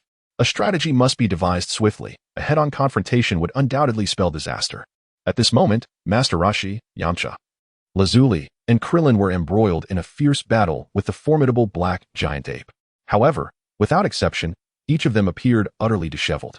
A single misstep could leave them gravely injured and unable to continue the fight. The giant ape's combat prowess was indeed terrifying. Under ordinary circumstances, Master Roshi would not have found himself in such a precarious situation, but the exhausting battle with Lapis had drained his energy, rendering him incapable of exerting himself effectively. Thus, they found themselves in this dire predicament. The ferocious black giant ape loomed over the struggling human warriors, their attacks barely registering against its formidable height. With each footfall, the ground trembled, sending clouds of dust swirling in a display of sheer power. Yamcha attempted to grasp one of the ape's massive feet, but with a violent shake. He was sent hurtling backward, blood spewing from his mouth, leaving him gravely injured. Krillin leapt into the air, aiming for the ape's head, but as he soared, the giant's tail lashed out, striking him and sending him crashing into a nearby wall, creating a gaping hole and rendering him unconscious in an instant. Lazuli, witnessing the brutality of the giant ape, hesitated to engage in close combat. Instead, she picked up stones from the ground and hurled them at the beast with all her might. The force of her throws surpassed that of a submachine gun. Yet her efforts only served to tickle the creature. In response, the giant ape bent down, grabbing a boulder several meters in diameter, and hurled it at her with a deafening rush of wind. Startled, Lazuli attempted to evade but was struck on the arm, tearing her sleeve and leaving several deep scratches from which blood flowed. As the massive rock hit the ground, the shockwave knocked her over, and her once graceful visage was now dust-laden. Ignoring her injuries and the dirt smeared across her face, she rolled away and sprinted, seeking to create a safe distance before formulating her next move. Master Roshi yearned to unleash the Kamehameha wave against the giant ape, but the previous exertion had left him unable to gather the requisite energy.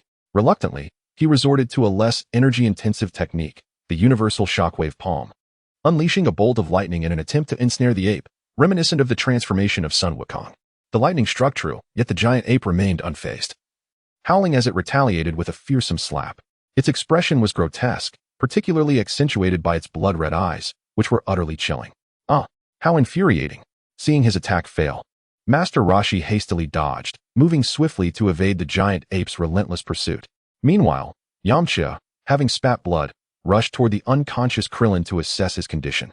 Fortunately, although a gash marred his head, he was still breathing, merely unconscious and not gravely harmed. Remarkably, all of this transpired within mere seconds, highlighting the sheer destructive power of the giant ape. Lazuli continued to retreat, just as Lapis emerged to meet her. Upon noticing his sister's injured arm, bleeding profusely, Rabies promptly applied a thin layer of ice to her wound and urged her to retreat swiftly to reunite with Bulma. He himself hastened back to the battlefield. As he leaped onto the arena, he beheld the black giant ape pursuing Master Roshi. The old master, agile and sprightly, reminded Rabies of a classic game from his past life, known as Temple Run. The resemblance was striking. However, this was not the time for nostalgia. Rabies quickened his pace, swiftly closing the distance to the colossal ape. With a forceful strike of his right hand upon the ground, he unleashed his ultimate skill, Frozen Earth. The reason for the dramatic strike was simply to add flair.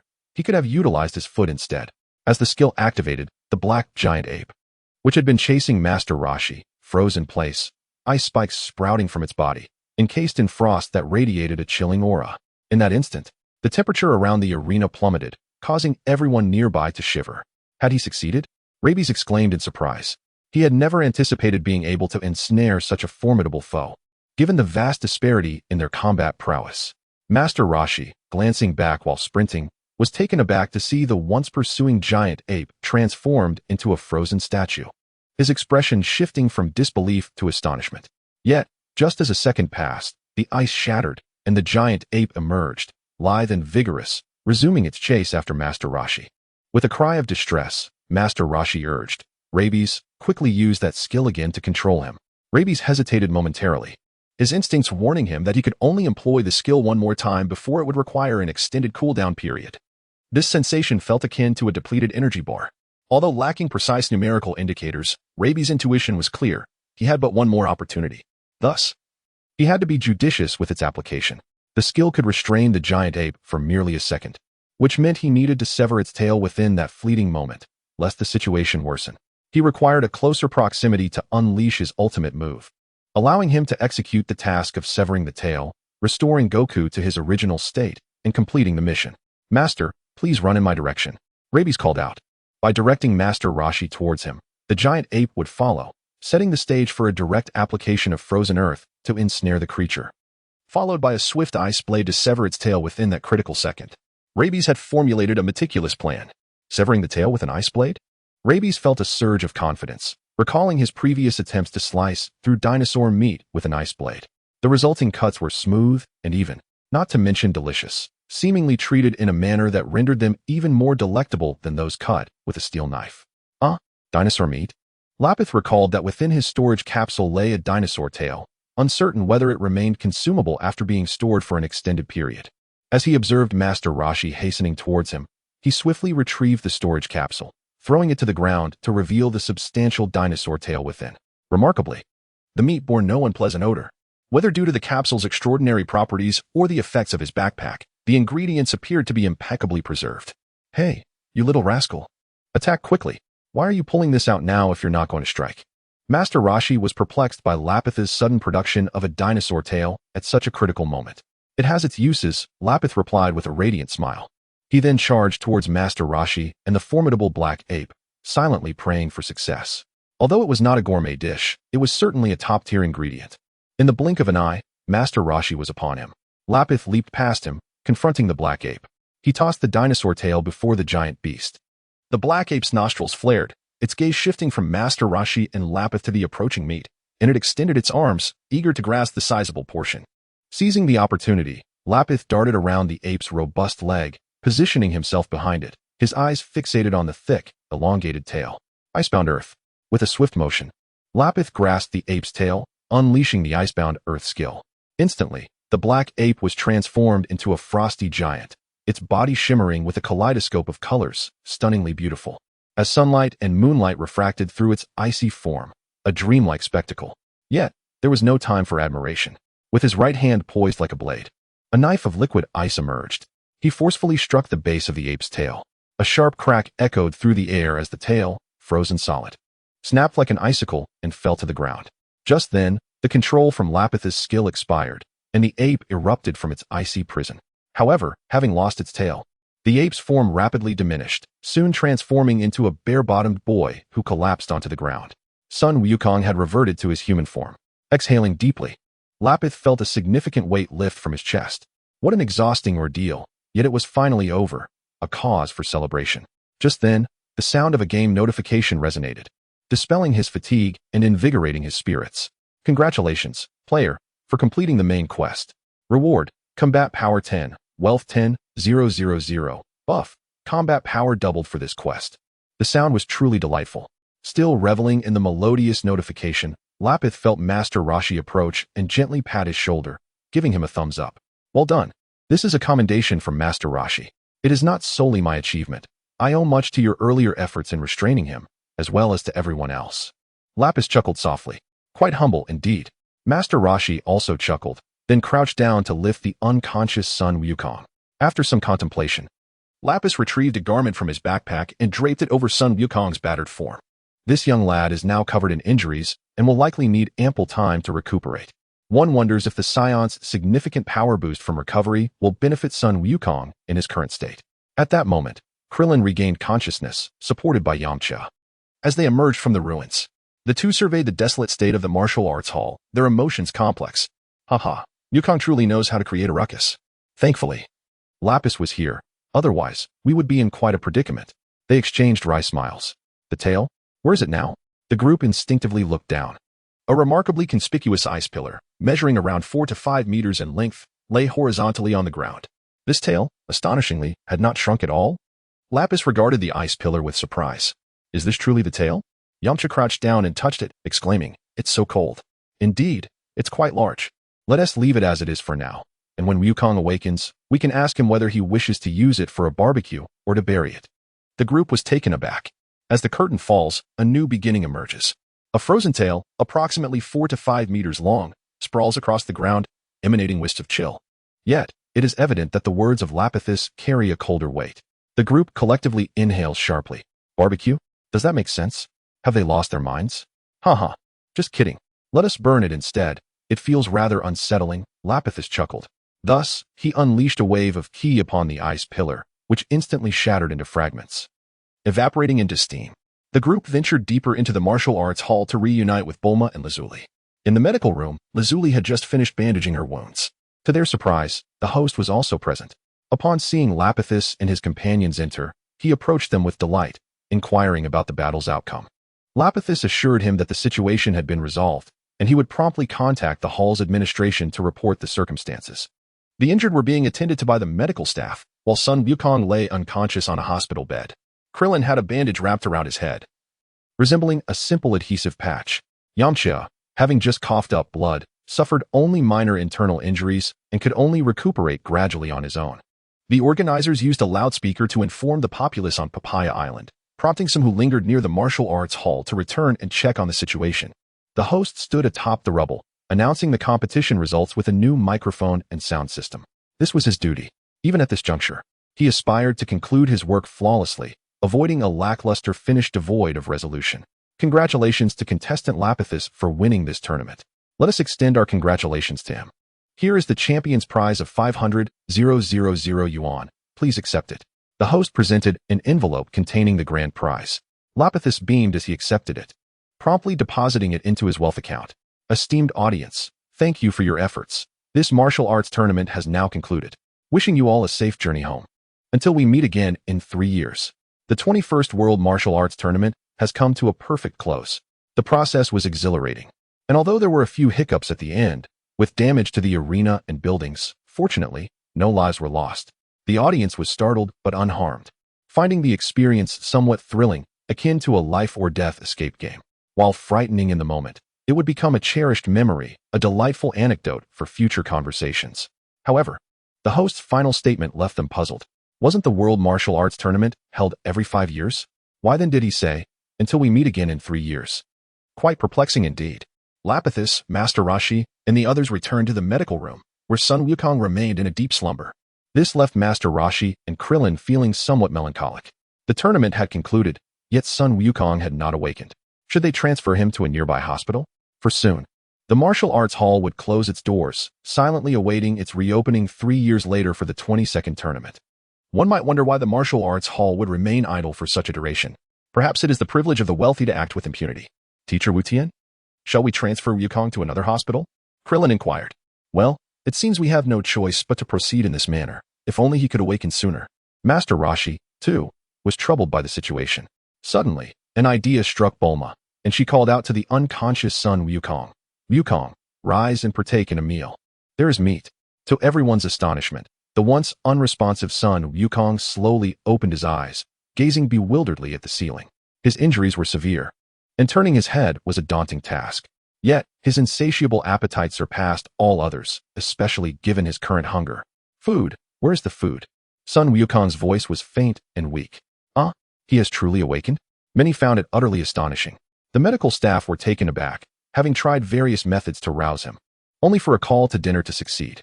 What manner of person is this? Observing Sun Wukong's search for sustenance, Krillin dashed outside and swiftly returned with something to eat. After consuming the food, Sun Wukong astonishingly managed to rise and walk, a veritable medical miracle. His recovery capabilities were indeed remarkable. While he dined, Master Roshi informed him that he had been defeated by Lapis. However, he refrained from mentioning the transformation into a giant ape. Sun Wukong was even unaware that his tail had briefly regrown before being severed once more. After finishing his meal, Sun Wukong turned to Lapis, clenched his fist, and declared, Lapis, you are truly formidable. Let us engage in battle again sometime. His memories halted at the moment before his transformation into a giant ape. Yet that did not diminish his recognition of Lapis's strength, as he had been relentlessly overpowered. Very well, I await your challenge. However, you must grow stronger. Lapis replied with a smile. Agreed, Sun Wukong responded cheerfully. I shall indeed become more powerful. Sun Wukong tightened his fist, as though sealing a pact. At that moment, Master Roshi addressed Krillin and Sun Wukong. You have witnessed, have you not, that in this world there are many formidable beings? There are those beyond compare. and the heavens hold greater wonders. We must not be complacent with our current prowess. The realm of martial arts is boundless, and true cultivation is an everlasting beginning anew. Do you understand? Master Roshi imparted this wisdom to his disciples. Yes, indeed. Sun Wukong and Krillin stood tall immediately. Phew. It was no easy feat to utter these words. I even went so far as to disguise myself to participate in the tournament. Although there were some changes along the way, the outcome remains the same. Master Roshi mused silently. Reflecting on the initial motivation for entering the competition, he sighed deeply, but ultimately smiled. Keep it up. Lapis gave them a thumbs up.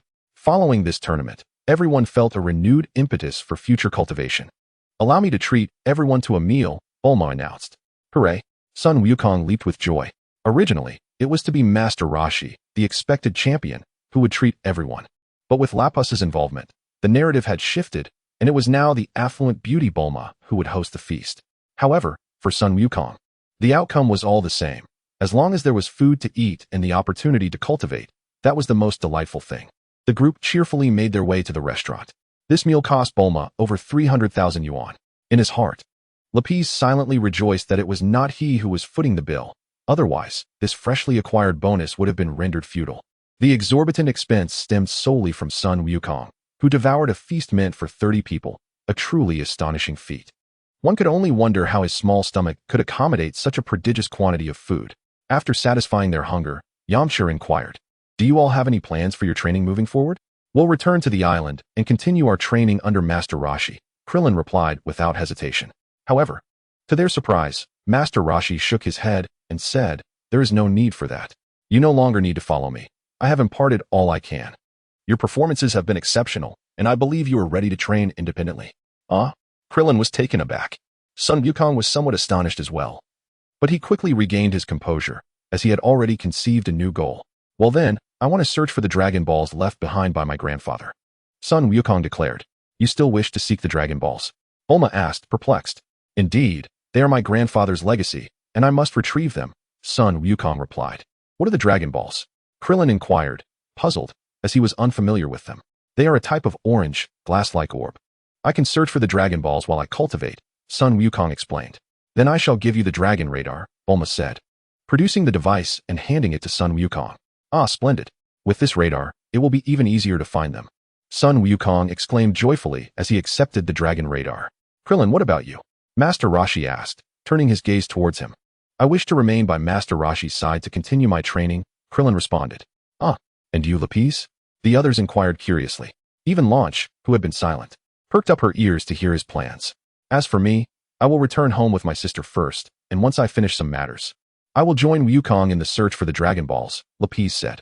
"Wukong, I will accompany you in searching for the Dragon Balls," Launch suddenly announced after a moment of silence. "Great, let's set off right away," Sun Wukong exclaimed eagerly. Are you in such a hurry?" Krillin asked. "I want to find the Dragon Balls quickly, and then train diligently to defeat Lapis," Sun Wukong replied. "Master, where are my belongings?" Sun Wukong looked towards Master Roshi. "You truly are an impatient one," Master Roshi remarked, then retrieved Wukong's belongings and handed them to him. Sun Wukong slung his belongings over his shoulder and secured the Rui Jingu bang to his back, calling out to the sky, "Nimbus." A cloud appeared, soaring through the air and coming to a steady halt beside Sun Wukong. "Farewell, everyone," Sun Wukong waved to them, leaping onto the Nimbus. "Hey, wait for me." Launch rushed over, grasping the Nimbus but struggling to climb aboard. "Oh dear." Sun Wukong lowered the Nimbus cloud, allowing Lan Chi to ascend upon it. "Farewell, everyone," she waved. And then the Nimbus cloud soared into the sky. "Oh, has Lan Chi departed as well?" The turtle hermit finally grasped the situation, feeling somewhat bewildered. He had initially intended to send his 2 disciples away to have a moment alone with Lan Chi. On a side note, I regret to inform you that updates will be irregular in the coming days due to the busy year-end schedule. Tomorrow, I have been invited by my best friend to serve as a wedding host, and I am currently rehearsing my lines, anxious about the possibility of faltering tomorrow. 048, farewell. Dear Newton, now what should we do? Bulma inquired. "Cousin, are we heading back to West City together?" "No, I wish to return home first." Lapis replied with a smile. "Is your home far from here?" "I have a capsule plane," Bulma said, producing a capsule and offering it to him. "There's no need." Lapis shook his head. "Why not?" Bulma asked, perplexed. "Is traveling by car more convenient and comfortable than flying?" With a slight focus, a vortex of energy emanated from Lapith's feet, causing his garments to flutter as he levitated into the air. He paused momentarily before soaring upwards, ascending higher and higher into the azure sky. Those nearby were utterly bewildered. How did he suddenly ascend to the heavens? Show some respect for airplanes.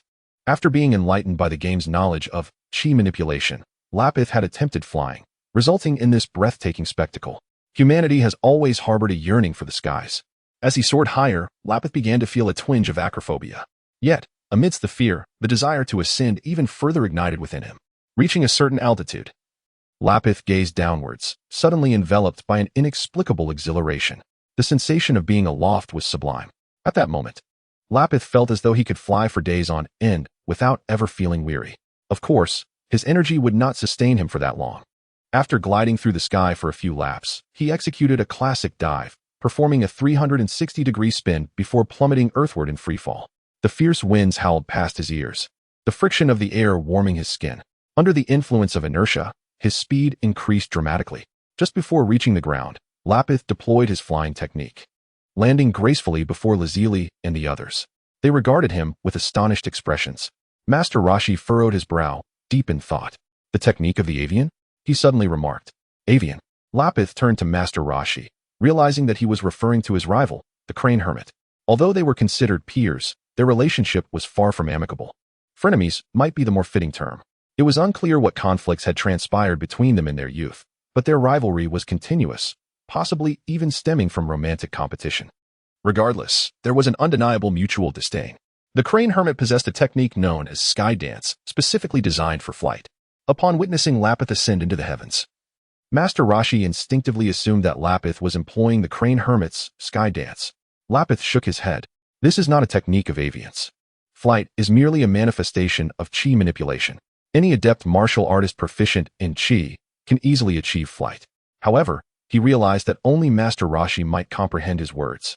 The others were left in a state of bewilderment, their expressions a mixture of confusion and envy at Lapis's liberation from the Earth's constraints. Soaring through the air without the aid of an airplane. The turtle hermit, the only martial artist in history who skillfully wields his breath yet chooses, or perhaps refrains, from flight. The reasons behind this remain a mystery. Does he harbor a profound resentment towards Master Crane's sky dance technique? Such questions linger unanswered. No wonder he eschews the airplane capsules. It turns out his cousin can fly on his own. Bulma expressed her envy. Lazili recalled that before embarking on her journey to West City to visit her aunt, Robbie's had mentioned the possibility of humans one day soaring through the skies. At the time, she pondered how humans, lacking wings, could ever achieve flight. Yet here they were, not long after, and Robbie's was indeed flying. This brother of hers was becoming increasingly enigmatic. Meanwhile, the esteemed Sir Isaac Newton from another realm has no sway over the inhabitants of the Dragon Ball universe. Today, Robbie's bid a final farewell to the great man. Yamcha, Oolong, and Poir had little acquaintance with Robbie's and were unaware of his true nature. They only knew him as Bulma's cousin. To them, Robbie's was an extraordinarily mysterious and formidable youth, his martial prowess unmatched. Having claimed victory in the 21st World Martial Arts Tournament, he possessed the ability to manipulate water and could freeze his opponents into blocks of ice. He could unleash energy waves and soar through the air. In essence, he was a young man who existed within the realm of imagination.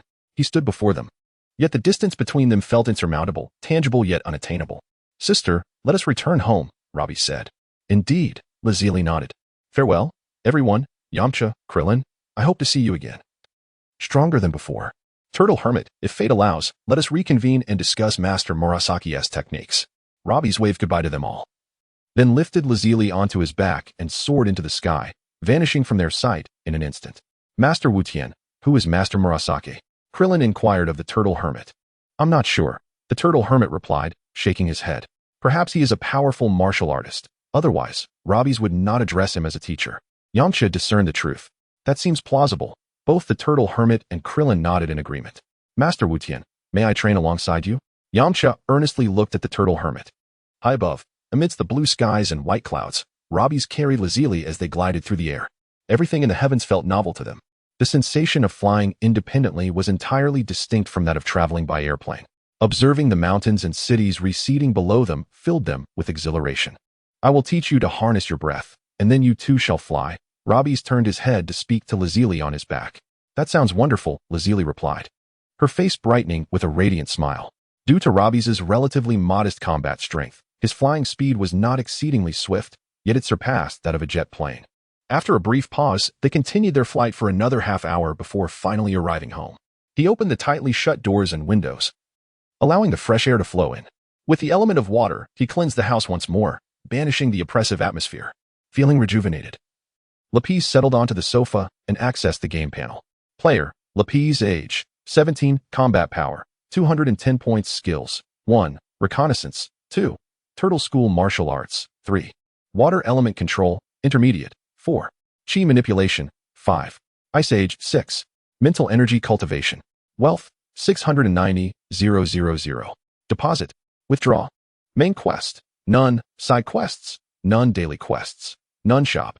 Not activated. Can be activated when player combat power reaches 500 points. Buffs. 1.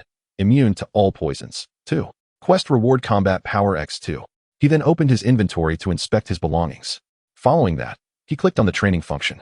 This training feature remained an abstract QR code, which, upon prolonged viewing, caused a slight dizziness, rendering concentration nearly impossible. It was perplexing.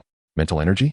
Grasping a key term, Lapis deftly opened the skill tab and selected Mental Energy Cultivation to review the skill description. Mental Energy Cultivation, a highly advanced method of mental training, propagating like a virus. Note: the stronger the mental energy, the longer the blue bar, the longer the bar, the greater the skill damage, the shorter the skill cooldown. True to the game's consistent style, the description was blunt and insufficient, leaving much to be discovered through personal exploration. It did not specify how to cultivate this mental energy. However, since it was a skill he now possessed, it indicated that he could use it whenever he wished, without the need to ponder its training mechanics or underlying principles. Without hesitation, Lapis employed mental energy cultivation. Instantly, he felt an ethereal clarity enveloping his mind, as an unknown energy drifted from the cosmos, penetrating his skin and coalescing at his brow to form a luminous halo. The halo floated and spun continuously.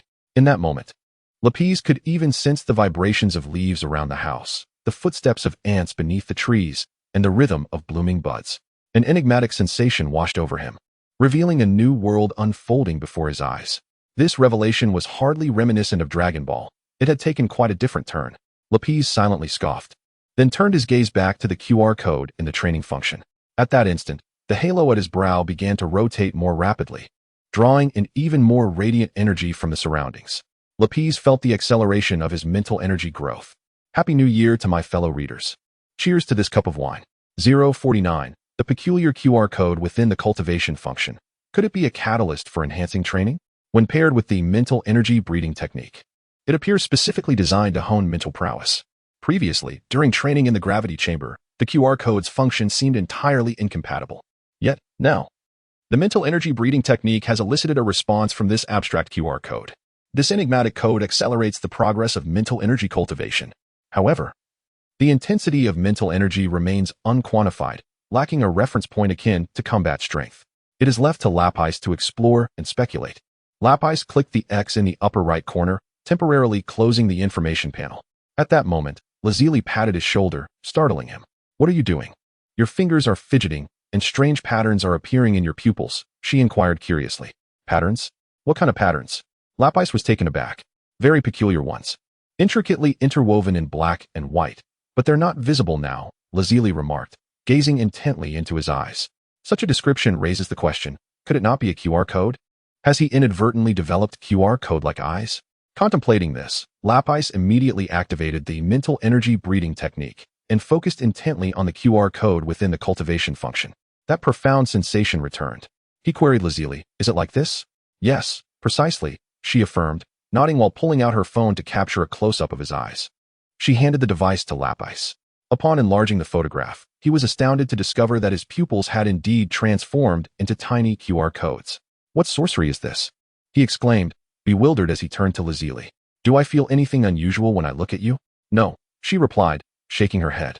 "Nothing? Then what purpose does this extravagant display serve?" Lapis expressed his confusion. "Could you at least provide some form of insight?"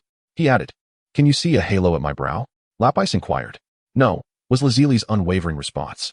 Her brother's peculiarities seemed to grow increasingly pronounced. At that moment, Lapis noticed his combat strength, which had originally been 210 points, had surged to 211.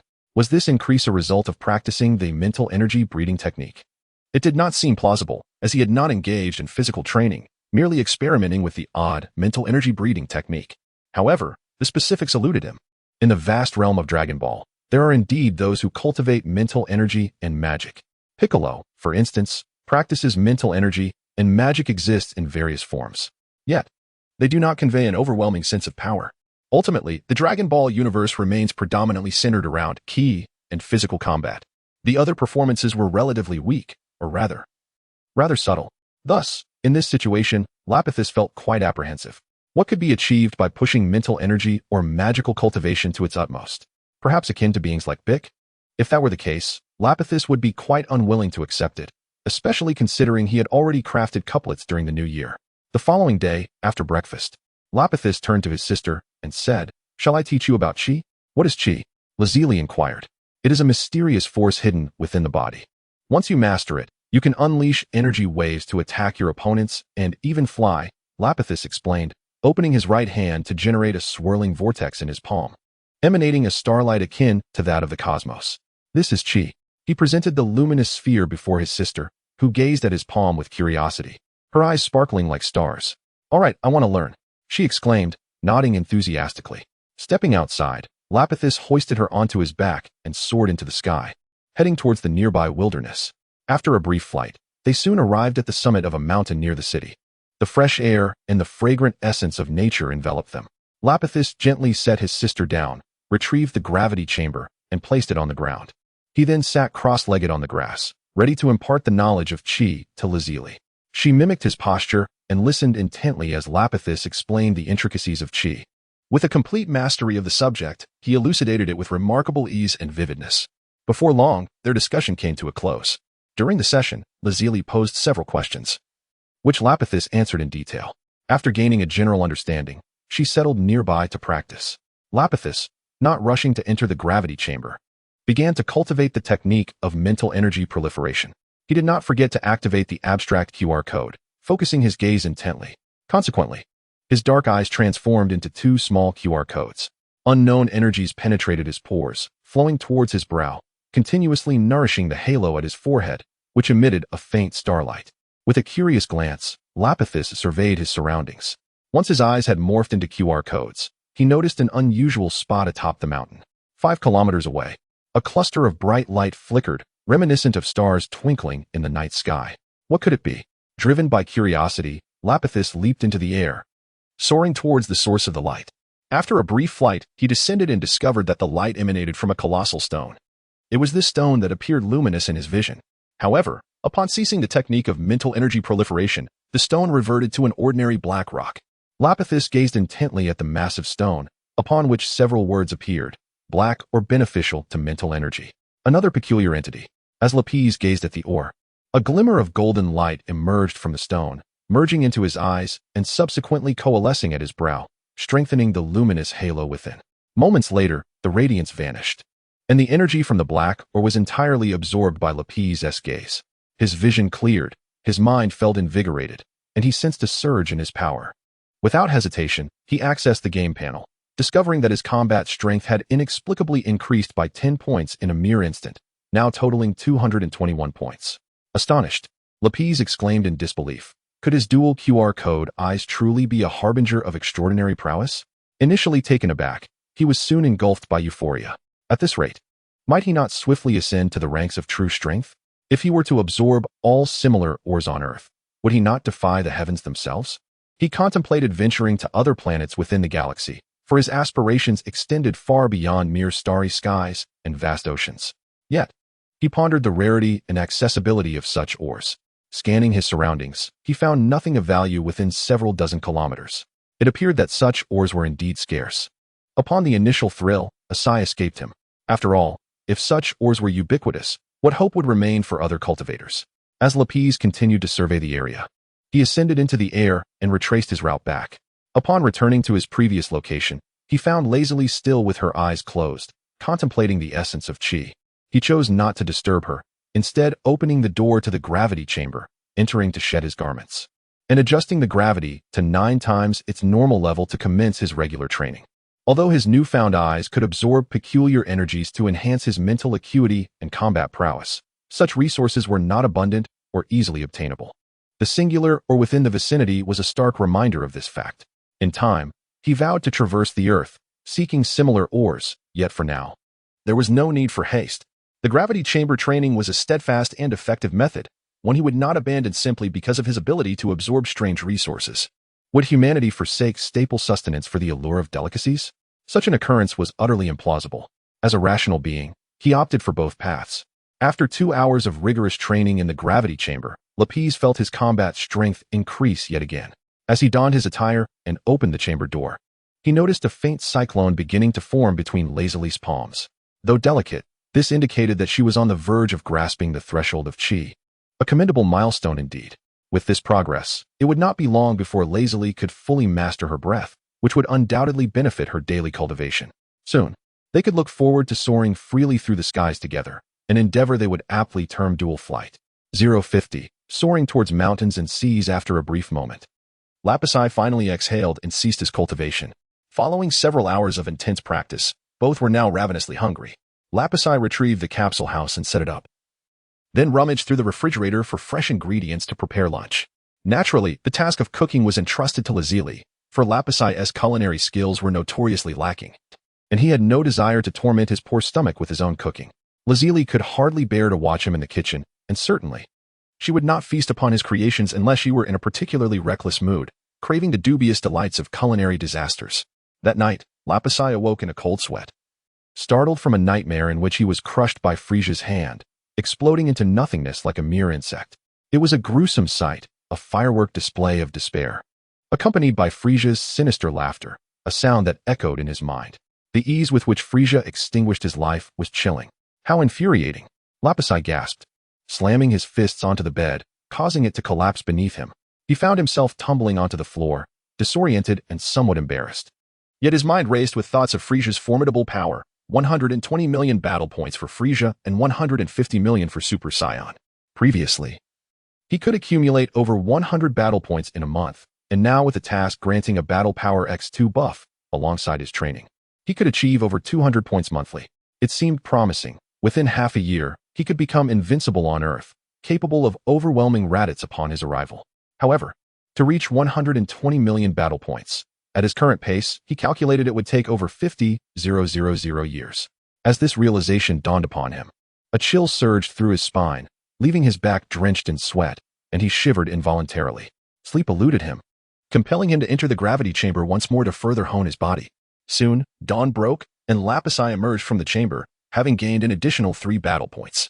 Lazili, waking up to see Lapis exiting the gravity chamber, paused momentarily before inquiring, "What's wrong? Did you sleep in there all night?"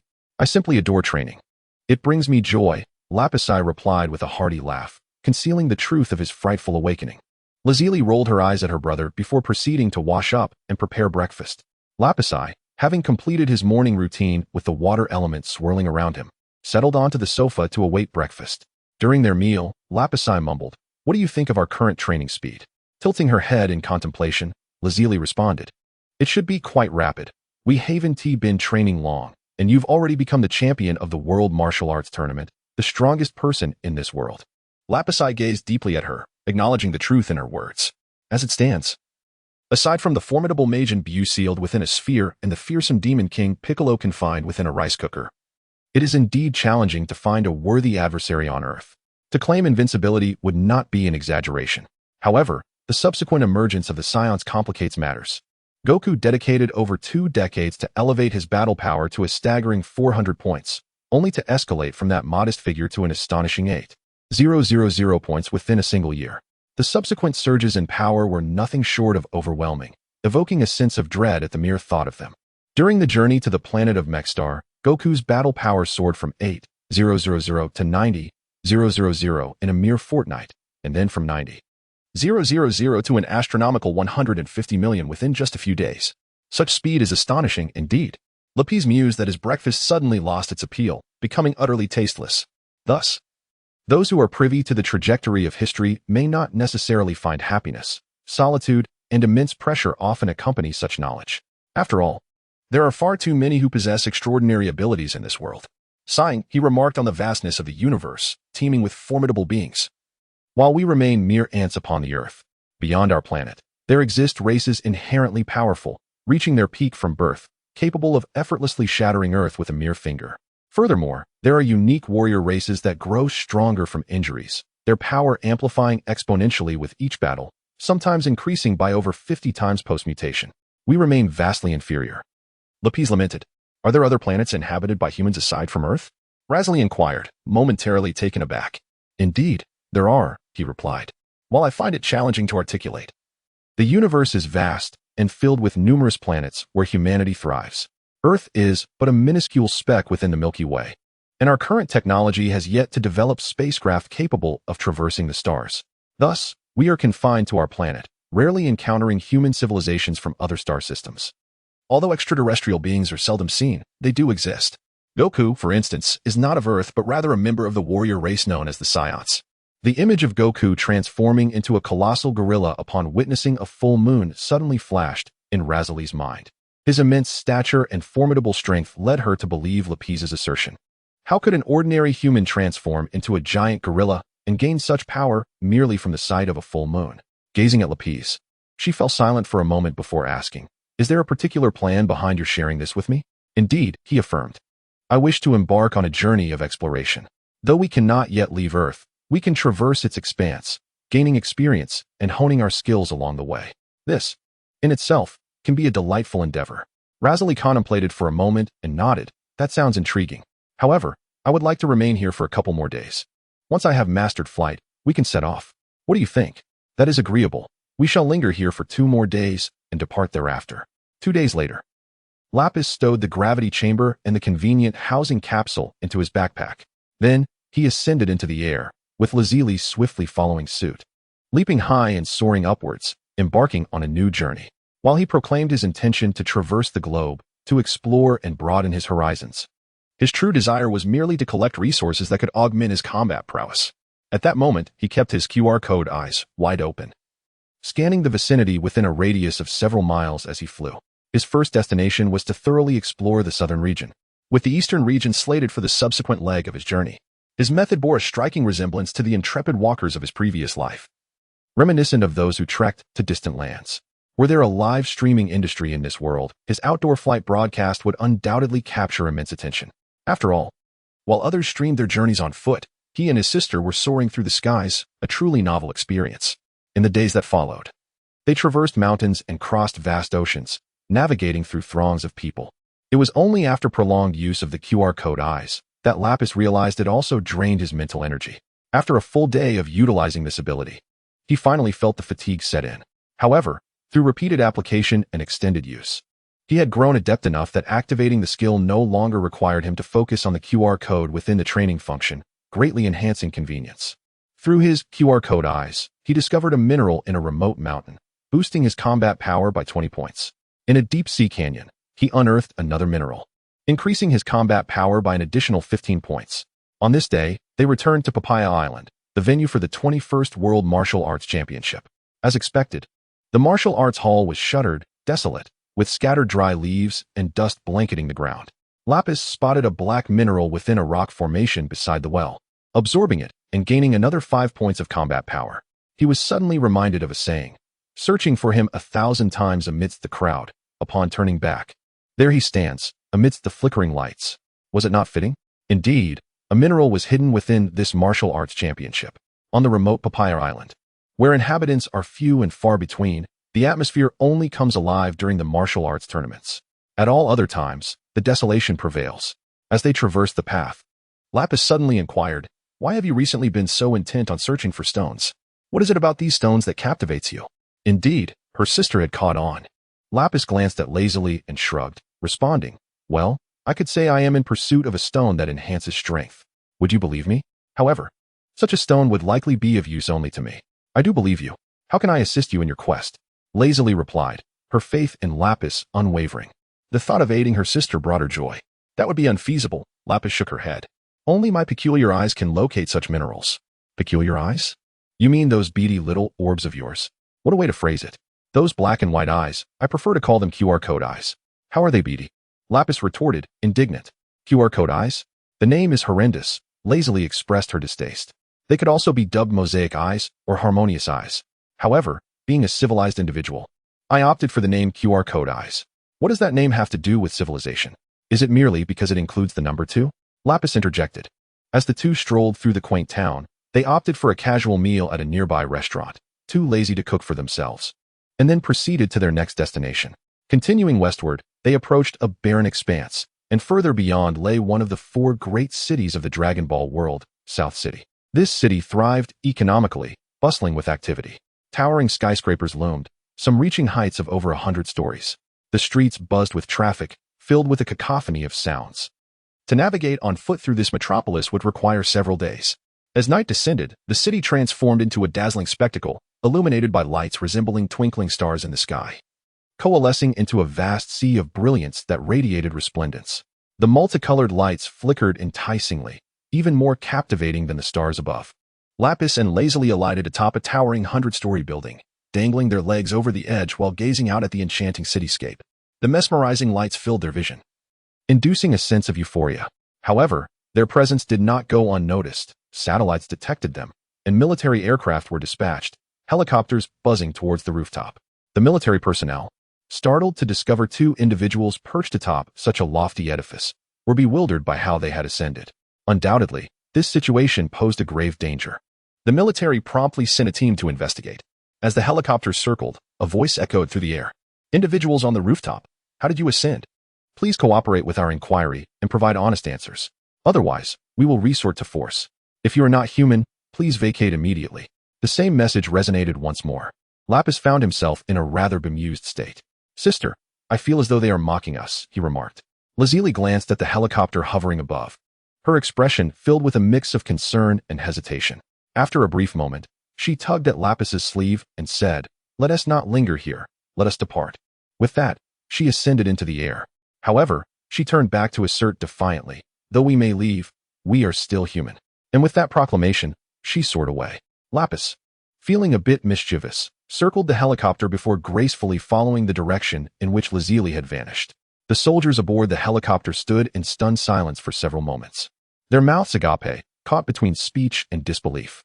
Finally, one of them broke the silence. "Wait, can they fly? Are they some kind of avian beings?" Another quickly interjected. "Didn't Tishi just say they were human?"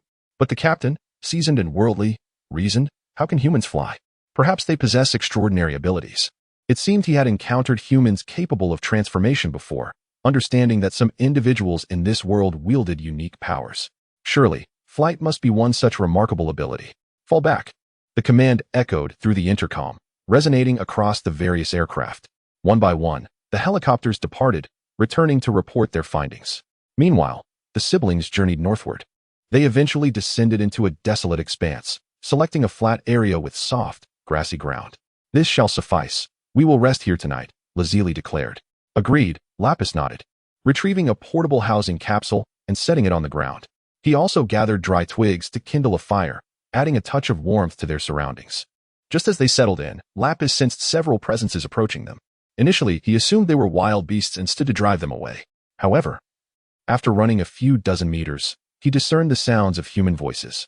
It was evening, around 8 or 9 o'clock, and in this wilderness, what could draw humans here?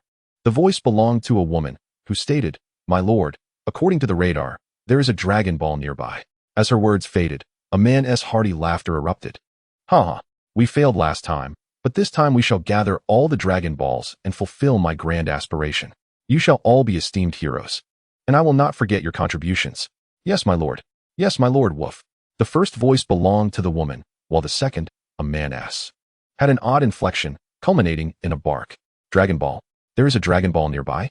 Lapis pondered, concealing himself behind a large tree to observe.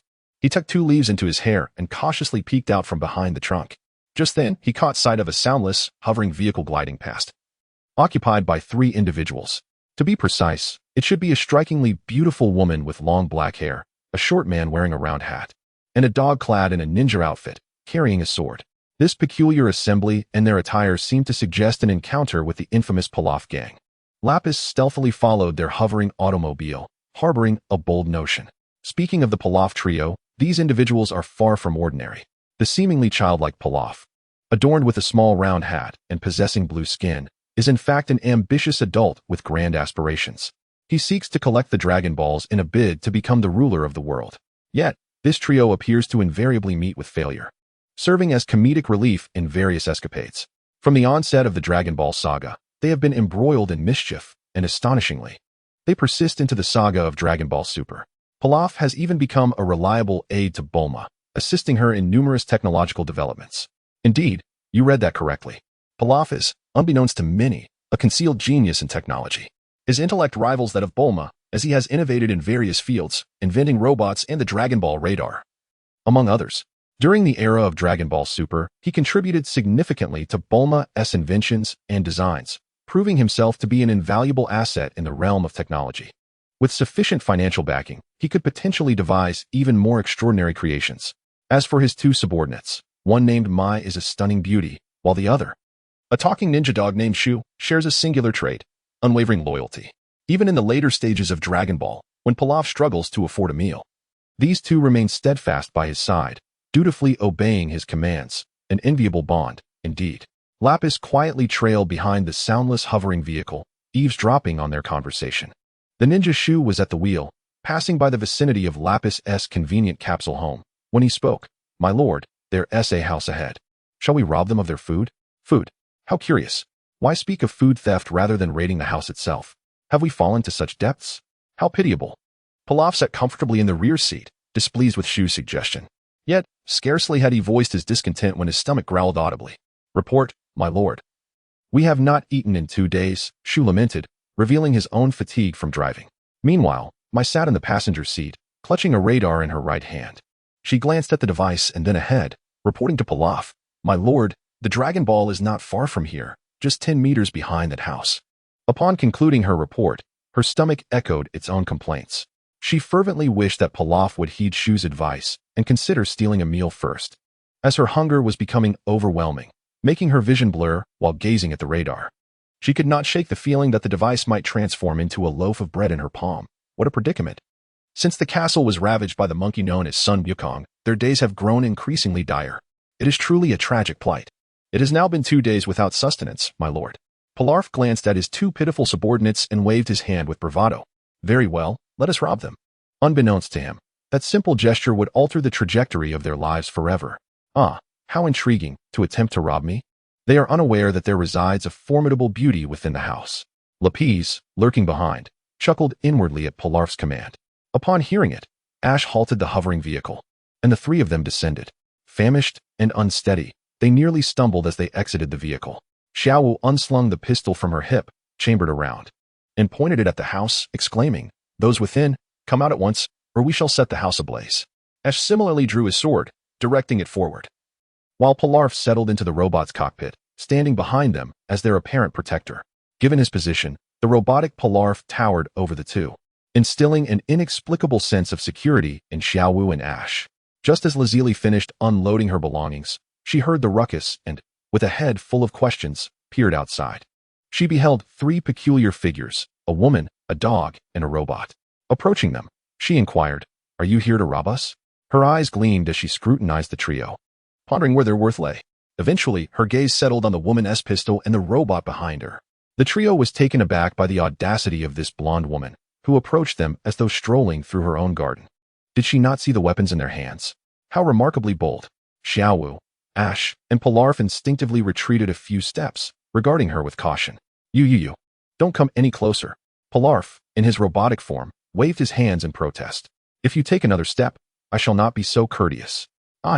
You leave me no choice," he added, placing 2 fingers to his lips and playfully blowing a kiss toward Lazili. "Oh dear, how embarrassing." Xiaowu's face flushed crimson as she shielded her blushing cheeks with her hands. Stop speaking. The king is truly audacious." Ash mirrored her reaction, covering his eyes with his paws. "What a shame, my poor eyes." Lazili, bewildered, questioned, "What on earth are you doing?" Flying kisses," Pilaf stammered. "Do you feel nothing?" "What feeling could I possibly have?" Lazili thought she had encountered 3 imbeciles. Wow, this woman is utterly shameless. Her audacity surpasses even that of King Pilaf. Truly frightening. Xiaowu and Ash huddled together in fear, their already weak legs feeling even weaker. Xiaowu, feeling particularly soft all over. "Especially her lips," exclaimed. "Shameless? Thick-skinned?" Silence. Upon hearing such words from these individuals, Lazili's expression turned icy as she quickened her pace. Suddenly, with a resounding thud, Xiaowu, witnessing Lazili's ghostly approach, closed her eyes and pulled the trigger, unleashing a bullet that soared forth with a spark in its wake, aimed directly at Lazili. However, Lazili deftly evaded the oncoming projectile, her form twisting into a blur as she reappeared before Xiaowu and Ashu, delivering a powerful strike to the midsection of both the girl and her canine companion. Sensing their utter vulnerability, Lazili immediately tempered her strength. Yet the duo was still sent sprawling several meters away, coughing and struggling to rise. In a sudden turn of events, the robot Pilaf extended its arms, transforming them into elongated ropes that sought to ensnare Lazili. Yet, with an ethereal grace, Lazili slipped through the grasping tendrils, and with a powerful push against the ground, she became a whirlwind, appearing atop Pilaf's foot. Seizing the robot's lower leg, she hoisted it overhead and executed a shoulder throw, causing sparks to fly. "Please, spare us," they implored, incredulous that they could still speak. Lazili, still holding the robot aloft, contemplated delivering another forceful slam when a figure, having been observing from a distance, leaped forth to intervene. Wait, do not damage our property," commanded the newcomer. Pilaf, hearing yet another voice, turned its head with a mechanical whir, sparks erupting from its neck. Upon turning, it beheld a striking young man with long black hair, fervently gesturing to dissuade the golden-haired girl from causing destruction. Yet, the young man referred to our property, leaving Pilaf bewildered at the sudden emergence of a new ally. Had another admirer joined their ranks? It was quite astonishing. Very well. Lazili conceded with a hint of disappointment, relinquishing her hold on the robot. Pilaf, perplexed, wondered why this woman was so agreeable. Before he could fully comprehend the situation, he found himself hoisted by the young man, who dragged him across the ground, leaving a long trail of scratches. Finally, the boy discarded him unceremoniously beside Ashu and Xiaowu, akin to tossing aside scrap metal. This doesn't feel like admiration anymore, Pilaf thought, a chill running down his spine. Sister, if you break him, repairing the damage will be quite the task. He is our asset. Upon hearing the young man's words, Pilaf's discomfort intensified, lamenting the folly of heeding Ashu's advice. Regret washed over him. He was not foolish, and it was clear that the boy and girl were allies. As a torrential downpour unexpectedly cascaded from the heavens, Xiaowu, Ashu, and Pilaf found themselves drenched and jolted into alertness. Cold, famished, and recently battered, the trio shivered as they cast apprehensive glances at the siblings. "What do you intend to do?" Xiaowu stammered, attempting to inch backward, her garments soaked and clinging, accentuating her alluring figure. Ashu resembled a drenched dog, droplets clinging to his brow. Pilaf, having pried open the robot's hatch, clambered out, only to be jolted by a spark from the robot's malfunctioning circuitry. Now scanning for an escape route. "What are we to think? You were the ones brandishing firearms and threatening us. Are you planning to rob us?" Lapis surveyed the disheveled trio with keen interest. "And no, this is a misunderstanding." Pilaf hastily waved his hands. "A misunderstanding? You pointed guns at us, and even fired." "I am not blind," Lapis retorted, his tone menacing. "Indeed, those were real guns," Lazili chimed in supportively. Pilaf found himself at a loss for words, unable to conjure a convincing excuse. "Please, big sister, spare us this time," both Xiaowu and Ashu implored Lazili in unison. In truth, they were far more fearful of Lazili than the suddenly appeared Lapis, having witnessed her terrifying combat prowess firsthand. She moved with the swiftness of the wind, effortlessly dodging Xiaowu's bullets and dispatching them with ease. She was, in essence, a humanoid Tyrannosaurus. There was no fighting back, no escape. Surrender was their only option. As for Lapis, they had yet to grasp the full extent of his menace, rendering him less intimidating in their eyes. Thus, their pleas were directed towards Lazili. Lazili, however, regarded the trio before turning to Lapis, seeking his judgment. Pilaf and the others noted Lazili's gaze, and with clarity dawning upon him, Pilaf urgently pleaded once more, "Be brother. We were blind to our folly. Please let us go this once, and I shall relinquish all my possessions to you." Just then, a synchronized grumble erupted from the bellies of Xiaowu, Ashu, and Pilaf, turning their faces crimson with embarrassment. Their stomachs, betraying them in their time of peril, were a stark reminder of their plight. After all, it is said that man is iron and food is steel. A meal missed leaves one ravenous. They had gone 2 days without sustenance, and their bodies were now beyond their control. Lapis circled them, appraising them from head to toe. In that moment, the trio felt as though they were prey under the gaze of a fierce beast, instinctively inching closer to one another for solace. Huddled together, they found a fleeting sense of security among their companions. Suddenly, Lapis let out a meaningful chuckle, intensifying their unease. "Pilaf," he called out sharply, singling him out. Then, with a forceful stamp of his right foot upon the ground, a resounding boom reverberated through the air. The earth trembled, sending vibrations across the expanse. Where Lapis's foot struck, the ground erupted, creating a deep chasm of 4 to 5 meters, with sand and stones flying in every direction. The three individuals were thrown into the pit, their faces covered in dust, rendered utterly disheveled. At that moment, Pilaf could scarcely ponder how Lapis knew his name. He could only perceive that this youth was nothing short of extraordinary, capable of creating such a massive pit with a single step. They were nearly paralyzed with fear, their speech faltering. "Ah, Bibi brother, please, do not kill me," accompanied by the whimpering of a dog. After the thunderous noise, the air fell silent for a few seconds, until Lapis suddenly broke into a grin. Yet, he remained silent, resolved to unleash another wave of terror. Determined to leave these three in a state of bewilderment, Lapis raised his hand and conjured a cerulean energy sphere, which he brandished before Pilaf and his companions, illuminating their faces in a brilliant blue before hurling it aside. The blue energy projectile pierced the air, erupting with a deafening crash upon a nearby hill. In an instant, the ground shook violently, flames surged into the sky, and thick smoke billowed forth, accompanied by a howling wind. As the smoke gradually dissipated, the surrounding area was illuminated by the blaze. What had once been a hill was now reduced to a flat expanse, wisps of smoke curling upward as remnants of the explosion lingered. Pilaf, Mai, and Shu's eyes nearly bulged from their sockets, and they fainted, collapsing backward in sheer terror. They had been rendered unconscious by fear. Lapis splashed them with water, rousing them from their stupor. Lazili watched in perplexity, unable to comprehend why Lapis sought to frighten these three individuals so. They appeared to be in a truly pitiable state, prompting her to feel a twinge of concern for them. From his backpack, Lapis retrieved 3 apples and tossed them towards the trio. He then sat cross-legged on the ground, observing the trembling figures with keen interest. The apples rolled to their feet, yet none dared to retrieve them.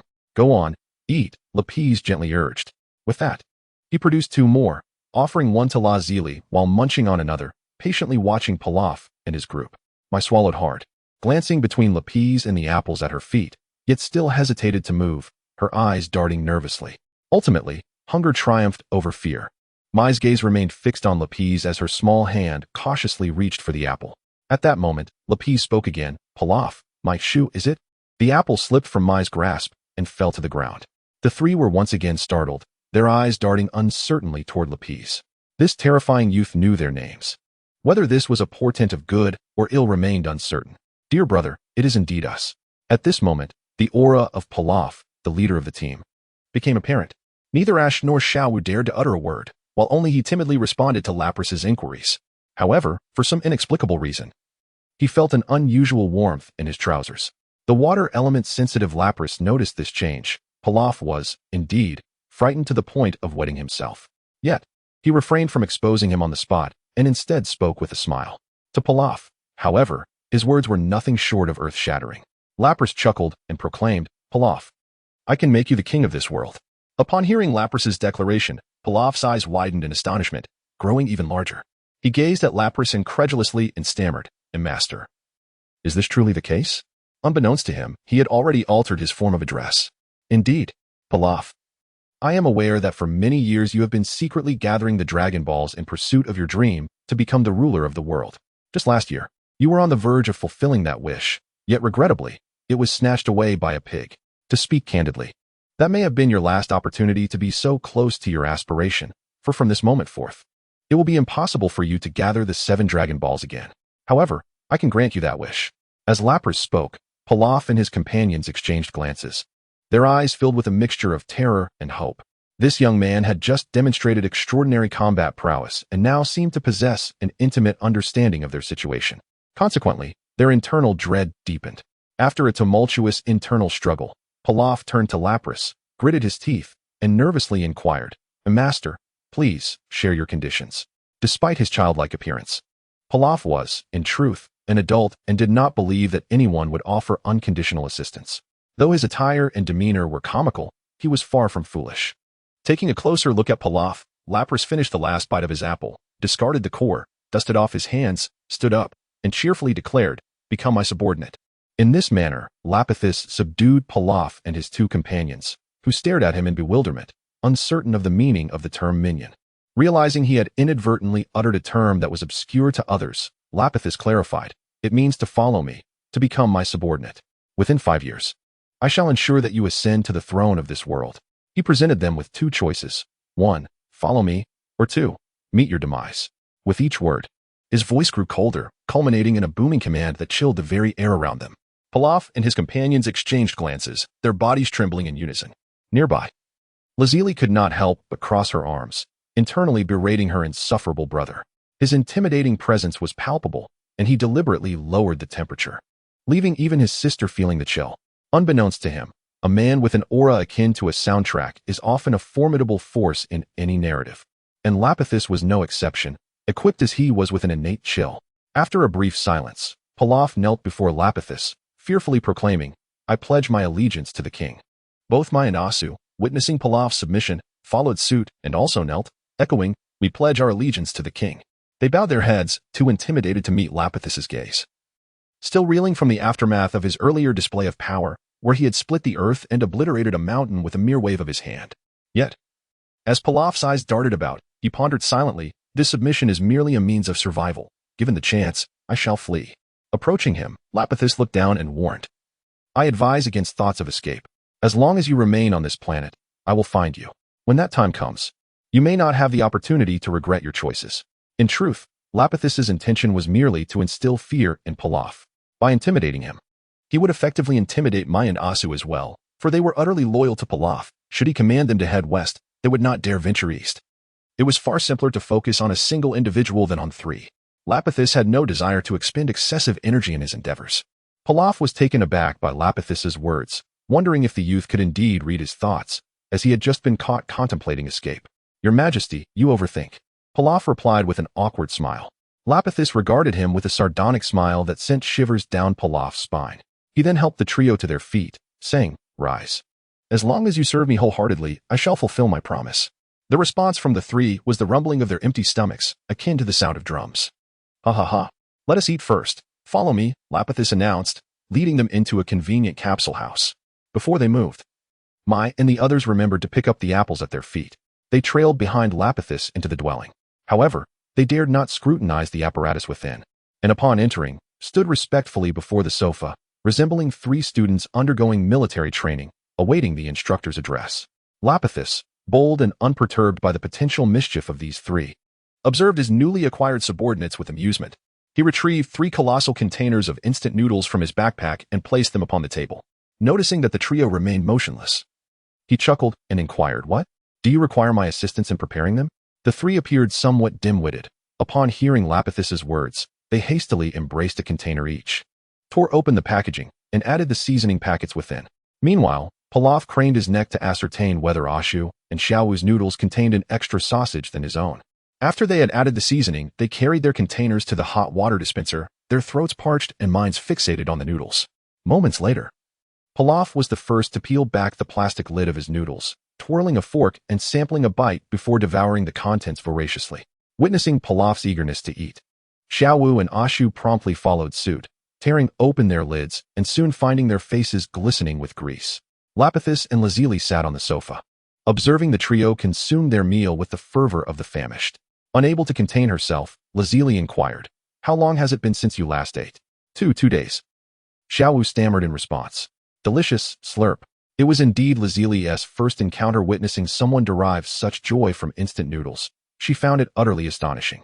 After their meal, Lapis commanded, Hand me the Dragon Ball radar. Certainly, Great King, Xiaowu replied, presenting the radar with utmost reverence. Having shared a container of noodles with Lapis, Xiaowu's admiration for him had significantly increased, evolving from mere trepidation to a measure of respect. What does Great King mean? Are you stuttering? Lapis was momentarily taken aback. Not at all. He is the king, and you are the Great King. Xiaowu pointed towards Pilaf. This title feels somewhat foolish, Lapis thought, casting a bemused glance in her direction. Xiaowu's mouth, aside from being smeared with noodle grease, was also dampened by her hair. The other 2 were similarly disheveled, their clothes drenched and wrinkled, leaving one to wonder how they could endure such discomfort. Unbeknownst to Lapis, the trio had been both anxious and famished, hardly mindful of such trivial matters. Yet, he could no longer bear to see them in such a state. With a sharp snap of his fingers, the water element danced around them, instantly refreshing and cleansing their appearances. However, this sudden transformation startled Pilaf and his companions. What sort of ability is this? The newly acknowledged king employs techniques that are increasingly incomprehensible. The longer we interact, the more enigmatic he appears. Best not to provoke him. Upon receiving the Dragon Ball radar, Lapis lowered his gaze to examine the indicators on the screen. Following the directions, he ventured outside, his eyes scanning the surroundings until he arrived beneath a grand tree at the back of the house. Lazuli, Pilaf, Xiaowu, and Ashu soon gathered beneath the tree as well. According to the radar, the Dragon Ball was indeed located at this very spot, but where could it be? Lapis murmured to himself, surveying the area. He pondered that the Dragon Ball was unlikely to be buried underground, so he tilted his head upward to inspect the treetop. However, the night was shrouded in darkness, and he could only discern the vague outline of the canopy, rendering it impossible to detect anything atop the tree, let alone the elusive Dragon Ball.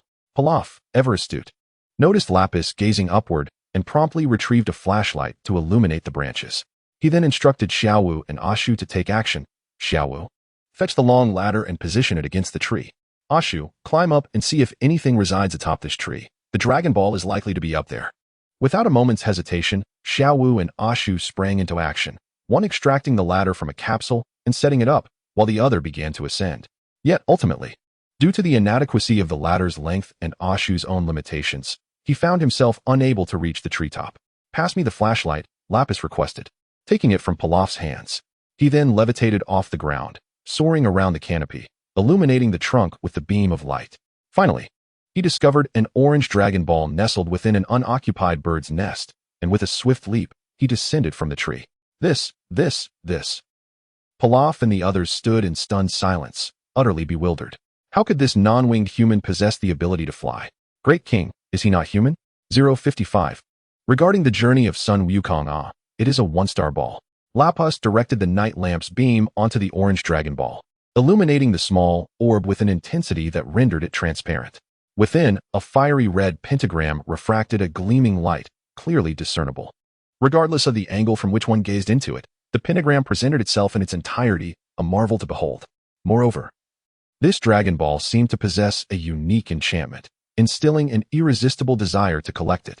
One of the 7 miraculous Dragon Balls, one-star ball.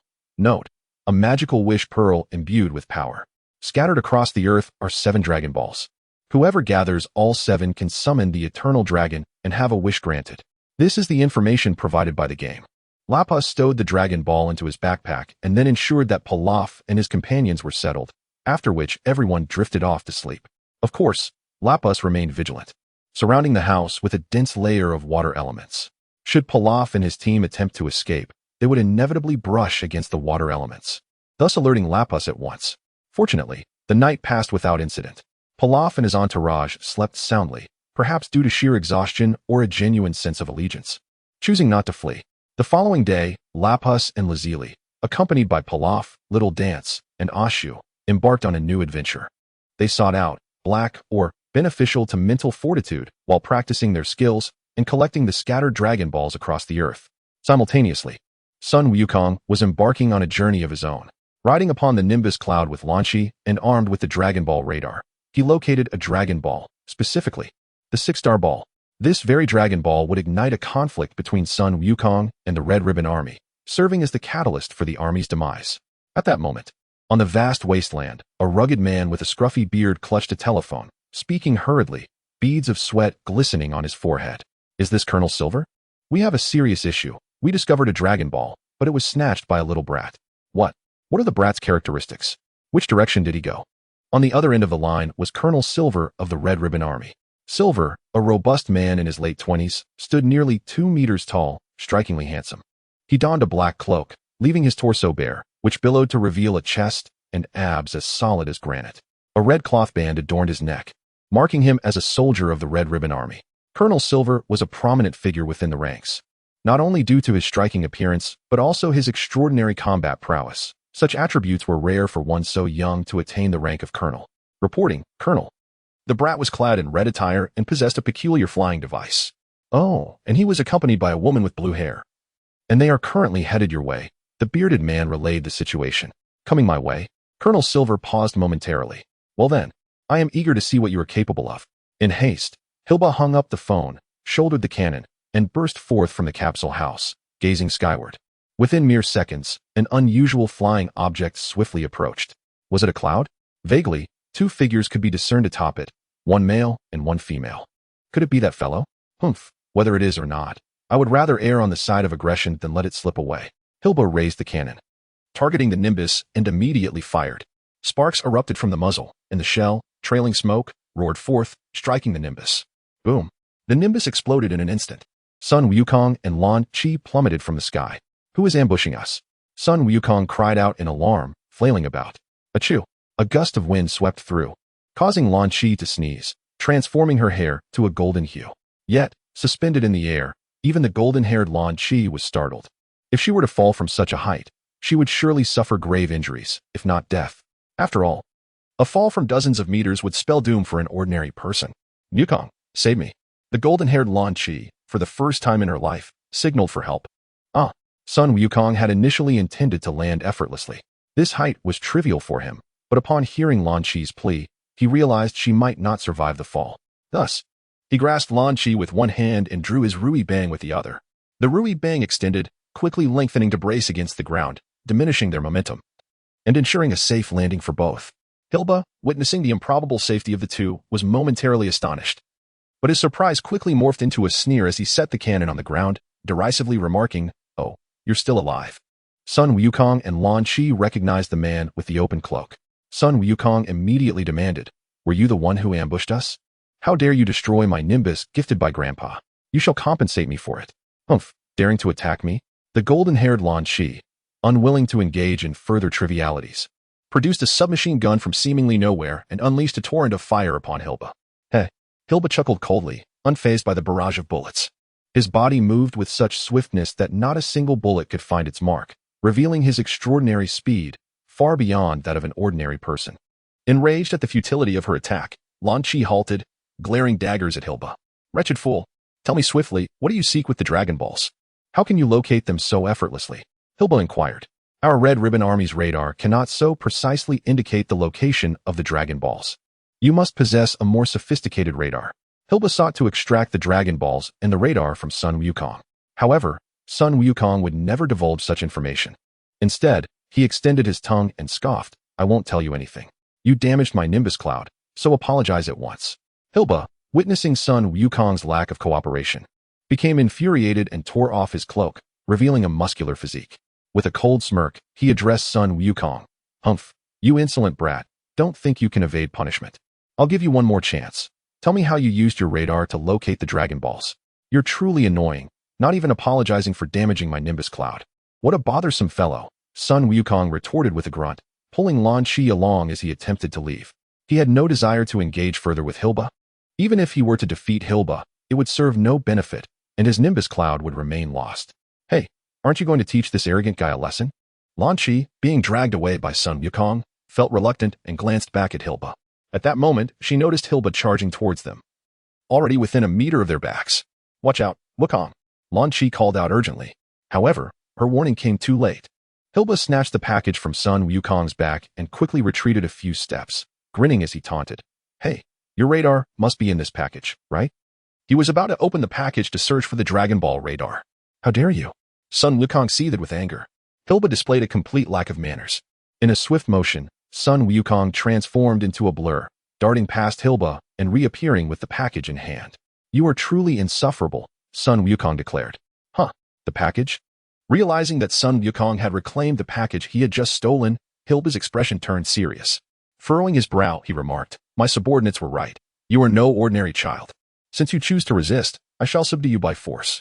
His tone turned icy as he began to bounce on the spot, fist raised like a boxer. "I'll finish you in seconds, brat. Are you challenging me to a fight?" Sun Wukong's interest was piqued by Hilba's stance. "Humph, prepare to meet your end, little brat." Hilba bellowed as he lunged forward, delivering a punch aimed at Sun Wukong.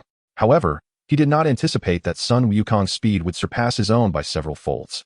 Before Hilba's fist could reach him, Sun Wukong's foot had already struck his abdomen, causing him excruciating pain as he clutched his belly and cried out in agony, as if his insides were about to rupture.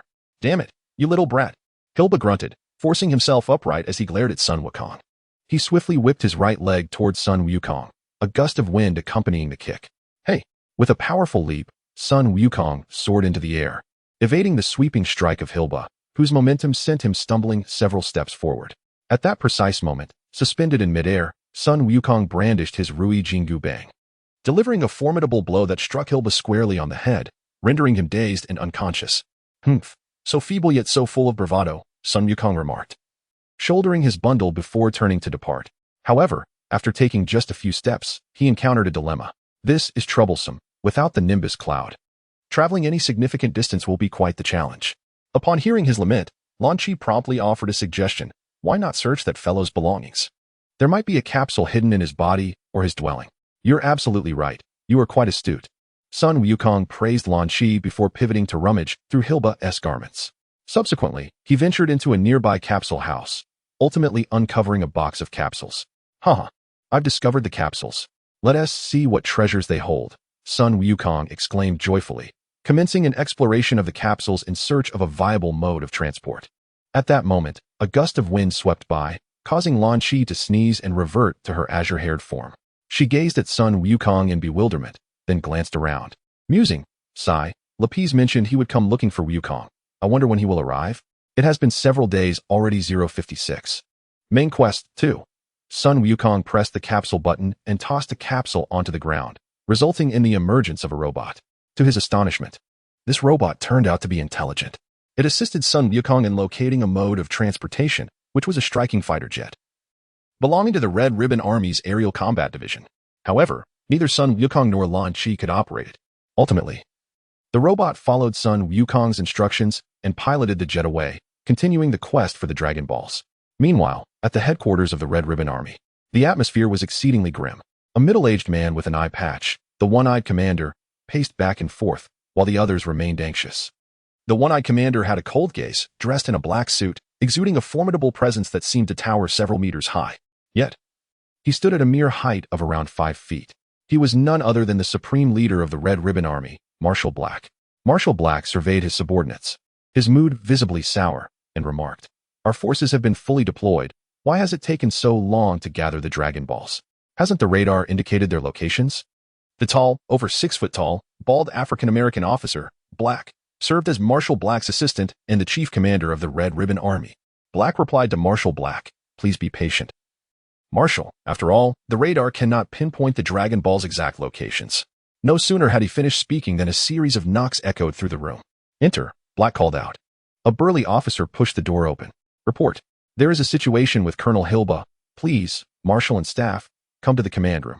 Marshal Black and Black followed the burly officer to the command room. Inside the command room, a massive screen loomed overhead, displaying a map of the entire Dragon Ball world, marked with 7 red dots, presumably indicating the locations of the 7 Dragon Balls, though not very accurately. One red that was slowly moving. Oh, is it moving? Does that mean Colonel Hilba has obtained a Dragon Ball? Marshal Black's spirits lifted. That would generally be correct, but it seems odd, he continued. The red representing the Dragon Ball under Colonel Hilba's charge was heading towards the area overseen by General Walter. The burly officer voiced his concerns, stating, logically, if Colonel Hilba successfully acquired the Dragon Ball, he should immediately return to headquarters to report and surrender the Dragon Ball, rather than flying towards another location. What is going on? Quickly, call Colonel Hilba. Marshal Black gritted his teeth, hastening the order. To the observers, it appeared that their leader, Marshal Black, was eager to collect the Dragon Balls to dominate the world. Yet, unbeknownst to them, Marshal Black's true motive for gathering the Dragon Balls was to attain a modest increase in height. His stature was a source of deep-seated discomfort. Whenever he stood beside Black, he felt intensely dissatisfied, often fantasizing about reducing Black's height by half to showcase his own grandeur. Such a perilous thought. Beep, beep, beep. As per Marshal Black's instructions, the call was swiftly dispatched, directly reaching Colonel Hilba. Beep, beep, beep. The phone within the capsule abode rang incessantly. Colonel Hilba, who had been in a state of unconsciousness for a while, groaned as he clutched his head and rose to his feet, staggering into the capsule to answer the call. It was connected at last.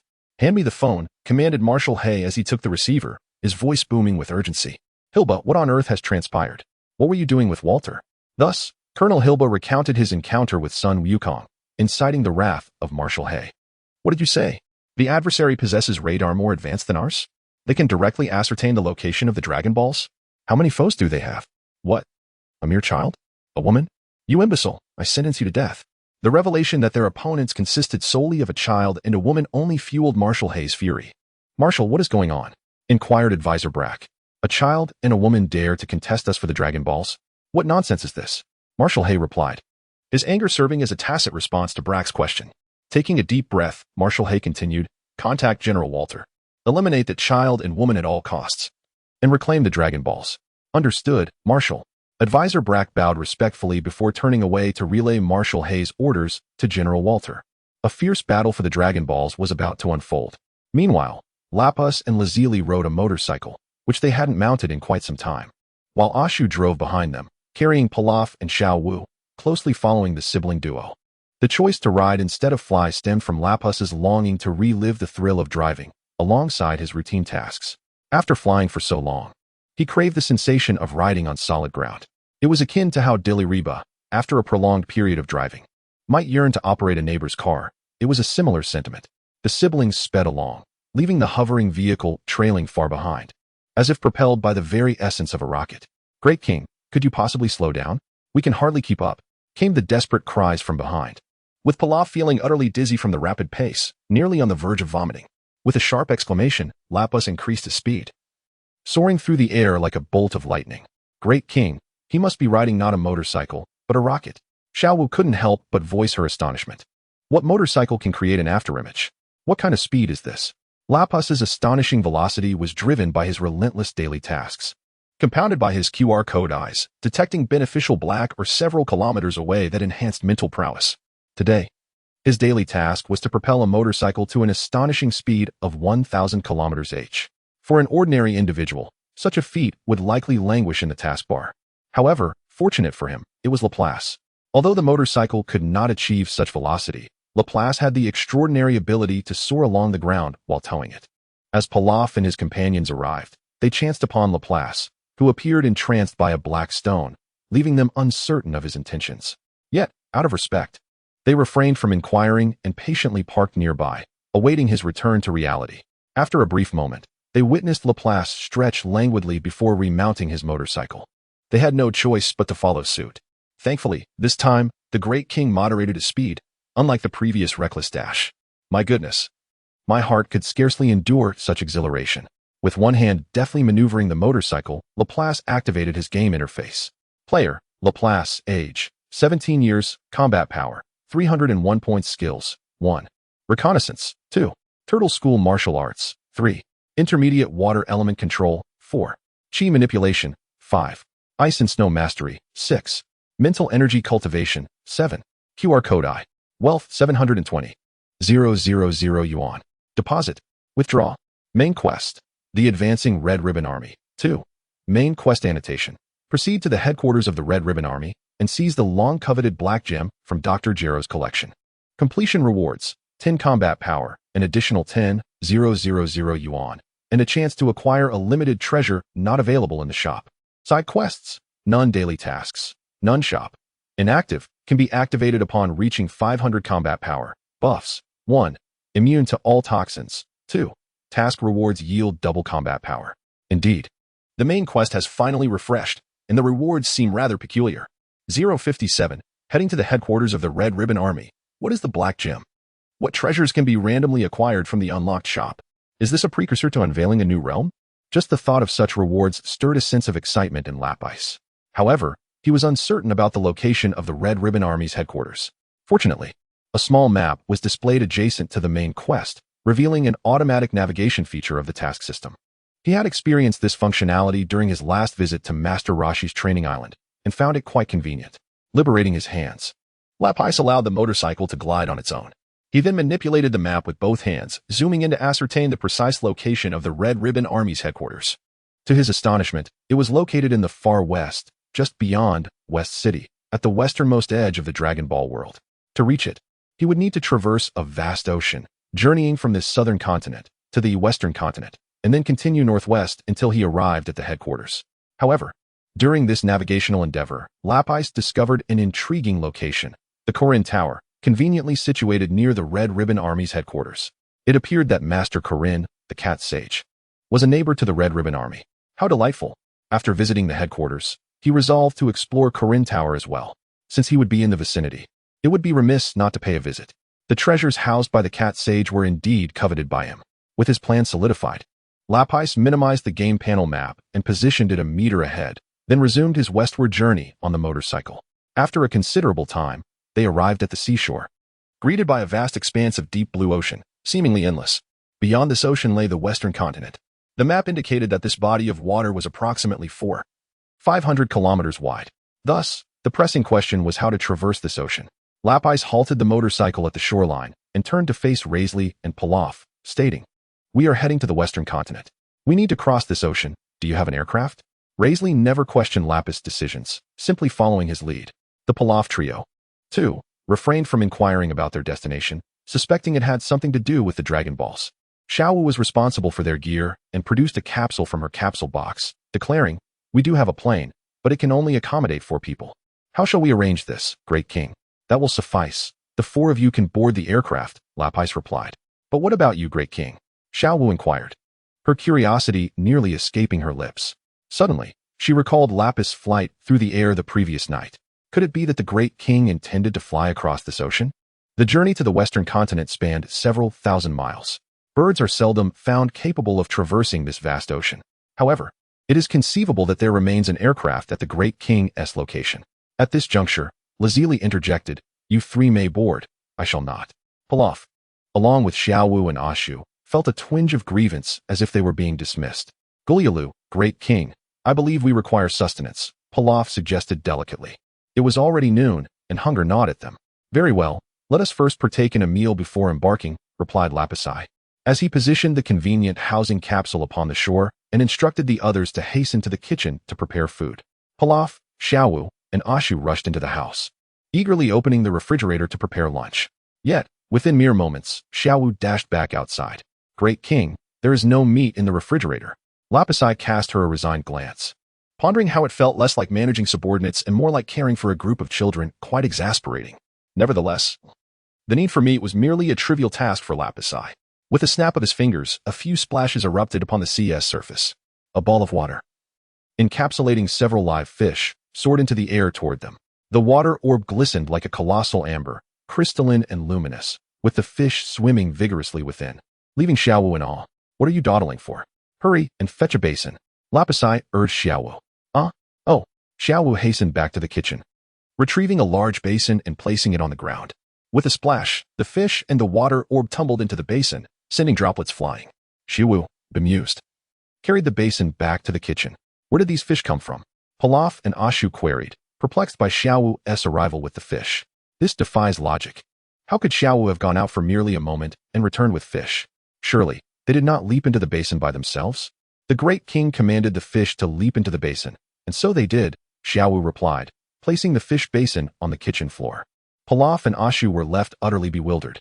To their surprise, Pilaf's little crew proved quite adept in the culinary arts, producing a meal of exceptional flavor, prompting Lapisi to consume an additional bowl of rice. After their meal, the group set forth once more. This time, Xiaowu finally comprehended the truth. The Great King did not merely possess another aircraft. He intended to soar across this great ocean. The aircraft was that which she, Pilaf, and Ashu had boarded. The Great King and his sister required no aircraft, for both possessed the ability to fly. As Lapisi and Lazili ascended into the sky, the eyes of the 3 widened in astonishment. Ashu momentarily forgot to activate the aircraft. "Hurry up, do not dawdle. You are moving far too slowly. Keep pace with us," came Lazili's voice from above. All right." The aircraft slowly ascended, trailing behind Lapisi and Lazili into the skies. In the span of a single day, Pilaf and his companions felt as though their worldview had been utterly upended. They came to the realization that their former selves had undoubtedly been acquainted with a flawed perception of reality. The Great King presented an abundance of bewildering phenomena that they struggled to comprehend. However, upon reflection, they found a certain exhilaration in this newfound existence. After all, their needs were met without anxiety, and there was no necessity for deep contemplation. They merely needed to follow the Great King, and, in doing so, they could witness an array of wondrous sights. Unbeknownst to them, the trio's mindset was gradually shifting. Across the vast expanse of the ocean, 2 figures soared, accompanied by an aircraft trailing behind them. It was none other than the trio of Lapis, Lazuli, and Pilaf. Noticing his sister's brow beaded with sweat, Lapis assessed her condition and remarked, "Your energy is depleted. Allow me to carry you." "I shall strive to improve," Lazuli replied, somewhat reluctantly. Yet, with her strength exhausted. She had no choice but to ascend onto Lapis's back, permitting him to bear her as they once again pierced the skies. After 2 hours of flight, Lazuli's energy was entirely spent, necessitating that Lapis carry her onward. Another 2 hours passed, and the group finally traversed the 4,500 kilometers of ocean, arriving on the shores of the western continent. At this juncture, dusk had settled, casting a dim light over the surroundings. Lapis intended to rest for the night here, planning to resume their journey at dawn towards the headquarters of the Red Ribbon Army in the far west. In the luminous gaze of the QR code, a radiant light enveloped the night. Consequently, the group settled along the coastline of the western continent, positioning their convenient capsule accommodations upon the sandy shores, transforming them into seaside abodes. They gathered before their capsules, watching the ebb and flow of the tides, savoring the unique experience. Shortly thereafter, Lazili retreated to the gravity chamber for her training. Meanwhile, Paraf, Xiaowu, and Ashu splashed playfully in the shallows. Using his abilities, Lapis conjured a water dolphin, riding atop it as it glided through the ocean waves, eliciting envy from the others. After a period of merriment, Lapis seated himself cross-legged on the beach, engaging in the mental energy reproduction technique, diligently honing his mental fortitude. 2 hours later, Lazili emerged from the gravity chamber, drenched in sweat. With a gesture, Lapis kindly utilized water elements to clean her off before he too entered the gravity chamber, adjusting the gravity to 10 times its norm to commence his own rigorous training. Bored, Paraf set about repairing the robot that Lazili had inadvertently damaged. The following day, as dawn broke, the group yawned and resumed their journey. Once again, Paraf and his companions boarded a plane, while Lapis and his sisters soared through the air, heading northwest towards the headquarters of the Red Ribbon Army. Along the way, Lapis collected 3 pieces of black ore, boosting his combat power by 35 points. By evening, they finally arrived at the vast western Great Forest. The forest stretched endlessly, waves of green swaying gently in the breeze, producing a soft rustling sound. In the distance, a towering white pillar ascended towards the sky. This column stood resolutely at the heart of the forest, instantly reminding Lapis of the calming needle from the classic tale Journey to the West. Yet, he understood that this was neither a towering pillar nor a mystical needle. It was the sacred martial arts site, Corinta. Legend has it that anyone who climbs from the base to the summit of the tower using their own strength will encounter an immortal. Should they drink the elixir offered by this celestial being, their power would significantly increase. Countless martial artists flocked to challenge Corinta, but nearly all met with failure. Some struggled for days, only to succumb to exhaustion and fall to their demise, while others attempted to fly to the summit by plane, yet to no avail. It seemed that without relying on their own strength, the summit would forever remain out of reach, bound by an unseen rule of power. The Red Ribbon Army had long since established their base nearby and had discovered Corinta. Their leader, General Black, had previously attempted to conquer the tower. He, too, had been one of those who sought to ascend by plane. General Black piloted his aircraft for 7 days and nights, yet still found no end in sight and ultimately abandoned his quest. Logically, one would expect a plane to breach the bounds of space after such a duration. However, General Black's aircraft remained within the atmosphere even after 7 days and nights, as the laws of science were relentlessly ground beneath the weight of reality. Lapis gazed at Corinta, circumvented it, and continued his journey towards the headquarters of the Red Ribbon Army. Yet, he could not resist a final glance back. 10 minutes passed. Lapis could not restrain himself from uttering an expletive. What the hell? The reason was simple. He had been utilizing the QR code eye, and at that moment, the once pitch-black sky before him suddenly burst into brilliance. At the horizon, it seemed as if a blazing sun was suspended, enveloping him in a sea of white light.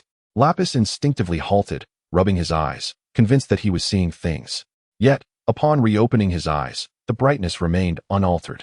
He decided to deactivate the QR code eye and gazed ahead once more. This time, the sky was shrouded in darkness, revealing only a smattering of twinkling stars. Where was the white light? No, it couldn't be possible. Lapis's heart began to race. Anxiously, he reactivated the QR code eye, and once again, the world ahead transformed into a realm of white. The shock was considerable. My heavens, he had stumbled upon something extraordinary. Lapis felt a sense of bewilderment. If it were black or he could hardly fathom the implications. My device, is it malfunctioning again?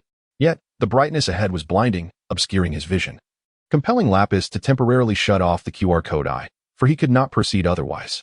Taking several deep breaths, he forced himself to regain composure and glanced at the map, realizing they were merely 5 miles from the headquarters of the Red Ribbon Army.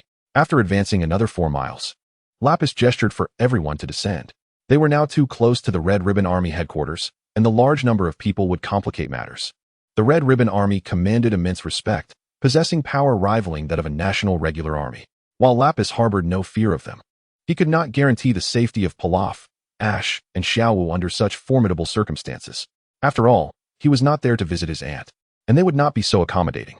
Bringing Pilaf and the others along would be akin to leading lambs to a slaughterhouse, likely inciting unnecessary trouble. Thus, Lapis resolved to venture forth alone, leaving Lazili, Pilaf, and the trio behind to await his return. "My lord, where exactly are you headed?" Pilaf inquired, unable to contain his curiosity before parting ways. "To the headquarters of the Red Ribbon Army," Lapis replied. "The Red Ribbon Army?" Pilaf's legs felt weak, nearly causing him to collapse. The name of the Red Ribbon Army was renowned, and they had certainly heard of it. Pilaf even knew a little-known secret. The famous scientist Dr. Jero, publicly serving the nation, was secretly the chief scientist of the Red Ribbon Army, responsible for all weaponry and intelligent device development for the organization. "Do you have acquaintances in the Red Ribbon Army, Great Lord?" Xiaowu could not help but ask. "Haha, I'm going to steal something," Lapis laughed heartily, unabashedly revealing the purpose of his journey. "Steal something?" Pilaf, Xiaowu, and Ash could no longer contain their fear and crouched down in shock. While they would not be overly frightened by encountering members of the Red Ribbon Army, the gravity of the situation was palpable. However, to send them to the headquarters of the Crimson Ribbon Legion to pilfer, even with threefold courage, they would not dare to venture there. The Crimson Ribbon Legion is infamous. Even Lazili, upon hearing of Lapis' intention to steal, felt a surge of concern and could not help but wish to accompany him. Yet, she understood that Lapis' insistence on her staying behind surely stemmed from his own reasoning. Perhaps he was worried for her safety, or perhaps he wished for her to supervise the 3 recently captured subordinates. Alternatively, it could be that Lapis was confident he could return swiftly. In any case, Lazili did not wish to contest Lapis' recent decision. With a wave to the fore, Lapis took to the sky. He was untroubled by the prospect of locating the hiding place of the Black Gem, for he possessed a quest navigation feature. Moreover, he harbored a nagging intuition. The radiant white light he perceived through his QR code eye, as dazzling as the sun, was likely the very item he sought. The Black Gem. Proceeding cautiously, Lapis soon arrived at a colossal castle built against the mountainside. Strictly speaking, this castle was a mountain, for it had nearly consumed the entire summit. Lapis knew he had reached the headquarters of the Crimson Ribbon Legion. "Due to some matters, I shall take leave and provide 2 updates tomorrow as stated.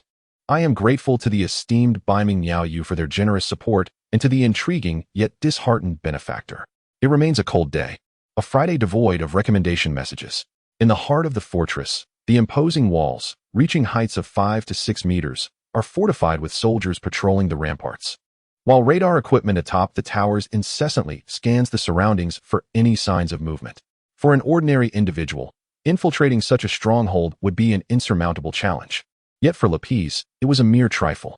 Harnessing his abilities, he summoned a torrential downpour, merging seamlessly with the deluge as he descended from the skies, effortlessly breaching the castle's defenses. Inside the expansive fortress, soldiers were stationed at every corner, their movements punctuated by the relentless rain that muffled many sounds. Stealthily, Lapis advanced, concealing himself in the shadows, carefully navigating toward his objective. Initially, his progress outdoors was smooth. However, upon entering the interior, the presence of patrolling soldiers and other members of the Crimson Ribbon Corps intensified, complicating Lapis' endeavor. With no other option, Lapis swiftly incapacitated one soldier with a well-placed punch, dragging the unconscious body into the darkness. He donned the uniform of the Crimson Ribbon Corps, resuming his journey toward the designated location. After maneuvering through several buildings, he approached an ivory-hued edifice. Observing the first-floor lobby, he noticed several individuals in white lab coats moving about.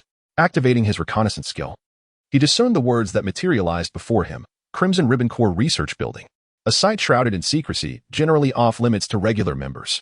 As Lapis cautiously entered the building, a woman with chestnut hair and clad in a lab coat spotted him and called out. Adorned with black-framed glasses, her curvaceous figure commanded attention, prompting Lapis to steal a few extra glances.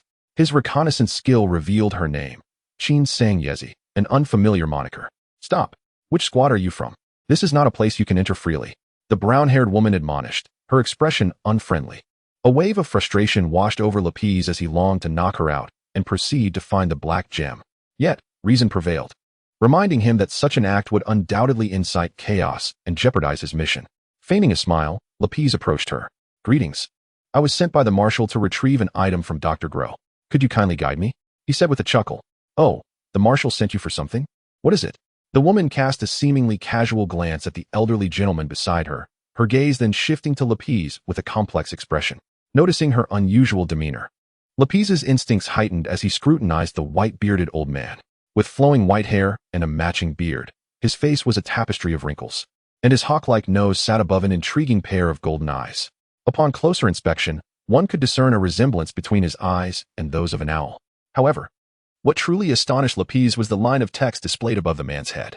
Dr. Grow, the chief scientist of the Crimson Satin Legion, found himself in a precarious situation. Meanwhile, Lapis sensed a stir outside the building as numerous soldiers converged, encircling the research facility.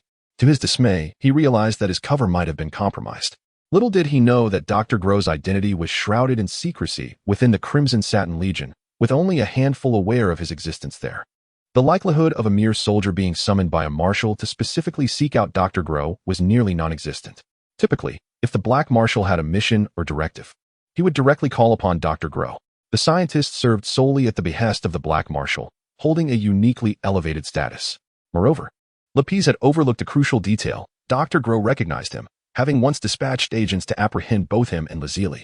Thus, when Lapis entered, Dr. Grow had been momentarily puzzled. However, upon hearing Lapis utter his name, the scientist swiftly signaled for the soldiers, encircling the entire building. Before long, a well-equipped squad of soldiers surged through the entrance, weapons drawn and aimed squarely at Lapis.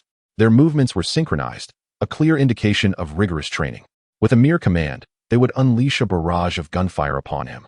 Cursing under his breath, Lapis sprang into action, dashing towards Dr. Grow, intent on subduing the mastermind first. Open fire, Dr. Grow ordered, retreating as he did so. The air was filled with the sound of gunfire, bullets erupting from the soldiers' guns in a relentless assault against Lapis. Yet, Lapis's speed was astonishing. The soldiers could barely register his form as he evaded their shots, the bullets ricocheting off the tiled floor. You old rascal, your methods are rather ruthless. Lapis mused as he suddenly appeared behind Dr. Grow. In a flash, he seized the scientist, one hand gripping him firmly while the other clutched his neck. If you wish to live, heed my commands. The soldiers, witnessing Lapis's hold on Dr. Grow, hesitated to open fire. A single shot could turn their superior into a target. Stop! Stop! Dr. Grow urgently called out to the soldiers, then cautiously addressed Lapis. What do you intend to do? Take me to your office, or I will end your life this instant. Lapis replied coldly. Very well, I shall take you there, Dr. Grow responded decisively, exhibiting no hesitation or trickery as he led Lapis towards his office. Observing Lapis escorting Dr. Grow away, a woman with brown hair and black-framed glasses urgently instructed the soldiers. Quickly follow them. The soldiers, understanding the gravity of the situation, promptly complied. The woman with brown hair retrieved her mobile phone and promptly called the Black Marshal. Marshal, there's an emergency. The research building has been invaded, and my husband has been kidnapped. They are heading towards his office. What? How many assailants are there? How did they gain entry? The Black Marshal was taken aback, leaping from his chair.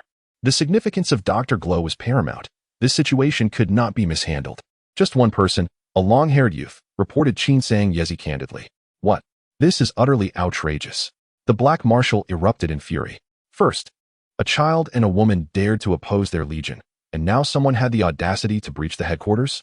Did they take my Red Satin Brigade for fools? He slammed the phone down and immediately summoned his aides. Quickly, mobilize all forces at headquarters to the research building. There is an enemy incursion. Capture that boy at all costs. I want to see how many heads he has. Yes, Marshal, replied Chief of Staff Barak with a bow, preparing to take his leave. Wait, do not harm Dr. Glow, the Black Marshal added with another command. Rappy supported Glow as they made their way out. They took the elevator directly from the 1st to the 25th floor, stepping out of the lift. Rappy sensed that the building was not merely surrounded below. Helicopters filled the skies above. It was indeed a veritable net cast from heaven and earth. It was likely that not even a bird could escape now. If Rappy's claimed he could leave the building unscathed, Dr. Glow would be the first to doubt him. What is your true intention in daring to invade the headquarters of the Red Satin Brigade? Dr. Glow could not refrain from inquiring. Less talk, move faster, Rappy's urged, checking the map as they neared their destination. It seemed he had not misjudged. The black gem was indeed concealed within Dr. Glow's office. And the doctor had not played tricks, leading him straight to the office. Regardless of your motives, your audacity is astounding. Do you truly believe you can escape from here? Dr. Glow asserted. You need not concern yourself with that. I have a question for you. How did you feel when you killed my parents? Rappy stated coldly.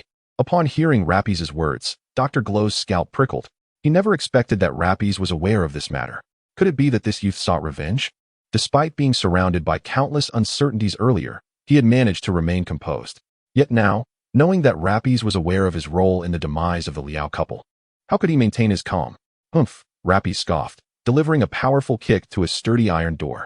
The door bore an imprint of his foot, cracks appearing in the wall, and then the entire door was sent flying open. They had arrived at their destination. Ding! Black gem detected. Should the player merge? As Rappy stepped into the room, the game's notification echoed in his mind. In such a moment, without hesitation, he decided to merge. Merging. A stone, the size of an egg and pitch black in hue, soared from the vault, emanating a brilliant radiance as it merged with Lapis's being. Boom! The resplendent light radiated from the research building of the Red Satin Brigade, swiftly dispersing in all directions. In an instant, the surrounding area, spanning 1,000 miles, illuminated as brightly as day, akin to a sun, casting a dazzling glow. An unceasing flow of energy surged into Lapis's body, causing his combat power to escalate relentlessly. 350. 380. The power continued to soar. Witnessing the extraordinary event unfolding before him, Dr. Glow stood in stunned silence, as if lost in a dream. What on earth is happening? From the 25th floor, what does it feel like to fall? A dazzling radiance erupted for a full 4 or 5 seconds. Many individuals on Earth emerged from their homes, gazing skyward, utterly perplexed by this bizarre phenomenon occurring at night. Yet, the heavens shone brightly. Not only mortals, but also in the sacred land atop the Corinne Tower, the cat sage, holding a staff, floated by the railing, peering in the direction of the Red Ribbon Army. Higher still, beyond the clouds, lay the divine temple. The ancient deity from planet Mecca, draped in a white cloak, similarly regarded the world below with a grave expression. Beside him stood Mr. Bobo, cloaked in darkness to an extreme. The deity carefully sensed the sudden surge of energy and murmured, "A formidable force has abruptly erupted and continues to intensify." Frowning, beads of sweat trickled down his forehead. Could it be that King Piccolo has broken his seal? Mr. Bobo inquired. Mr. Bobo served as the deity's assistant, having lived in the divine temple for countless millennia. While deities may come and go, Mr. Bobo remained a constant presence, a fixture in the temple for tens of thousands of years. No, it is not King Piccolo. Rather, it is a human boy. The emergence of such a powerful being in the human realm is uncertain, whether it heralds fortune or disaster, the deity remarked, his complexion growing even paler. With such strength, is the human realm now invincible? Mr. Bobo pondered. Indeed, the aura exceeds that of King Piccolo and continues to rise. The deity's expression grew increasingly grave, even bordering on fear. 1 kilometer away from the Red Ribbon Army, Lazuli soared into the sky, gazing into the distance. What has transpired? How could Lapis unleash such formidable energy? In the Red Ribbon Army's research building, on the 25th floor, Dr. Gero felt both bewildered and astonished, his mind tumultuous. He had discovered this black stone several years prior, containing an inexplicable energy. Dr. Gero believed this stone to be a unique gem, perhaps the only one in existence within the Earth or the entire galaxy.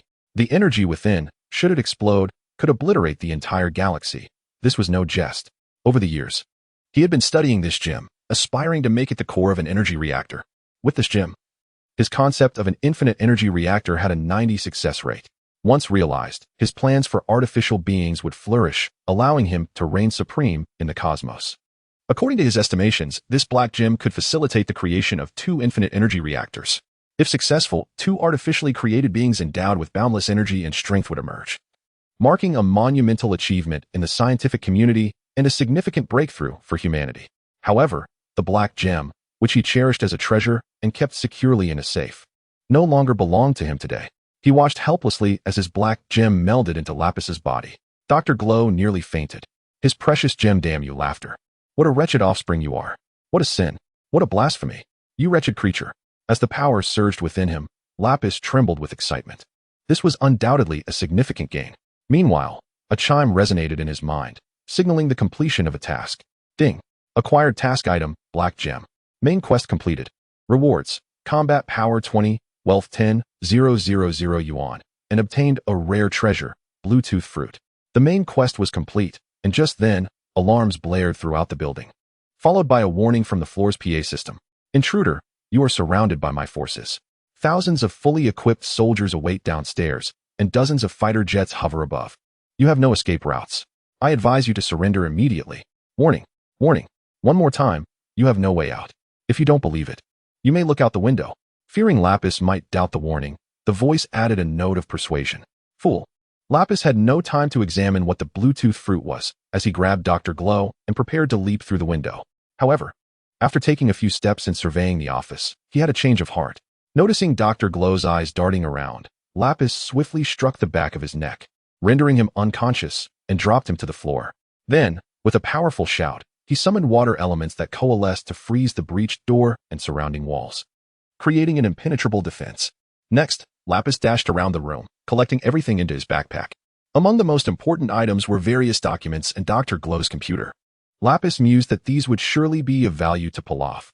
This was the exchange of knowledge among scientists. Once he had cleared out the room, Lapis hoisted Dr. Glow and leapt through the broken window.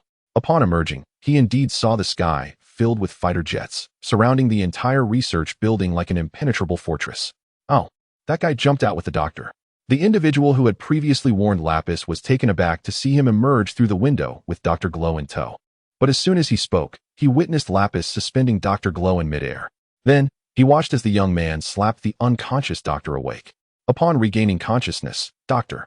Glow found himself defying gravity, suspended at the height of the 25th floor, held aloft by one hand, sending chills of fear coursing through him. Lapis looked at Dr. Glow, his tone icy. Old man, I suppose you've never experienced the sensation of jumping from the 25th floor, have you? Dr. Gero, overwhelmed by an unprecedented sense of panic, pleaded desperately, please, do not kill me. I can do anything for you. I implore you, spare my life. Plummeting from the 25th floor was an undeniable death sentence. If the young man had resolutely decided to end his life, it seemed that today was indeed his final day. Even with an abundance of aircraft ready to open fire, such actions would be futile. There was no hope of salvation. All he could do was beg for mercy. However, Lapis, with a frigid demeanor, coldly retorted, old fool. May you be reduced to a mere pulp. It was over.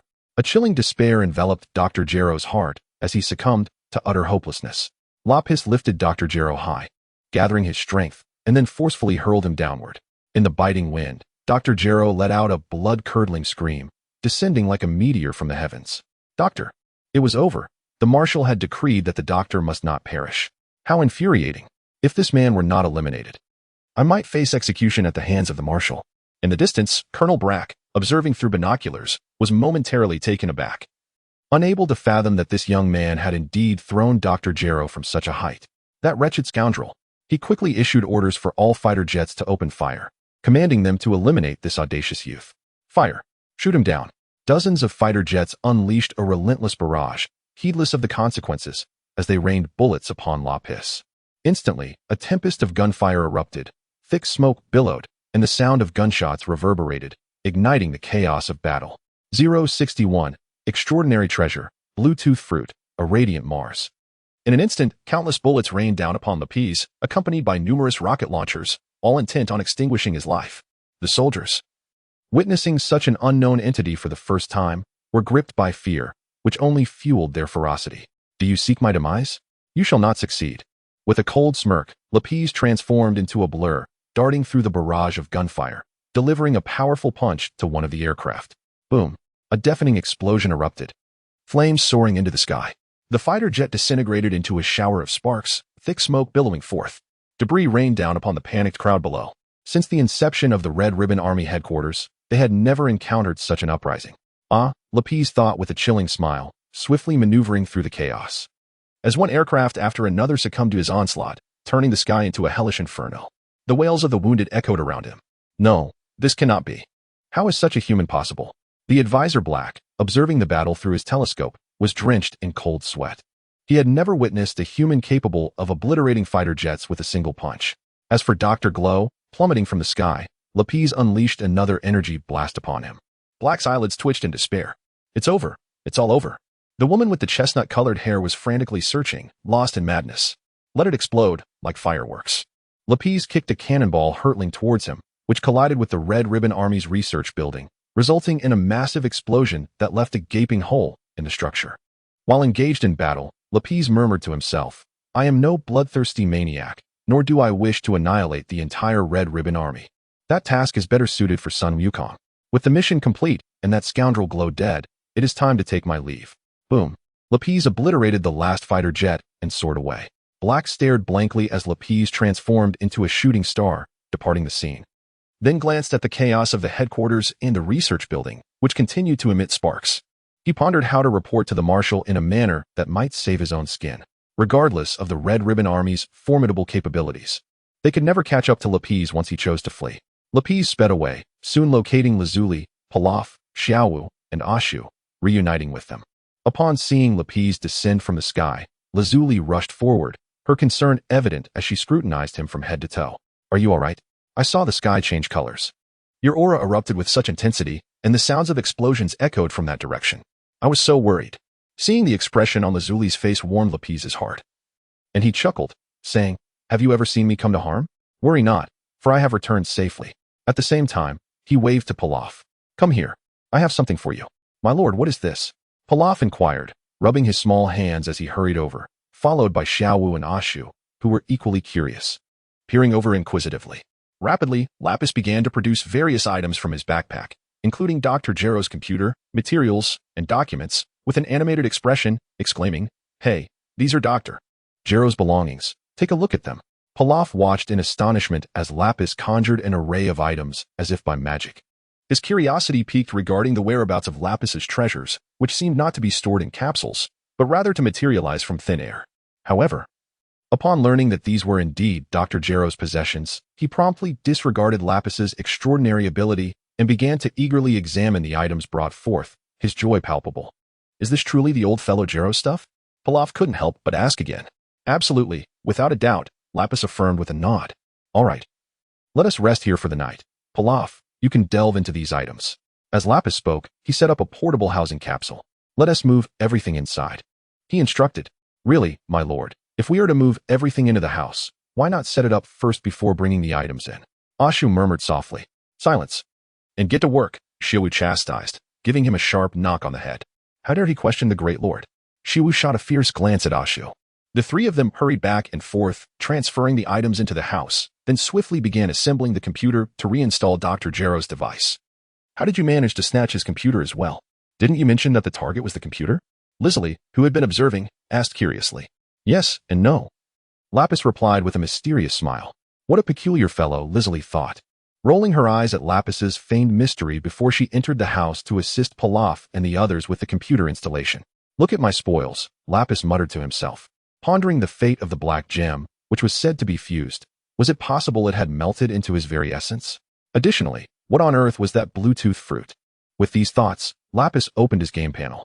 Player, Lapis, age, 17 years, combat power, 490 points, continuously rising, skills, 1, reconnaissance, 2, turtle school martial arts, 3, water element control, intermediate, 4, chi manipulation, 5, ice manipulation, 6, psychic reproduction technique, 7, QR code I, wealth 730,000, deposit, withdraw, main quest, none, side quests, none, daily quests, none, shop, not activated, player must reach 500 combat power to activate, buffs, 1, immune to all poisons, 2, doubling combat power from quests. Lapis gazed repeatedly at the combat power section, unable to resist a sarcastic remark. Goodness, after all that commotion. I expected my combat power to surge by several million. What on earth is this 490 points? And what does this continuous increase signify? Could it be a relentless enhancement of combat prowess, akin to that of Broly? One that allows one to grow stronger even in slumber? If it were indeed that, it would be splendid. However, Lapis found himself lost in fanciful thoughts. After waiting for a while, yet witnessing no signs of activity, he could not help but exclaim in frustration and then opened his backpack to rummage through for that peculiar Bluetooth fruit. The enigmatic treasure from the unlaunched store. What exactly is this special item, the Bluetooth fruit, awarded in the main quest? To be candid, Lapis was quite curious, despite its somewhat silly name. Surely the game would not allow him to consume it and inadvertently connect to others' devices, right? At the very least. It should be reminiscent of the devil fruits in One Piece, granting one the ability to connect to others' devices after consumption.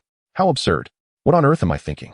Such a bizarre item could not possibly exist. It must be a rare treasure. He gave his head a light pat and soon found the Bluetooth fruit within his backpack. Clicked on it and perused the description. Bluetooth fruit. a top-tier treasure, one of the limited items in the store, quality, golden. Note: this fruit is inedible for player Lapis. Characters from the Dragon Ball universe who consume this fruit can permanently share 50 of player Lapis's combat power. The description was succinct and clear. Yet, Lapis leaped up in sheer ecstasy. The marketplace has opened, and infinite energy flows forth. Although it seems utterly unbelievable, it has indeed come to pass. For Lapis, the Bluetooth fruit is the epitome of worthless debris, holding no utility for him whatsoever. Yet, for others, consuming it represents an extraordinary boon. The ability to share 50 of Lapis combat power is akin to a guaranteed victory. This is precisely how Lapis perceives the situation, feeling a sense of grievance. Why must he toil tirelessly to enhance his combat power while others can effortlessly share in half of it? Oh, wealthy lady, nay, esteemed system, I yearn to avoid laboring any longer. However, the only ones who may reap the benefits of my combat prowess without effort must be my beloved or my sister. For anyone else, such a notion is utterly preposterous. As these thoughts swirled in his mind, a notification chimed. Player combat power has reached 500. Activating the marketplace. The marketplace is now open. Successfully launched. Huh? Lapis glanced at the information panel and noted that his combat power had surged to 501, which explained the automatic activation of the marketplace. Indeed, his combat power continued to grow. Eagerly, Lapis opened the marketplace panel, impatient to explore its offerings. The marketplace adheres to the system's unwavering commitment to simplicity. In the upper right corner, two currency types are displayed.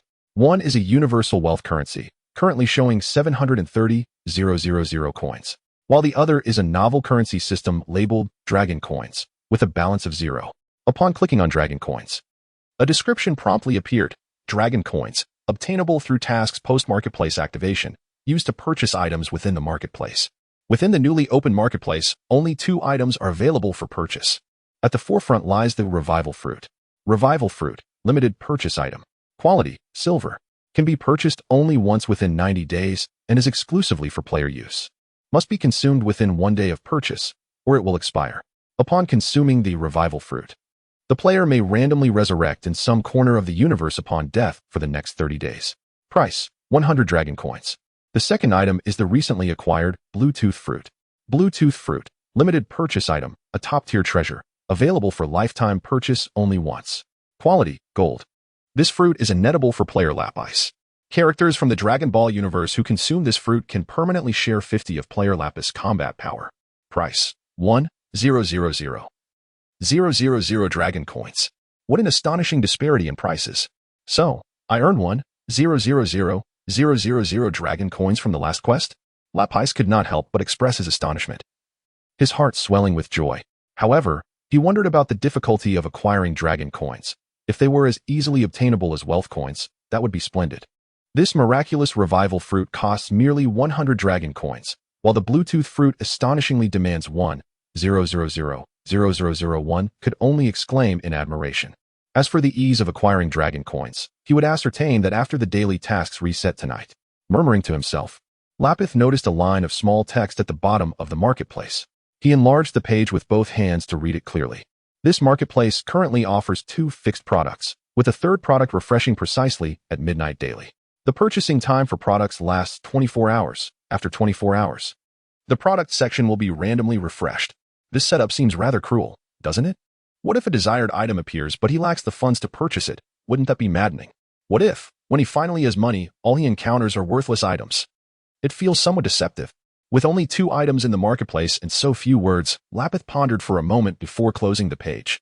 Next, he sat cross-legged on the ground, activating the mental energy reproduction technique to examine his body, eager to discover the whereabouts of the black gemstone. The moment he initiated the skill, an unknown energy surged from the heavens and earth, penetrating his body and rushing into his forehead.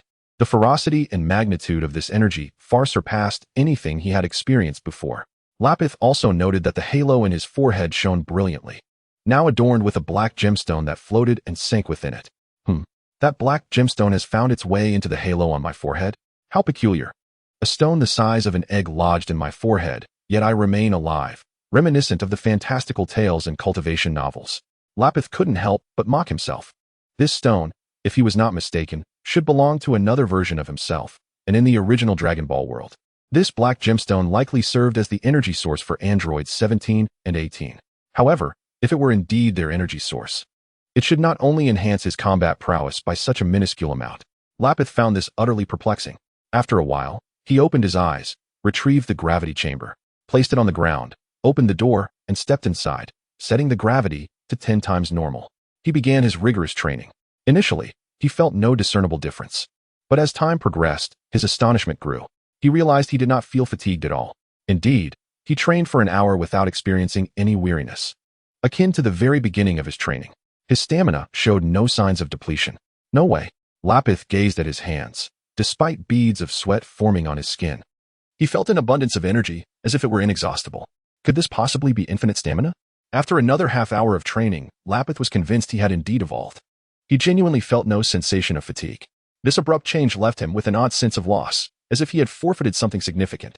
Dressing quickly, Lapis dashed out of the gravity chamber. Lazili and Pilaf approached him, seemingly wanting to speak. However, caught in a whirlwind of excitement, Lapis waved his hand to interrupt them. "We can talk later. I'll be back shortly." With that, Lapis soared into the sky, exerting all his strength as he unleashed his flying technique, racing through the air with fervor. A white flame enveloped his body, propelling him through the skies like a rocket. As he soared, a fierce wind howled around him, and the friction with the air produced a sharp, hissing sound. Lapis's hair stood on end, his expression filled with exhilaration, and he could not restrain a loud shout, startling numerous beasts in the forest, including awakening dinosaurs that swiftly fled. In the blink of an eye, Lapis had raced over 1,000 kilometers. Ultimately, he ascended skyward, breaking through the clouds, his palms gathering energy waves and relentlessly bombarding the atmosphere. Boom, boom, boom. Above the earth, in a certain part of the atmosphere, thousands upon thousands of energy orbs erupted wildly. The searing energy ripped apart the clouds, and the wind swirled violently, ultimately forming a tornado with a diameter of hundreds of kilometers. The tornado stirred up more clouds, creating a terrifying spectacle in the starry sky. The atmosphere appeared to have been punctured, an ominous darkness prevailing. The colossal tornado moved, poised to depart. If left unchecked, this tornado would grow increasingly powerful, continuing its advance and bringing calamity to the people below. In the face of such natural disasters, ordinary humans seemed insignificantly small. Often, a single tornado could inflict immeasurable losses on a nation, claiming countless lives and potentially causing years of regression in human economic development. Lapis did not wish to bring disaster upon innocent humanity due to his own actions. The tornado that arose because of him should also cease with him. He raised his hand and bellowed, invoking the skill Frozen Realm. In an instant, the space solidified, and the tornado was partially encased in ice. With a flick of his fingers, it shattered into icy debris. However, the diminished tornado still loomed over an area of several dozen kilometers. Lapis pursued it through the air, and after a minute, he unleashed another powerful shout. Frozen Realm was called forth once more. This time, he successfully encased the entire tornado in ice. The frozen tornado was then shattered, and in a sweltering region of Dragon Ball continent, a snowstorm suddenly descended. After all this commotion, Lapis felt his energy and mental strength remained abundant, seemingly untouched. Infinite energy? Perhaps so. 063, Pilaf's first mission, the Red Ribbon Army, suffered significant losses. However, as of now, they remain oblivious to the identity of their adversary. All they know is that this individual possesses the ability to fly and can annihilate dozens of fighter planes in an instant, demonstrating an unparalleled combat prowess. Even if they wish to pursue him, locating a target now seems impossible. The mere thought of chasing him instills a sense of trepidation among the soldiers of the Red Ribbon Army. They fear that should they confront him, they would merely be offering themselves as sacrifices. The recent battle has left them with lingering unease. Lapis soared through the skies, swiftly returning to the convenient capsule dwelling. Upon finding Pilaf, he directly inquired, "What was it that you needed to discuss with me?" "Come with me, Your Majesty." Pilaf beckoned Lapis, leading him to the computer. He activated the screen and pointed at several blueprints alongside a multitude of enigmatic equations. "Your Majesty, take a look," he said. Lapis gazed at the screen, utterly confounded by the visuals. Just tell me directly, I don't understand any of this." He awkwardly scratched his head. "Oh. So even Your Majesty has things you don't comprehend," Pilaf remarked, realization dawning upon him. "What?" A pair of malicious eyes scrutinized him. No, that is not what I meant." Pilaf quickly waved his hands in panic. "Enough of this. Just speak," Lapis urged. All right. Your Majesty, Dr. Gero is researching a terrifying weapon. Can you guess what it is?" Pilaf feigned mystery. "Robots? Androids?" Lapis chuckled. Your Majesty, didn't you say you understood? Are you just teasing me?" Pilaf paused, taken aback. I genuinely don't comprehend. Those are merely guesses. Is this what you wish to report? Is there anything else? Lapis inquired. Why yes, this is it. According to Jero's design, he claims he can create androids capable of annihilating the Earth. He is an exceedingly dangerous terrorist, Pilaf explained. Even so, he has already been reduced to mere flesh and bone by my hand, Lapis remarked nonchalantly. Pilaf's eyes widened in disbelief. After a prolonged silence, he finally stammered, You are truly impressive. Stop flattering me. Just tell me if this information is useful to you. Is there a possibility of creating androids? Lapis pressed. Well, Your Majesty, I will certainly do my utmost, Pilaf responded thoughtfully. This matter is not urgent. Take your time to study it. For now, I have an urgent task for you. Design a combat suit. This suit must possess adequate defensive capabilities, resilience, ease of wear, and comfort, suitable for environments with multiple times the gravitational force. Naturally, if it can also be aesthetically pleasing, that would be even better. Inform me promptly of any materials you require. This must be implemented swiftly. Lapis instructed. Understood, Pilaf nodded in compliance. Lapis recalled the combat suits of the Frisia Force, which were indeed exceptionally convenient and comfortable to wear. In the world of Dragon Ball, this combat suit, after being modified by Bulma, has almost become one of Prince Vegeta's standard outfits, as he can be seen donning it during every mission. Furthermore, with Lapis frequently utilizing the gravity chamber for training, often having to strip down to nothing, it has become increasingly cumbersome, intensifying his desire for a similar combat suit. Thus, Pilaf's first task was to create a combat outfit. After conversing with Pilaf, Lapis approached Lazili, who was outside tending to a campfire, and inquired, What were you about to say? Oh, my aunt just called, inviting us to their company's technology launch event, Lazili replied. A technology launch event? When is it? Did she mention what will be unveiled? Lapis asked. The event is in 2 days. She didn't specify what it would entail. I was wondering if you wanted to attend, Lazili said. All right, I'll discuss it with Bulma tomorrow before making a decision, Lapis responded thoughtfully. He then pulled out a blue fruit, offering it to Lazili. Here, have a piece of fruit. What kind of fruit is this? Lazili questioned, taking the fruit in confusion, for she had never encountered such an oddity before. Its appearance was peculiar, resembling a blue butterfly. However, it felt warm and soft to the touch, offering an unexpectedly pleasant sensation that made her reluctant to eat it. Hurry and eat it, Lapis urged, anxious that the blue fruit might lose its potency if exposed to the air for too long. If mere handling caused it to lose its efficacy, it would be a significant loss, as this fruit was worth 1,000,000 zenny, a golden quality item limited to 1 purchase per lifetime. Okay, hearing Lapis's insistence, Lazili obediently opened her mouth and took a small bite from the fruit's wing, hoping to savor the flavor of this unusual delicacy. To her surprise, as soon as she bit into the skin, the entire fruit transformed into a blue liquid, flowing into her mouth. Instantly, warmth and fragrance filled her senses, and she couldn't resist swallowing it down, blinking in astonishment. How does it taste? I want one too, Miku, passing by, remarked upon seeing Lazili enjoying the beautiful fruit. Move along, Lapis coldly dismissed her. Women, trying to undermine my combat power? Dream on. What do you feel? Lapis inquired, curious. I don't feel much. It was gone before I could even savor it. Is there another? Lazili echoed Miku's question. Lapis replied, Sister, this is a fruit worth 1,000,000 zenny. It's neither an apple nor an orange. Who knows when the next one will ripen? Yet Lazili feels nothing? This defies logic. According to the fruit's description, her battle power should have surged significantly by now.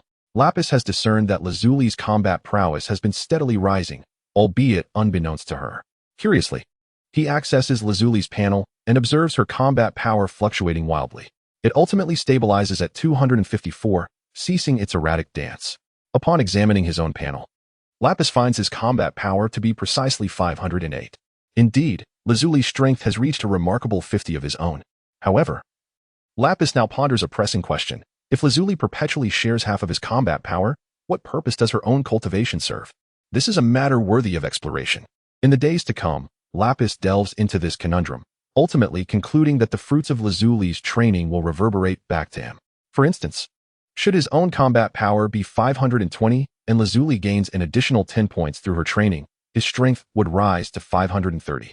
Subsequently, as Lazuli shares her 50 combat power, the final result would be reflected as 265.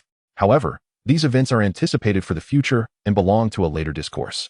At present, the unfolding situation reveals that Lazuli has finally recognized her escalating combat power, which has inadvertently complicated her life. Oh no, I'm going to die, she exclaims in panic. In her current state, she realizes she can hardly contain her newfound strength. With each step she takes, the ground cracks beneath her. When she reaches for a sturdy tree, it crashes down with a thunderous roar. A mere sneeze nearly sends a house flying. Within moments, Pilaf, Xiao Wu, and Ashu are left trembling in fear, scurrying behind Lapis, covering their mouths in terror.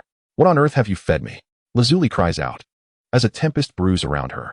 Witnessing the chaos, she quickly covers her mouth, paralyzed with fear, casting desperate glances at Lapis. Her eyes plead, "Dear brother, please save me." In the third column of refreshed goods, Lazili currently finds herself unable to adeptly control her breath, and she has yet to master the art of releasing energy waves. Her combat power skyrocketed from over 30 to more than 200, causing her to lose control in an instant. However, how could Lapis possibly remedy such an issue? This dilemma can only be resolved by her own efforts. Lapis chuckled. Do not fret, this sudden surge in power is merely a consequence of consuming that fruit. Take your time to adapt, and you will soon find it manageable. Moreover, this presents an excellent opportunity for you to hone your mastery over your breath control. In the future, should your strength increase unexpectedly, you will be able to handle it without the disarray experienced today. Indeed, it is only through relentless self-forging and perfecting breath control that this predicament can be thoroughly rectified. Otherwise, every time Lapis's combat prowess surged, Lazili would find herself in a state of frantic chaos, which is hardly a desirable scenario. Upon hearing Lapis's words, Lazili's petite face contorted with concern. She moved cautiously, fearful that a misstep might cause the ground to crack anew. Observing Lazili's careful demeanor, Lapis was tempted to laugh, yet she restrained herself. Keep it up, Kiki, Lapis encouraged, springing up to perch cross-legged atop a tree. Retrieving her phone in preparation to call Bulma, Lazili's eyes brightened as she watched Lapis ascend to the heights. Humph, is this how she chooses to guide me? Not directly, but making me guess like some esteemed elder. What nonsense. I wonder where she learned that. With her thoughts racing, Lazili leapt into the air herself. Once airborne, she no longer feared colliding with trees or cracking the ground beneath her. Everything felt perfect. However, she exerted too much force in her jump and shot up like a rocket into the clouds.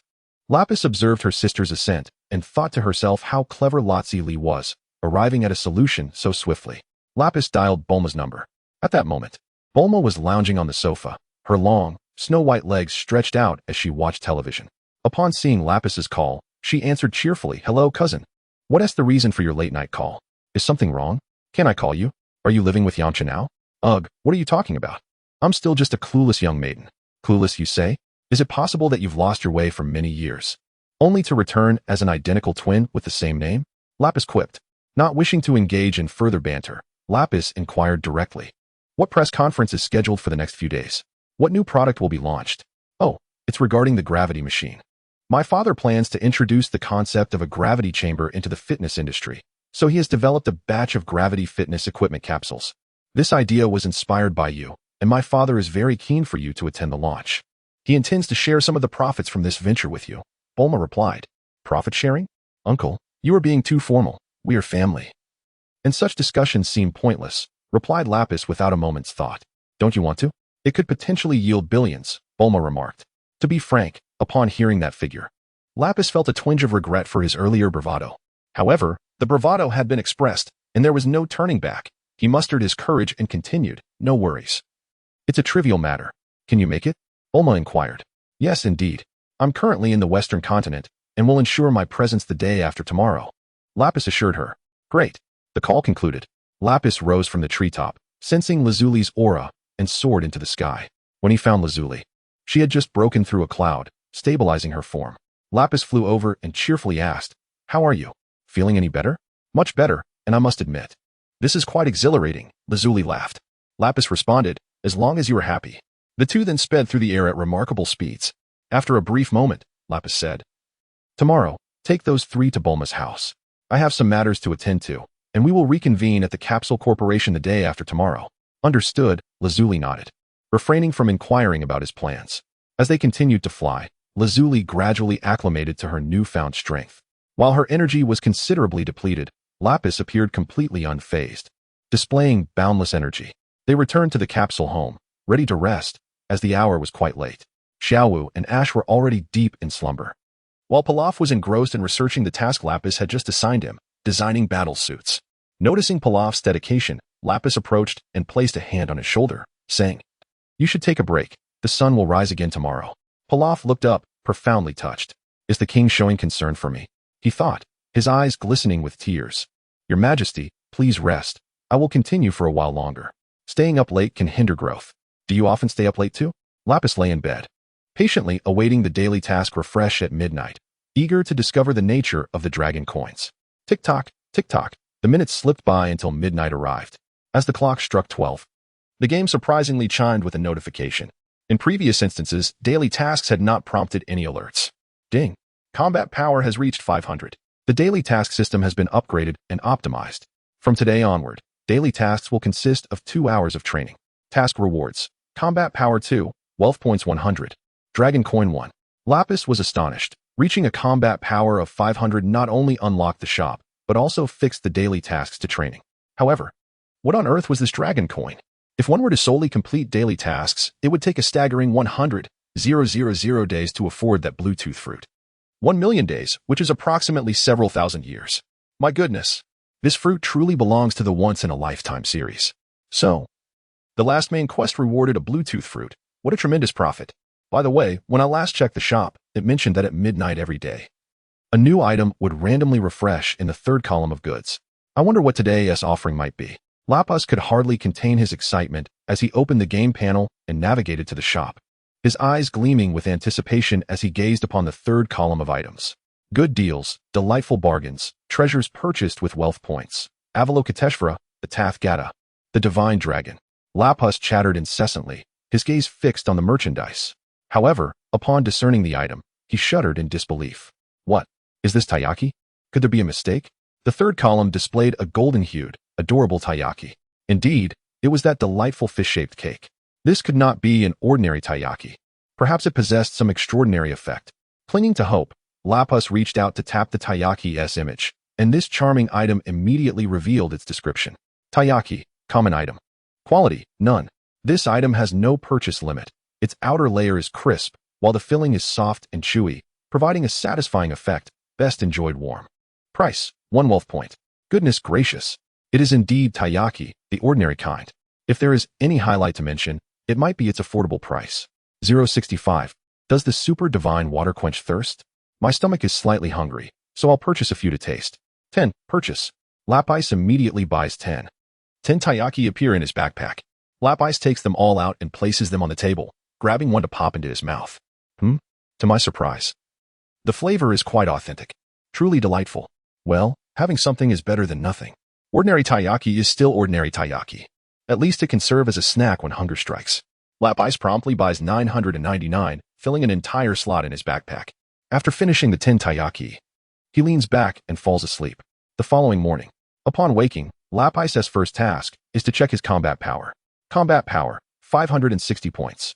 After a night's rest, his combat power has surprisingly increased by several points. Quite impressive. His combat power has matured and learned to grow on its own. Lapis feels a sense of paternal pride. He closes the panel and freshens up. Lazili, Pilaf, Shiwu, and Ashu gradually rise as well. Lapis finds a basket. Placing a portion of the taiyaki he purchased last night into it and setting it on the living room table, leisurely enjoying the taiyaki while lounging on the sofa. The backpack function is truly miraculous. The taiyaki purchased last night remains warm, as if freshly baked. The other four soon finish their morning routines and, upon seeing Lapis eating taiyaki, Lazili curiously inquires, "Where did you get the taiyaki?" She then picks one up, takes a delightful bite, and praises, "This is quite delicious. I bought it last night when I had a moment." Lapis casually responds, "You all should eat too." Noticing that Pilaf and the others hesitated, Lapis beckons them over. Only then do Pilaf, Xiaowu, and Ashu dare to pick up the golden fish-shaped pastries. Watching them eat, Lapis addresses Pilaf and his companions. "Today, I have matters to attend to. You three will accompany my sister to the Universal Capsule Company in the West City. Once I finish my tasks, I will meet up with you. During my absence, please heed my sister's instructions."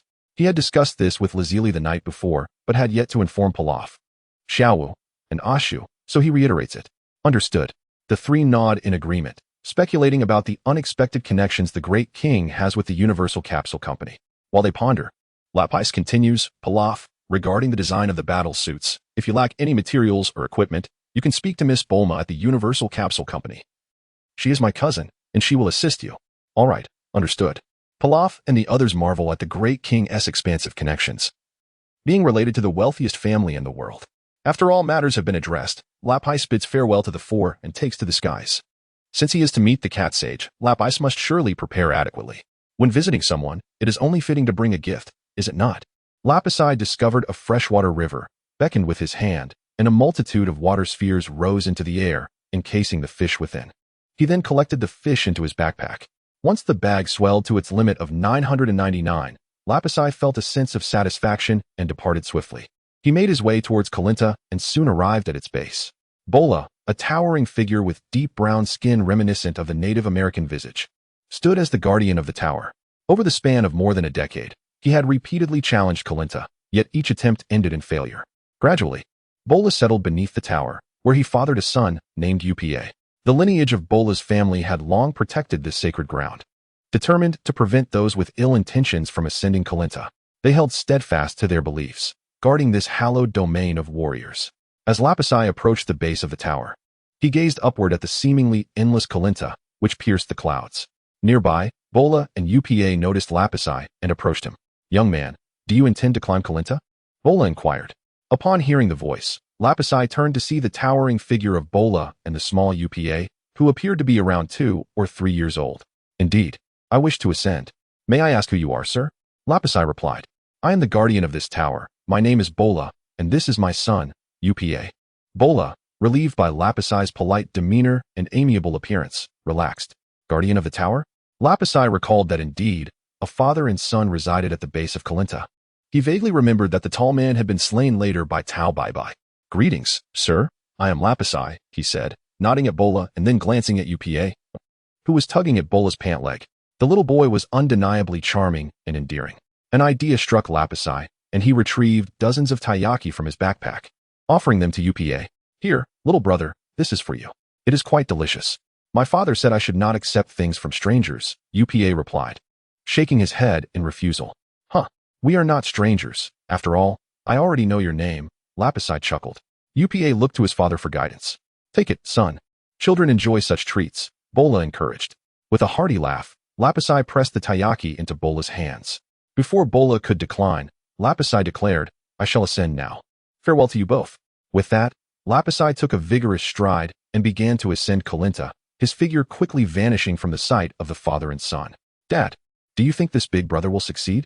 Upa asked, his gaze fixed on the taiyaki in Bola's hands, swallowing hard. Given his nimble steps and swift pace, the chances of his success are quite high, Bola replied with a smile. Noticing his son's longing gaze at the taiyaki, he took out a few and divided them between their hands. "Here, you little rascal, enjoy." After a brief sprint up the tower, Lapis decided to take flight, soaring through the billowing white clouds, ascending ever higher. Moments later, he broke through the clouds and finally reached the pinnacle of the tower. At the apex of Kalinta, an oval-shaped dwelling stood, the longtime residence of the cat sage. Below, the clouds swirled, and gentle breezes wafted through, creating a truly ethereal atmosphere, reminiscent of a celestial existence.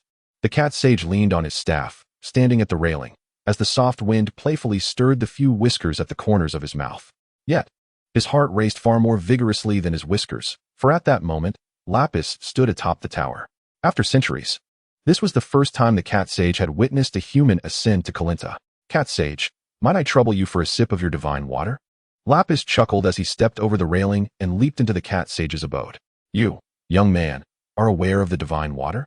The cat sage exclaimed in disbelief. "Of course, I am aware. I also know that your so-called divine water is merely ordinary boiled water. Only true divine water can unlock human potential and enhance strength. Furthermore, I know that your divine water is highly toxic, unsuitable for most to consume," Lapis replied with a smile. The cat sage's heart raced even more, his palms growing clammy. This youth was indeed extraordinary, exuding an intense and formidable aura. The presence he sensed yesterday belonged to him. Moreover, those eyes seemed to penetrate his very essence, radiating an unsettling omniscience. The cat sage feigned composure and replied awkwardly, "Young man, if you are aware of the toxicity of the divine water, why do you still wish to drink it?" "Because I am not an ordinary person," Lapis declared. The cat sage looked up to find the black-haired youth smiling at him, his soft fur bristling with energy. 066. Can this bean be made into tofu? According to the rules, you must first pass my test. The cat sage spoke with a hint of anxiety. Very well, let us adhere to your customs, replied Lapis with a calm demeanor. He was aware that the test set by the cat sage involved seizing the water jug hanging from the tip of his staff. This was a tradition established by the cat sage centuries ago. Every individual who aspired to ascend the Corinta must snatch the water jug from his hands to be deemed successful in the trial. Those who passed the test would be granted the opportunity to drink the super divine water, thereby enhancing their strength. However, the so-called super divine water was, in fact, nothing more than ordinary boiled water. Each warrior participating in the trial essentially trained their speed and reflexes while attempting to claim the jug, inadvertently growing stronger in the process. As for the super divine water, that was truly a sacred substance from Earth, a divine essence left behind by celestial beings. Consuming it could unlock the latent potential within humans, significantly amplifying their power. Yet, it bore a tremendous toxicity. Most individuals would suffer cardiac arrest and perish upon ingestion. Only those with a kind heart, extraordinary willpower, and exceptional constitution could endure the lethal trial and thereby unleash their potential, boosting their combat prowess. The cat sage suspended a water jug from the top of his staff and extended it toward Lapis, saying, "If you can seize this jug, you will have passed the test. Are you ready?" Lapis inquired. "Yes, I am ready," the cat sage nodded. Upon reflection, he realized that the roles seemed reversed. This statement should have been his to make. However, in the blink of an eye, Lapis commenced his rapid movement, vanishing from sight. The cat sage hastily withdrew his staff and attempted to evade, but Lapis appeared directly in his path. "Hey," Lapis chuckled, reaching out for the jug. "Ah." The cat sage gasped in surprise, instinctively wanting to retreat. Yet, Lapis was astonishingly swift, and before the cat sage could back away, he had securely grasped the water jug from the tip of the staff. With the jug in hand, the trial concluded. Meow, how terrifying. The cat sage's fur stood on end. Lapis held the jug before him, noticing the character inscribed upon it, suspecting this to be the super divine water. He raised the jug and inquired of the cat sage, "Is this the super divine water?" The cat sage replied truthfully, "Indeed, that is the super divine water." "All right." Lapis tilted the jug toward his mouth and began to gulp it down. This water is too toxic. One sip should suffice," the cat sage cautioned. But upon witnessing Lapis swallow several mouthfuls, he too found himself swallowing hard. He thought to himself, "This youth cannot be seeking his own demise, can he? Drinking the super divine water in such a manner is tantamount to courting death." Yet, to his astonishment, Lapis let out a satisfied belch, wiped his mouth, and casually set the jug down, appearing as though he had had his fill. Having consumed copious amounts of water, Lapis opened the game panel, only to discover that his combat power had surged by over 100 points, reaching a total of 666. With his innate resilience, he found that the divine water had caused him no harm aside from a distended belly. He reluctantly took another sip, yet felt no further enhancement. It seemed that the potential of the divine water had reached its saturation point and was no longer effective for him. Burping, Lapis returned the water flask to the cat sage and, with a lack of decorum, settled into a chair. His belly was uncomfortably full, and slumping down in that moment was a great source of relief. The cat sage, perplexed, accepted the flask back, momentarily doubting whether the divine water had expired from prolonged exposure. Were it not for his knowledge that the divine water was eternally potent, he might have been tempted to sample it himself. After a moment's hesitation, he suppressed the urge to take a sip. He turned to Lapis and cautiously inquired, "Young man, are you truly unscathed?" Burping again, Lapis smiled and replied, "I assure you, cat sage, I am perfectly fine. You may simply call me Lapis." Observing Lapis in his unrefined posture, the cat sage felt compelled to admonish him, yet found himself too intimidated to speak, choosing instead to remain in silence in the corner, patiently awaiting Lapis to finish resting and depart on his own accord. After some time, Lapis rose and began to wander about the cat sage's domain. He surveyed his surroundings, peering outside the entrance of Corinta and rummaging through various jars and containers as if he were at home. "What are you searching for?" the cat sage asked, perplexed. "I'm looking for something to store fish," Lapis replied without turning around. "Fish? Where are there fish?" The mention of fish perked up the cat sage's ears. "I have some right here, quite a few." Suddenly, a fish leapt from Lapis and flopped on the floor, astonishingly still alive. "Ah!" The cat sage instinctively lunged forward. Cats possess an inherent impulse towards both fish and playthings, and the cat sage was no exception. Upon sighting the fish, he instinctively desired to catch it. Soon, more fish sprang forth. "Meow?" The cat sage was taken aback. Where did all these fish come from? Could it be that Lapis is some sort of fish spirit? As these thoughts raced through his mind, the cat sage retrieved a large jar to collect the fish. Despite its modest size, the jar was remarkably spacious, accommodating numerous fish without becoming full. Meanwhile, Lapis had discovered several jars tucked away in a corner. These jars resembled those used for pickled vegetables and were filled with light green beans. Lapis picked one up and examined it closely. Celestial beans. Ah, I found them. There are plenty, especially since they have yet to be spoiled by Majir Hay. Maintaining an inscrutable demeanor, Lapis turned to the cat sage and remarked, "Cat sage, it appears your beans are on the verge of spoiling." The cat immortal was busy picking fish when he overheard someone mention that the beans had gone moldy. He looked up and exclaimed, "Impossible. These beans would not spoil even after several decades. What a waste. If they sit too long, they become inedible. I'll take them back to make tofu." Lapis, deftly, had already stowed 2 jars of celestial beans into his backpack. How could the cat immortal not realize that this fellow had stealthily taken his celestial beans? However, to the cat immortal, these beans held no particular significance. They were merely sustenance to fill his belly. Such beans could satiate one for several days with just a single morsel, but they were rather bland. Moreover, their flavor was indeed subpar, and he had long grown weary of them, preferring the lively fish before him instead. "Take them if you must. But could you at least return the jars to me? What shall I use to carry my goods next time?" Lapis replied, "I am not taking your green beans without compensation. I am exchanging them for fish. I am not one to take advantage of others." As he spoke, he filled another jar with celestial beans. Now, only 1 jar remained on the ground, and out of courtesy, Lapis refrained from taking the last one, leaving it solitary. Subsequently, Lapis eagerly unloaded all the fish into the cat immortal's jars, which conservatively weighed at least 200 pounds, all fresh and lively. At this point, the cat immortal felt quite satisfied. Lapis was equally pleased with the outcome. Having achieved his goal, he bid farewell, saying, "Goodbye, cat immortal." He waved a hand and leaped off the railing. To his surprise, he saw a large yellow cloud below him that seemed to avoid him, preventing him from getting closer. He speculated that this must be the lair of the nimbus cloud used by Sun Wukong. The nimbus cloud, it seemed, had originally been a reward granted by the cat immortal to the turtle immortal after passing a test, but due to the turtle immortal's less than pure heart, he was unable to utilize it. Thus, it eventually found its way to Sun Wukong, serving as his mode of transportation. Lapis playfully prodded the yellow cloud with his foot, and it immediately retreated, as if repulsed by his presence. "Haha, how amusing. Next time I will bring Lanchi to take you away. Let us see how arrogant you remain then." Lapis chuckled as he soared into the sky. After flying for a few moments, Lapis suddenly recalled the miraculous properties of the celestial beings. In his previous life, he had been envious of the extraordinary abilities depicted in comics and animations, where no matter how severe the injuries, be it severed limbs, consuming a single celestial bean would lead to immediate recovery. It was truly an essential remedy for home, travel, and combat. Lapis halted mid-flight and struck his left arm forcefully with his right hand. With a cracking sound, a bone fractured. "Ouch, that hurts." He gritted his teeth and extracted a celestial bean, swallowing it whole. A warm sensation surged from his stomach, and instantaneously, his freshly broken left arm returned to its original state. "Hey, what a treasure. I cannot bear to truly use you for tofu," Lapis chuckled, ascending toward the celestial palace. In the celestial palace, the deity stood at the edge of the plaza, gazing down upon the mortal realm. Beside him stood Mr. Bobo, who held a towel in his hands. "He has arrived," the deity remarked, furrowing his brow with a grave expression. "Shall we meet him?" Mr. Bobo inquired.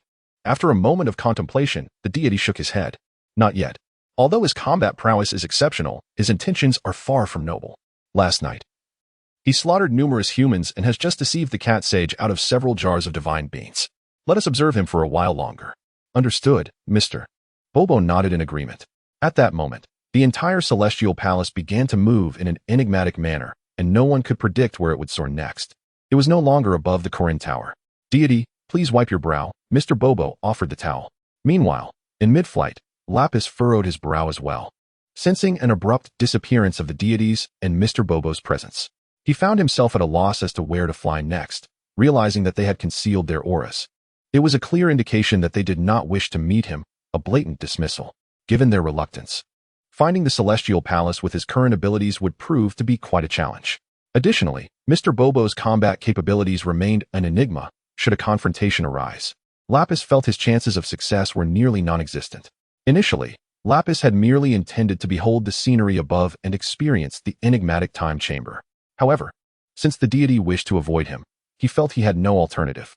At that moment, A sense of frustration welled up within him, as if something was blocking him, creating a sense of suffocation. Cursing under his breath, he soared aimlessly upward, nearing the atmosphere, yet still failing to catch a glimpse of the celestial palace. Ultimately resigning to abandon his search, the air grew thin, making it unwise to linger too long. Thus, Lapis retrieved his Dragon Ball radar, determined to leave this place while checking for nearby Dragon Balls. To his surprise, there was indeed a Dragon Ball in the vicinity. With the radar successfully activated, Lapis observed the screen indicating a Dragon Ball directly beneath him, its triangular icon pulsating with light. It seemed that Bra had a Dragon Ball. It was precisely because of this Dragon Ball that she had been besieged by the Red Ribbon Army, culminating in her demise at the hands of Tao Pai Pai. A flash of memory illuminated Lapis's mind as he recalled this sequence of events. Having been sealed away for so long, many details had faded from his memory. I must retrieve this Dragon Ball. It could allow Bra to evade her impending doom. Resolute, Lapis felt his body grow heavy as he descended from the heights, the rush of wind roaring in his ears.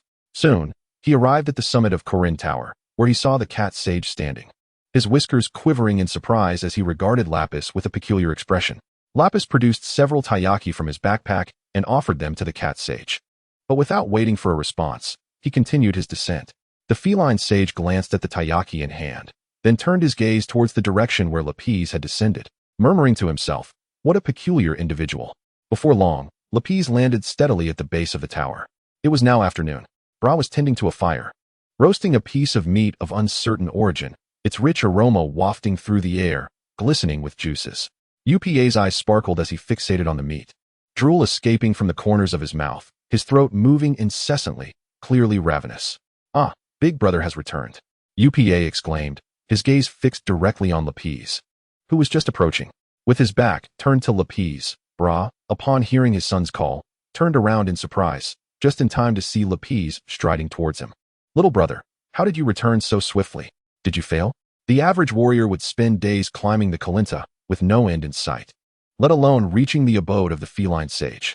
Given that Lapis had only been gone for a short while, Bra assumed he must have failed.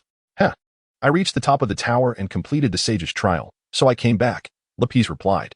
"What? You completed the sage's trial?" Bra was taken aback. Having climbed Kalinta himself, he knew it took many days to ascend, often exhausting his provisions before ultimately giving up. He understood the trials of the Kalinta well.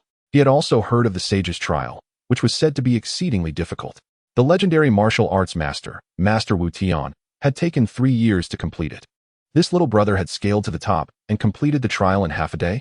Bra found it hard to believe. He would rather accept that Lapis was a woman than believe he had returned from the summit. "Lapis, come sit here and share a meal with us," Bra suggested, choosing to overlook Lapis's fabrication and inviting him to join in the feast. Lapis crouched beside them, pulled out some fruit, offered it to the father and son, and took a bite himself, turning to Bra and inquiring, "Uncle Bra, do you happen to have a Dragon Ball? You know, the kind that looks like an orange glass sphere with little stars inside? Dragon Ball. Is that what it's called?" Wait a moment. Rising to his full height of over 2 meters, Bra, with his bare torso reminiscent of a small mountain, walked into the tent behind him and soon emerged holding a sphere aloft, asking Lapis, "Is this what you mean, little brother?" "Indeed, that's it." Lapis stood up to meet Bra. "Do you need it?" "Here, take it." Bra chuckled heartily and tossed the Dragon Ball to him. Lapis caught it and brought it close to his eyes, revealing 4 stars inside. It was the 4-star ball. Unexpectedly, this was the very Dragon Ball Sun Wukong had been searching for, found here with Bra. "Uncle, I'll trade you something for it," Lapis said, retrieving a capsule box from his backpack, flipping to the capsule gifted by his aunt, and pulling out a gold brick, offering it to Bra. "This is the capsule that Bulma's mother gifted him during their last encounter. Inside, it contains a convenient housing capsule, a car capsule, a motorcycle capsule, and 3 gold ingots. These 3 gold ingots have remained and used until today, when he decided to take one out to present it to Bra. Little brother Lapis, I cannot accept this. This gem was something I stumbled upon by chance, and it serves no purpose for me, so I shall gift it to you," Bra remarked, shaking his head in refusal of Lapis's gold ingot. "That might not be appropriate. I cannot simply take your belongings," Bra insisted. Lapis shook his head resolutely, determined to give it. "How about this, then? You can provide me with some food instead. That would be far more practical." After contemplating for a moment, Bra agreed. "Food. Then, sounds good." Immediately, Lapis rummaged through his backpack, producing a large assortment of fruits and a considerable number of taiyaki. "Uncle Bra, please find something to hold these. I shall return shortly."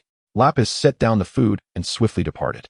He located a nearby river and caught a substantial amount of fish, placing them into the storage capsule before returning to hand them over to Bra.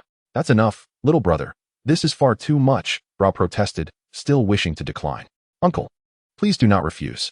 These items are trivial to me, mere trifles that require little effort to gather, Lapis insisted. Very well, then. Thank you, young brother, Bra said with a smile as he finally accepted the offerings.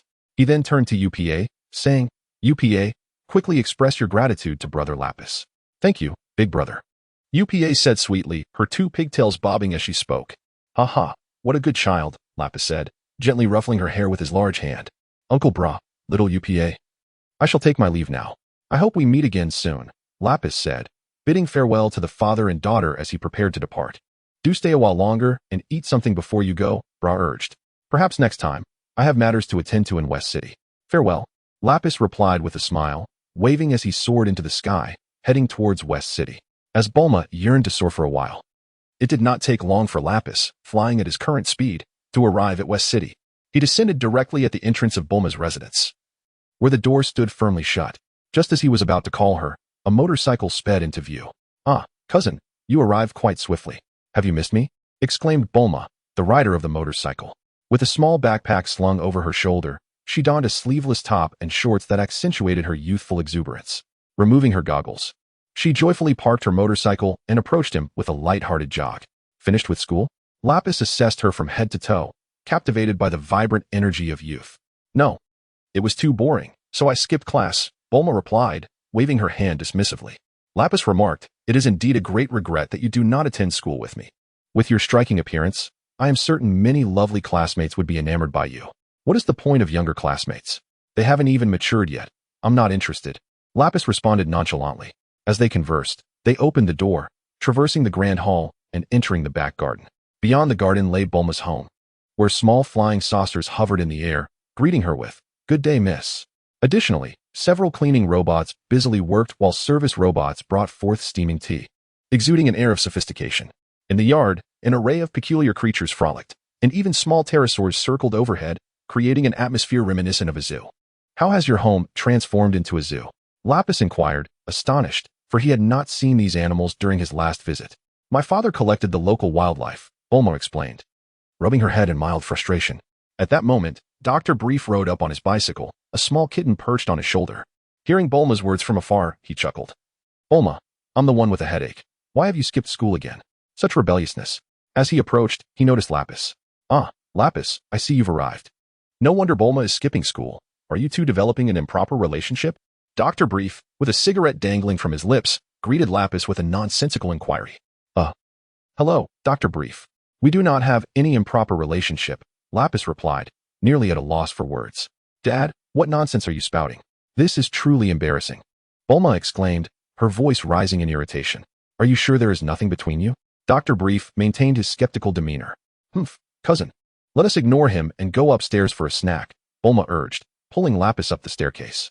The two continued their lively conversation, during which Lapis learned that Yamcha, Oolong, and Puar had accompanied Master Roshi to Kame House. Yamcha formally became a disciple of Master Roshi, joining his newfound brothers, Sun Wukong and Krillin.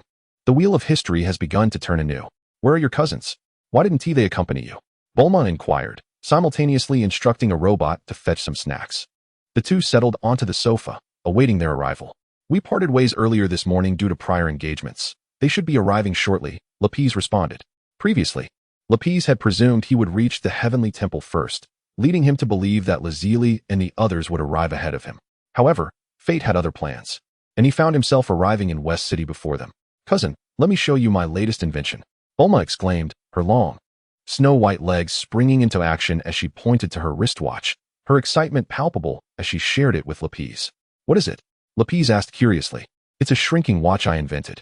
Just press this button, and you'll become small, Bulma declared as she pressed the button on her watch, causing her to diminish rapidly in size until she was no larger than a thumb.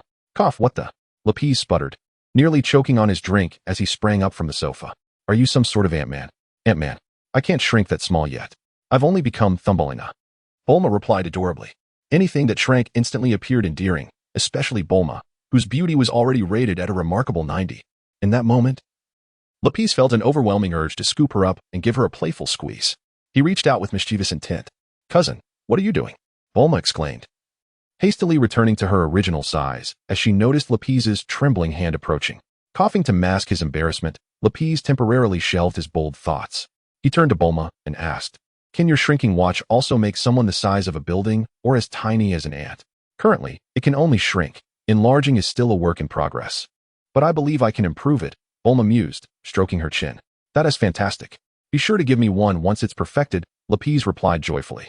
The ability to alter one's size at will. Now, that is indeed a romance unique to men and women.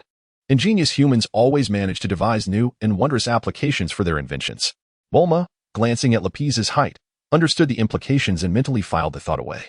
After indulging in a generous amount of snacks, a flying saucer ascended to the second floor, buzzing as it announced, "Miss, someone is at the front door." Sensing the familiar presence, Lapis remarked, "It must be my sister and the others. Let us go greet them." "My cousin has arrived? Let us go," Bulma said, not questioning how Lapis knew, as she rose and descended the stairs, with Lapis closely behind her. They traversed the backyard and the hall, arriving at the front door to indeed find Lazili, Pilaf, Xiaowu, and Ashu peering about curiously. As they spotted Bulma and Lapis emerging, excitement filled the air. Upon recognizing Bulma's appearance, Pilaf and his companions were taken aback. They were well acquainted with Bulma, having previously stolen Dragon Balls from her. What was she doing here?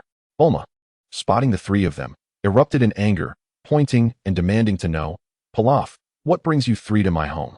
Cousin, help me deal with them." Do you have a grievance?" Lapis asked, momentarily bewildered. "Of course I do. These rascals have pilfered my belongings," Bulma retorted, her fury evident, though she cowered behind Lapis, casting daggers at Pilaf and his crew with her glare. "This is your abode? You are the heiress of the Capsule Corporation?" Pilaf stammered, while Asu and Xiaowu huddled together in fright. "Ha ha ha," Lapis chuckled awkwardly, scratching the back of his head, and quickly interjected, "Bulma, I was unaware of their previous altercations with you.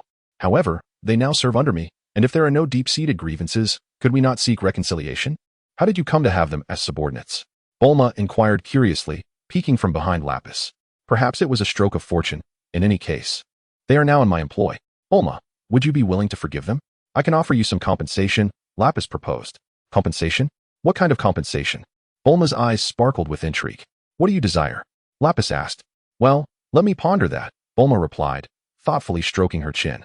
As the heiress of the world's wealthiest family, she had no shortage of material possessions, thus her considerations for compensation required careful deliberation. "Cousin, could you take me for a flight?" Bulma asked, her eyes gleaming with excitement. She had grown weary of flying planes, yet had never experienced riding a humanoid aircraft like Lapis. The thought of having such a dashing mount was indeed alluring, and she was eager to savor the adventure. 069. Wukong came to repair the dragon radar. "I never anticipated you would have such a request," said Lapis, momentarily taken aback. "Is that not permissible?" Bulma inquired. "Not at all. Come on, do it yourself," Lapis replied, turning around and gesturing for Bulma to climb onto his back. Ready to take flight. Elated, Bulma promptly jumped onto Lapis's back, her arms securely wrapped around his neck. "You four should head inside. We shall return shortly," Lapis said, his arms encircling Bulma's lovely legs as he addressed the four from the Lazili group, then soared into the sky. "Oh!" Bulma exclaimed, her voice filled with excitement. Once they ascended to a great height, Lapis positioned himself horizontally, as if resting upon the heavens. The view below was breathtaking, with the entirety of West City sprawling beneath them. Unable to resist, Lapis took out his phone and snapped a picture, observing him. Bulma also retrieved her phone to capture the moment, but her hand trembled, nearly causing her to drop the device. "Cousin, how is it that you can fly? You possess no wings, nor do you have the propellers or jet mechanisms of an aircraft. It is truly perplexing." Lapis fell into contemplation. "Cousin, I find myself unable to explain this to you." At the headquarters of the Red Ribbon Army, Commander Black was seething with rage. "These fools. More and more individuals are disregarding our Red Ribbon Army. We must deliver a harsh lesson, ensuring they feel the consequences," he declared, his fists clenched. A large cigar clamped between his teeth. "Report, enemy photographs have arrived." Sergeant Barehead entered the room, presenting 2 photographs to Commander Black.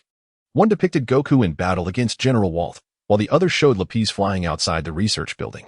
"This individual, for reasons unknown, has invaded our headquarters, destroying dozens of fighter planes and resulting in hundreds of soldier casualties. The research building has also sustained damage, leading to the demise of our chief scientist, Dr. Glow. This is utterly intolerable. Retrieve his information with utmost haste and launch a missile strike against him. Commander Black crumpled the photograph of Lapis in his grip and tossed it to his aide, Blark, commanding him to investigate Lapis's background. He then picked up the photograph of Goku, his eyes widening in disbelief. He could hardly fathom that one of his adversaries was, in fact, a mere child. Rage and shame coursed through him. Is it true that this child was responsible for vanquishing the Hilba army and General Walt, and for seizing both Dragon Balls? This is preposterous. Distribute this boy's photograph to all units. Upon discovery, eliminate him and reclaim the Dragon Balls. Yes. Sergeant Barehead acknowledged the command and immediately set about his task, disseminating Goku's photograph to the various units of the army. The Red Ribbon Army stretched across the globe, casting a vast net over the earth. Should either Lapis or Goku be spotted by any Red Ribbon soldier, they would face the wrath of Commander Black. Meanwhile, Bulma was enjoying her aerial adventure on Lapis's back. They soon turned back towards the Capsule Corp district, returning to their residence. Upon returning home, Robbie shared his vision for the combat suit with Bulma, subsequently inviting Pilaf to join the discussion. Robbie firmly believed that the collaboration between these two remarkable individuals would ignite a creative spark, hastening the realization of his combat suit. He noted that the already completed shrinking device and the combat suit possessed certain similarities. If they could complement and amalgamate, it would undoubtedly yield a masterpiece. Thus, Pilaf, Xiao Wu, and Ashu anxiously took up temporary residence at Bulma's abode. After dinner, Robbie and Lazili engaged in 2 hours of rigorous training. Robbie fulfilled his daily training objectives, resulting in the accumulation of 1 dragon coin in the marketplace. Following Lazili's own 2-hour training session, Robbie received an intriguing notification from the game. Ding. You have received 2 points of battle power from Lazili. Perplexed, Robbie meticulously assessed his own battle power and then sought confirmation from Lazili. Ultimately, he discovered that the battle power gained by Lazili would be reflected back to him, which he could then share via Bluetooth. For instance, if his battle power initially stood at 680, the addition of Lazili's 2 points would elevate it to 682, while Lazili's would increase from 340 to 341. At that moment, Robbie's mind raced with an abundance of ideas, such as enticing Sun Wukong with the upcoming series of Bluetooth fruits or tempting Beerus into indulging in the delectable Bluetooth fruit. However, considering the formidable strength of Beerus, it was uncertain whether he engaged in training regularly. Thus, the effectiveness of the Bluetooth fruit's supplementary benefits remained dubious. With exhilaration coursing through him, Robbie eagerly awaited the stroke of midnight. The anticipation for his daily tasks had waned. Now, he merely crouched by the marketplace, eager to glimpse the day's refreshed offerings, regardless of whether he could afford them or not. Unable to contain his excitement, Robbie opened the marketplace, only to witness the third column flash brilliantly as the taiyaki faded away, replaced by a new item, heightening fruit. Limited purchase item quality, silver. This fruit can be purchased a maximum of 10 times in a lifetime and is consumable by all sentient beings in the Dragon Ball universe. Each fruit grants the consumer an increase of 1 cm in height. It must be consumed within 1 day of purchase, or it will expire. Price, 3 dragon coins. Upon reading the name and description of the fruit, Robbie's heart raced. However, when he saw the price, he couldn't help but exclaim in frustration, "What the hell? Why not 1, 2, or even 10 dragon coins? Even 100 would be acceptable. Why must it be 3 dragon coins? Are they mocking me?" Robbie grappled with his tumultuous feelings, ultimately succumbing to a deep slumber without realizing when he drifted off. The following day, Bulma brazenly skipped class, opting not to attend school. I have been diligently researching ways to optimize the production of watches and battle suits. At noon, 2 rather endearing individuals were brought to Bulma's doorstep by the police. Upon receiving the notification from the small spacecraft, Bulma paused her work, astonished, and exclaimed, "Who could it be?" "The product launch is tomorrow." Lapis, utilizing his sensory abilities, discerned the identities of the visitors. It was Son Goku and Launch. "Indeed, it is Goku and Launch," Lapis announced, just as Bulma prepared to rise. Lapis gestured for her to remain seated. "Continue your research. I shall go greet them." How considerate of my cousin, Bulma thought, her eyes sparkling. "Yes, your priority should be to expedite the creation of my watch and battle suit." As Lapis approached the entrance, he saw Son Goku and Launch standing there, accompanied by a police officer. With a smile, he welcomed them. "Ah, Lapis, what brings you here?" Son Goku inquired, puzzled. Launch's eyes widened with delight, her already large eyes becoming even more so. "I have come for a reason. Is it true you two have gotten yourselves into trouble? Why the need for officer here?" Lapis asked. "Not at all, it's just that. Launch explained the situation. It turned out that after battling Colonel Silver, Goku had engaged in a fierce confrontation with General Blue of the Red Ribbon Army, ultimately toppling both Silver's and Blue's forces and acquiring 2 Dragon Balls. However, his Dragon Radar had consequently malfunctioned. His purpose for visiting was to seek Bulma's assistance in repairing the Dragon Radar, and the police officer was merely a kind passerby offering guidance. Well done, Goku, for vanquishing the Red Ribbon Army. Lapis commended him with a thumbs up. Meanwhile, at the headquarters of the Red Ribbon Army, an officer reported, Marshal, the boy who stole the Dragon Balls has made his way to West City. Very well. Convey my orders. Mobilize forces to West City, encircle the enemy, and reclaim the Dragon Balls. The entire world was in turmoil. However, Marshal, deploying troops directly to the western capital may result in a direct confrontation with the kingdom's army, hesitated the bare-headed officer. Dare you question my orders? Seize him and execute him. The Black Marshal, furious, waved his hand. Immediately, 2 soldiers rushed forth, dragging the unidentified bare-headed officer away. A gunshot rang out. Oh, what a splendid and melodious sound, he remarked. Lieutenant Brack, relay my orders. Mobilize the troops to the western capital at once. Those who defy me shall face no mercy. The Black Marshal tossed his cigar to the ground, igniting sparks. Anyone who dares to obstruct my path shall not survive. Yes, Lieutenant Brack acknowledged, departing. Yet his brows furrowed, sensing that the Black Marshal's decision was exceedingly unwise. Although the Red Ribbon Army was currently at its zenith, a direct clash with the kingdom's regular forces would yield a detrimental outcome, inflicting significant losses on both sides, a most unprofitable endeavor. It was akin to severing one's own limbs. For the sake of those 2 Dragon Balls, one could easily wait until the troublesome brat vacated the city before taking action. Nevertheless, the Black Marshal appeared to be blinded by rage, disregarding the consequences of his actions. After expressing gratitude to the police officer, Lapis escorted Son Goku and Lanchi into Bulma's residence. Upon hearing the situation from Son Goku, Bulma promptly repaired the Dragon Radar. During their time together, Lanchi had endured considerable hardship and was now plagued by hunger. Fortunately, Bulma had already instructed the robot to prepare food for them. Shortly, steaming dishes were served. And as Son Goku and Lanchi enjoyed their meal, they recounted the events of the past few days.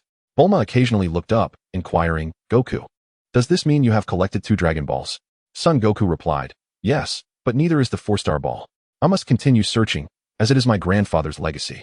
But you have offended the Red Ribbon Army, the most fearsome evil organization in this world. They will not spare you, Bulma warned. I fear them not, Son Goku retorted, his spirit undaunted as he clenched his small fist, ever ready for a challenge. Goku, actually, the 4-star ball you seek is with me. I obtained it just yesterday. Lapis extracted 2 Dragon Balls from her backpack, one of which was indeed the 4-star ball. Ah, really? That is splendid, Son Goku exclaimed joyfully, deciding against further collection of the remaining Dragon Balls. As his sole desire was to reclaim the 4-star ball, he had no interest in the others. Meanwhile, hundreds of the Red Ribbon Army's standard fighter jets were mobilized, swiftly approaching the western capital. At the Red Ribbon Army headquarters, the locations of the 4 Dragon Balls appeared simultaneously on the screen. The news quickly reached the Black Marshal, who rushed to the command room. Fixated on the 4 Dragon Ball markers on the screen, he exclaimed with delight, that brat has already found 4 Dragon Balls. What splendid news it is, truly remarkable. At this moment, an officer hastily entered the command room, declaring there was critical intelligence to report. Speak, commanded Lieutenant Barak. The officer swiftly relayed the situation. We have confirmed the identity of the youth who invaded our headquarters. His name is Lapis. He recently participated in the 21st World Martial Arts Tournament and emerged victorious. The child responsible for the annihilation of the Hilbar and Walter armies is the runner-up of this tournament, known as Sun Wukong. It appears they have conspired together to target our legion. Upon concluding his report, the officer handed over 2 documents containing information about Lapis and Sun Wukong to Marshal Hay. Marshal Hay scrutinized the documents, and the atmosphere grew oppressively tense. Moments later, another soldier rushed into the command room, saluted, and reported on the situation in the West City. Sir, our 2 adversaries have gathered at the residence of the president of the Universal Capsule Corporation in West City. They are currently together. Upon hearing the soldier's report, Marshal Hay furrowed his brow. Could it be that the Universal Capsule Corporation is vying for the Dragon Balls against us? Those 2 are likely just the corporation's enforcers. Lieutenant Barak suggested. Humph, the Universal Capsule Corporation, quite audacious to oppose our Red Ribbon Legion. That old coot, Dr. Brief, is a scientist whose intellect rivals that of Dr. Gero, and the Universal Capsule Corporation is among the wealthiest in the world. If we can bring him under our wing, filling the void left by Dr. Gero, Coupled with his immense wealth, the dominance of our Red Ribbon Legion over the world is but a matter of time. Marshal Hay exclaimed, taking a deep puff of his cigar and exhaling a cloud of smoke, erupting into laughter. Convey my orders, escalate troop movements, and encircle the entirety of West City. He commanded, dispatching yet another order. Lieutenant Barak, unable to contain himself any longer, finally spoke up. Marshal, might this be somewhat imprudent? A direct confrontation with the regular army would surely result in heavy casualties for us, a steep price to pay. I implore you to reconsider. Marshal Hay cast a discontented glance at Lieutenant Barak, snorting in response. That old coot brief alone could match the strength of all our soldiers. Not to mention the vast wealth behind him. Do you truly believe we would suffer a loss? Your perspective remains woefully narrow, Lieutenant. But Lieutenant Barak attempted to interject, only to be interrupted by Marshal Hay. Enough. Speak further, and I shall charge you with insubordination. Your sole duty is to relay my orders, Marshal Hay stated coldly. Understood. Lieutenant Barak replied, resigned to his fate. Make the arrangements. I shall personally lead the charge into West City. A formidable army set forth towards West City. Soon, this news reached the imperial capital, and from there, it spread throughout the world, sending shockwaves across the globe. The Red Ribbon Legion, dissatisfied with the status quo, began a direct assault against the kingdom, with West City marking the first destination of their campaign. In an instant, the city of West was engulfed in a palpable sense of dread. Residents began to seek escape, and as one led the way, an increasing number followed suit, plunging the entire city into unprecedented chaos. The kingdom's regular army swiftly consolidated its forces, converging upon West, although the kingdom had offered corresponding measures of reassurance. Those with any semblance of reason understood that a new world war was likely on the horizon. The consequences of remaining in West were too dire to contemplate. The air was filled with a cacophony of curses, blaring horns, and heated arguments. Countless vehicles were ensnared in traffic, and at that moment, the darker side of human nature was vividly laid bare. Within Bulma's abode, everyone had just learned of the Red Ribbon Army's deployment to West. To be candid, upon receiving this news, Laplace's jaw nearly hit the floor. In his recollection, the Red Ribbon Army had never undertaken such a monumental endeavor. What, indeed, has transpired in this world? Has his premature involvement begun to deviate from the original course? The main quest has once again been refreshed, and the Red Ribbon Army has dispatched troops to the western city, all for him and Sun Wukong. Others might be oblivious to the reasons behind this. Yet Lapis can discern a hint of the truth. It undoubtedly pertains to him and Sun Wukong. The Red Ribbon Army is practically courting disaster. Not to mention their ignorance of Lapis and Sun Wukong's formidable prowess, even a confrontation with the kingdom's regular army would be beyond their capacity to endure. At this moment, Dr. Brief, Mrs. Brief, Bulma, Lapis, Lazuli, Launch, Pilaf, Mai, and Asu have all gathered together. Upon learning of the Red Ribbon Army's mobilization towards the western city, they are collectively pondering how to weather this impending calamity. However, Lapis remains remarkably composed, while Sun Wukong exhibits uncontainable excitement. The Brief family's enterprises are rooted here. Fleeing is simply not an option. In fact, even during a previous crisis when the Earth faced potential destruction, Dr. and Mrs. Brief refused to abandon the western city. Little did they anticipate that the product launch scheduled for tomorrow would suddenly transform into a military incursion by the Red Ribbon Army. Their stronghold lay on the western continent. With the majority of their forces stationed there, the severity of this impending conflict is indeed formidable. Observing the palpable anxiety in the room, Lapis reassured them. Do not panic excessively. Let us observe the developments. While I am here, the Red Ribbon Army cannot inflict harm upon you. Sun Wukong, raising his fist in solidarity, echoed the sentiment. Though Dr. and Mrs. Brief have never witnessed Lapis's combat abilities, they cannot fathom the notion of a single individual standing against an entire army. Thus, they perceive Lapis's reassurances merely as comforting words, lacking true conviction in his ability to safeguard them. Nevertheless, the couple possesses a rather resilient disposition, despite their underlying worries. They remain composed, continuing to eat, drink, and even enjoy television, which broadcasts news of the Royal Army establishing a solid defensive perimeter around the western city to stabilize public morale. Conversely, Pilaf and his companions have witnessed a fraction of Lapis's might and thus harbor considerable confidence in him. After a brief moment of panic, they quickly regained their composure, with Pilaf once again engrossed in the development of battle suits. Lazuli, on the other hand, possesses unwavering faith in Lapis, convinced that he can indeed protect everyone. Unbeknownst to her, she alone possesses the potential to dismantle the entire Red Ribbon Army. The blue-haired Launch, with her innocent and carefree demeanor akin to Sun Wukong, maintains an optimistic outlook on the situation. In her mind, there is always a solution to any problem, panic yields no benefit, and it is far better to face adversity with a smile. As for Bulma, she glanced at Lapis and Sun Wukong, humming a tune while continuing to modify her shrinking watch, seemingly detached from the unfolding events. Lapis sat casually, contemplating whether to lie in wait for an opportunity or to take the initiative. At this moment, a sudden alert resonated in his mind, triggering a new main quest. Ding! Main quest activated. Main quest: The Assault of the Red Ribbon Army. Final quest annotation: The malevolent Black Commander of the Red Ribbon Army, driven by a twisted desire for growth, has established a legion under the guise of a grand ambition to dominate the world, deceiving his subordinates into gathering Dragon Balls. The army has now marched towards the Western capital, aiming to seize 4 Dragon Balls and recruit the Capsule Corporation. Players are tasked with enduring missile strikes with their own bodies and dismantling the Red Ribbon Army's offensive, ultimately eliminating the Black Commander. Completion rewards: Combat Power 20, Wealth 20, 000, Dragon Coins 5. Aside from the absurd requirement to withstand missiles, the rest of the mission is quite standard. It leaves one perplexed as to why the game insists on such an unreasonable condition, akin to discovering a hair in one's meal, causing a twitch of annoyance. Alas, one cannot change their nature. Toxicity is inevitable in games. This peculiar Dragon Ball world has truly become insufferable. However, Lapis felt that enduring missile strikes might not be an insurmountable challenge. Surely, it would be manageable? In the midst of chaos in the Western capital, the Red Ribbon Army finally confronted the royal forces, igniting a fierce aerial battle. To the astonishment of the royal army, not only did the Red Ribbon Army outnumber them, but their equipment was also significantly more advanced. After a brutal clash, the royal forces suffered heavy casualties, with the Red Ribbon Army breaking through their lines and advancing directly towards the Western capital. Far to the north, in the kingdom's capital, a series of battle reports reached the king, inciting both fury and horror within this anthropomorphic ruler.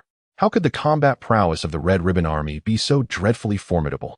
His prior indulgence had transformed a once insignificant band into the most malevolent force imaginable, and the king regretted his earlier leniency. They must hold fast. The Red Ribbon Army must not be allowed to reach the Western capital, where over 1 billion of our citizens reside. Furthermore, he ordered the mobilization of troops from both the northern and southern continents to reinforce the Western front. Vowing to eradicate the Red Ribbon Army this time, the king furrowed his brow as beads of sweat rolled down his forehead, gritting his teeth as he issued 2 commands. What followed was a relentless barrage of warfare, yet the Red Ribbon Army's offensive surged forth like a tidal wave, leading to successive defeats for the royal forces. They resorted to missile attacks. A more ferocious battle ensued. Boom! The ground trembled under the onslaught of missiles, waves of heat rising, and colossal mushroom clouds erupting into the sky. A rain of dust and debris cascaded from above. The site of the conflict was alarmingly close to the Western capital. The repercussions of the battle began to ripple towards the city, and even within Bulma's household, the tremors of the earth could be felt. The ground trembled slightly, causing ripples in the water within the cup. The tea set on the table clinked softly. All signs indicated that a fierce battle was unfolding near the city of the West. Outside, chaos reigned, yet within him, Lapith's heart surged with excitement. The previously elusive heightening fruit had now come within reach.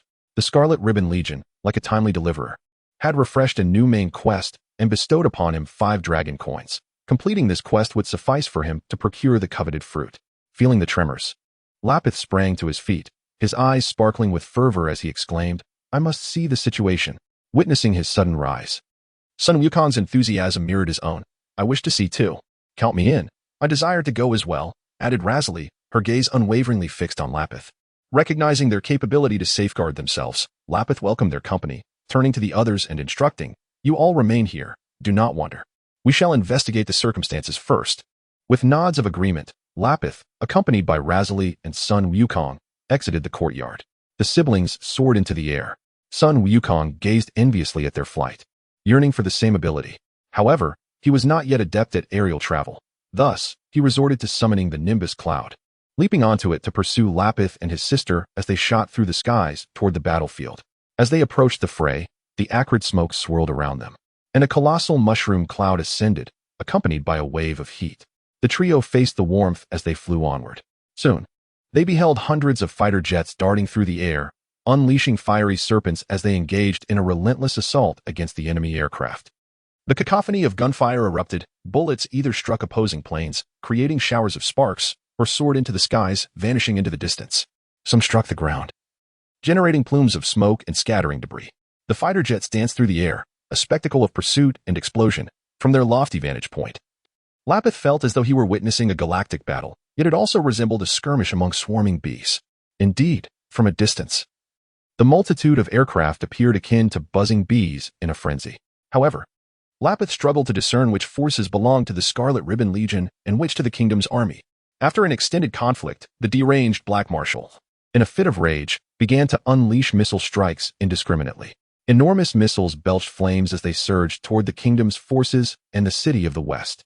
At this juncture, he had completely forgotten his original intent of reclaiming the 4 Dragon Balls and subjugating the Universal Capsule Corporation. His sole focus was on securing victory in this war. After all, the city of the West was not populated by his subjects. He felt no remorse. Indeed, he reveled in the chaos, heedless of the calamity he was inflicting upon the people of the city of the West. Naturally, the royal army would not allow him to succeed so easily.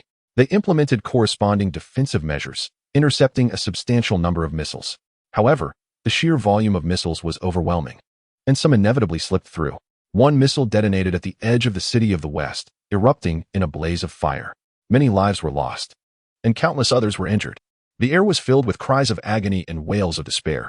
In the face of war, ordinary humans appeared utterly insignificant, so vulnerable. "How infuriating!" exclaimed a member of the royal army. "Even with our lives on the line and employing the most advanced technology, we cannot thwart every missile attack. The city of the West is truly doomed this time." The king ordered the complete eradication of the Red Ribbon Legion, and forces from various continents were hastily converging. "Our primary mission is to delay the main forces of the Red Ribbon, minimizing casualties in the city of the West." Alas, they commenced a new wave of missile attacks. Another dozen missiles soared through the sky, heralding the onset of a fresh assault. At that moment, an observer noticed a black-haired youth suddenly appear in the air. The youth moved like lightning, hoisting a missile that was 100 times his size, leaping into the air and hurling the missile at the others. Several missiles collided, resulting in a cataclysmic explosion. Boom! The sky erupted into flames, and the sound of the explosion reverberated for miles. The shockwave from the nuclear explosion radiated outward, engulfing everything. And the black-haired youth was consumed by the blast. "What on earth is that?" Someone gasped in fear. How could such a scene manifest? The image before their eyes resembled something out of myth. A person wielding a missile as a weapon against other missiles. How surreal! Yet, satellites and fighter jets captured this spectacle, compelling them to believe. These images swiftly reached the king, rendering him and his entourage speechless. "In this world, such a person exists," the king murmured. "This individual must have sacrificed himself to shield the city of the West from the missiles." It was a tragic loss for such a powerful being to perish in the explosion. No one believed the black-haired youth could survive the detonation. The destructive force of a nuclear explosion was immense, sufficient to obliterate a small city, with multiple missiles detonating simultaneously at the epicenter. The chances of survival for the black-haired youth were exceedingly slim. The same scene was relayed to the Black Marshal, who stared at the footage in stunned silence, equally astounded. However, after scrutinizing the video several times, he recognized one of his adversaries, Lapis, the young man who had once infiltrated the Red Ribbon Legion's headquarters, wreaking havoc before departing. He paused for a moment, then burst into laughter. "What does it matter how skilled you are? Can you survive being struck by a missile? Huh. It's simply courting death. You got what you deserved." On the other side, Lazili witnessed Lapis being engulfed by a tremendous explosion. Her heart racing as she cried out with a hoarse voice, "Lapis." She quickly moved closer to the epicenter of the blast. However, the searing heat and thick smoke obscured her vision, leaving her disoriented and her eyes stinging, causing her to cough incessantly. Wiping away the tears that streamed from her eyes, she squinted and searched once more, but her coughing grew more severe. At that moment, panic enveloped her, and she was utterly at a loss. She even forgot to sense Lapis's location through her breath. "Lapis!" She shouted again, but aside from the rustling sounds and distant explosions, there was no response from him. It was over, truly over. Lazili felt an emptiness engulf her mind. How could he be so reckless, insisting on confronting missiles? How infuriating. Tears streamed down her face. Her eyes reddened. It became impossible to discern whether it was the smoke or genuine sorrow that caused her tears. Suddenly, amidst the smoke, a cough echoed. "Lapis!" His clothes in tatters emerged from the haze. "Coughing," he remarked. "Not having my combat suit is such a hassle." He covered his mouth and swallowed a healing bean, sighing as he spoke. In truth, he had no need for the bean, as his injuries were minor. But with an abundance of healing beans at his disposal, He would consume one even for a mere scrape. Lapis, you're alive. That is such a relief. Lazili exclaimed, wiping her tears while laughing and crying simultaneously. How could I possibly die so easily? Stop crying. It's rather unattractive, Lapis replied. It's the smoke, Lazili retorted. Let us get out of here. I feel suffocated. Lapis urged, pulling his sister as they swiftly descended towards the ground. The catastrophe of the Crimson Ribbon Legion. What? This fellow is still alive. As the figure of Lapis emerged from the dense smoke, emotions ran high. Some rejoiced while others despaired. Yet, one sentiment resonated universally. Everyone was so astonished that they struggled to articulate their feelings. A human who had survived a missile explosion was indeed a terrifying prospect. The Black Marshal of the Crimson Ribbon Legion was utterly terrified. The fervor that had once surged within him deflated in an instant, compelling him to retreat from the battlefield. The consequences of being targeted by such a formidable foe were unimaginable. Had he known of this individual's extraordinary strength, he would have never dared to initiate this war. Though ascension in rank was significant, the sanctity of life held paramount importance. Without life, what value was there in ambition? Upon learning that Lapis yet lived, the beleaguered royal army found a renewed sense of hope, as if a beacon had ignited their spirits and their morale soared. We're God! We're God! Shouted the soldiers, their voices propelling the atmosphere to a crescendo. The image of Lapis, valiantly withstanding the missile onslaught, seemed etched into legend. Amidst the chaos of the Crimson Ribbon Legion, numerous rocket artillery struck their aircraft, further diminishing their morale. However, Lapis and his companions were oblivious to these developments. Upon descending to the ground, Lapis was soon joined by Lazuli and Sun Wukong. Noticing Lapis's tattered attire, Sun Wukong inquired, "Would you like to wear my clothes?" Lapis shot him a glance. Feeling it necessary to enlighten him on the subject of stature, "Wukong, I stand at over 1.60 meters, while you barely reach 1.10 meters. Do you truly believe I could fit into your garments?" "Huh, that's a fair point," Sun Wukong chuckled, scratching his head. Feeling uncomfortable in his ragged clothing, Lapis tore it off, leaving only a pair of tattered shorts. Lazili averted her gaze, feeling embarrassed. Of course, Lapis had no inclination towards exhibitionism. He promptly rummaged through his backpack and donned a fresh set of clothes. "Sister, Wukong, I shall seek out the leader of the Crimson Ribbon Legion and eliminate him. This battle shall soon be concluded," Lapis declared. "Understood," Lazili and Sun Wukong nodded earnestly. "Ah, you still do not grasp my intention. I mean, you both should return to Bulma's house and see if there is any assistance needed there." "I can manage this alone," Lapis stated. In truth, his underlying concern was that Lazili and Sun Wukong might inadvertently slay the Black Marshal and jeopardize his mission. Uncertain of the Marshal's whereabouts or the aircraft he occupied, Lapis resolved to eliminate the hundreds of aircraft in his path, thereby fulfilling his objective. Lazili resolutely shook her head, unwilling to retreat. Sun Wukong glanced between Lazili and Lapis, equally reluctant to depart. He did not wish to miss out on such excitement. He found the battle far more exhilarating than returning to the Universal Capsule Company. "Well, you may accompany me, but you are not permitted to engage, understood?" Lapis said helplessly. Lazili nodded in agreement. "Very well." Although Sun Wukong was eager to join in, he reluctantly acquiesced upon seeing the unyielding look in Lapis's eyes. "Let us proceed." Lapis soared into the air once more, heading towards the battlefield, with Lazili and Sun Wukong trailing behind. This time, Lapis did not resist the peculiar demand of confronting missiles with his physical form. He unleashed his power without restraint. Like a bolt of lightning, he plunged into the fray, freezing several aircraft with a mere gesture, shattering them to smithereens with a flurry of punches. The soldiers within the planes met their demise, reduced to dust falling from the heavens.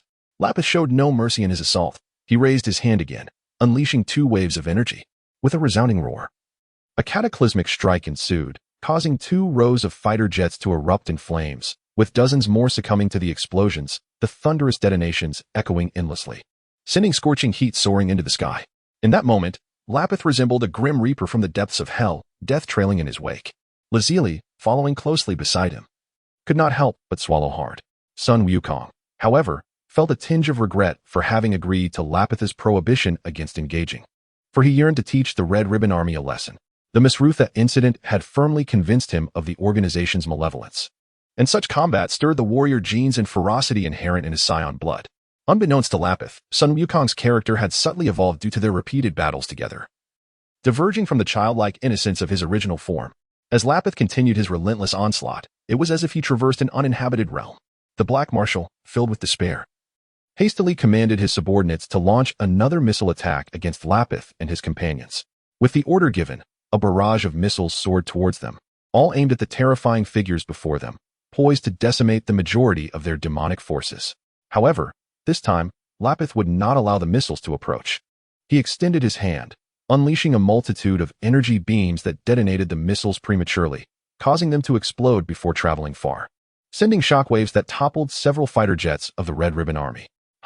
Not a single one of you will escape today, Lapis declared, his eyes gleaming with cold resolve. With another wave of his hand, a blizzard descended from the sky, engulfing the Red Ribbon Army's air fleet. The fierce winds and plummeting temperatures rendered their aircraft incapable of functioning normally. One by one, the plane's propulsion systems froze into solid blocks of ice, plummeting towards the ground. Upon violent impact, they erupted in flames, illuminating the sky. It was not long before this contingent of the Red Ribbon Army faced total annihilation. As for the Black Marshal, even until his demise, Lapis remained ignorant of his appearance and the aircraft in which he had been hiding. Under the weight of the collective assault skill, he succumbed quietly, akin to a mere pawn on the battlefield. A notification chimed. Congratulations, player.